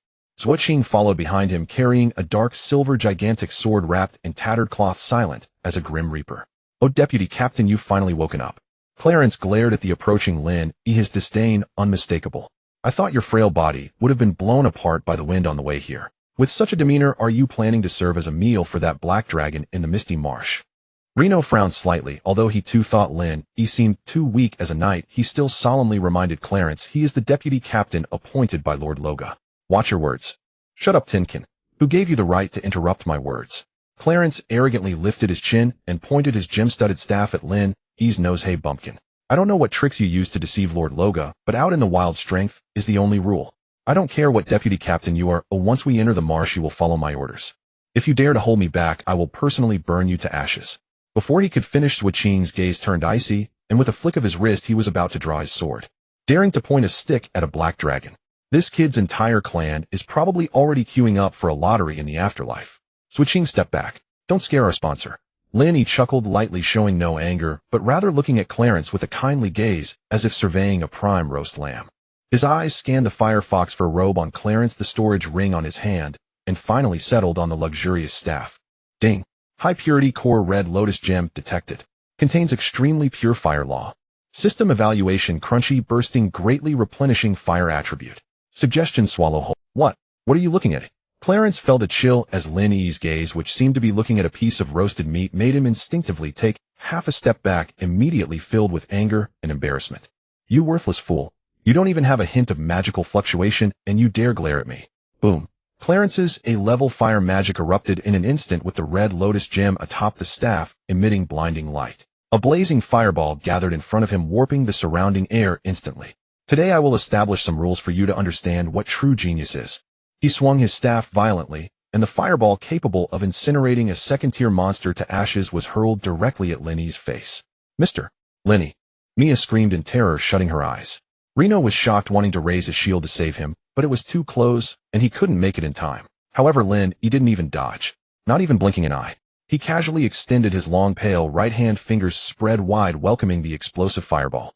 Seeking death, Clarence sneered, but the next second the grimace on his face froze completely. Uff. No explosion. No screams. The fiery, explosive fireball, upon touching Lin Yi's palm, vanished, as if a drop of water were to fall into an endless black hole. At the center of Lin Yi's palm, a faintly dark gray glow flickered, a minuscule amount of abyssal solid black flame. The A-level magic concentrated fireball barely produced a spark before being directly absorbed, leaving no warmth behind. Absorbing minimal fire magic. Taste inferior lighter. The system ruthlessly provided the evaluation. This is impossible. Clarence's eyes nearly bulged out. To catch high-level magic barehanded. Even a paladin wouldn't dare do that. Lin Yi shook his hand, sighed. The temperature is too low. Even roasting sweet potatoes would be considered slow. He raised his head and took long strides toward Clarence. Clarence was so frightened that he kept retreating, but under the deliberate release of the weak, yet terrifying high-level predator dragon might pressure from Lin Yi, his legs gave way, and he stumbled over a stone, falling to the ground. Lin Yi reached his front and slowly crouched down. Clarence in terror raised the priceless staff to shield his chest. You. Don't come over. I am the heir of the Clarence family. If you dare touch me, my father will ensure you can't survive in the imperial capital. Touch you? No, why would I touch my wallet? A gentle yet chilling smile appeared on Lin Yi's pale face. He extended 2 fingers, gently pinching the large core red lotus gem at the tip of the staff. A drop of invisible, inert metal acid seeped out silently from his fingertips. Crack, crack, crack. Under the ghostly gazes of Clarence, Reno, and Mia, the gem, known for being impervious to water and fire, and incredibly hard, began to crack and crumble between Lin Yi's 2 fingers like a crispy cookie. Following that, the gray-black, decaying power spread from the gem to the staff made of mithril. Crumble. A high-level staff worth 30,000 gold coins turned into a pile of black powder, drifting away. Nothing was left behind. The entire area fell silent. Only the sound of the morning wind rustling through the square could be heard. Lin Yi brushed off the dust from his hands and patted Clarence's face, which had completely lost its color. At such close range, Lin Yi's eyes, hidden beneath the hood, transformed into cold, brutal, dark, golden vertical pupils in an instant. An extremely hoarse voice, reminiscent of 2 pieces of iron scraping against each other, exploded in Clarence's mind. Listen, young master. In my picnic basket, the wallet only needs to stay quiet and open the zipper when I need to pay. If the wallet grows a mouth and tries to bite me, Lin Yi smiled slightly, his vertical pupils returning to their brown disguise, then I can only chew up the wallet along with the gold coins inside. Do you understand what I mean? Clarence trembled violently, cold sweat instantly soaking through his expensive firefox fur robe. In that brief moment, he felt as if he were facing not a person, but an ancient, ferocious beast with its mouth wide open, ready to devour him. His soul was wailing. I understand. I understand. Clarence nodded frantically, tears and snot almost spilling out, devoid of the slightest pride of a noble. Very good. I like understanding investors. Lin Yi stood up with satisfaction, turning to look at Reno and Mia, who were completely dumbfounded. Does anyone still have objections to my position as deputy captain? Lin Yi asked with a smile. Reno, the 2-meter tall strong man, swallowed hard, shaking his head like a rattle. What a joke, crushing a mithril staff to dust with bare hands. This isn't a sickly mage, oh, it's clearly a humanoid dragon in disguise. The little elf Mia was also so frightened that she tightly covered her mouth, shaking her head repeatedly. Clap, clap, clap. A round of crisp applause came from the other side of the square. Loga, dressed in a sleek silver hunting outfit, walked out from the mist. Her gaze swept over the Turntosh's staff, then glanced at the trembling Clarence sitting on the ground, a glimmer of appreciation flashing in her eyes. Without shedding blood, using the law of decay to crush the opponent psychologically and physically. Lenny, you truly haven't disappointed me. Loga stepped forward, coldly looking at Clarence. If you had cast that foolish fireball in the wild, you would have already lost your life. Lin E, as the deputy captain, was saving you. Upon hearing the words, saving you, Clarence nearly cried out. What the hell do you mean by saving me? He had clearly seen Lin E's gaze wanting to devour him right then and there. Since the rules have been set, let's depart. Loga turned and walked toward the super-large teleportation array in the center of the square. Objective: the outer camp of the Misty Marsh. Remember, from the moment you step out of the teleportation array, you are no longer in the world of humans. There. Loga's gaze turned extremely sharp. Is the restaurant of that monster. Lin E followed closely behind Loga into the teleportation array, nodding in agreement, silently adding in his heart, that's exactly right, Captain. Moreover, this restaurant just received a batch of quality ingredients today. He glanced at the trembling wallet Clarence, the moving blood bag Mia, and the crispy and tasty tin can Reno, feeling an unprecedented sense of joy. With a flash of white light, the Hunter God team officially stepped into the abyss. As the white light dissipated, a strong stench and humid miasma instantly enveloped everyone. The outskirts of the misty swamp. Here visibility was less than 10 meters, with bubbling black mud underfoot and twisted dead trees surrounding them. Occasionally, the chilling roar of beasts could be heard from the depths of the thick fog, sending shivers down one's spine. Ugh, what kind of cursed place is this? My custom dragonskin boots are ruined. As soon as Clarence landed, he accidentally stepped into a mud pit and began to gag while holding his nose. He held a spare staff embedded with ordinary fire crystals, his gaze darting around like a frightened rabbit. Mia was so terrified that she tightly clutched the edge of Rainer's armor, tears welling in her eyes. Only Loka and Zwiching remained unfazed. As for Lenny, he stood at the edge of the swamp, taking a deep breath of the toxic, decaying air, feeling, isn't this my hometown? This familiar scent is much more pleasant than the pungent perfume of the human world. The passive skill Dark Perception has been fully activated, marking all biological energy sources within a 5-kilometer radius. Around him, hundreds of red dots lurked, resembling a radar screen with full map visibility. All personnel on alert. This is the outskirts of the swamp, where typically third-tier demon beasts can be found. Form a defensive formation, Rainer at the front, Mia in the center, and Clarence responsible for firepower suppression. Loka drew his staff and coldly issued orders, then turned to Lin. Deputy Captain, you and I will be positioned behind the formation. Understood, Commander. Cough, cough. Lin E feigned weakness, covering his mouth and coughing softly, even swaying his body, slightly, perfectly portraying a frail tactical master. Just as the formation was being established, a loud crash erupted. Suddenly, the black mud on the right exploded, and amidst the toxic sludge, a gigantic demon beast, over 7 meters long, covered in gray-black bone spines, lunged like an arrow towards the most vulnerable Mia. It's a 4th-tier mutated demon beast. Corrupted steelskin crocodile. Rainer shouted, his massive 2-meter frame abruptly shifting as he raised his star steel tower shield to meet the attack. Boom. A violent impact echoed through the swamp. Rainer let out a muffled grunt, his legs sliding back 3 meters in the muck, sparks flying from the shield. The crocodile's strength was terrifying, and the putrid saliva it sprayed onto the shield emitted a hissing sound as it corroded. Help, help! Mia cried, terrified, falling to the ground and forgetting to cast her healing spell. Clarence trembled as he raised his staff, frantically chanting the fireball spell. Get away. Fireball. Fireball barrage. A few soft fireballs landed on the steelskin crocodile's back, leaving not even a layer of black soot. At this level of demon beast, its spiny skin possessed a very high magical resistance, and Clarence's attacks were practically just tickling it. It's too chaotic. A bunch of useless fools lacking combat experience. Loka frowned, raising his staff to prepare to unleash high-tier magic to eliminate it. Commander, wait. Lin E suddenly reached out, gently pressing down on Loka's staff. His pale face showed no sign of panic, and the dark golden vertical pupils in the shadows flickered with cold streams of data. Since this is the Hunter God Squad, we can't have the captain personally intervene every time we encounter a few little mudfish. How can we hunt down divine disaster-level calamities? Lin E's voice was not loud, but under the cover of magical power it clearly reached the ears of the 3 novice members ahead. Loka was taken aback, looking into Lin E's deep, calm eyes, and slowly lowered his staff. What do you intend to do? Micromanipulation. Lin E smiled slightly. The next second, his voice filled with absolute authority, and cold logic sliced into the battlefield like a sharp blade. Rainer. Tilt the shield 30 degrees. Its biting power is concentrated in the upper jaw. Standing firm is wasting energy. Redirect its force. Raynor instinctively obeyed, angling the tower shield sharply. Indeed, the crocodile's terrifying biting force immediately slipped, its massive body staggering forward, due to inertia exposing its soft underjaw. Clarence, don't be an idiot attacking its shell. That's its strongest defense. Lin E coldly commanded. Do you see that white patch on the left side of its jaw, without scales? That's its poison gland exhaust port. Prepare in 3 seconds, and drive your Atir fire element in like a nail. If you miss by half an inch, he'll throw you into the swamp to feed the mudfish. Clarence was startled by Lin E's murderous tone. His previously chaotic mind suddenly calmed down. Under the dual fear of death and Lin E, he gritted his teeth, compressing all his magical power at the tip of his staff. 3, 2, 1. Release. Flame burst fire dragon drill. Clarence roared, and an extremely compressed spiral flame accurately pierced through the white patch on the crocodile's jaw, igniting within its poison gland. Roar.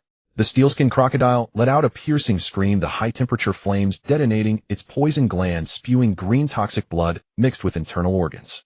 It rolled wildly, its massive body sweeping down the surrounding dead trees. Mia, while closing your eyes and crying heal me, cast resilience prayer and stamina recovery on Raynor, preparing to withstand its dying counterattack. Mia, who was called out, shuddered, finally waking from her fear, and quickly waved her staff, 2 warm green lights landing precisely on Raynor. Raynor's arms, previously numb from enduring, instantly filled with strength. Night, finish it. Lin E issued the final command. Holy light slash. Raynor roared, slamming the tower shield against the crocodile's snout to stun it, while his great sword radiated dazzling holy light, piercing through the wound that Clarence had created and into the crocodile's brain. Boom. The massive 4th-tier demon beast crashed to the ground lifeless. The entire battle lasted less than 30 seconds. A seemingly invulnerable meat, shield, an accurate striking mage, and a timely sustaining healer. Originally a disorganized group on the verge of being wiped out under Lin E's precise command, as if he had hacks for perception, they completed a perfect over-level kill with fluidity. Locus stood at the back, his eternally cold blue eyes now stirred by turbulent waves. It was terrifying. With just one glance, he had spotted the most concealed weakness of the 4th-tier mutated demon beast. Every command he gave was executed in the blind spots of the demon beast's attacks, transforming the 3 inexperienced novices into killing machines. This kind of absolute control over the battle situation was like a war brain born for hunting. Well done.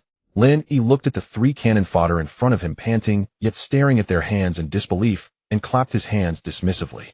But behind Loka and the 3 cannon fodders, Waching was biting her lip tightly, trying hard not to let, because just a moment ago, when Loka's attention was fully drawn to the battle ahead, Lin E, the so-called tactical master, was leisurely hiding in the shadow of his cloak, pulling out a chunk of raw deep-sea silver the size of a brick from his spatial pouch. Then he began munching on it, as if enjoying popcorn in a movie theater. Crunch. Lin E opened his mouth, those teeth capable of corroding even steel, silently biting down on a large piece of silver. Ding. Devouring deep-sea silver, high purity. Conversion in progress. Titanium metal scale, magic resistance, 2. Crunch. Crunch. While Raynor was at the front holding the shield, Lin E was at the back chewing on deep silver. While Clarence was casting fireballs, Lin E was swallowing ore. When the steelskin crocodile fell, Lin E had just finished devouring that priceless piece of deep-sea silver, even letting out a silent burp with great satisfaction.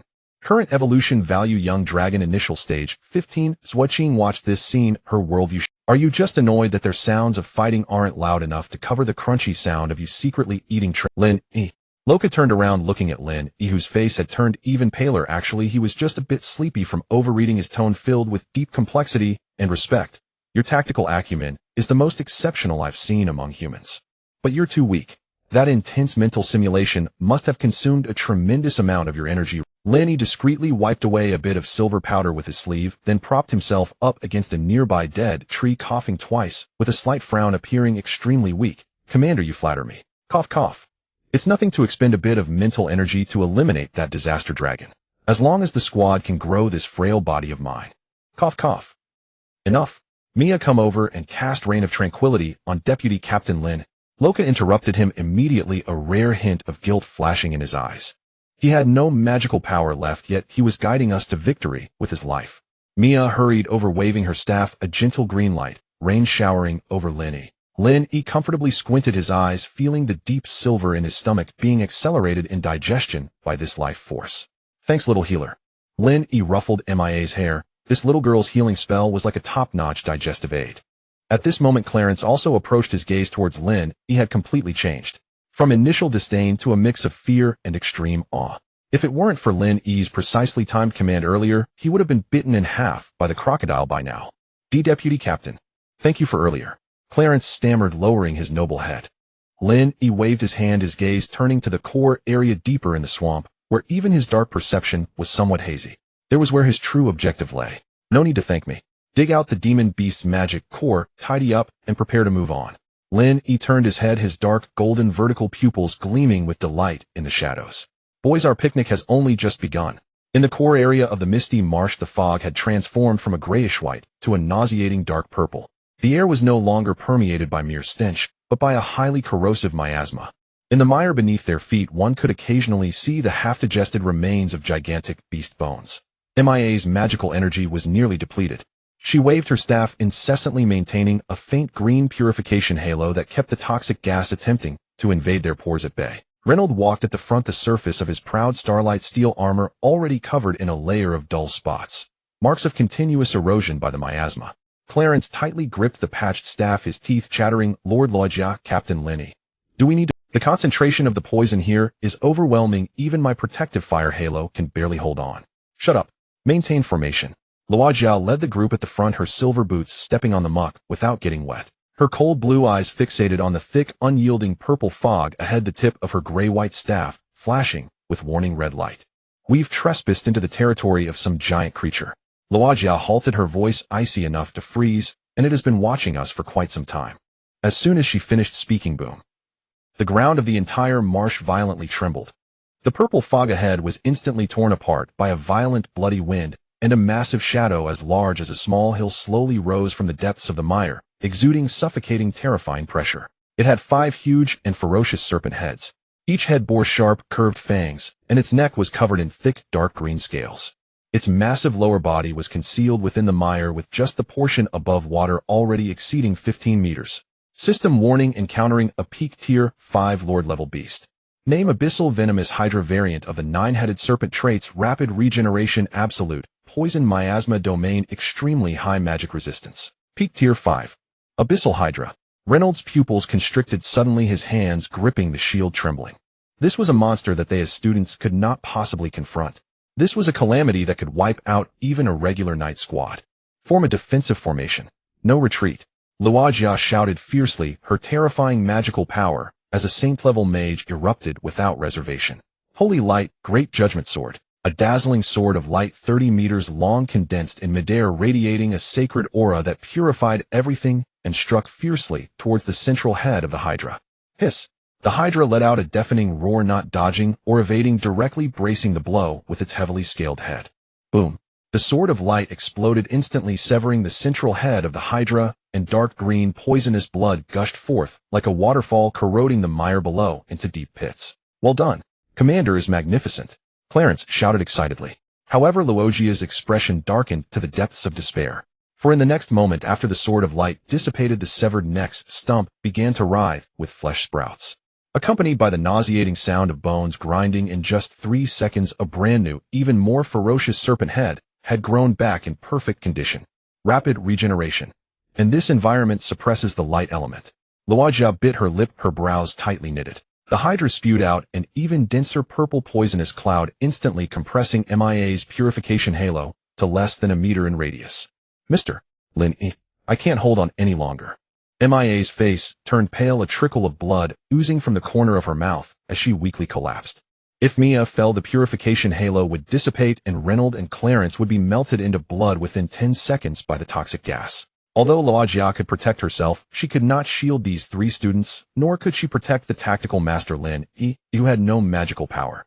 Commander, lure it into the left concave, circular valley. At this critical moment, Lin Yi's extremely calm, even somewhat frenzied hoarse voice cut through the chaos of the battlefield. Luojia turned sharply, only to see Lin Yi directing Zhuqing to dump 2 oversized space bags filled with strategic resources from the treasury onto the ground. Reynolds, forget your shield. Throw these 3 boxes of deep-sea silver in a triangular shape into the 3 dead corners of the valley. Clarence, bury that pure gold sun god heart shield in the center of the valley, then fill the edges with all the earth core melting fire rubies. Lin Yi stood amidst the poisonous fog, coughing violently, while commanding in an extremely assertive, unassailable tone. Quick! We need to create a thermodynamic furnace in this beast's territory on site. Clarence and Reynold had no idea what thermodynamic meant, but Lin Yi's absolute authority established in the previous battle made their brains skip thought, and their bodies directly executed the orders. Reynold heaved several hundred pounds of silver boxes into the valley. Clarence spread the invaluable top-grade rubies like a net in the designated positions. Roar! The Hydra was enraged by Luojia's continuous spells, all 5 heads simultaneously spitting out devastating streams of venom overwhelming Luojia. While Luojia used ice walls to block, she followed Lin Yi's instructions, fighting while retreating firmly, luring the colossal creature into that circular valley. Commander, retreat from the valley! Lin Yi shouted loudly.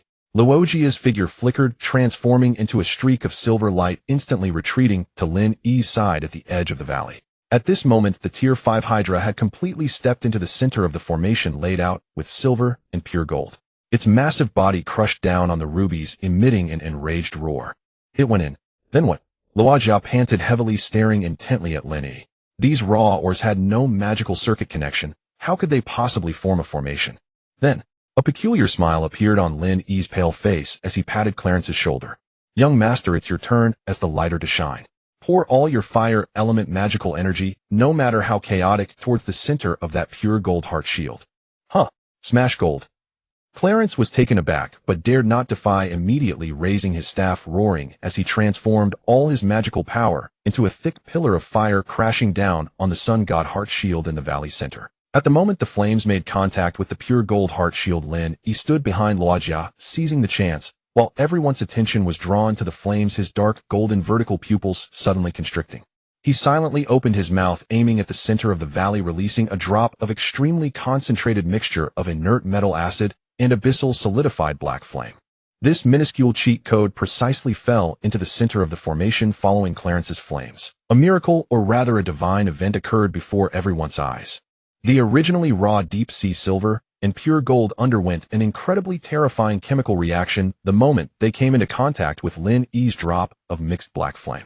The high ductility and magical resistance of the silver were instantly melted by the black flame, transforming into an inverted silver metallic dome that sealed the entire valley. The earth core melting fire rubies on the ground were completely ignited by the black flame, creating an absolute sea of fire with temperatures soaring into the thousands of degrees. Sizzle. The valley instantly transformed into an airtight, indestructible, high-pressure steam pipe. The massive body of the Hydra was trapped inside, with its 5 heads frantically pounding against the silver dome. However, under the influence of the inert law, its venom was not only unable to corrode the dome, but was instead evaporated by the extremely high temperature, turning into high-temperature poisonous steam that continuously circulated within the pressure cooker. My goodness. Clarence sat down on the ground, staring at the terrifyingly high-temperature silver giant pot, which twisted the very fabric of space, his tongue tying in knots. Is this really the formation I ignited with a fireball? Luojia was utterly dumbfounded. There were no magical runes or traces of a magic array, completely defying the principles of traditional magic. By merely utilizing the melting point of heavy metals, the thermal conductivity of rubies, and some chain reaction she could not comprehend, he had forcibly created an absolute kill zone from which even a peak tier 5 beast could not escape. Is this what you call physics-based magic? Luojia turned to Lin Yi, her voice carrying an unmistakable awe and admiration. This man had used several boxes of raw ores that would have gathered dust in a blacksmith shop to defeat a tier 5 lord that required an army to eliminate. Lin Yi leaned against Zhuqing's shoulder, covering his mouth with a handkerchief, gasping for breath with great difficulty. Cough, cough. Commander, scientific technology is the primary productive force. Meanwhile, in a corner invisible to others, Lin Yi's dark golden vertical pupils were fixed intently on that enormous pressure cooker. To others it appeared as if the formation was refining the beast. But in Lin Yi's perception, this dome, sealed with black flame and metal, was his vastly magnified external stomach. Inside, the Hydra was not only being cooked, but also being silently and frantically absorbed along with the essence of the silver, pure gold, and rubies. Ding! Extreme devouring in progress. Absorbing the life essence of a tier 5 lord. Absorbing high-purity alloy liquid. Absorbing fire element crystals. Host gene is undergoing rapid evolution. Current evolution value: young dragon initial stage, young dragon intermediate stage. Unlocked branch ability: partial dragonization. In human form, part of the body can instantly transform into dragon form, unleashing 100 of original combat power. Comfortable. So comfortable. Lin Yi closed his eyes, feeling the massive power surging within him like a tsunami, almost unable to suppress a moan. This iron pot stew not only had fresh ingredients, but even the pot national treasury metal was exceptionally delicious. Zuoqing stood beside Lin Yi, watching his seemingly weak, yet blissfully ecstatic expression, her mouth twitching violently. You idiots still think he's using tactics to kill the monsters. He is clearly using your money to cook himself a lavish feast worth a fortune. Lin Yi, are you okay? Luojia, seeing Lin Yi's shaky body, surprisingly reached out to support his arm, her blue eyes filled with concern. Mia, quickly give the remaining magical energy to the vice captain. This formation's mental drain is terrifying, he's about to collapse. Lin Yi leaned against Luojia's soft yet resilient light armor shoulder, greedily inhaling her cool aura belonging to a saint-level mage, and extremely weakly closed his eyes. I'm fine, Commander. For the noble cause of exterminating the Black Dragon. This little sacrifice is nothing.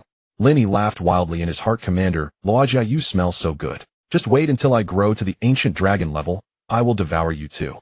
The massive silver dome endured the intense heat and toxic gas for a full 10 minutes before collapsing with a deafening sound of metal fatigue. What flew through the air was not metal fragments, but an extremely fine silver-gray powder. The once arrogant fifth-tier Lord, the Abyssal Venom Hydra, had now become a shriveled, charred corpse, so brittle that even its bones were blackened. Did we win? The fifth-tier Lord just turned to charcoal like that. Clarence rubbed his eyes, looking at the ground covered in powder-like metal ash, and stammered, Vice Captain, what happened to the deep-sea silver and the pure gold heart mirror? Lin Yi, leaning against Luojia's shoulder, weakly lifted his eyelids and looked at him with a pitying gaze reserved for a poor student. The first rule of alchemy, equivalent exchange. In order to withstand the dying counterattack of the fifth-tier beast, those metal ores had exhausted all their material structure, transforming into the foundation of the seal. What do you still expect to pick up the bullets after the fight and use them again? I see. The vice captain is simply a miracle. Clarence was momentarily stunned, his gaze toward Lin Yi shifting from awe to fervent admiration.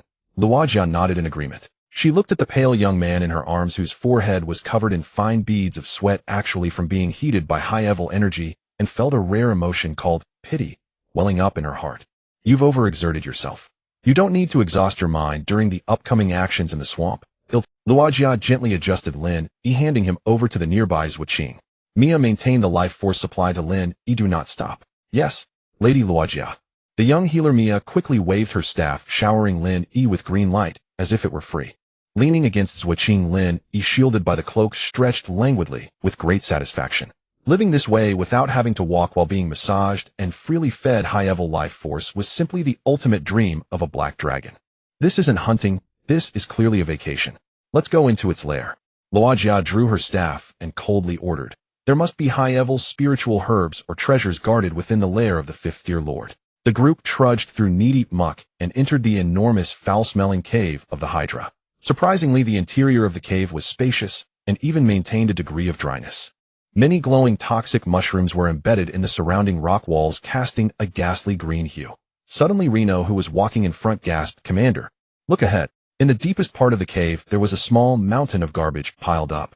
To humans it was garbage, but for the Hydra, which had a slight hoarding tendency, this was its lifetime savings. Mixed within were corroded and pitted adventurers' armor, scattered gold coins, and even a few high-level magic crystals shimmering with faint light. We've struck gold. This is the treasure trove of a fifth-tier beast. Clarence's eyes lit up, and he was about to rush over to collect. Slap. A pale hand grabbed the back of his collar. Like a ghost, Lin Yi appeared behind him, covering his mouth with a handkerchief and coughing twice. Young master, don't touch those. These items have soaked in fifth-tier toxins for years, covered in the deadly venom of the Hydra. If you touch them, your hand will dissolve into blood. Oh. Clarence quickly withdrew his hand in fright. Lin Yi stepped forward with righteous indignation. As the vice captain, it is my duty to handle this dangerous task. I have a certain resistance to toxins. Under the admiring gazes of his companions, Lin Yi naturally walked up to the pile of treasures and began to pick and choose. Ding. Detected high-level water-type magic crystal. Toxic system filtering automatically. Tastes like mint candy. Ding. Detected century-old purple vine root. Tastes like spicy strips. On the surface, Lin Yi was purifying the toxins, but in reality his hands moved so swiftly that they left traces, stuffing the most valuable and energy-rich items into his large black robe. In fact, he either ate them directly or threw them into the system's spatial pocket. In the end, he generously kicked out a pile of relatively ordinary gold coins and broken armor, saying to Clarence, All right, I've taken on the toxins. You all can split the rest. Vice Captain, you are truly a noble person. Clarence was moved to the point of tears. While Lin Yi happily plundered the people's resources, Luojia did not glance at the treasures. Her gaze was firmly fixed on a massive rock at the deepest part of the cave which the Hydra had used as a bed. Embedded in the rock was an object. It was a large scale, almost half a meter long, exhibiting an extremely deep, pure black color, with edges shimmering with a brushed metallic sheen. Despite being merely a shed scale, the rocks within a 10-meter radius were still eroded to the point of barrenness by the extremely domineering inert acid, and the air was thick with a horrifying aura of destruction. Luojia's body suddenly froze. In her eternally cold blue eyes a blazing hatred and "It is it." Luojia took slow steps toward the scale, her fingers gripping the staff, turning pale, her voice trembling with a sickly quiver. This nauseating abyssal aura, this brutality that can even corrode the laws. It is the heretical black dragon that devoured the red dragon egg. Lin Yi, who was chewing on a magic crystal, paused slightly. He turned his head, following Luojia's gaze. Oh, that thing. Lin Yi rolled his eyes inwardly. That was a piece of shed skin waist scale torn off during his fierce battle with Dragon Slayer No. 3-inch in the sewage ditch. It was probably picked up by the Hydra along the underground river and used as a high-level chew toy or mattress. Commander, don't go near it. Reno exclaimed in alarm. The pressure from that scale is terrifying. Even as a lifeless object, my stellar steel armor is crying out in distress. However, Luojia seemed not to hear him at all. She stepped within 2 meters of the black scale, her eyes filled with a fateful obsession. It has appeared here before. Or rather, this Hydra is merely a guard dog it raised. Luojia abruptly drew the long sword at her waist, pointing the tip at the black scale, as if it were the very essence of the black dragon. I swear, no matter which layer of hell it hides in the dark forest, I will personally strip it of all its scales and nail it to the pillar of shame at the gate of justice. Standing behind Luojia, Lin Yi watched this stunning chief inquisitor swear vengeance against his scrap skin, unable to resist a wild twitch at the corner of his mouth. But just then, system alert, high risk, concealed target approaching. Location: Luojia's visual blind spot. Above the rock wall, a shadow as thick as a water bucket, the Shadow Venom Viper, a peak 4th-tier assassination type beast, quietly descended from the shadows above the cave.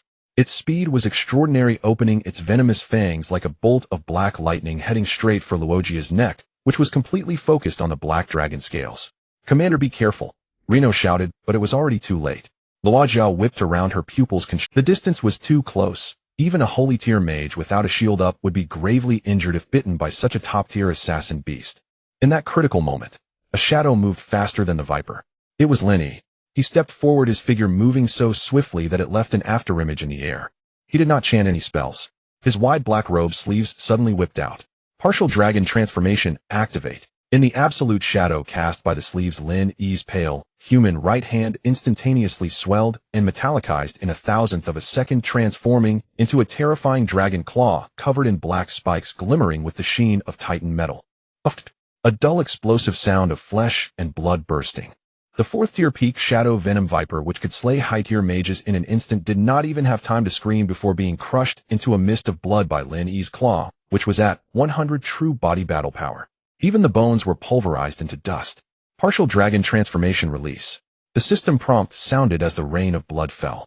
Lin Yi's hand returned to its pale human form, still maintaining the posture of reaching out to block, but his body swayed weakly, and then violently spat out a mouthful of fresh blood, actually, because he had eaten the magic crystals too quickly and bit his tongue, collapsing to one knee on the ground. Cough, cough. Commander, be careful. Lin Yi clutched his chest, gasping heavily, his acting worthy of an Oscar. The entire place fell silent once more. Luojia stared blankly at the raining blood of the beast, then glanced at Lin Yi, who was kneeling on the ground, his face as pale as gold paper. She hadn't even seen what had happened. All she saw was a flash of an afterimage, and that terrifying Viper inexplicably exploded in front of Lin Yi. Was that some extremely rare trigger-style spatial annihilation magic? Clarence, terrified, sat down on the ground, his gaze toward Lin Yi now resembling that of a deity. The vice captain actually inscribed such a mutually destructive high-tier forbidden spell on himself, just to protect Lady Luojia. Luojia's breath quickened instantly. She hurriedly crouched down, gripping Lin Yi's shoulder. In that moment, this decisive chief inquisitor's hand trembled slightly. Lin Yi, have you gone mad? You have no magic power. Why would you use your body to trigger such a powerful defensive scroll? Luojia's logic formed a perfect loop. She believed Lin Yi had shattered the extremely precious spatial scroll to save her enduring the backlash. Lin Yi leaned against Luojia's warm arm, inhaling the faint scent of her body, and weakly forced a pale smile. I am a sword. Commander. The purpose of a sword is to draw it when its master is in danger. With that, Lin Yi very decisively rolled his eyes and fainted. In his mind, ding, extreme micro-operation test successful. Partial dragon transformation not exposed. Crushed a peak 4th tier beast. Current evolution value young dragon intermediate 20. Luojia tightly held the unconscious Lin Yi, raising her head, her cold blue eyes swirling with unprecedented emotions. She glanced at the massive black dragon scale, and then at the frail young man in her arms who had risked his life. Set up camp here. At all costs heal him. Luojia's voice was hoarse, but carried an absolute certainty. From today onward, no one but me is allowed to let him stand at the forefront. Zhuqing, who had been standing at the back, silently turned around and began to pound his head against the cave wall. This black dragon is truly shameless. The night in the misty swamp is even more lethal than the day. Thick purple mist rolls outside the cave as if countless eyes are lurking in the darkness. However, a warm campfire burns within the nest of the multi-headed lizard. The lingering pressure from the high-level demon beast keeps the lower-level poisonous creatures at bay. Lin Yi leaned against the stone wall covered with soft beast skins and slowly opened his eyes. You're awake. Beside him, Luojia sat cross-legged in front of the campfire, poking at the flames with a stick. The flickering firelight illuminated her beautiful face, which was once as cold as a glacier, softening it unusually. Mia, Reno, and Clarence had already fallen asleep on the other side of the cave, while Zhuqing stood guard at the entrance like a diligent statue, occasionally casting a resentful glance at Lin Yi, as if to say, I wonder how long you can keep pretending. Commander. Lin Yi weakly stirred his body, letting out a suppressed groan, trying to sit up. Don't. Luojia set down the stick, retrieved a crystal vial emanating a rich life force from her storage ring, uncorked it, and directly offered it to Lin Yi's lips. This is the holy water of life produced by the Elven Royal Court. You forcibly detonated the spatial scroll, causing internal shock to your organs. Drinking this will repair your magic circuit. Lin Yi glanced at the invaluable holy water. Ding. Detected high purity life essence. Taste slightly sweet boiled water. Lin Yi drained it without hesitation, using the act of drinking to conceal the ecstatic smile at the corner of his mouth. Free restorative medicine, why not drink it? Do you feel better? Luojia looked at his pale face, which seemed to regain a hint of color, and finally relaxed her worried heart. Thank you, Commander. Lin Yi leaned back against the stone wall, his gaze landing on the large black dragon scale, resting on Luojia's thigh. You're looking at it. Luojia followed his gaze, her fingers gently stroking the metallic texture of the dead skin, her expression suddenly turning cold. This is left by that aberrant black dragon. Just a single scale carries a nauseating aura of destruction. Lin Yi couldn't help but mentally retort, Sister, you're stroking the dead skin I scraped off last week without taking a shower. If you find it disgusting, don't touch it so fondly, okay? But on the surface, Lin Yi wore an extremely profound smile, as if he had seen through life and death. Commander, why do you hate dragons so much? What I mean is, that kind of hatred has surpassed the duties bestowed upon you by the sect. It's like a fire burning in your soul. Luojia paused in her hand movements. If it were anyone else asking this question, she would have directly frozen their mouth with an ice spear. But facing this young man who just risked his life to save his master, she remained silent for a long time. 12 years ago, in the southern part of the Ost Empire, at Windsong Fortress. Luojia's voice seemed to drift from a faraway place, carrying a chilling sadness. That was a bustling city with a population of tens of thousands, in my hometown. On that day, an adult catastrophe-level red dragon descended from the sky. It made no demands, offered no warnings, and didn't even roar. It simply swooped down from the clouds and circled 3 times above the city. Luojia closed her eyes, seemingly recalling that sea of flames. The dragon flames it spewed turned the entire city into a gigantic furnace in just 5 minutes. My parents, my sister, and hundreds of thousands. Not even ashes were left behind. Luojia suddenly opened her eyes wide, staring intently at the black dragon scale. The sect says that was the dragon clan demonstrating power to humanity. But I don't believe it. They are not demonstrating. They are simply enjoying the slaughter. They are the most brutal and bottomless monsters. The campfire crackled. Zhuqing perked up at the entrance. She knew Lin Yi was a dragon, and she was eager to see what expression this extremely arrogant black dragon would show upon hearing humanity's blood and tears accusations against the dragon clan. Guilt. Anger. Lin Yi felt neither guilt nor anger. He didn't even display the slightest emotional fluctuation. He quietly watched Luojia, his dark golden vertical pupils flickering with a cold rationality of a high-dimensional being under the firelight. Commander. Lin Yi spoke extremely calmly, his voice hoarse, yet it cut through Luojia's wounds like an exceptionally sharp scalpel. Have you ever considered that the red dragon may not have been enjoying the slaughter at all? Luojia was taken aback, her eyes flashing with anger. What do you mean? Are you defending those beasts? No, I'm merely stating a biological fact. Lin Yi pointed to the dark swamp outside the cave. When humans walk, they step on an anthill. Are humans enjoying the slaughter? Or demonstrating power to the ants? Luo Jia was stunned. Neither. Lin Yi shook his head. Humans simply don't look down at the ground. That red dragon circling 3 times may not have been admiring its masterpiece. Perhaps it had just eaten its fill somewhere and was merely burping. Or maybe the location of Windsong Fortress happened to be its nest from hundreds of years ago, and it was just returning to clean the fungus growing on its bed. Lin Yi's voice was extremely cold, carrying a cruel logic that did not belong to humans. Commander, your deep-seated hatred and the lives of your hundreds of thousands of compatriots may, in the eyes of such a being, be nothing more than a sneeze or a cleanup of its bedding. This is the food chain. Silence fell. The only sound left in the cave was the crackling of the campfire. Suiqing felt a chill run down her spine. This is the perspective of dragons. In their eyes, the civilization and hatred that humans take pride in are merely the meaningless groans of insects. Luo Jia stared intently at Lin Yi. If anyone else had said this, she would have long since struck them down with a sword.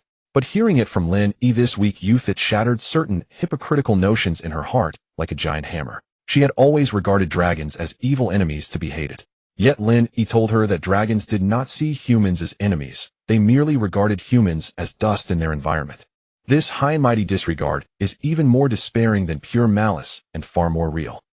Luo Jia suddenly laughed coldly, tears almost spilling from her eyes. She suddenly stood up, drew her sword, and stabbed the black dragon scale into the rock. They treat us like insects.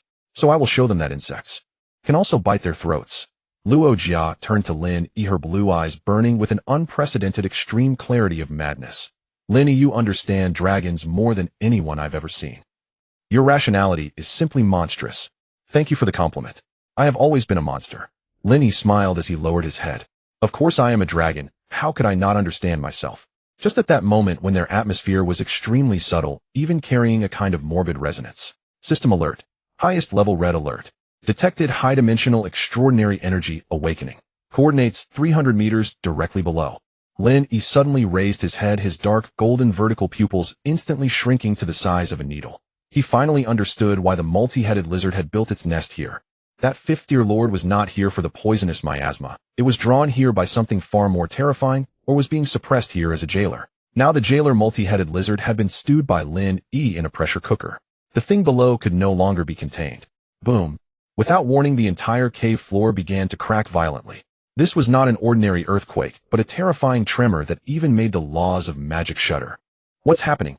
The sleeping Reno, Mia, and Clarence were jolted upright, screaming in terror. Enemy, form up. Luo Jia reacted quickly, the holy light shield instantly expanding.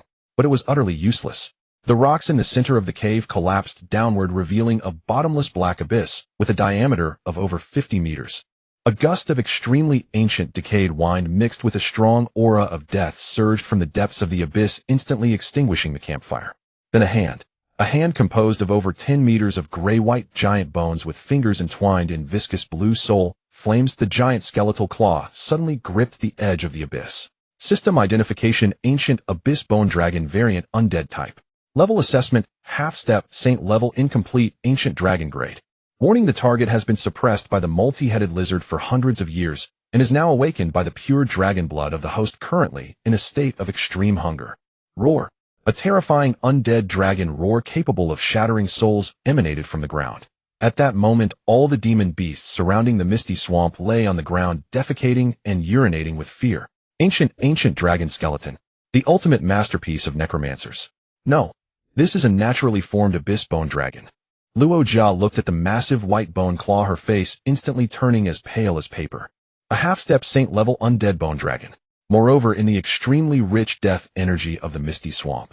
Even at her peak, she would have retreated, let alone now with 3 deadweights and Lin Yi, who had no magic power. Lord Luo Jia, retreat. The defensive barrier is about to collapse. Reno shouted, holding up his tower shield, which was crying out in agony under the onslaught of the undead aura. Luo Jia bit her tongue forcibly, raising her magic power, grabbing Lin Yi's arm. Go. This is not something we can handle. However, Lin Yi, whom she had grabbed, did not move. Amid the chaos of everyone's terrified escape, Lin Yi stood at the edge of the abyss, his pale face showing no fear. He stared intently at the giant bone dragon claw clinging to the cliff's edge, even excitedly licking his lips, his dark golden vertical pupils shining frighteningly in the darkness. A bone dragon. That's a concentrated power-up pill infused with ancient Dragon Clan laws and premium undead death energy. This isn't just a monster, it's like the refrigerator door to the basement has opened, revealing a long-aged premium battle axe stake. Commander, Lin Yi grasped Luo Jia's wrist with his other hand, deeply sighing. You all go first. Its target is me. Luo Jia was struck by lightning, turning sharply. What nonsense are you talking about? Come with me. I said the purpose of a blade is to protect its master. Lin Yi abruptly pushed Luo Jia towards Zhuaqing's direction, his voice sounding particularly tragic and resolute in the whirlwind of the undead dragon's roar. In truth, he was struggling to suppress his desire to transform and feast Zhuaqing. Take them away. I will use my life to detonate the last seal within my soul here.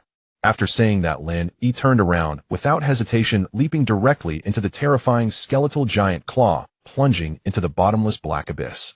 Lin Yi. Luo Jia's eyes instantly filled with tears as she let out a piercing scream. She wanted to rush down, but was firmly held back by Zhuaqing, forcibly dragged towards the cave's exit. Below the abyss, Lin Yi, rapidly falling, listened to Luo Jia's desperate cries from above, a cruel smile of extreme madness curling at the corner of his mouth. Sorry, Commander. Acting is too exhausting. In the boundless darkness far away from everyone's sight, Lin Yi spread his arms. System notification detected: extremely dangerous environment. Out of human sight. Out of transformation suppression laws. Roar. A roar more brutal and pure than that of the bone dragon erupted explosively from the bottom of the abyss. In the dark abyss, a massive black metallic body suddenly expanded. Mechanical dragon wings 10 meters wide suddenly unfolded. Dark red, abyssal, solidified black flame flowed like lava between the gaps of the black scales. Young dragon mid-tier abyss black dragon form fully unleashed. Lin Yi's huge dark golden vertical pupils locked onto the massive bone dragon below, like two searchlights in the darkness. Old bone. Lin Yi opened his mouth, dripping with inert metal acid, letting out a deafening wild laugh. The delivery has arrived. Are you ready to be packed? Beneath the abyss in consummate darkness, the gale howled like a vengeful wraith. The instant Luo Jia's shrill cry was devoured by the wind, the falling Lin Yi at last shed every pretense. Morphing principle, disengage. A fanatic feral smile pulled at Lin Yi's pale lips. A chime sounded. The limiter had been deactivated. High-dimensional transcendent being youth dragon mid-tier abyssal mutated black dragon. True form released. With a thunderous cracking of bone, the frail human shell ballooned and elongated in midair. A 10-meter span of mechanized black wing tore through the abyssal mist with a deafening roar. Dark red abyssal solidified black flame poured from the seams of his stringed metallic black scales like a doomsday furnace, armor pushed beyond its limits. A pure savage, all-conquering roar, dragon's fury, exploded from the bottom of the abyss. The roar halted the ancient bone dragon halfway through its climb. Its hollow eye sockets, burning with eerie azul soul fire, snapped upward and fixed upon the sky. In its perception a moment ago, a tantalizing piece of fresh human meat had fallen. How in the span of a single second had that morsel become a full-blooded, feverish, mutated black dragon intent on roasting its bones? The bone dragon ground its jaw with a sound of confusion or fury. It opened its skeletal maw and hurled a column of nether death aura over 5 meters wide into the air toward Lin Yi. This was the absolute killing move of a half-step Saint Trank undead. Wherever the column passed, even the rock face instantly weathered to dust. Death aura. Lin Yi hovered without a hint of evasion. His dark golden vertical pupils burned like searchlights, filled with the contempt and thrill of one inspecting a plate of stale calcium tablets. Remember, Lin Yi had fused the abyssal corpse venom refined by the mad physician Gu Erden within his body. His resistance to undead toxins had long been maxed. Lin Yi snapped his wings shut. His colossal metallic form like a black meteor dove straight into the nether column with unstoppable momentum. Hiss! The nether death aura that could vaporize seasoned mages washed over Lin Yi's titan metal scales and merely sent up a few dim sparks, not even scarring the lacquer. Old bones, your offense is laughable. Lin Yi laughed as he punched through the column, his massive body carrying terrifying kinetic force and slamming into the bone dragon's lengthy spine. A cataclysmic impact rivaling an 8th-level quake erupted from the abyss floor. The metal-reinforced might of Lin Yi's body demonstrated itself without restraint. Although the bone dragon was larger, it was merely a fleshless skeleton. In sheer mass and armor hardness, it was crushed beneath Lin Yi's heavy tank body. Crack! The ancient dragon bones it prized as pride snapped as 3 ribs fractured beneath Lin Yi's strike. The bone dragon howled a soul-piercing cry. Its massive bony claw lashed out and struck Lin Yi's flank, showering sparks. Deep white marks scored Lin Yi's scales, but little else. That all you've got? Skipping meals. Cruelty smeared his draconic visage. Too lazy even for magic, he bit down on the bone claw swung at him. In that instant, a unique talent activated inert metal acid at full power. A gray-black corrosive acid poured from Lin Yi's serrated teeth ravenously injected into the dragon's. For ancient dragon bones immune to ordinary spells, this chemical dimensional degradation, capable even of corroding natural laws, was like sugar dissolving in boiling water. The indomitable white bone blackened, softened, and melted at a visible pace. Fear finally crept into the bone dragon. The black dragon's acid was eroding its necromantic law. It thrashed, trying to snatch its claw back. Running from dinner now? Lin Yi's gaze sharpened. His powerful hind limbs stamped on the dragon's chest while his jaws tore with frenzied force. A sickening crunch. With a sound that made one's teeth ache, Lin Yi bit clean off an entire right forelimb of the bone dragon. Head thrown back in midair, he gnawed that fragment of white bone, imbued with ancient death aura and dragon essence, like a dog gnawing a bone, crunching it to splinters and swallowing it with the acid. A chime announced devoured half-step Saint Trank ancient dragon remains forelimb, extracting high-purity calcium and ancient marrow residue. Post-bone density greatly increased. Physical blunt force resistance 15%. Current evolution progress youth dragon mid-tier 35%. Crisp, flavorful, just lacking a hint of cumin. Lin Yi belched, exhaling a puff of death-smelling black smoke. His dark golden pupils fixed upon the dragon's massive skull. More precisely, he stared at the fist-sized azure ancient dragon soulfire dancing within that skull, the true worth of the skeleton. The bone dragon panicked. Lacking reason, it still retained instinct to seek profit and avoid harm. This black dragon was not kin, it was a bone-gobbling glutton that did not even spit out its meals. In a desperate turn, the bone dragon abandoned pride and tried to clamber deeper into a fissure at the abyss. Trying to leave now? Did I grant you permission to log off? Lin Yi's wings fanned open, dark red abyssal solidified black flame cascaded from him like a waterfall, instantly sealing every escape. The black flame clung to the dragon like a putrid tumor, ravenously consuming the deathly necromantic power within. It was over. Lin Yi lunged, his metallic-clad claws pinning the dragon's skull to the rock face with murderous force. He opened his maw and, ignoring the dragon's final breath of nether chill, bit through the ancient cranium with a single savage bite. His serrated teeth clamped like pincers, precisely seizing the azure ancient dragon soulfire. With the bone dragon's last wail of despair, Lin Yi plucked the soulfire free and swallowed it whole. Deprived of its soulfire, the bone dragon became a machine unplugged. Its colossal skeleton lost all vigor and collapsed into dull, lifeless fragments. Silence reclaimed the abyss floor. Only the black flames leaping across Lin Yi's form shimmered with ruthless light. A chime sounded, highest danger, devour warning. Devour target half-step Saint Trank ancient dragon soulfire extremely pure. Parsing fragments of ancient draconic memory. Assimilating higher-tier undead principles. Lin Yi closed his eyes, his great draconic frame trembled in the dark.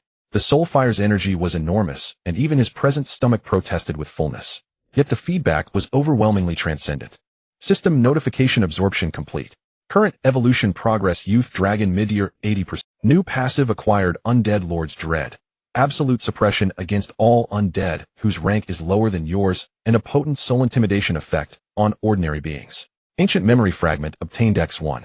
Lin Yi opened his eyes, a fragmented vision bloomed in his mind. Under a blood-red sky, countless dragon skeletons lay heaped like mountains.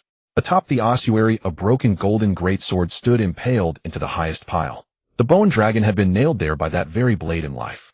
Dragon cemetery, or some primeval battlefield. Lin Yi narrowed his eyes. He intuited that this fragment guarded a treasure capable of propelling him straight to adult dragon or even ancient dragon. But that would be for later. For now, the immediate task was time to clock back in. Lin Yi glanced at the black. If Luo Jia believed him dead and crazily leapt down in search of him, and then saw his true form, the entire meticulously staged annual tragic masterstroke would be ruined. Retract. At his thought, the huge dragon body contracted beneath the mantle of black flame. Bones reassembled, scales retreated. In 3 seconds, he had reverted to the pale, compact, black-haired youth. Lin Yi cast a glance at the shattered dragon remains and pondered. To make the performance flawless, he needed a plausible explanation for a human survivor. From system space, he produced the cache of high-tier explosive scrolls and several drained holy light purifier casings he had embezzled from the Silver Sanctum treasury. He scattered the debris by the remains and fabricated signs of a cataclysmic explosion. When finished, Lin Yi bit his lip until it bled and smeared a little gore across his face. He tore his cloak to rags and even carved 2 deep, bone-reaching wounds on his arms, then flopped on a rock like a dying dog limb splayed. Cough. Luo Jia, commander. I did my best. With his eyes closed, Lin Yi mentally applauded his own Oscar-worthy staging, slowed his breathing, and waited for rescue. Above the abyss, Luo Jia had wholly lost reason. Let me go? Switching. I'm going down after him. Bloodshot veins ringed her blue eyes as her staff convulsed with gathered light, trying to blast through the fallen boulders. Commander, calm yourself. That is a half-step Saint-Trank abyssal bone dragon. Lei Nuo gripped Luo Jia's waist, his eyes rimmed red. Deputy Captain Lin Yi fell. There is no chance of survival. If you go down now, you will only die. He has no magic. He is worse than a novice mage. Why would he shield me? Luo Jia's voice broke with a choked edge. For the first time in her life, the cold, merciless heresy adjudicator felt her heart wrench in pain. That pale youth had spoken the kindest cruelty with icy reason and reserved the path of escape for her in the face of doom. Switching stood by the corner of his mouth, twitching as if in convulsion. Sister, snap out of it. That dragon could slap you into a wall, and you wouldn't come off. He is going down to a buffet, understand? Just as Luo Jia prepared to throw caution to the wind and jump, a violent series of muffled explosions erupted from the abyss floor. Blinding white light pierced the black fissures. Those shockwaves. Holy light purification scrolls. In such vast number. Luo Jia froze and lurched to the edge to peer down. Minutes later, the deathly aura at the abyss's bottom began to dissipate at a rate visible to the eye. The bone dragon's oppressive presence receded like a retreating tide. The bone dragon's dread. Gone. Lei Nuo stared in astonishment. Without hesitation, Luo Jia cast a levitation, a sliver of silver light, and plummeted toward the abyss floor like a woman possessed. When she landed, she beheld a scene she would never forget. Ancient dragon bones exploded into scattered fragments across the ground. Everywhere lay the lingering holy light scent and acrid smoke of detonated scrolls. In the center of the white bone heap, Lin Yi lay bloodied and ragged upon the rubble. Around him were dozens of empty scroll tubes. At the sound, Luo Jia approached. Lin Yi opened one eye with theatrical effort, and as she drew near, his lips curved into a weak, profoundly relieved smile. Commander, those holy light purification scrolls you had me take from the treasury, they worked rather well. I stuffed them all into that monster's mouth and detonated them. Having spoken his line, Lin Yi flopped back and perfectly feigned unconsciousness. Luo Jia stood stunned. She looked at the wreckage and then at Lin Yi, collapsed in a pool of blood. Her mind supplied a tragic heroic tableau, a powerless fragile youth who, in the terror of falling with superhuman composure, shoved every scroll from his satchel into the dragon's maw and perished in a mutual destruction that annihilated the half-step Saint-Trank undead. Lin Yi. Luo Jia surged forward and cradled him tightly. Her staff-hardened, bloodied hands trembled as they stroked his dust and blood-smeared cheek. A hot tear fell uncontrollably at Lin Yi's eye. You lunatic. You're a complete lunatic. Luo Jia held him like a woman bound by an unbreakable tether, her voice quivering. From where she could not see, Lin Yi sighed inwardly with exasperation. Sister, hug all you want, but please don't let your light armor press on my stomach. I just ate a colossal ball of soul fire, and I'm stuffed. I'm feeling rather full right now. 3 days later. The special high-ranking cadre sanatorium of Holy Silver Academy. Sunlight streamed through the vast floor-to-ceiling stained glass windows, spilling across a plush velvet bed, while the air hung heavy with the refined fragrance of high-grade spirit-calming incense. Lin Yi reclined against 3 lofty yielding pillows, his complexion still that fragile porcelain pale. So delicate it seemed a mere breath might shatter it. Even his breathing carried a perfectly calibrated tremor of weakness. Yet across his retinas the system interface scrolled with frenzied violent speed. Ding. Ancient Dragon Soul Flame Digestion ongoing. Progress 92. Analysis of Primordial Undead Law completed. Host bone density has reached Subdragon Sovereign level. Current status overfed. Strongly advised to digest. Switching sat beside the bed, expressionless, wielding a dagger sharp enough to slice iron like silk, as she peeled an exquisitely rare jade ember spirit fruit. Stop pretending. Luo Jia has departed for headquarters to deliver her report, and I've already dismissed the hidden sentinels on this floor. Switching tossed the peeled fruit carelessly toward Lin Yi, watching him swallow it whole, rind, pit, and all, without hesitation. Her eyelid twitched violently. For 3 days straight, Luo Jia infused your meridians with her Saint-Tier primordial magic. Mira nearly shattered her staff, casting healing spells upon you. Leino and Clarence stood guard at your door day and night, boasting to anyone who'd listened how the deputy captain single-handedly exchanged dozens of scroll artifacts in the abyss to bargain for a half-senior bone dragon. You are now hailed across the academy as a human hero rivaling dragon slayers themselves. Lin Yi sighed contentedly, releasing a soft, faintly necrotic belch, and a smirk infuriatingly smug bloomed across his pallid face. This is precisely what we call the return on high-risk investment. Not only did I acquire a half-senior ancient dragon gratis, I also elevated Luo Jia's favor and trust to their absolute zenith. Even if I spat acidic bile directly before her, she'd interpret it as toxic blood expelled from internal organ damage. Zuoqing gazed upon this monster who manipulated hearts with the ease of a master puppeteer and sighed deeply. Are you truly a dragon? How is it that you seem even more treacherous than those political foxes from the Zhengmin sect? Flattery. As a cultivated black dragon rending prey apart with claws alone is the behavior of beasts. The highest art of predation lies in coaxing your quarry to wash its own throat clean, and then bow reverent offering it to your jaws. Lin Yi threw back the covers preparing to rise and stretch his human body, now stiff with disuse, when a subtle rhythmically precise tread of military boots echoed from beyond the door. Lie down. She's returned. Lin Yi reacted instantly, collapsing backward onto the bed, even summoning a sheen of cold sweat with practiced ease, then beginning a pained, labored gasp. Zuoqing rolled her eyes and melted silently into the shadows. Creak. The heavy oak doors. Luo Jia entered swiftly clad in plain attire bearing no insignia, clutching a sleek black metal secret box. Seeing Lin Yi drenched in sweat, the perpetual frost in her sapphire blue eyes flickered, unmistakably, with tension. She strode to the bedside and instinctively grasped his wrist, probing the flow of magical energy within. Empty, utterly barren. Even his meridians exuded a desolate, lifeless silence. This was a forced illusion imposed by the system. In truth, his channels were straining to contain an overwhelming torrent of power. Commander, you've returned. Lin Yi gripped Luo Jia's gloved hand with agonizing difficulty, his gaze radiating a vulnerability and dependence reserved solely for her. Luo Jia looked upon this youth who had entrusted his life to her, again and again, and felt the most tender string deep within her heart vibrate fiercely.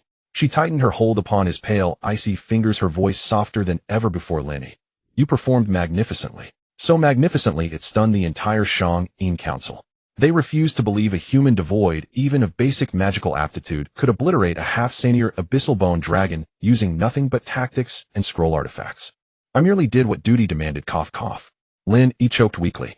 No, you exceeded duty's bounds. Luo Jia placed the obsidian metal case upon his bedside table and pressed its activation mechanism.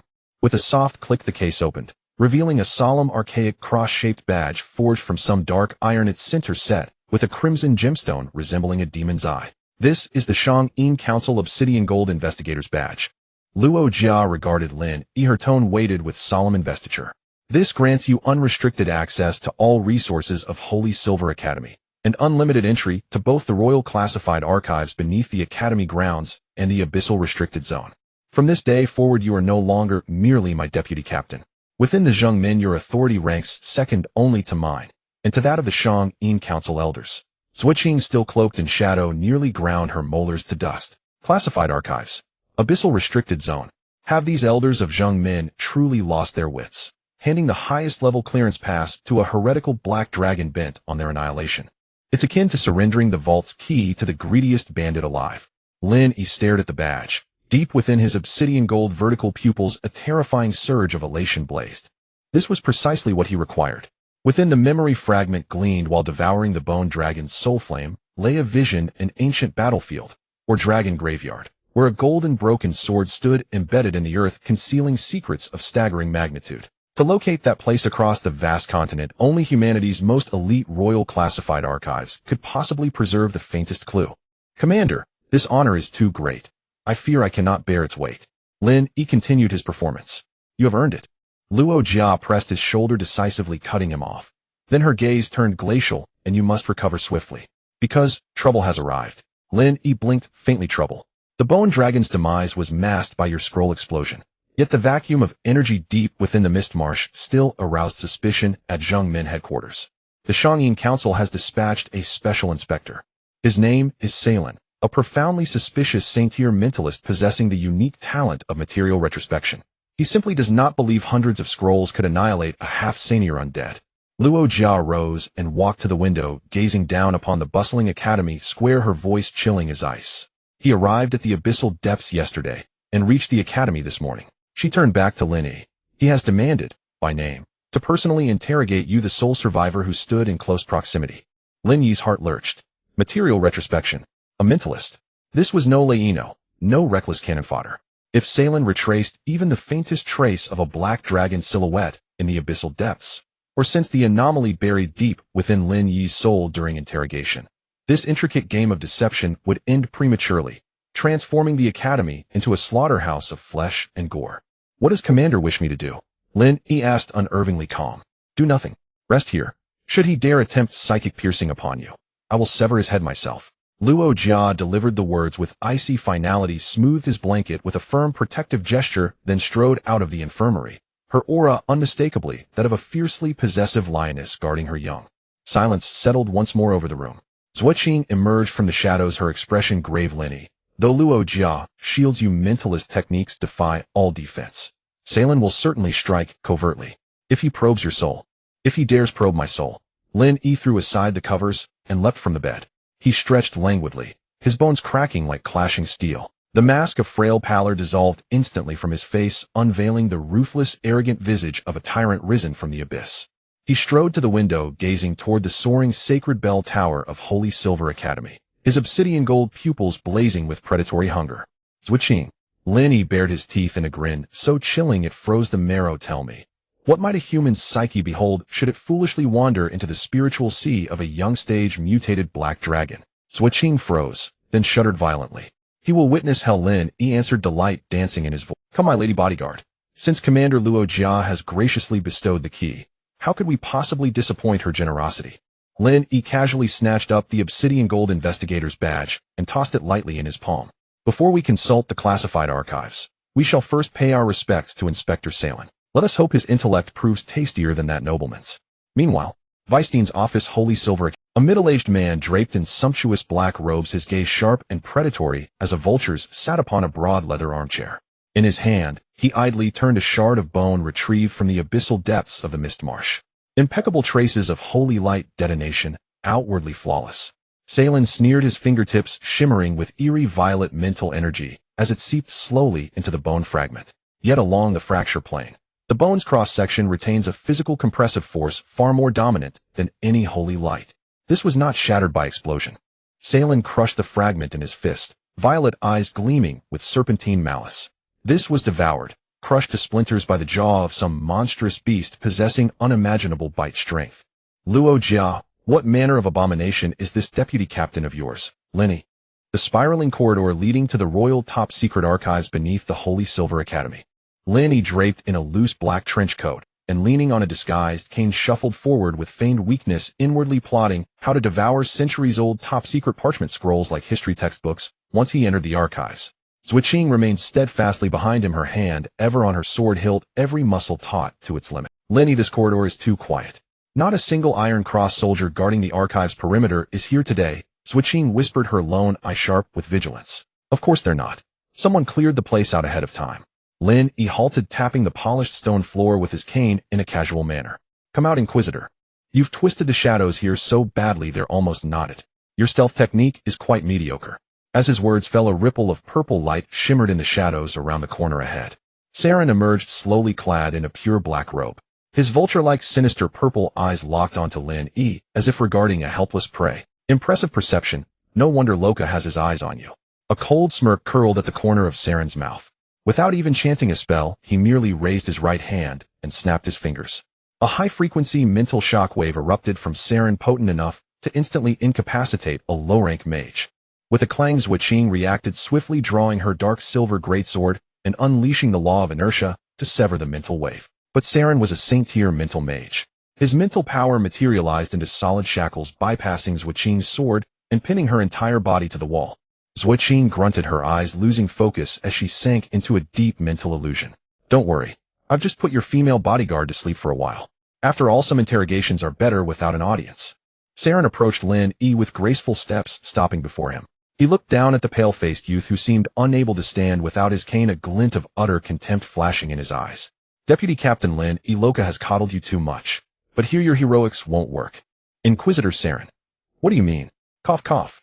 Lin Yi gripped his cane tightly, his body trembling violently, perfectly playing the part of an ordinary man quaking under saint-tier pressure. What do I mean? Saren sneered, pulling out the crushed bone dragon fragment from his robe and throwing it at Lin Yi's feet. This bone wasn't shattered by holy light. It was bitten clean through by some monstrous beast. What did you do down in the abyss? Who killed that bone dragon? Are you hiding some ancient spatial relic that even Loka missed? Saren's gaze turned ravenous. He couldn't believe Lin Yi had slain the bone dragon himself. His logic was simple. Lin Yi must have found some super artifact or forbidden magical item in the abyss that summoned an ancient beast to kill the dragon. If he could unearth this secret, the seat of Chief Inquisitor would be his. Sir, I don't understand what you're saying. It really was the scrolls that did it. Lin Yi stepped back in feigned terror. No matter. Saren's purple eyes blazed with blinding light as he unleashed the Saint-Tier Mental Mage's ultimate interrogation spell, Soul Deprivation, Deep Memory Probe. Your soul will spill every secret without missing a word. His mental power coalesced into a sharp, invisible, poisonous needle, brutally piercing Lin Yi's brow and heading straight for his mental sea. Seeing Lin Yi's instantly dazed expression, Saren smirked triumphantly. Fragile human, under my mental probe your soul is like an unguarded whore.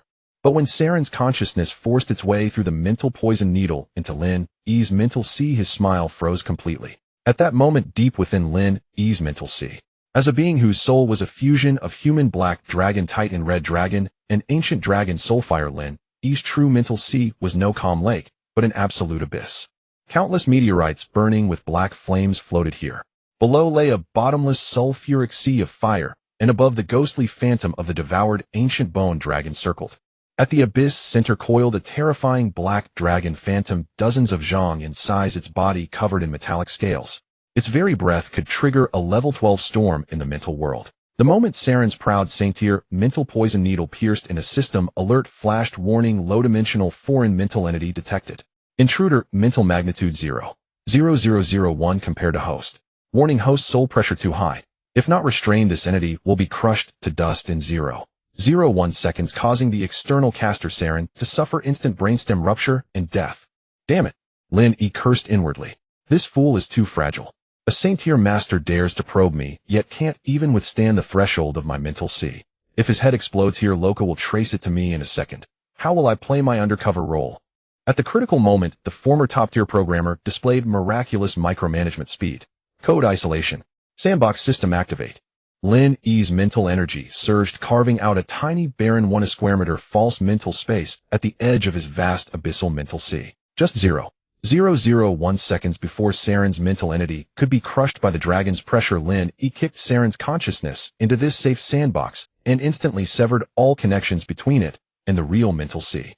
Inside the sandbox space, Saren's mental entity knelt on the ground, gasping for breath, trembling uncontrollably. In that instant, he felt as if head brushed death, glimpsing a terrifying shadow that could devour worlds. An illusion? It must be. This weakling couldn't have such a terrifying soul defense. Suppressing his fears, Saren stood and surveyed his surroundings. It was an ordinary, cramped, gray-white mental space with only a few flickering memory fragments floating in the center. A waste indeed. Convinced this was Lin Yi's true mental sea, he lunged at the fragments, seeking the abyss truth. The scene unfolded: the abyss floor. Lin Yi lay on rubble as the bone dragon closed in. Then with desperate resolve, he pulled out all the holy light scrolls and detonated them. Blinding white light engulfed the space. No, this is what Loka said. I need to see how it was bitten apart. Saren raged in the sandbox, his mental energy frantically searching. Since you're so eager, I'll show you something thrilling. In his true mental sea, Lin Yi sneered at Saren's frantic flailing in the sandbox. He channeled a trace of the ancient dragon soulfire head just devoured, combined with some horror movie effects from his past life, and rendered a CG animation in real time within the sandbox. In the vision at the center of the holy light explosion, the bone dragon wasn't completely shattered. In agony, its surviving ancient undead went mad. To escape the holy light's purification, it crazily opened its maw and bit off its own front limb, being cleansed. Then, writhing in pain, it crushed its own bones, ultimately collapsing in despair and madness into a pile of wreckage. At the vision's end, a faint but venomous blue ancient dragon soulfire, before dissipating, turned into a curse that branded itself onto Lin Yi's soul. See clearly, Inquisitor. Lin Yi's cold voice echoed in the sandbox. Simultaneously, he released a minuscule trace of the true ancient dragon Lich King's pressure through the sandbox's cracks, touching Saren's mental entity. A blood-curdling scream erupted from Saren. That pure necrotic aura belonging to a half-senior undead monarch was lethal poison to a mental mage. In the real world, in the corridor, Saren's eyes still closed, he spat out a mouthful of dark purple blood, recoiling as if struck by a hammer, crashing heavily into the wall. His Saint-Tier mental power rebounded by the undead curse, seeped blood from every orifice. Sir, are you alright? Lin Yi hobbled forward with his cane, his pale face filled with feigned panic and concern. You suddenly used magic on me, and then you started bleeding. Did you make a mistake in your training? Get away. Saren clutched his splitting head, his gaze shifting from contempt to utter terror, as if looking at a time bomb. He had seen everything. The bone dragon had bitten itself. And worst of all this, Lin, he had been possessed by the bone dragon's dying ancient dragon death curse in the abyss. His soul harbored a necrotic poison that could backfire even on a saint tier. He hadn't obtained any super artifact. He himself was a cursed living corpse. No wonder he had no magic power. No wonder he was so weak. This wasn't a hero. This was a walking calamity that could summon abyssal doom at any moment. Stay away from me, you cursed monster. Saren scrambled to his feet, not even wiping the blood, and as if fleeing a plague used a spatial teleportation scroll to vanish from the corridor. His mind was consumed with one thought: get back to headquarters, cleanse his brain with holy water, and report to Loka that this deputy captain was a poison. Get rid of him immediately. Watching Saren's retreating figure, the corridor fell silent. Zhuqing slid down from the wall as she rubbed her throbbing temples and looked around warily. Where's Saren? Oh, he suddenly remembered he left the gas on at home and rushed off. Lin Yi casually brushed the dust off his black trench coat and tapped the ground lightly with his cane. Ding. Extreme micromanagement sandbox, antivirus mental deception successful. Special Inquisitor Saren has fully self-concluded. Crisis resolved. Gas left on. Zhuqing's mouth twitched. He's a saint-tier mental mage. You have no magic power. How could he let you go? Because I showed him a little film he never wants to see again.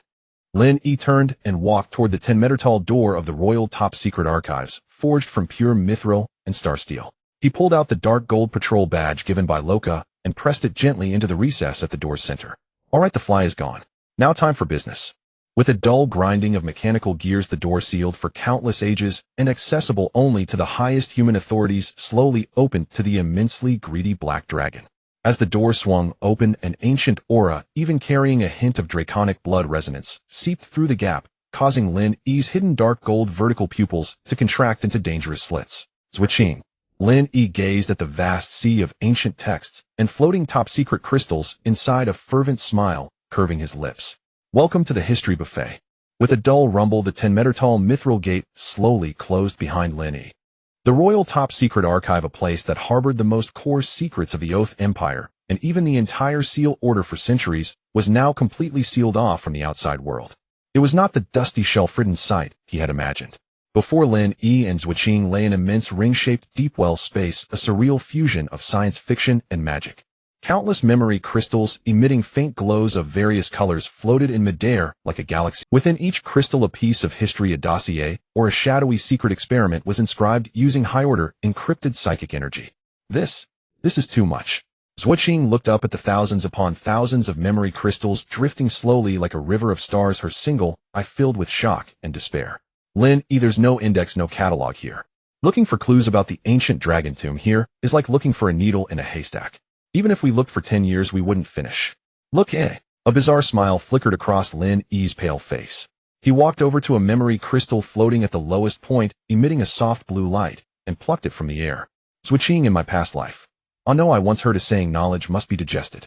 Before Zhuqing's horrified gaze, Lin Yi didn't hesitate. He opened his mouth wide and stuffed the memory crystal, hard as a rock inscribed with anti-tampering runes and the size of an adult's fist, directly into his mouth. Crunch. Crack. The crisp sound of chewing echoed through the empty archive. Are you insane? That's a high-pressure psychic condensate. An ordinary person's brain would be blown apart by the information surge. Zhuqing was so startled, she nearly drew her sword.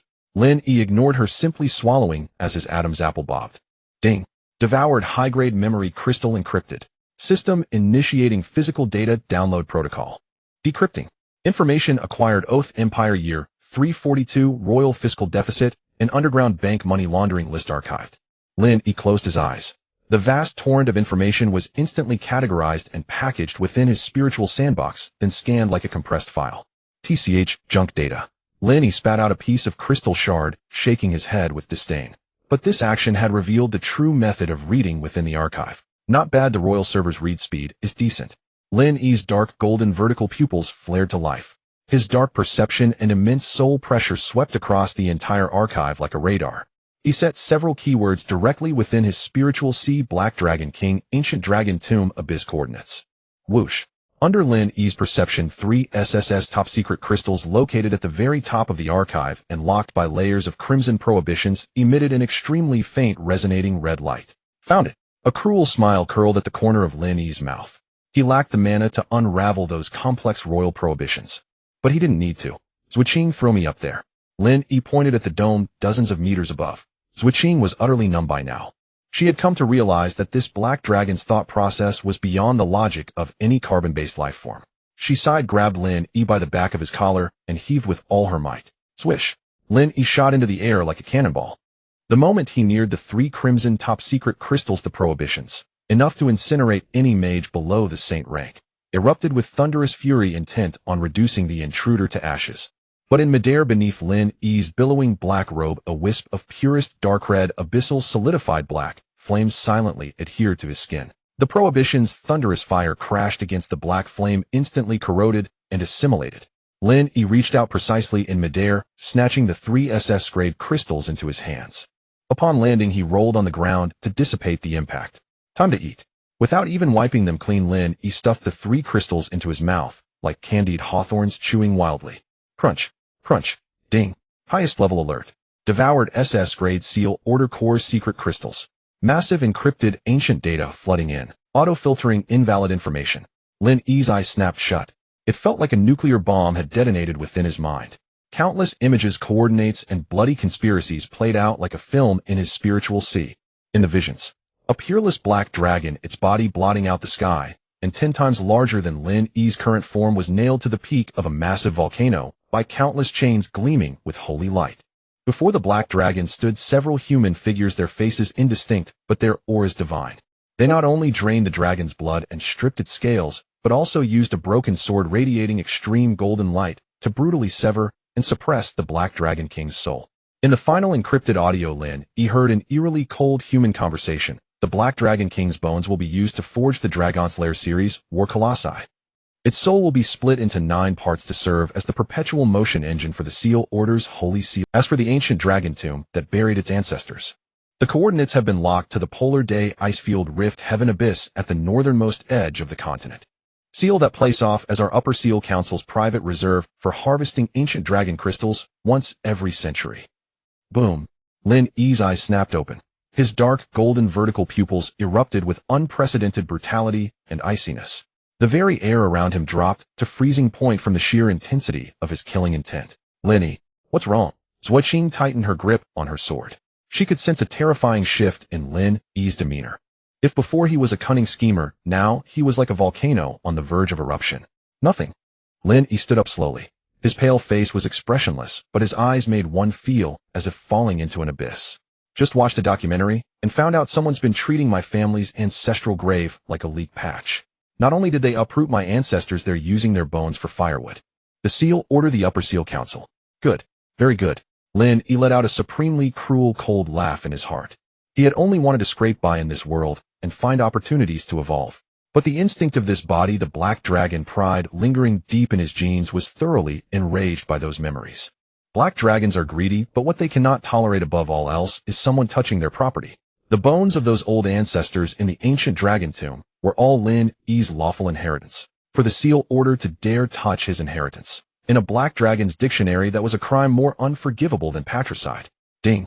Acquired ultimate hidden coordinates, Polar Day Icefield Rift Heaven Abyss Ancient Dragon Tomb entrance. Detected remnants of the previous Black Dragon King's soul fragments. Devouring complete. Host psychic power surges. Current evolution value Young Dragon, mid-grade, 95. One step away from Young Dragon high-grade, unlocks complete human form and partial ancient dragon pressure. Lin Yi took a deep breath, forcibly suppressing the violent aura back into his heart. One must eat one bite at a time and take revenge one step at a time. Now the coordinates were in hand. Zhuqiang, let's go. Lin Yi turned and strode towards the archive's gate, a weak and elegant feigned smile returning to his lips. The weather up north seems pretty cold. Let's go back and ask Commander Luojia to approve a budget for a mink coat. Meanwhile, St. Silver Academy, Luojia's temporary command post. What did you say? Luojia slammed the table, rising to her feet. The sturdy redwood desk before her instantly turned to dust under the surge of her Saint Trank magic. Her icy blue eyes locked onto the Special Inspector Saren, who stood below, pale-faced with bloodshot eyes. Luojia, don't be reckless. Saren roared, suppressing the piercing pain deep in his soul. I saw it clearly. The explosion at the bottom of the abyss wasn't meant to kill the bone dragon at all. The bone dragon went mad under the holy light. And that bastard Lin Yi was possessed by the ancient dragon's undead death curse just before it died. A half-step Saint Trank undead poison now lies dormant in his soul. He has no mana because his life force is being devoured by the curse. He's a ticking time bomb. Once the curse erupts, he'll turn into a mindless, undead monster. Saren pointed towards the door, his tone severe. I order you as the SEAL orders Special Inspector to immediately detain Lin Yi, strip him of his vice-captain rank, and throw him into the tribunal's purification furnace to be incinerated. Otherwise he will bring calamity upon the entire squad, and even the whole academy. Dead silence filled the command post. Reno, Clarence, and Mia stood to the side, their faces turning deathly pale at the news. Vice-Captain Lin Yi was cursed by an ancient dragon. His lack of mana, his constant weak coughs. Was it all because he had taken the curse's backlash for them? Clarence's eyes reddened instantly. Gritting his teeth, he stepped forward for the first time. Lord Saren. Vice-Captain Lin Yi jumped into the abyss to save us. You can't kill him just because of some curse. Silence. A student like you has no right to speak here. Saren barked. He is not only my student, but also my vice-captain. A voice icy cold as if from the deepest hell cut Saren off. Luo Jia slowly walked around the pulverized desk step by step towards Saren. She wore no armor, only a simple white shirt, but the killing intent she radiated now made even Saren, a Saint Trank psychic mage, feel suffocated. Luo Jia lifted her head. Her stunning face held no fear or disgust towards Lin Yi. Instead it was filled with extreme stubbornness, fury, and a bond that ran bone deep. In the abyss without any mana, he didn't hesitate to push me away and face that monster alone. Luo Jia's voice trembled slightly, every word squeezed through her teeth. He used his own soul to take the half-step Saint Trank bone dragon's despairing curse for me. He kept all the poison and death for himself, yet pretended in front of us that he was just weak from exhaustion. Luo Jia suddenly grabbed Saren by the collar of his pure black robe, lifting the lofty inspector clean off the ground. Saren listened carefully. Luo Jia's eyes blazed with a fire cold enough to freeze the entire sky. He is my blade. If he is cursed, Luo Jia will traverse every perilous land on the continent to find a way to purify. If the Upper Seal Council wants to kill him for this. Luo Jia flung Saren hard to the ground, drew the long sword at her waist, and pointed its tip at his throat. Then I will kill you first. Go to the Upper Seal Council and flip the tables of those old fossils. From this day forth, anyone who dares to touch a single hair on Lin Yi's head will be my mortal enemy. Ding. System detects high-energy emotional fluctuation. Luo Jia's affection bond value has undergone a qualitative change. Upgraded from trusted subordinate to the one and only untouchable scale. Host's beautiful, strong, and tragic persona has been perfectly solidified in the enemy camp. Outside the corridor, Lin Yi and Zhuqing, who had just returned from their stroll, had heard the entire resounding declaration of dominance from the command post. Zhuqing looked at the green tea dragon beside her, who was clearly full of life and nearly burping from eating crystals, yet deliberately feigning weak coughs, and felt the world had gone mad. It was over. The SEAL Order's chief adjudicator, humanity's sharpest sword. She had been utterly and completely fooled by this damned black dragon down to her very last shred of dignity. Cough, cough. Commander, I heard everything you just said. The slightly ajar oak door of the command post was gently pushed open. Lin Yi wrapped himself in a heavy black wool coat, his pale face tinged with an unusual flush, which was actually due to the blood boiling after consuming the crystal. He leaned on his cane, and with the assistance of Zhuqing, made a very difficult entrance into the room. Luo Jia suddenly turned her head, her previously fierce and beautiful face, which seemed ready to devour Salen whole, flashed with a moment of panic and heartache. She hurriedly stepped forward, directly pushing Zhuqing aside, supporting Lin Yi with her other arm, her tone carrying a rare reproach. Who told you to get out of bed? Do you not realize that the death energy in your soul could explode at any moment? Lin Yi leaned against Luo Jia's side, raising his clear eyes, which carried a hint of shattered feeling, and smiled bitterly. Commander, Salen Inspector is right. I truly am a cursed waste now. If my actions lead to a complete rift between you and the Upper Council, even resulting in the loss of your position, I would be utterly to blame. He gently pushed Luo Jia's hand away, his tone extremely resolute. You should hand me over. As long as it preserves the Hunter Squad and your efforts to eliminate the Black Dragon, my life is worth dying for. What the hell? Zhuqing, standing nearby, was screaming inwardly. Can't you have a bit of dignity? That death energy in your soul is just the residue left from your feast on the bone dragon, okay? You dare to use it as a prop for your martyr act. However, these words, which were the essence of green tea, sounded like heart-wrenching blood to Luo Jia, who had already been completely self-pacified. Shut up. Luo Jia suddenly grabbed Lin Yi's hand tightly, her icy blue eyes glimmering with an extremely rare glimmer of moisture. Since Luo Jia picked up the staff at 13 and vowed to eradicate all evil dragons, I have killed countless monsters and witnessed the depths of human depravity. But in this world you alone, a person with no magical power, are willing to push me away in the abyss facing the curse of half-step saint level. Luo Jia turned her head, staring intently at the terrified Salin, who had collapsed on the ground, her voice as cold as the ice of the extreme north. Go back and tell those old folks in the upper council. Lin Yi is mine. Whoever dares to touch him will be touching my reverse scale. Salin scrambled out of the command post, not wanting to spend a second longer near this madwoman and a living dead. Watching Salin flee in a panic, Reno, Clarence, and Mia were deeply moved. Clarence wiped his tears. You are so great. Don't worry, I will write to my father right now asking him to invite the best priest in the empire to treat you. Money is not a problem. A priest cannot cure the curse of the ancient dragon. Luo Jia took a deep breath, calming her agitated emotions, and helped Lin Yi sit on a soft sofa. She walked to the map, her slender fingers pointing to a pure white area at the northernmost part of the continent, Eternal Day Ice Field.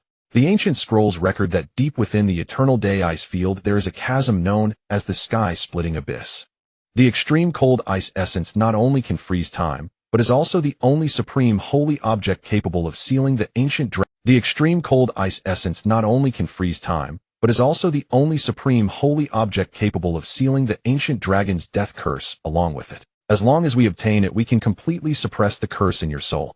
Lin Yi sat on the sofa, slightly lowering his head, looking like someone deeply moved by the commander's efforts. Yet under that shadow his dark golden vertical pupils had shrunk to pinpoints due to extreme excitement. Sky-Splitting Abyss. Isn't this the entrance to the ancient dragon tomb that I found in the archives used by the upper council to harvest, as if it was a field? This woman not only wants to protect me, but also intends to personally guide me, and even wants to reimburse my travel expenses with public funds to dig up my own ancestors' graves. This ultimate feeling of getting something for nothing almost made Lin Yi burst into laughter. Commander, that place is a forbidden area for life. Moreover, I've heard that the Eternal Day Ice Field has always been controlled by the Upper Council's Winter Guard. Lin Yi weakly reminded. What of the Winter Guard? I am the chief of the Certificate Gate, and I have the right to requisition resources from there. Luo Jia snorted coldly, her domineering queen aura fully unleashed. Clarence, go to the military supply office and apply for the highest level extreme cold resistance gear. Use your family's VIP channel and charge it all under the Hunter Squad. Reno, Mia, prepare 3 months of outdoor supplies. Zhuqing. Luo Jia turned to Zhuqing. You are responsible for protecting Lin Yi closely, never leaving his side. Yes. Everyone replied in unison. 3 hours later. Holy Silver Academy Ultra Long Distance Teleportation Array. As the most expensive mode of transportation in the Ost Empire, activating an ultra-long distance teleportation array requires consuming a full 1,000 high-grade magic crystals. Usually only the royal family and special envoys from the upper council can use it. However, under Luo Jia's authority and Clarence's money power, the teleportation array was open for the Hunter Squad. Lin Yi was dressed in an extremely luxurious polar snow fox fur coat, a generous sponsorship from Clarence worth 30,000 gold coins, with a collar made of fire cloud minks that automatically emitted heat, and even held a small heater embedded with high-grade fire-type magic crystals. He looked at the complex spatial runes lighting up beneath his feet, narrowing his eyes in satisfaction. Lin Yi whispered, his voice low enough for only the two of them to hear. In my past life, as a programmer, the thing I hated the most was business trips. But now I realize that as long as it's a paid business trip and all transportation and accommodation costs are reimbursed, it's actually quite enjoyable. Zhuqing, carrying a large sword and wrapped in a heavy windproof cloak, glanced at him askance. You'd better pray that when we reach the Eternal Day Ice Field, Luo Jia won't find out that the so-called curse in your mouth is actually just you being too full. Don't worry. As long as I don't burp, no one will smell the ancient dragon's scent in my stomach. Lin Yi grinned. As the blinding white light burst forth, the space distorted violently. The figures of the 6 vanished in an instant within the teleportation array. Eternal Day Ice Field stationed at the outskirts of the Sky-Splitting Abyss. When the white light dissipated, a bone-chilling wind mixed with snow as sharp as blades instantly swept over. The temperature here was shocking. Even Rena's star steel armor formed a thick layer of white frost upon contact with the air. So cold. My fire ring can only maintain a 10-centimeter radius here. Clarence trembled from the cold, desperately trying to get closer to Lin Yi's fire cloud mink collar. Yet Lin Yi felt no cold at all. On the contrary, the moment he stepped onto this ice field, ding. System alert detected an extremely rich high-dimensional bloodline aura. Geographical location: ancient dragon tomb above the Sky-Splitting Abyss. Host's mutated black dragon gene is resonating strongly. Desire to devour increased by 300. Lin Yi abruptly raised his head. In the midst of the raging blizzard, the ice field ahead seemed split in half by a divine sword, revealing a bottomless massive black rift stretching hundreds of kilometers across the sky and earth. Within it, an extremely ancient, desolate aura of dragon death emanated. And at the edge of the rift stood a colossal structure resembling a steel fortress. At the highest point of the building, a dark golden flag representing the certificate gate's upper council. This was indeed the upper council's private ground for harvesting ancient dragon remains. Winter prison. Halt! Who dares to trespass into the forbidden area? 2 rows of heavily armored winter guards riding polar snow wolves charged out from the snowstorm, their frost spears glinting ominously as they pointed at Luo Jia and the others. Luo Jia's face was as cold as frost. Without a word, she directly threw the badge, symbolizing her status as the Chief Heretic Judgment Officer. See who I am. Luo Jia said coldly. By the order of the Upper Council, the Hunter Squad is here at the sky-splitting abyss to carry out a top-secret mission. Open the gate. The Winter Guard captain took the badge, glanced at it, his expression changed slightly, and he quickly dismounted to bow. So, it's Chief Luo Jia. I apologize for the rudeness. However, the captain raised his head, his eyes revealing a strange resistance. Chief, the sky-splitting abyss has been extremely unstable recently. The ancient miasma at the chasm's bottom has undergone some sort of riot, and several elders of the Upper Council have just issued a death order. No one, including envoys, is allowed to step into the abyss for half a month. Right. Luo Jia frowned. Lin Yi, hidden behind Luo Jia, narrowed his dark golden vertical pupils slightly. He did not sense any ancient miasma riot. He only felt several enormous high-level energies filled with the scent of mechanical oil wildly operating beneath the fortress. The frequency of those energy fluctuations was exactly the same as that of the Dragon Slayer. No. 3 war colossus he had dismantled in the underground sewage channel. And not just one, but a group. Those old bastards of the certificate gate not only dug up my ancestors' graves, but also built a weapons factory inside my ancestors' graves. Lin Yi cursed inwardly. The Upper Council was not sealing any miasma. They were using the endless dragon bones in the ancient dragon tomb to mass-produce war colossi specifically designed to deal with dragons. Deputy Captain Lin Yi, why does your face look so bad? Is the curse acting up again? Clarence approached with an obsequious demeanor, looking worriedly at Lin Yi's face, which was dark enough to drip water. Cough, cough. Yes, this wind is too cold, it hurts my heart. Lin Yi clutched his chest, speaking in an extremely weak tone, yet his eyes were like a hungry wolf staring at its prey. Luo Jia looked at Lin Yi's painful expression, her gaze turning icy, and the terrifying pressure of a saint-level mage instantly descended upon the Winter Guard captain. I don't care about any riots. I came here to find the extreme cold ice essence to save someone. Get out of the way, or I will charge you with obstructing military affairs in the name of heretical judgment. Calm down, Commander. Just then the heavy gates of the fortress slowly opened. An elderly man dressed in luxurious platinum robes with white hair and beard led a group of high-ranking SEAL officers out. Chief Luo Jia, why bother arguing with lower servants? The old man smiled insincerely at Luo Jia, then his gaze fell upon Lin Yi, hidden behind Luo Jia, a fleeting glimmer of concealed malice and inquiry flashing in his eyes. I am the steward of this winter prison fortress and the 7th honorary elder of the Upper Council, Carl. Elder Carl slightly bowed, his tone seemingly respectful, but filled with firmness. Salen Inspector just informed me that Lord Luo Jia has brought a dangerous individual cursed by an ancient dragon. It seems this sickly little brother is the one. Elder Carl sneered. The extreme cold ice essence can indeed suppress death energy. But why should I use the most precious holy object of the certificate gate on a waste that could turn into an undead monster at any moment? Luo Jia's eyes narrowed, about to explode with anger. Yet Lin Yi gently grasped her wrist. Elder Carl, is it? Lin Yi pushed Clarence aside, leaning on his cane and stepping out from behind Luo Jia. Elder Kair's deeply furrowed face went rigid when he heard Lin Yi's whisper. Wind and snow held between them. Kair stared unblinkingly at the pale youth, who looked as if a gust could topple him. For a heartbeat, he wondered if he had imagined the voice. Clean him out. Take the fortress as well. A wretch cursed and drained of mana, daring to mouth such insolence at an honorary elder of the Shang, Inshi. Luo Jia, chief. Kair's face went suddenly dark. He sneered. It seems the abyss death resentment curse has begun to gnaw at his reason. He speaks nonsense. Whether he speaks nonsense is none of your concern.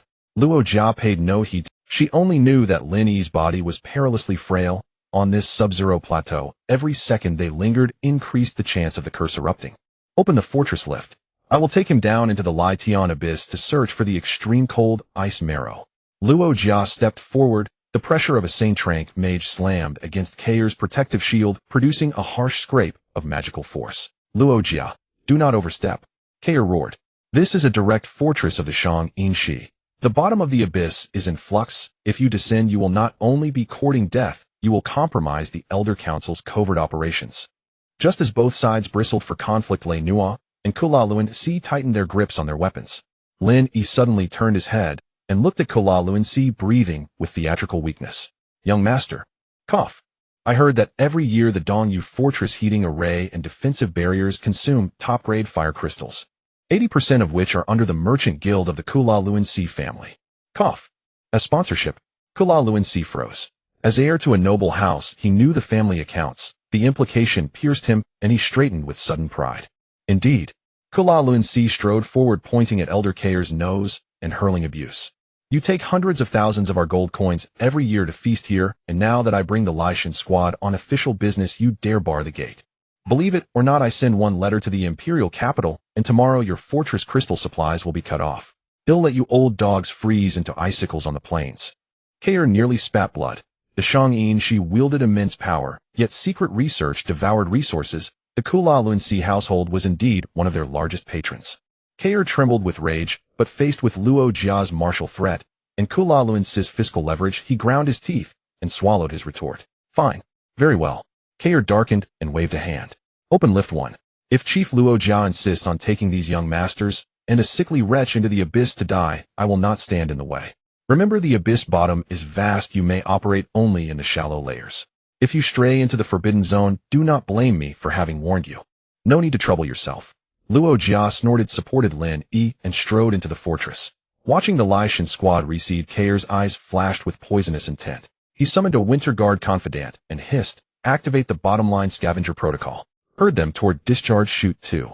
If Luo Jia wants to pry, let her remain underground forever and be interred with those ancient dragons. With a roaring thunder, the massive steel lift descended, sliding down the Lai Tian abyss steep rock face into bottomless blackness. The temperature plunged with terrifying rapidity.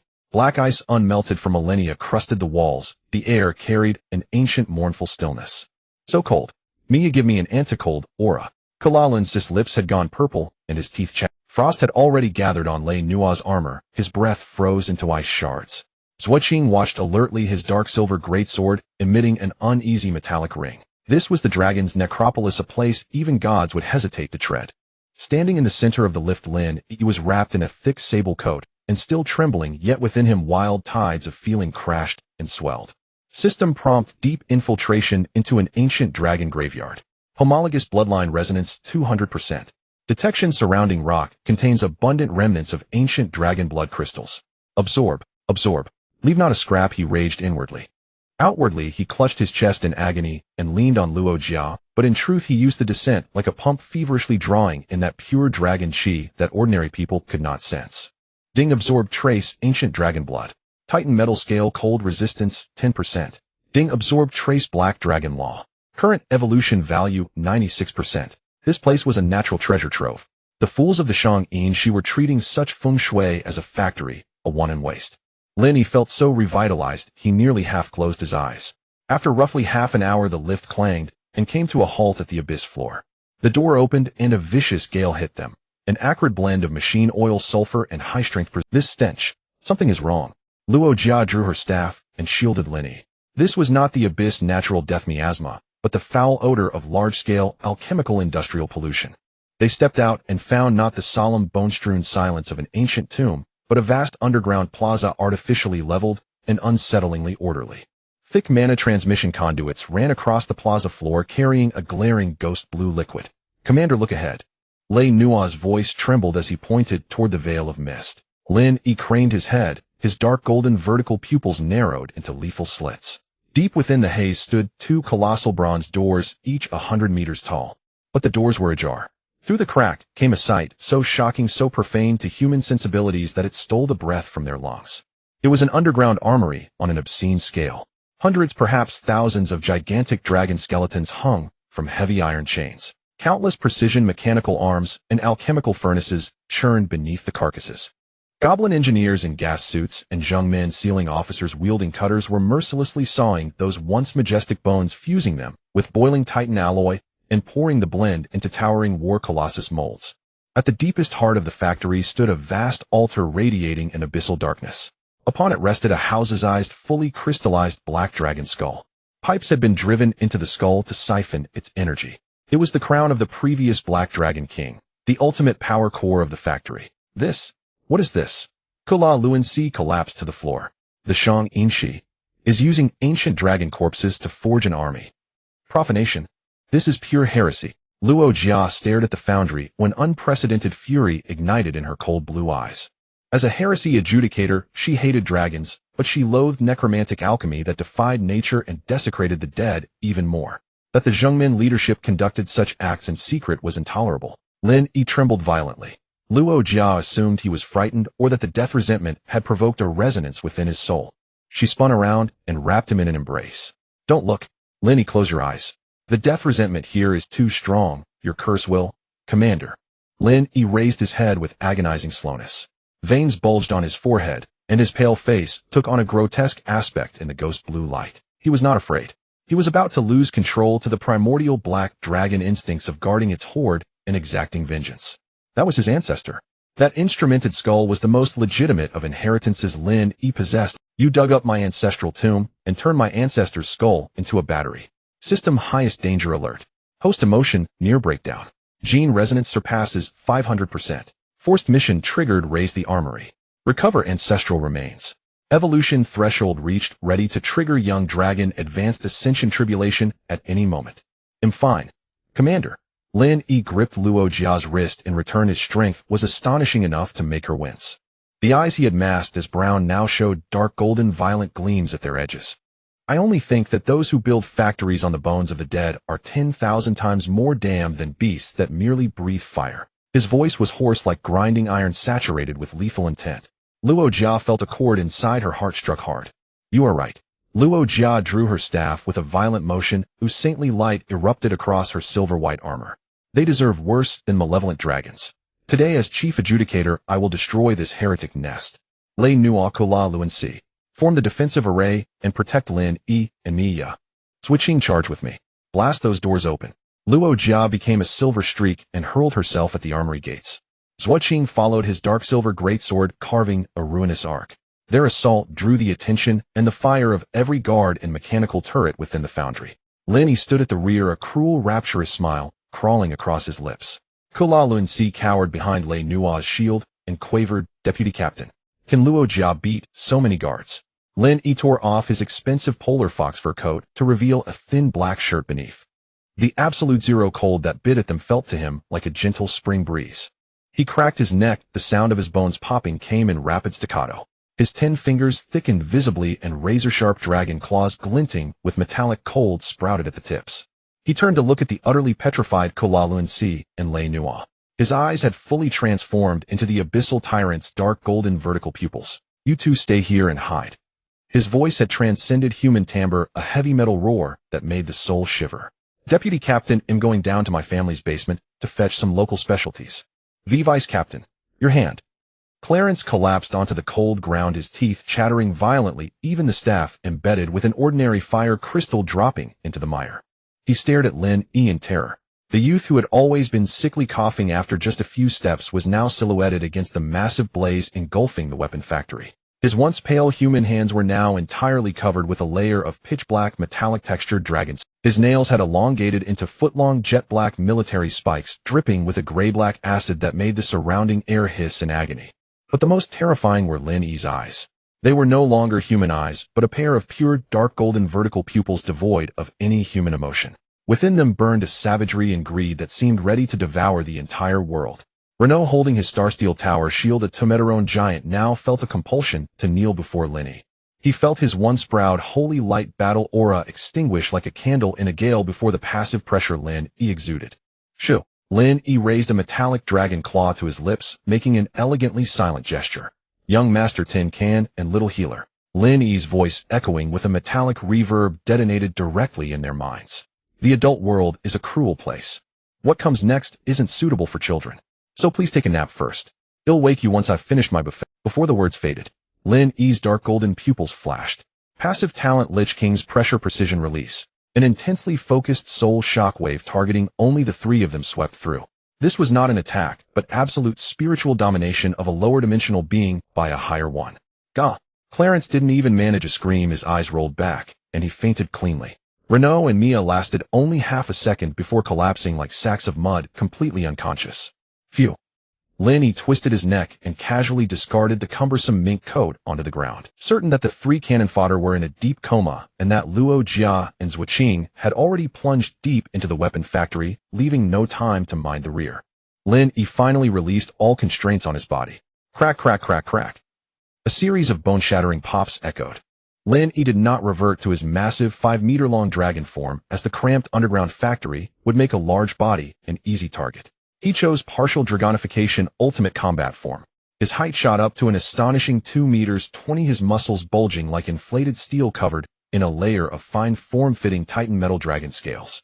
His feet transformed into thick reverse-joint dragon claws, their terrifying grip shattering the obscene. Most striking was his back. With a wet squelch, a pair of dark mechanical dragon wings with a span of over 4 meters burst forth like two sharp war blades, gleaming with a deathly chill under the blue light. System prompt: half-dragon form, 100 base combat power loaded. Movement speed, 300. Physical damage, 200. Warning: your rage meter is full. Release it well. You bastards using my ancestors' bones as battery. Lin opened his serrated maw and exhaled a puff of scorching sulfur. Today I'll turn you all. Boom. The ground beneath Lin's feet instantly erupted into a 3-meter-wide crater. He transformed into a black lightning bolt impossible for the naked eye to track and charged straight into the 100-meter bronze gates. Inside the weapon factory, battle raged.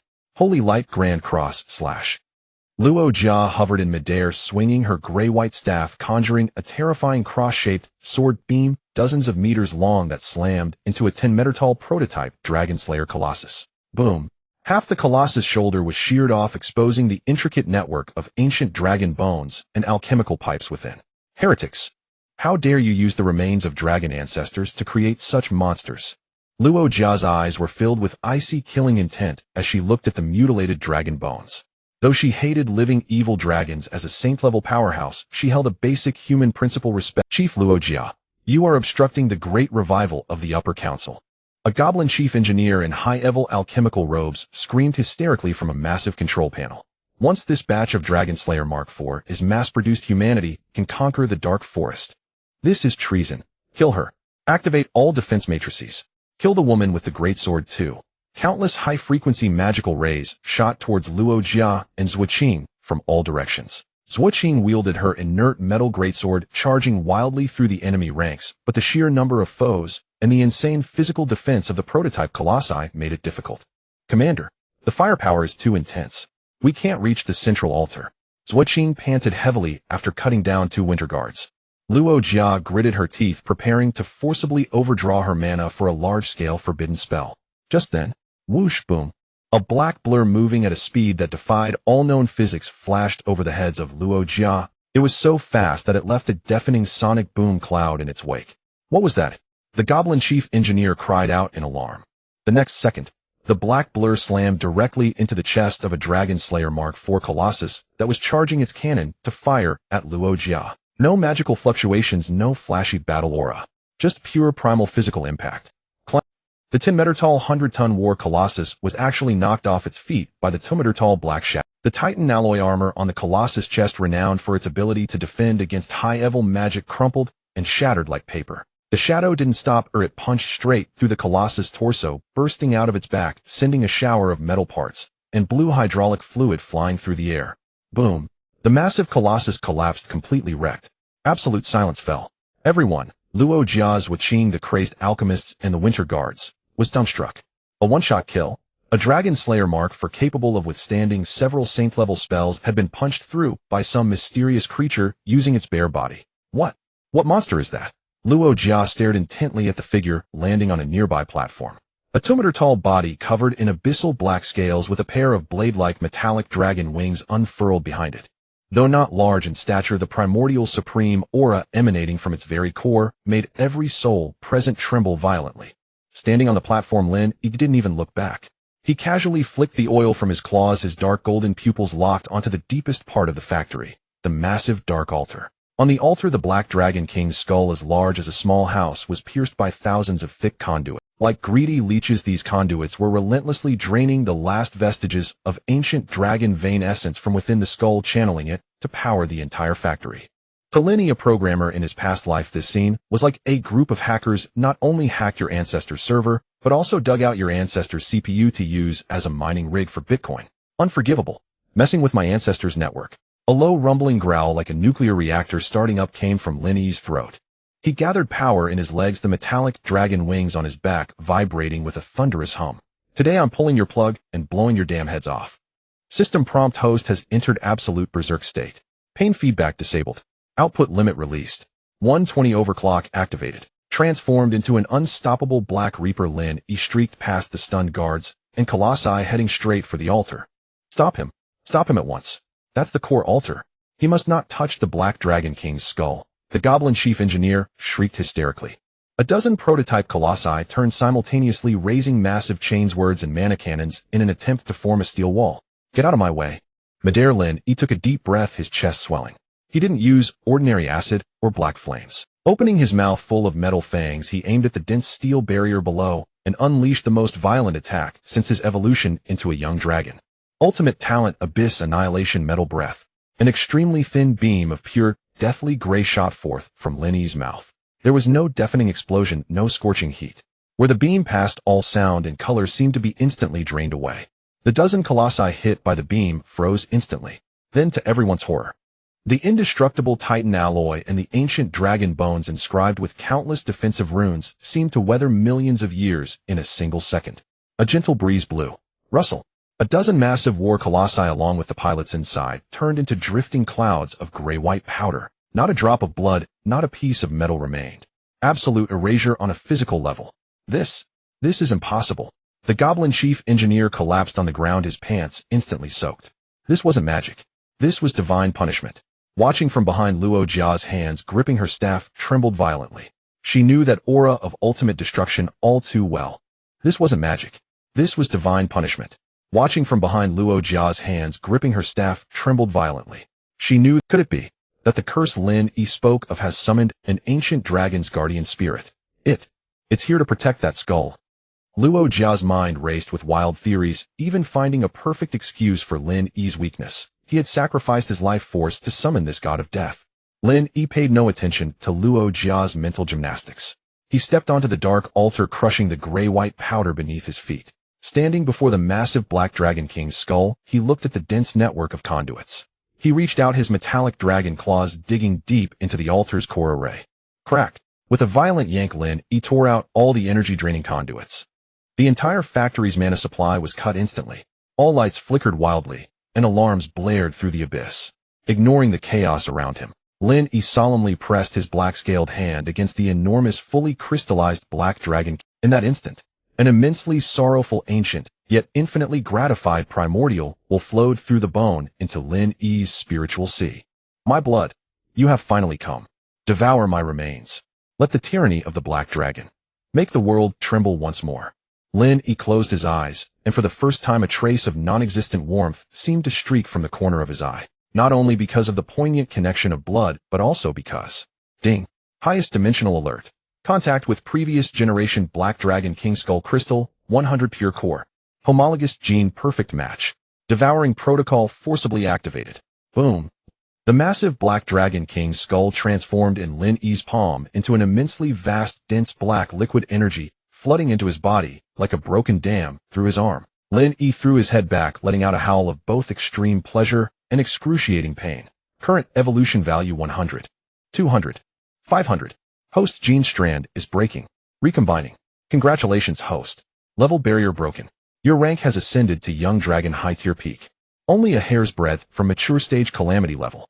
Super unlock complete. Human form combat penalty cancelled. 100 physical power unleashed. Super unlock exclusive domain dark annihilation all matter dissolution barrier.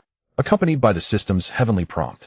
The entire underground factory was instantly engulfed by a ring-shaped eruption of black energy storm. The goblins and winter guards still trying to resist were forced to their knees by the absolute pressure of the Dragon King, blood pouring from their 7 orifices, dying without even a scream. At the center of the storm, The terrifying half-dragon scales on Lin Yi's body began to recede rapidly. When the black storm dissipated, standing on the altar was no longer the terrifying half-dragon monster, but a pale-skinned youth naked from the waist up, his muscles sculpted like a marble statue, his black hair whipping wildly in the wind. Behind him, the metallic dragon wings were gone, but his mere presence warped the space around him due to the immense, overflowing terror of his inner mana. Lin Yi slowly opened his eyes. They were no longer the brown pupils disguised by illusion, but a pair of eyes now perfectly controlled, yet as deep and profound as a black hole in the universe.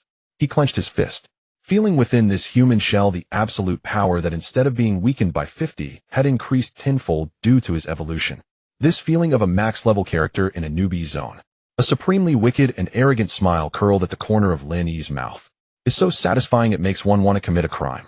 The alarm of the armory still echoed mournfully, yet the entire core altar had turned into a desolate wasteland. Lin Yi stood still, casually moving his neck as the immense power within him surged like a river breaking its banks, almost making him sigh in comfort. The hardware has been completely upgraded, removing the performance limitations of human skin. Now, even without transforming into a dragon with a single punch, Lin Yi glanced at his pale, slender, and even somewhat sickly beautiful human hands suddenly clenching into a fist in the void. Bang! The air was instantly crushed by his sheer grip, producing an extremely muffled sonic boom. Tisk, that's a bit bullying. Lin Yi put away his smile, catching a glimpse of Luo Jia and Zuiqing rushing towards him from the distant ruin. He skillfully picked up the discarded mink coat from the ground and casually wrapped it around his bare upper body. Then he walked over to the still unconscious Reno, Mia, and Clarence, finding a position that felt extremely shattered, and lay down straight. In the moment he lay down, he skillfully bit his tongue, forcing a mouthful of blood to trickle down his lips, while also making his breathing weak and intermittent. Perfect. This routine was now so familiar, it was almost painful. Lin Yi. Luo Jia transformed into a silver flash and charged up the altar. When she saw that the giant skull of the Black Dragon King had vanished without a trace, and the entire armory was completely destroyed with Lin Yi lying in a pool of blood, seemingly lifeless, the cold-hearted chief inquisitor felt as if her heart was gripped tightly by an invisible hand. She lunged forward, grabbing Lin Yi into her embrace. Lin Yi, wake up. What did you do? Where's that half-dragon monster? Where's the skull? Luo Jia's voice trembled uncontrollably as she tried to channel her magic into Lin Yi, only to find his aura was terrifyingly silent. In reality, it was due to the energy level being too high for Luo Jia's magic to penetrate. Lin Yi struggled to open his eyes, looking at Luo Jia's exquisite face filled with urgency, and forced a painfully grim smile. Officer. Cough cough. I used the lingering ancient dragon death energy in my soul to forcibly awaken the ancient spirit on the altar. It destroyed this place and took the skull. I didn't hold you back, did I? Luo Jia was struck by lightning. She gazed at the youth before her who had sacrificed his own soul's curse to destroy the heretical armory, her eyes instantly reddening. You fool. Who told you to do this? I don't need you to make sacrifices. Luo Jia held him tightly, tears finally breaking free, falling onto Lin Yi's pale face. Zuiqing, following behind, was holding a great sword, watching this scene with twitching lips as if his facial nerves were dying. What the hell is awakening the ancient spirit? Aren't you the spirit itself? You treated your ancestors' bones like candy, and now you're lying in your enemy's arms, tricking tears. What is this dragon's heart made of? Pure black titan alloy. Just as this touching scene of parting life and death was about to reach its climax. Clap, clap, clap. A sudden cold and mocking applause echoed from the two broken bronze doors of the armory. What a deeply touching scene. The chief heretical adjudicator is actually holding a worthless corpse here, weeping bitterly. Luo Jia abruptly looked up, her expression shifting from sorrow to icy cold. At the door, Elder Carl, dressed in a luxurious platinum robe, accompanied by 200 fully armed high-tier winter guards and 10 colossal dragon slayers, brought from other regions, slowly walked in. A sinister smile hung on his face as he surveyed the ruins, his eyes twitching madly, clearly showing signs of extreme distress. Carl. Luo Jia gently laid Lin Yi down, stood up, her gray-white staff pointing directly at Carl, the killing intent of the holy rank erupting without reserve. You dare to create a god without permission. Every dragon bone in this armory is an affront to human law. I will take you back to the Supreme Tribunal for the highest judgment. Take me back. Carl seemed to have heard the funniest joke in the world, throwing his head back in laughter. Luo Jia, you usually only know how to kill beasts. Has your brain rusted? Do you think such a vast underground armory could have been built by a mere honorary elder like me? Luo Jia's pupils contracted. Carl's smile faded, his expression twisted. This is the top secret restoration plan jointly signed by the 7 great elders of the Supreme Tribunal. We use dragon bones to create mechs and dragon souls as energy for the future of all humanity. And you foolish woman who cannot adapt actually destroyed our decades of hard work. Carl slowly raised his staff, purple spiritual power and extreme cold magic wildly gathering around him. Today an uncontrollable ancient dragon miasma riot occurred at the bottom of the abyss. Chief Luo Jia and her god-hunting team, while inspecting the armory, unfortunately got caught in the riot and their entire army perished. Carl coldly pronounced their death sentence. Winter guards, obey orders. Kill them all. Leave not a single survivor. Kill. 200 high-tier winter guards roared in unison, and 10 war giants raised their massive chainsaw, swords charging towards the altar like a torrent of steel. Switching. Protect Lin Yi and the students. Luo Jia shouted angrily, facing the steel torrent alone. She knew this was a dead end. Carl was a seasoned holy rank, and with so many troops and giants, even if she sacrificed her life, she could at most cover Zhuqing's escape. Holy light, absolute zero seal. Luo Jia unleashed her trump card, the violent light, and ice composite magic exploded among the crowd, instantly freezing the dozens of winter guards at the front. But Carl did not give her a chance to breathe. Luo Jia, your opponent is me. Carl teleported above Luo Jia, unleashing the terrifying holy rank spell, the soul storm, mixed with extreme cold ice spears pouring down like a torrential rain. Luo Jia gritted her teeth and raised her shield, but under the combined assault of Carl and the war giants, the shield's light dimmed more and blood trickled from the corner of her mouth. Die? Annoying woman. Carl sneered, pointing his staff, a 10-meter-long compressed to the extreme, deep blue spear of the winters, piercing shattered Luo Jia's shield in an instant and headed straight for her heart. Luo Jia closed her eyes in despair. Her magic power had been exhausted, as she could not dodge it. Just as the winter's spear was half an inch away from her heart, the bone-chilling cold pierced through her light armor. Clap. A sound extremely soft yet crisp seemed to explode in everyone's ears. Time appeared to freeze at that moment. Luo Jia felt no pain. She opened her eyes in confusion, and then her whole being seemed to be struck by lightning, completely dazed. Before her stood a tall, upright figure. He hadn't even properly worn the mink coat, merely draped it casually over. He extended a pale human left hand without any magical fluctuations and effortlessly pinched the winter's piercing spear, which could shatter even the holy rank shield between his two fingers. It was Lin Yi. I said, old man. Lin Yi slightly turned his head, the weak expression on his face now devoid of any sickness. His brown eyes, previously disguised, were visibly shedding their facade, revealing a pair of extremely tyrannical dark golden vertical pupils that seemed to devour light. On someone else's territory, breaking things without compensation is one thing. But in front of me you dare to kill my wallet and long-term meal ticket. Lin Yi looked at Carl, who was completely dumbfounded in midair, and a cruel maniacal smile curled at the corners of his mouth. Crack. Lin Yi's fingers exerted a slight force. The ice spear, condensed by holy rank magic, shattered like a fragile glass rod at his fingertips, turning into a flurry of icy shards. The entire scene fell silent. The 200 winter guards halted their charge, and the emotionless war giants even emitted alarm beeping sounds. What? What are you? Carl's eyes were almost popping out. Crushing holy rank magic with bare hands. And without any magical fluctuations. This is definitely not something a human body can achieve. Me. Lin Yi gently pushed Luo Jia, who was shielding him, and stepped down the altar's steps. With each step he took, the obsidian ground beneath him cracked under the immense pressure. An overwhelming, ancient, primordial ferocity surged from his seemingly fragile human shell. I am just a victim who happened to pass by, and had his ancestral grave dug up. Lin Yi raised his head, looking at Carl in midair, his smile instantly vanishing, replaced by extreme cold. He slightly bent his legs, and the rocks beneath his feet exploded into powder. Boom. He didn't even use the local dragon transformation. Having unlocked the complete human form, Lin Yi, relying solely on the explosive power of his 100 unleashed black dragon king-level physique, shot forward like a reverse-flying cruise missile, instantly crossing 100 meters, directly appearing before Carl. Preposterous. Elder Carl, suspended midair by a single hand, flushed deep purple, his venerable face contorted with utter humiliation. As honorary elder of the Supreme Seal Council, and a saint-tier psionic mage, he had never endured such an unspeakable disgrace in his entire life. This man who commanded arcane mastery beyond mortal reckoning, had been seized like a fledgling chick by a youth devoid of even a trace of magical energy. Psionic spear. Perish. Elder Carl's eyes bulged wide. Violet psionic energy coalesced into a razor-sharp lethal spike aimed unerringly at Lin Yi's forehead. In less than a tenth of a second, he would reduce the arrogant boy's brain to pulpy ruin. VVVVRRR. The psionic spear pierced Lin Yi's brow without resistance. A surge of triumph flared in Carl's heart, only to freeze instantly the next moment. For what he had pierced was no human mind, but an endless abyssal void wreathed in black flame, where slumbered a primordial dragon so vast, its mere awakening could shatter stars and blot out heavens. "Eh!" Carl shrieked, a sound more harrowing than 1,000 slaughtered swine.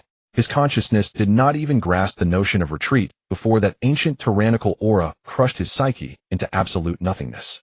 Blood gushed from his 7 orifices. His violet eyes glazed over, turning dull and lifeless, like those of a gutted fish. A saint-tier mage slain not by spell or blade, but by a single glance into Lin Yi's spiritual sea. Pathetically weak, not even worthy to be a morsel between my teeth. Lin Yi curled his lip in profound disdain and tightened his fingers ever so slightly. Squelch. A sickening crunch echoed. The noble head of Elder Carl lolled grotesquely to one side, severed at an impossible angle. His cervical vertebrae had been pulverized into dust by Lin Yi's bare hand. With contemptuous nonchalance, Lin Yi discarded the corpse beside him like refuse. Silence fell, absolute, suffocating, deathly still. 200 fully armored winter sentinels stared dumbfounded as their revered Elder Carl fell, without casting a single spell, strangled alive by this pallid youth. "The Elder Carl is dead. He killed him." One sentinel commander broke the silence first, voice trembling yet sword drawn, screaming hysterically, "Deploy the war colossi. Kill him. Avenge our elder." Ruhr. 10 towering Dragonslayer Mark III colossi, each over 10 meters tall, roared to life, their engines thundering as they raised colossal mechanized chainsaws capable of cleaving fortress walls, bearing down upon Lin Yi with cataclysmic force. Simultaneously, the 200 sentinels formed battle arrays, unleashing a blizzard of frost magic, ice shards, glacial spears, and freezing torrents raining down from above. Lin Yi retreat. Luo Jia, jolted from stunned disbelief, cried out in desperate anguish. Even if Lin Yi now displayed some unfathomable physical might, he remained flesh and blood. How could he possibly withstand concentrated fire from 10 war mechs and 200 elite mages? Retreat. Lin Yi lifted his head slowly, standing alone before the onrushing steel tide. His slit-pupiled obsidian gold eyes held no fear, only the savage impatience of a predator surveying scattered scraps of prey. "I told you, I will devour every wretch who desecrated my ancestors' tomb, along with this entire ice wasteland." Lin Yi bent his knees slightly, and the obsidian floor shattered across a radius of dozens of meters. Down to the last crumb. Boom! A blinding white shockwave bloomed where he stood. Lin Yi vanished, utterly instantaneously. "Where is he?" The sentinel commander whirled about in terror. "Tum!" A deafening subsonic detonation erupted, not in the air but deep within the chest plate of the lead colossus. Lin Yi wielded no weapon. With pure unrestrained physical might, pushed to the apex of young dragon high-tier mastery, he struck the colossus's titan steel armor, a material reputed to deflect high-tier spells, with nothing but his bare fist. That indomitable alloy buckled like brittle tofu beneath his seemingly human knuckles. The entire torso caved inward violently, the kinetic force liquefying both the goblin pilot and the arcane core inside into crimson mist. The colossus collapsed backward with a ground-shaking crash, while Lin Yi, propelled by recoil, became a streak of black lightning plunging straight into the sentinel ranks. This was no battle, it was a one-sided slaughter. Or rather, a physical exorcism. Crack. Splat. Frost shields. They couldn't even resist the brush of his fingernails. Adamantine plate armor. A casual backhand flattened man and metal alike into a crimson smear plastered across the wall. He darted between soldiers and machines, every swipe, every whip-like kick accompanied by grating metal rending and bone splintering. Finding the pace too slow, he let a faint wisp of gray-black, inert metallic acid seep silently from his fingertips. HSSSS. Spears, chainsaws, armor. Any winter sentinel or colossus that touched Lin Yi instantly blackened, desiccated, and dissolved into viscous sludge. 3 minutes. Only 3 minutes elapsed before 200 elite winter sentinels and 10 war colossi lay reduced to shredded flesh, twisted scrap, and steaming pools of acrid black tinted acid. The subterranean plaza reeked, thick with iron-rich blood and scorched oil. At its center stood Lin Yi, untouched by gore, unstained by a single drop. His sable fur coat hung loosely over his shoulders, unruffled. Turning his back on Luo Jia and Zhuqing, his obsidian gold pupils receded, reverting to soft, weary brown. The terrifying aura, the kind that made gods tremble, vanished utterly as though it had never existed. Huh. Lin Yi drew a deep breath, then, pooh. With practiced ease he bit through his tongue and spat a torrent of crimson into the air. His body went limp, strength drained in an instant, as his legs gave way and he toppled backward, rigid and lifeless. Lenny. Luo Jia lunged forward like a woman possessed, catching him just before his head struck the frozen ground, cradling him fiercely against her chest. They crashed hard onto the icy debris, but she shielded his skull with her own body, heedless of how his blood and grime stained her immaculate white shirt. Lenny, look at me. Don't close your eyes. Trembling, she cupped his paper-pale face in both hands, azure, eyes overflowing with tears. Commander, cough, cough. Lenny cracked open one eyelid, voice thin, fraying at the edge of dissolution. The ancient spirits have dispersed. I borrowed their power, but my soul feels like it's shattering. His blood-stained hand rose feebly, reaching toward her cheek, before collapsing, spent halfway through the air. I swore to be your blade. Now, I've protected you. Those words pierced Luo Jia's resolve like a dagger forged from pure sorrow. In that instant, Luo Jia understood, or believed she did, everything. Why had Lin Yi unleashed such monstrous physical power? Why had he shattered Saintier magic barehanded? Because he had sacrificed himself, fully surrendered his soul to the ancient dragon curse of death and resentment, invoking the fleeting possession of ancestral draconic spirits. He was no hidden master. He was simply a fool, willing to become a monster, willing to unravel his very essence, just to save her. You're an idiot. Who asked for your protection? I am a Saintier mage, chief arbiter of the tribunal. I need no sacrifice from a magicless fool like you. She pressed her forehead to his cold temple, weeping uncontrollably. Hold on. The glacial core of absolute cold lies beneath this ice field. I will not let you die. I, Luo Jia, swear it. Even if I must defy the entire Supreme Seal Council, I will bring you back. Behind her, Zhuqing silently sheathed her greatsword. She surveyed the battlefield, scattered wreckage, twisted metal, and then looked down at Lenny, barely breathing in Luo Jia's arms, yet cheeks flushed with robust health, as if he could devour 10 oxen whole in one sitting. Zhuqing tilted her gaze upward toward the fathomless darkness of the abyssal vault, and sighed inwardly. Masterful interpretation, Commander Luo Jia. The man you hold isn't a tragic hero. He's a top-tier malevolent dragon who just finished demolishing a rival clan's ancestral armory, gorged himself, and is now luxuriating in free 5-star nursing care. Zhuqing, help me now. Wiping away tears, Luo Jia's eyes blazed anew, not with despair, but with the ruthless, unbreakable will of one defending her soul, sacred vulnerability. Renaud and the others were merely stunned by the pressure wave. Wake them. We descend, now, to the deepest stratum of the sky-rending abyss. Even if we must tear apart the earth itself, we will unearth the glacial core of absolute cold, for Lin Yi's survival. Zhuqing nodded expressionless. Yes, Commander. Lin Yi nestled deeper into Luo Jia's warmth, closing his eyes with exquisite theatrical frailty. Yet unseen in shadow, the corner of his mouth curled, upward satisfied. The glacial core of absolute cold, is it? Sounds like a delightful postprandial dessert. Commander, do hurry. I've just stretched my limbs, and I'm genuinely famished. The bone-chilling wind mingled with a strong scent of blood echoed in the ruined underground factory. Zhuqing, with a stoic expression, walked up to the unconscious trio and delivered a sharp slap to one of them, forcibly dispelling Lin Yi's undead mental shock through sheer physical means. Hiss, pain, pain, pain. Clarence covered his swollen cheek, slowly opening his eyes. The next moment, he let out a blood-curdling scream, as if he were a cat whose tail had been stepped on. What met their eyes was a ground covered with the shattered remains of war giants, along with the gruesomely dead bodies of 200 Winter Guardians and Elder Carl. The entire indestructible factory seemed to have been ravaged by a Category 10 hurricane, and even the massive skull of the Black Dragon King had vanished without a trace. Enemy attack.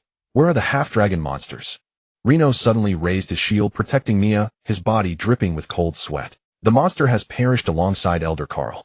Luo Jia, holding the still unconscious Lin Yi, spoke in a hoarse voice, her once lofty blue eyes now filled only with profound fatigue and sorrow. She lifted her head, looking at the terrified trio, and spoke slowly. Carl was a traitor to the Upper Council. He desecrated the dragon bones to create heretical weapons. Captain Lin Yi, to protect us, forcibly detonated the ancient dragon curse within his soul, sacrificing his life to awaken the ancient heroic spirit and destroy everything here. He is near death. Silence. Clarence stared at the pale-faced, barely breathing youth in Luo Jia's arms, tears streaming down his face. The young master of the imperial capital knelt on the ground with a thud, crawling to Lin Yi's side, weeping uncontrollably. Vice Captain, you can't die. You sacrificed your life to save a useless person like me. I truly am worthless. I swear from now on the wealth of the Clarence family is yours. Wake up. Reno, the 2-meter tall Iron Man, also reddened his eyes, suddenly driving his sword into the ground, kneeling on one knee, performing the highest knightly salute. Vice Captain Lin Yi is a true hero. Reno is willing to go through fire for you. Mia was also in tears, her staff waving frantically, pouring her dwindling magical energy, as if it were free, into Lin Yi to heal him. Leaning against Luo Jia, eyes closed, Lin Yi felt the warm, healing energy, his heart blooming with joy. Oh, this little healer's massage technique is truly becoming more exquisite. Having used a bit too much force to dismantle the mech earlier, it was just the right time to relax his muscles. The young master is indeed a straightforward person, even offering up his family fortune. This is a substantial profit. Standing aside, Zhuqing watched the three emotional cannon fodder, feeling utterly disillusioned, as they were willing to commit seppuku on the spot, and looked at the top-tier scheming dragon lying in Luo Jia's arms, whose lips even bore a hint of a satisfied arc, though immediately masked by Lin Yi's feigned agony. Liars. A bunch of fools who have been tricked. He is far from nearing death. The vitality within him is as robust as 100 bulls at a party. He just wants to lie there openly in the adjudicator's arms and catch a free ride. Get up. What are you crying for? He's not dead yet. Luo Jia wiped the tears from the corners of her eyes, her gaze becoming extraordinarily steadfast, even revealing a hint of madness. The legends of the extreme day ice field are no lie. Beneath the factory lies the very bottom of the Rift Sky abyss. There, the extreme cold ice essence is the only holy object in this world capable of freezing soul curses. Even if it's the 18th layer of hell below, I will bring back the ice essence.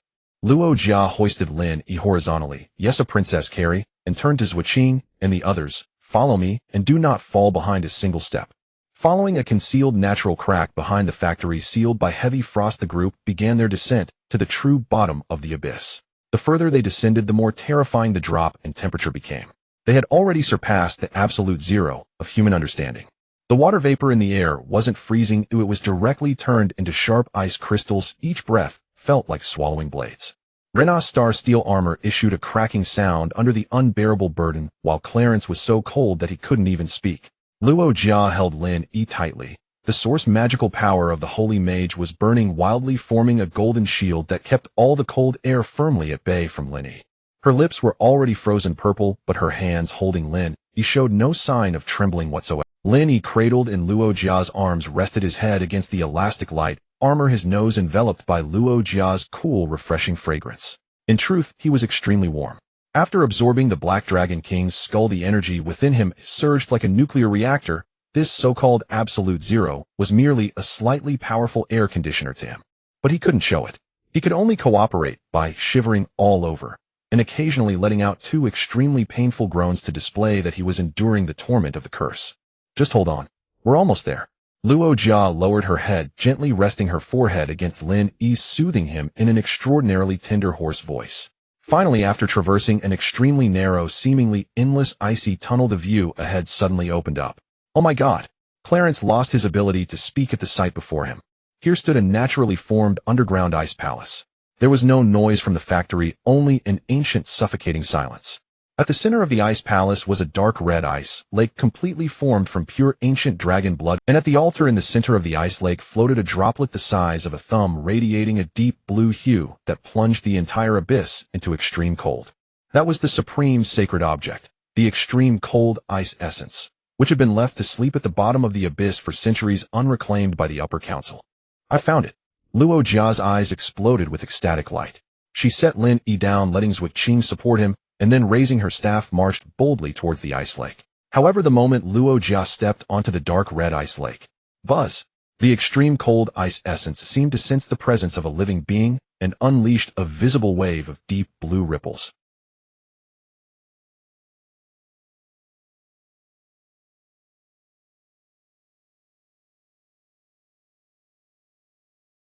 Luo Jia's proud holy shield shattered like glass upon contact with the ripple. A cold air capable of freezing souls surged directly into her body. Luo Jia spat out a mouthful of blood which crystallized into red ice in midair. She was violently thrown back and slammed heavily onto the ice surface. Commander! Zhuqing and Reno were horrified, wanting to rush forward, but were firmly blocked by the residual waves, unable to move an inch. Don't come over. That is the absolute realm of the ancient dragon. Any human magic that approaches will be instantly frozen and detonated. Luo Jia's face turned pale as she looked despairingly at the extreme cold ice essence not far away. She could contend with holy-level experts, but she couldn't fight against the absolute laws fused with nature and the ancient dragon's will. If she couldn't retrieve it, who could save Lin Yi? just as everyone fell into despairing silence. Cough cough. Commander, let me handle it. A hoarse but exceptionally calm voice resonated behind Luo Jia. Luo Jia turned sharply, incredulously watching the youth who had originally been unable to stand. Lin Yi pushed away Zhuqing's support and walked step by step toward the ice lake, which even holy-level mages could not tread. He did not use any magical shield because he didn't have one. He walked into the hellish absolute zero like an ordinary person. Lin Yi, are you crazy? Come back. You'll instantly turn into an ice sculpture. Luo Jia shouted hoarsely, trying to get up to stop him. I'm already dead, Commander. Lin Yi turned back, giving Luo Jia an extremely tragic and resolute smile. My soul is filled with the death aura of the ancient dragon. Perhaps only this death aura can deceive its defenses. He then stepped resolutely into the deadly blue ripples. A miracle occurred. The ancient dragon's pressure, which could instantly shatter holy shields, calmed miraculously upon contact with Lin Yi's body. As if encountering a kindred spirit of higher dimensions, the extreme cold ice essence not only did not attack Lin Yi, but instead emitted a series of low murmurs, as if in submission. Luo Jia, Clarence, and the others behind were left dumbfounded. He really did it. He used the curse in his own soul to deceive the will of the ancient dragon. Clarence shouted excitedly. Lin Yi, with his back to them, had his lips wildly curling into a smile. Deceiving the will of the ancient dragon. What flows in my veins now is the 100 pure core gene of the Black Dragon King. The remnants of the ancient dragon in this extreme cold ice essence would have to kneel and call me Grandpa upon seeing me. Lin Yi approached the altar, gazing at the droplet of extreme cold ice essence. Ding! The highest danger target has been locked. Incomparable sacred object extreme cold ice essence contains millions of years of ice law and ancient dragon will. System recommends extreme cold. Please cooperate with high purity fire energy to neutralize and then absorb slowly, or there is a risk of internal organ freezing. Absorb slowly. A flash of extreme greed and disdain crossed Lin Yi's dark golden vertical pupils. He extended his pale human right hand and grasped the droplet of extreme cold ice essence in his palm. Crack! The excruciating cold instantly spread from his palm, sending a weak shudder through his tightened metal cells. But in the next second, Lin Yi opened his mouth and swallowed the droplet, which even gods would not dare to consume, as if it were a mint candy. Hiss! The moment he ingested it, Lin Yi felt as though he had swallowed an ice glacier from 10,000 years ago. From his throat to his stomach, all his organs were completely frozen in a fraction of a second. But immediately afterward, the Black Dragon King's gene and abyss solidified black flame within him, which had been suppressed to the limit, were suddenly activated by this extreme cold, unleashing the most violent instinctive resistance. Warning! Warning! Warning! Ice and fire laws are undergoing annihilation-level collision within the body. Host body is collapsing. Reorganizing. Collapsing. Ding. Breakthrough critical point. Congratulations, host. Successfully digested extreme cold ice essence. Gained ultimate law resistance, absolute zero immunity. Ding. Evolution energy has completely overflowed. Level breakthrough initiated. Target adult phased disaster level Black Dragon. Detected rejection from the laws of heaven and earth. Disaster thunder tribulation is forcibly condensing. On the shore of the ice lake, Luo Jia was about to breathe a sigh of relief for Lin Yi's successful acquisition of the ice essence. But the moment Lin Yi swallowed the droplet of ice essence, the entire bottom of the rift sky abyss abruptly fell into a soul-stirring silence. Immediately after, boom. It wasn't an earthquake. Instead, a terrifying thunderclap resonated from above the unfathomably deep rift, a sound capable of shattering the entire extreme day ice field. Luo Jia jerked her head up. Above the rift, where only a sliver of sky could be seen, the previously gray and white blizzard sky was now covered by a heavy, despair-inducing layer of dark clouds seemingly dripping with black water. Within the thunderclouds, flashes of extremely terrifying blood-red lightning flickered. Each bolt of lightning exerted pressure far beyond the full strike of a holy-level mage. Disaster thunder tribulation. This is the heavenly punishment that only extremely terrifying mythical beasts attract when they break through. Luo Jia's face instantly turned pale as she looked incredulously at the frail figure at the center of the ice lake. Could it be that the extreme cold ice essence being taken has stirred a certain unparalleled ferocious beast sleeping beneath the abyss? At the center of the ice lake, Lin Yi maintained a standing posture, his human clothing fluttering without wind, making a rustling sound. He raised his head, his terrifying vertical pupils having completely transformed into a dark golden hue, piercing through millions of meters of ice fixated on the blood-red thunder tribulation in the sky. The terrifying power belonging to the adult Black Dragon within him could no longer be suppressed like a volcano. In at most 10 seconds, His human form would be completely overwhelmed by this power, and he would transform into a cataclysmic black dragon over 10 meters long ready to meet that heavenly punishment. And in front of Luo Jia and the others, he would transform into a living dragon. Lin Yi's lips curled into an extremely mad, cold smile. No, since I have to perform this final act of death escape, must be grand. Lin Yi suddenly turned around looking at Luo Jia, not far away. His body began to wildly emit visible blue death aura, which was actually the frost waste gas generated during the digestion of the extreme cold ice essence. He shouted at Luo Jia with a voice that reached a chilling pitch, "Commander, run. There's an unparalleled ferocious soul hidden within the ice essence. It has taken over my body. The thunder tribulation is aimed at it. I can't control it any longer. It wants to destroy everything. Hurry and take them away." Luo Jia was struck by lightning, completely collapsing. "No, Lin Yi, how can I possibly leave you behind?" Luo Jia desperately tried to rush onto the ice lake, but was tightly held back by Zhuo Qing. "Commander, there's no time. The thunder tribulation has locked onto this place. We will all die. Vice Captain Lin Yi is sacrificing his last bit of reason to save us." As Zhuo Qing shouted hoarsely, he silently gave Lin Yi 1,000 thumbs up. "When it comes to making a woman cry, you truly are the greatest dragon of all time. If you don't leave, what meaning will my sacrifice have now?" Lin Yi painfully knelt on the ice surface, clutching his head tightly with both hands, as if struggling in a last-ditch battle with the evil spirit within him. He lifted his head, his eyes filled with despair, longing, and a determination to die, deeply gazing at Luo Jia one last time. "Commander, in my life I have no regrets. Farewell." The moment his words fell, boom! The first blood-red heavenly punishment thunderbolt pierced through the rift sky abyss for millions of meters, like a world-ending divine sword striking fiercely at Lin Yi's location. The blinding blood light engulfed the entire ice lake. The explosive shockwave sent Luo Jia and the others flying hundreds of meters away, crashing heavily into the depths of the tunnel. And within that blinding radiance consumed by the thunder, no one heard it. Inside, a terrifying dragon's roar that was utterly arrogant and tore through the heavens emerged. "Good. Let this heavenly thunder give me a bath for my Kamingafage ceremony." Meanwhile, thousands of miles away in the imperial capital of the Aosti Empire, at the headquarters of the council. At the very top of the Holy Seal Tower, 7 ancient figures sitting cross-legged in the void opened their eyes simultaneously. Before them, a jade tablet symbolizing Elder Karl's honor had long since shattered into dust. At this moment, the crystal used for extracting 9/10 of the Black Dragon King's soul in the center of the tower was emitting a chilling alarm, even developing large cracks. The Grand Elder, who sat in the middle as if fused with heaven and earth, slowly rose, his eyes flickering with a cold light reminiscent of a deity. "Karl is dead. The factory in the Rift Sky Abyss has been destroyed. The skull of the former Black Dragon King has been taken away." His voice was not loud, yet it dropped the temperature of the entire tower to freezing point. What's even more terrifying is, the Grand Elder looked towards the northern sky where the laws of heaven and earth were undergoing violent tremors. A new disaster-level pureblood dragon has been born on the extreme day ice field.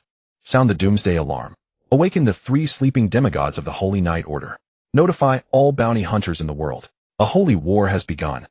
At the bottom of the rift of the extreme day ice field, the 9th and final bolt of heavenly punishment resembling a blood-colored serpent struck fiercely at the already shattered center of the ice lake. The solid ice within 100 miles instantly vaporized the terrifying heat, even scorching the bedrock of the abyss into boiling magma. Yet amidst this sea of thunderous flames capable of melting even a saint-level mage, a terrifying black dragon over 100 feet long with wings spread wide enough to shade the entire abyss was leisurely stretching its muscles. Ding! Detected high-dimensional natural law calamity, thunder tribulation baptism. Due to the host possessing absolute zero immunity, titanium metal scales, pure blood red dragon fire resistance. Thunder tribulation damage has been reduced by 99.9. The remaining 0.1 converts into bioelectric energy for deep muscle massage. Comfortable. Lin Yi's massive head, resembling a mountain, slightly lifted, his dark golden vertical pupils filled with enjoyment. The 9 layers of heavenly punishment which instilled fear in countless ancient beasts struck against his black scales, infused with the genes of the previous Black Dragon King, like a high-end scrubbing service at a bathhouse, crackling away all the dead skin he had shed during his youth.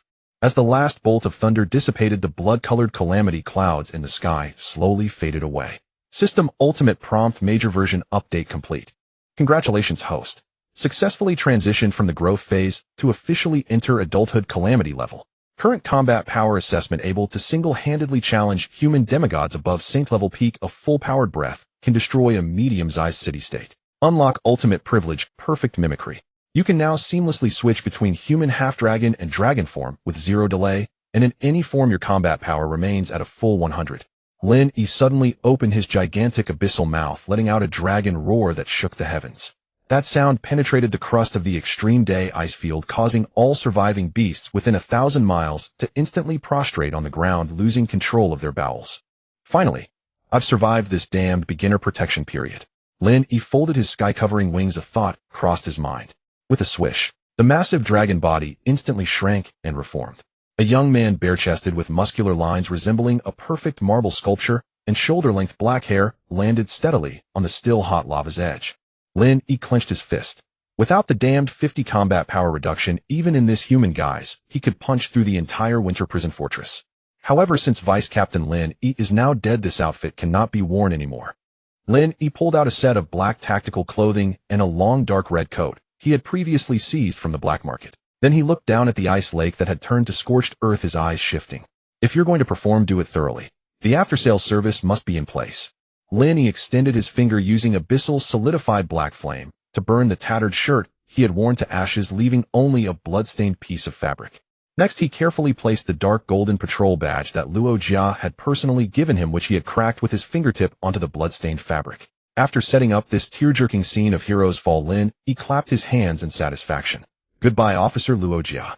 I hope this inheritance can turn your sorrow into strength, causing an uproar among the old fools of the... Lin Yi looked up at the unfathomable chasm above, and in an instant his form transformed into a black bolt of lightning, quietly disappearing into the extreme cold storm of the ice field. 2 hours later, as the remnants of the thunder tribulation completely dissipated, the magma at the bottom of the abyss was once again frozen by the extreme cold. Luo Jia, in a frenzy, pushed away the left Qing, who was desperately holding on to her, stumbling back to the now unrecognizable ice lake. Reynold, Clarence, and Mia closely followed behind, their hearts sinking to the depths. That level of heavenly punishment would surely reduce even a saint-level being to ashes, let alone the powerless Lin Yi. Luo Jia frantically searched through the charred ruins, her hands cut by sharp ice shards and rocks, blood flowing freely, yet she seemed to feel no pain. Suddenly her movements froze. In the very center of the ruins, on a slightly raised rock, lay a blood-stained piece of cloth and a cracked dark golden badge. Luo Jia trembled violently, her legs giving way as she knelt heavily before the rock. She shakily reached out her hands to hold the broken badge. It seemed to still retain the warmth of that pale young man's fingertips. Officer, I promise to be your blade. Lin Yi's weak yet resolute voice echoed once more in Luo Jia's mind. Ah! Luo Jia threw her head back, letting out a heart-wrenching, piercing wail. The despair and pain contained in that sound even caused the surrounding extreme cold storm to freeze in place. Why? Why wasn't it me who died? You clearly had no magic power. Why did you bear the curse of that evil dragon for me? Luo Jia pressed the badge tightly against her chest, the sharp edges piercing her skin, blood staining her white shirt, yet she gritted her teeth, the sorrow in her eyes gradually transforming into a hatred colder than the extreme day ice field. She suddenly stood up. At that moment, the saint-level mage Luo Jia, who originally shone with sacred white light, underwent a bizarre transformation in her magic power. A trace of extremely cold, resolute annihilation aura merged into her holy light. This ultimate sorrow caused the Chief Justice's realm to faintly touch the threshold only demigods could cross.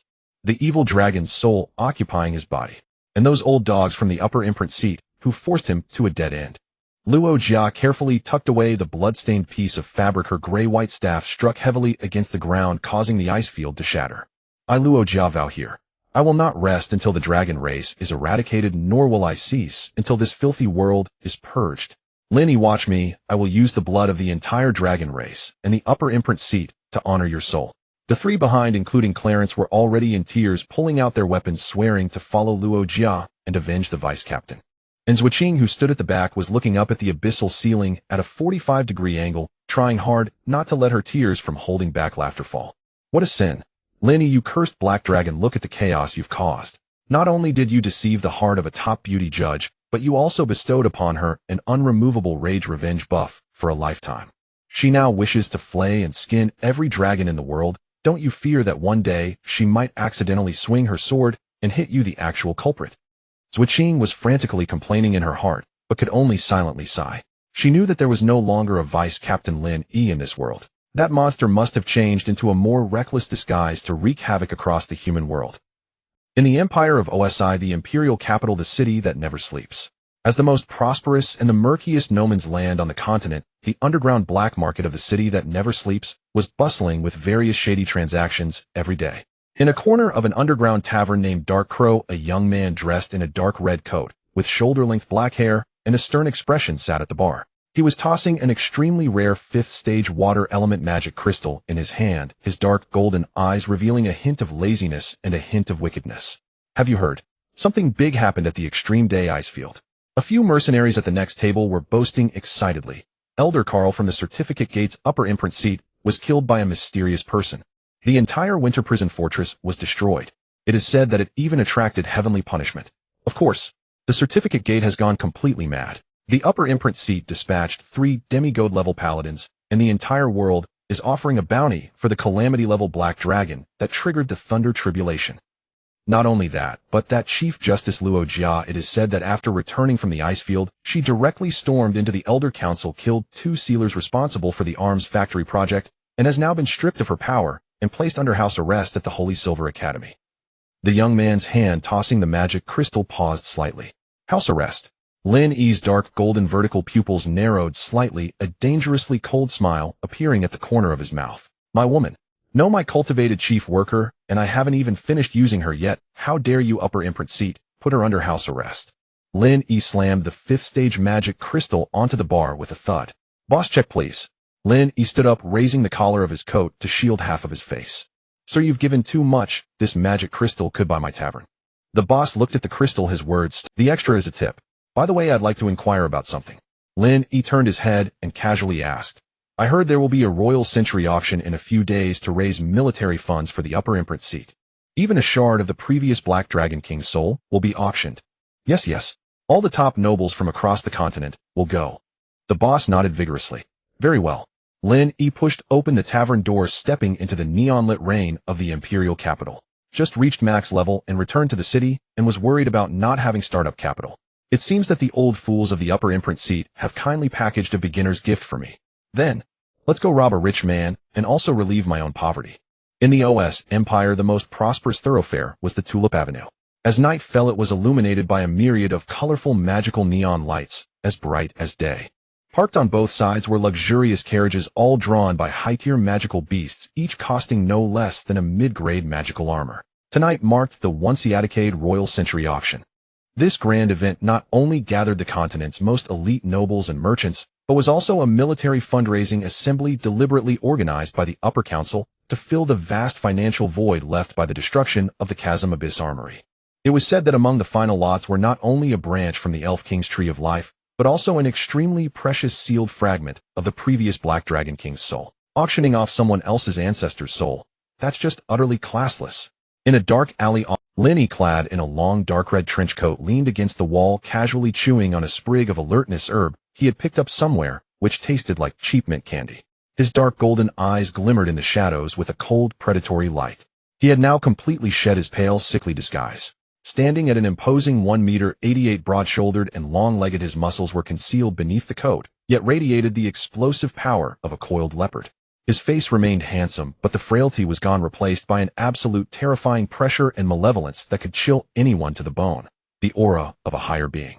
His new guise as the Calamity-class Black Dragon was perfectly in place.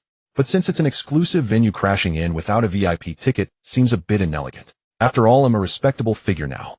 Lin Yi spat out the herb, his gaze sweeping over the luxurious carriages queuing for entry. Suddenly his eyes fixed on an ostentatious carriage trimmed in pure gold, pulled by 2 flaming red horses. The family crest on the carriage was a blazing red lotus. Well, if it isn't the young master of the Clarence family. Lin Yi grinned, revealing rows of stark white teeth that faintly gleamed with metallic luster. Just as I was nodding off, someone brings a pillow. An old acquaintance.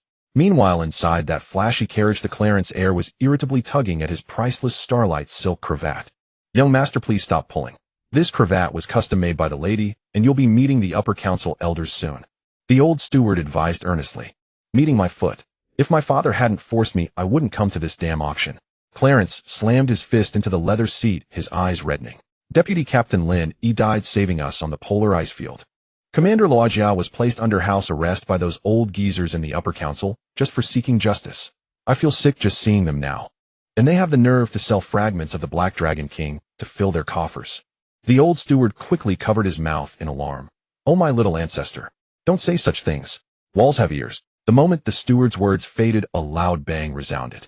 The moving carriage jolted violently, as if hitting an invisible steel wall. The two flame horses screamed in agony, collapsed to their knees, foamed at the mouth, and fainted. What's happening? An assassin. The steward, panic-stricken, reached for the cabin's alarm magic array. A crisp crack followed. The sturdy carriage door, reputed to withstand mid-grade magical attacks, was casually ripped off from the outside by a single hand. It tore like paper. Cold wind rushed in. A young man in a dark red coat with shoulder-length black hair stepped over the door, his head slightly bowed. He sat naturally on the velvet leather seat opposite Clarence, crossing his legs and tapping his knee with long, slender fingers. Good evening, young master. Lin Yi lifted his head, his dark golden eyes glinting in the shadows, locking. Your carriage's suspension seems worse than before. Clarence froze, his mind going blank. That face. That familiar soul-piercing pressure that sent chills down his spine. You. Clarence pointed at Lin Yi, his fingers trembling uncontrollably, his voice cracking. Deputy Captain Lin Yi. You're alive. No. Your hair. Your eyes. How could the frail, pale Lin Yi have transformed into this terrifying monster, exuding murderous intent with every breath? Young master. Run. He's a high-tier beast in human form. The steward, worldly wise, sensed a trace of ancient draconic might from Lin Yi, and terrified, drew an enchanted dagger to stab him. Lin Yi didn't even glance at the steward. He casually extended two fingers, caught the steel dagger, and flicked. A soft clink. The familiar law of inertia activated instantly. The valuable enchanted dagger crumbled into black ash in the steward's hand. The steward's eyes rolled back, and he fainted cleanly. Lin Yi dusted off his hands and turned to Clarence, who was cowering in the corner, offering a gentle smile. But to Clarence, that smile was 10,000 times more terrifying than the bone dragon on the polar ice field. Don't scream. I hate noisy children. Lin Yi leaned forward slightly, releasing a faint calamity class, undead pressure directed solely. Clarence felt as if a massive black dragon claw had seized his soul. Oh, any sound would mean instant annihilation. He covered his mouth, nodding frantically as tears streamed down. So the deputy captain was never a frail mage. He was a hidden ultimate demon king. No wonder he could crush mithril staves barehanded and summon heavenly tribulation. Commander Luojiao was deceived. They all were. Clarence screamed in silent despair. Good, so you still remember me. Lin Yi leaned back contentedly, pulling an unlit cigar from his coat pocket and biting it. I heard everything you said, young master. Seems I'm still a martyr in your eyes. Martyr? Clarence stammered, unsure whether to nod or shake his head. His legs felt like jelly. Since you're so loyal, to repay your kindness on the ice field for wanting to summon a priest for me. Lin Yi reached out and smoothly extracted the pure gold invitation to the Century Auctions Heaven's first box from Clarence's chest. In commandeering this, Lin Yi waved the invitation, a devilish grin curling his lips. Deputy. No, Brother Lin. You're going to the auction. Clarence swallowed hard. 3 upper council elders are there, even a demigod royal guardian. Going in alone. Worried about me? Lin Yi raised an eyebrow, his dark golden vertical pupils flashing with extreme arrogance and disdain. I'm not going in alone. I'm delivering a big surprise to these hicks. Lin Yi stood and walked to the carriage door, then paused. He turned back to Clarence, speaking earnestly. Oh, young master. If you hear tomorrow that all the vaults and precious lots went missing, don't be surprised. And don't report it to the authorities. Because this isn't robbery. Lin Yi flashed a grin that Clarence would never forget. A smile of pure greed from a black dragon. I'm just helping you corrupt imperial nobles with a structural optimization of your assets. Get it? Clarence nodded frantically, tears flying like a rattle drum. Yes, I get it. Optimization. All optimization. Optimize as you please, Brother Lin. If you need more money, I can write you an unlimited promissory note from the Clarence family. The young man was thoroughly tamed by Lin Yi's unfathomable methods and terrifying pressure. In the face of absolute power, noble pride meant nothing. Smart. Keep your life, or we might cooperate later. Lin Yi patted his shoulder approvingly, then vanished into the night. Clarence collapsed onto the leather seat, gasping for air, staring at the unconscious horses and steward outside. Damn. The imperial capital was about to face a storm. That humanoid Tyrannosaurus was going to flip the table. Half an hour later, at the Royal Century Auction, House Heaven's first luxury box. As the premium box with the best view and tightest security, it was equipped with a high-level array that blocked all mental probes. Click. The door opened. Lin Yi in his dark red coat walked in naturally. He tossed the pure gold invitation to the bowing attendant and settled onto the soft sofa. "Sir, what would you like to drink?" the attendant asked sweetly, keeping her head low. A guest in heaven's first was undoubtedly a top-tier imperial figure. "Just some high-proof liquor. Also bring me tonight's auction catalog." Lin Yi crossed his legs like a lord, gazing through the massive one-way glass window at the packed auction hall below, vast as an arena. In the front row's core VIP seats, he spotted 3 elders in purple gold robes radiating peak saint-level auras. Those were the powerful elders of the upper council. Around them lurked several hidden, abyssal, unfathomable presences. Demigods. Tight security. Karl's death and the armory's fall have clearly spooked these old dogs. Lin Yi sneered coldly. But now he was an adult Calamity-class Black Dragon, who had survived heavenly tribulation and awakened 100 of his physical power. A demigod. In the abyss, demigods were just larger blood packs. "Sir, your auction catalog." The attendant placed an exquisite booklet before Lin Yi and withdrew respect. Lin Yi flipped through the catalog, skipping the so-called rare treasures which to him were mere snacks, and fixed his gaze on the final 3 lots. Lot 3, Elf King's Tree of Life branch, starting bid 5 million gold coins. Lot 2, Saint Great Supreme Space Imprisonment Artifact Dragon Binding Ring, starting bid 10 million gold coins. Lin Yi's eyes bypassed the first 2 and locked onto the ultimate lot. Ultimate lot, sealed fragment of the previous Black Dragon King's soul. Starting bid no reserve, only accepting equivalent high-grade magical mineral veins or strategic resources. So they're really selling my ancestor's soul. Lin Yi's finger traced the line in the catalog, and the faint abyssal, solidified black flame at his fingertip burned a hole through the page. His dark golden vertical pupils blazed with a fury that could incinerate the entire auction house. "Upper Council, since you're so fond of business." Lin Yi approached the one-way glass and pressed his hands against it, looking down at the impeccably dressed human elites below. "Tonight I'll show you what a Black Dragon's 0 yuan shopping spree really means. The time has come to reveal my true intentions. I will no longer pretend I am here to overturn the table." The Royal Century auction house was bustling with voices. Next up is tonight's ultimate highlight item, the soul fragment of the former Black Dragon King. The auctioneer shouted hoarsely as a crystal box tightly bound by 18 chains of holy light slowly rose from the platform. Inside, a pitch-black soul fragment emanating an ancient dragon's might was roaring in resentment. In the front row, 3 powerful elders seated in the VIP area revealed greedy gazes. In the shadows, 3 semi-divine presences locked onto the entire venue, ensuring not even a fly could enter. The starting price is a premium magic crystal vein. The bidding begins. The hall fell silent. This price was enough to buy half a principality, and hardly any family could afford it. Just as the Grand Elder prepared to raise his paddle and claim the fragment rightfully, a loud bang echoed. The one-way glass window in box No. 1A, reputed to withstand forbidden spells, suddenly erupted with a deafening explosion. Amidst the shower of glass shards, a young man in a dark red coat with wild black hair descended from the air as if taking a leisurely stroll. He did not bid, nor did he bring any attendants. He simply extended his pale human right hand and reached out casually. Crack! The 18 holy light chains that bound the Black Dragon King's soul fragment snapped like fragile noodles in an instant. The crystal box flew directly into his hand. The entire hall was in an uproar. Audacious! Who dares to rob during a royal auction? The Grand Elder was furious, and semi-divine level guards instantly tore through space, locking onto Lin Yi's blind spot, with 3 artifacts exuding a destructive aura. Robbery! Lin Yi hovered in midair, looking at the soul fragment in his hand, his lips curling into a wildly arrogant smirk. "You dare to sell my ancestor's soul, and then question my motives for robbing. The shamelessness of you humans truly opens my eyes." Amidst the shocked gazes of the 3 semi-divines, Lin Yi brutally crushed the crystal box, swallowing the terrifying Black Dragon King's soul fragment whole. Boom! With the last trace of the ancestral soul returning, the volcano within Lin Yi, suppressed for millions of years, finally erupted completely. The dark red coat instantly tore apart. "Today I am not here to buy anything." Lin Yi's brown human eyes transformed into dark golden vertical pupils burning with abyssal black flames. "I am here to take over the world." Roar! A terrifying dragon roar erupted from Lin Yi, shattering the entire capital's defense barrier. Amidst the desperate screams of tens of thousands in the hall, Lin Yi's human form rapidly expanded, transforming into a disaster-class, pure-blood black dragon, over 100 yards long, its wings blocking out the sun. The massive metallic body directly burst through the auction house's dome.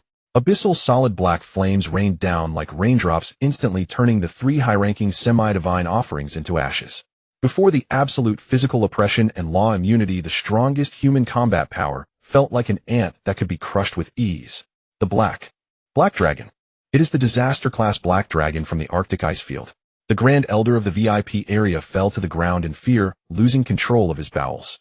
The massive head of the black dragon slowly lowered its dark, golden vertical pupils, coldly gazing at the human beneath, who appeared as insignificant as an ant. VIP area. The times have changed.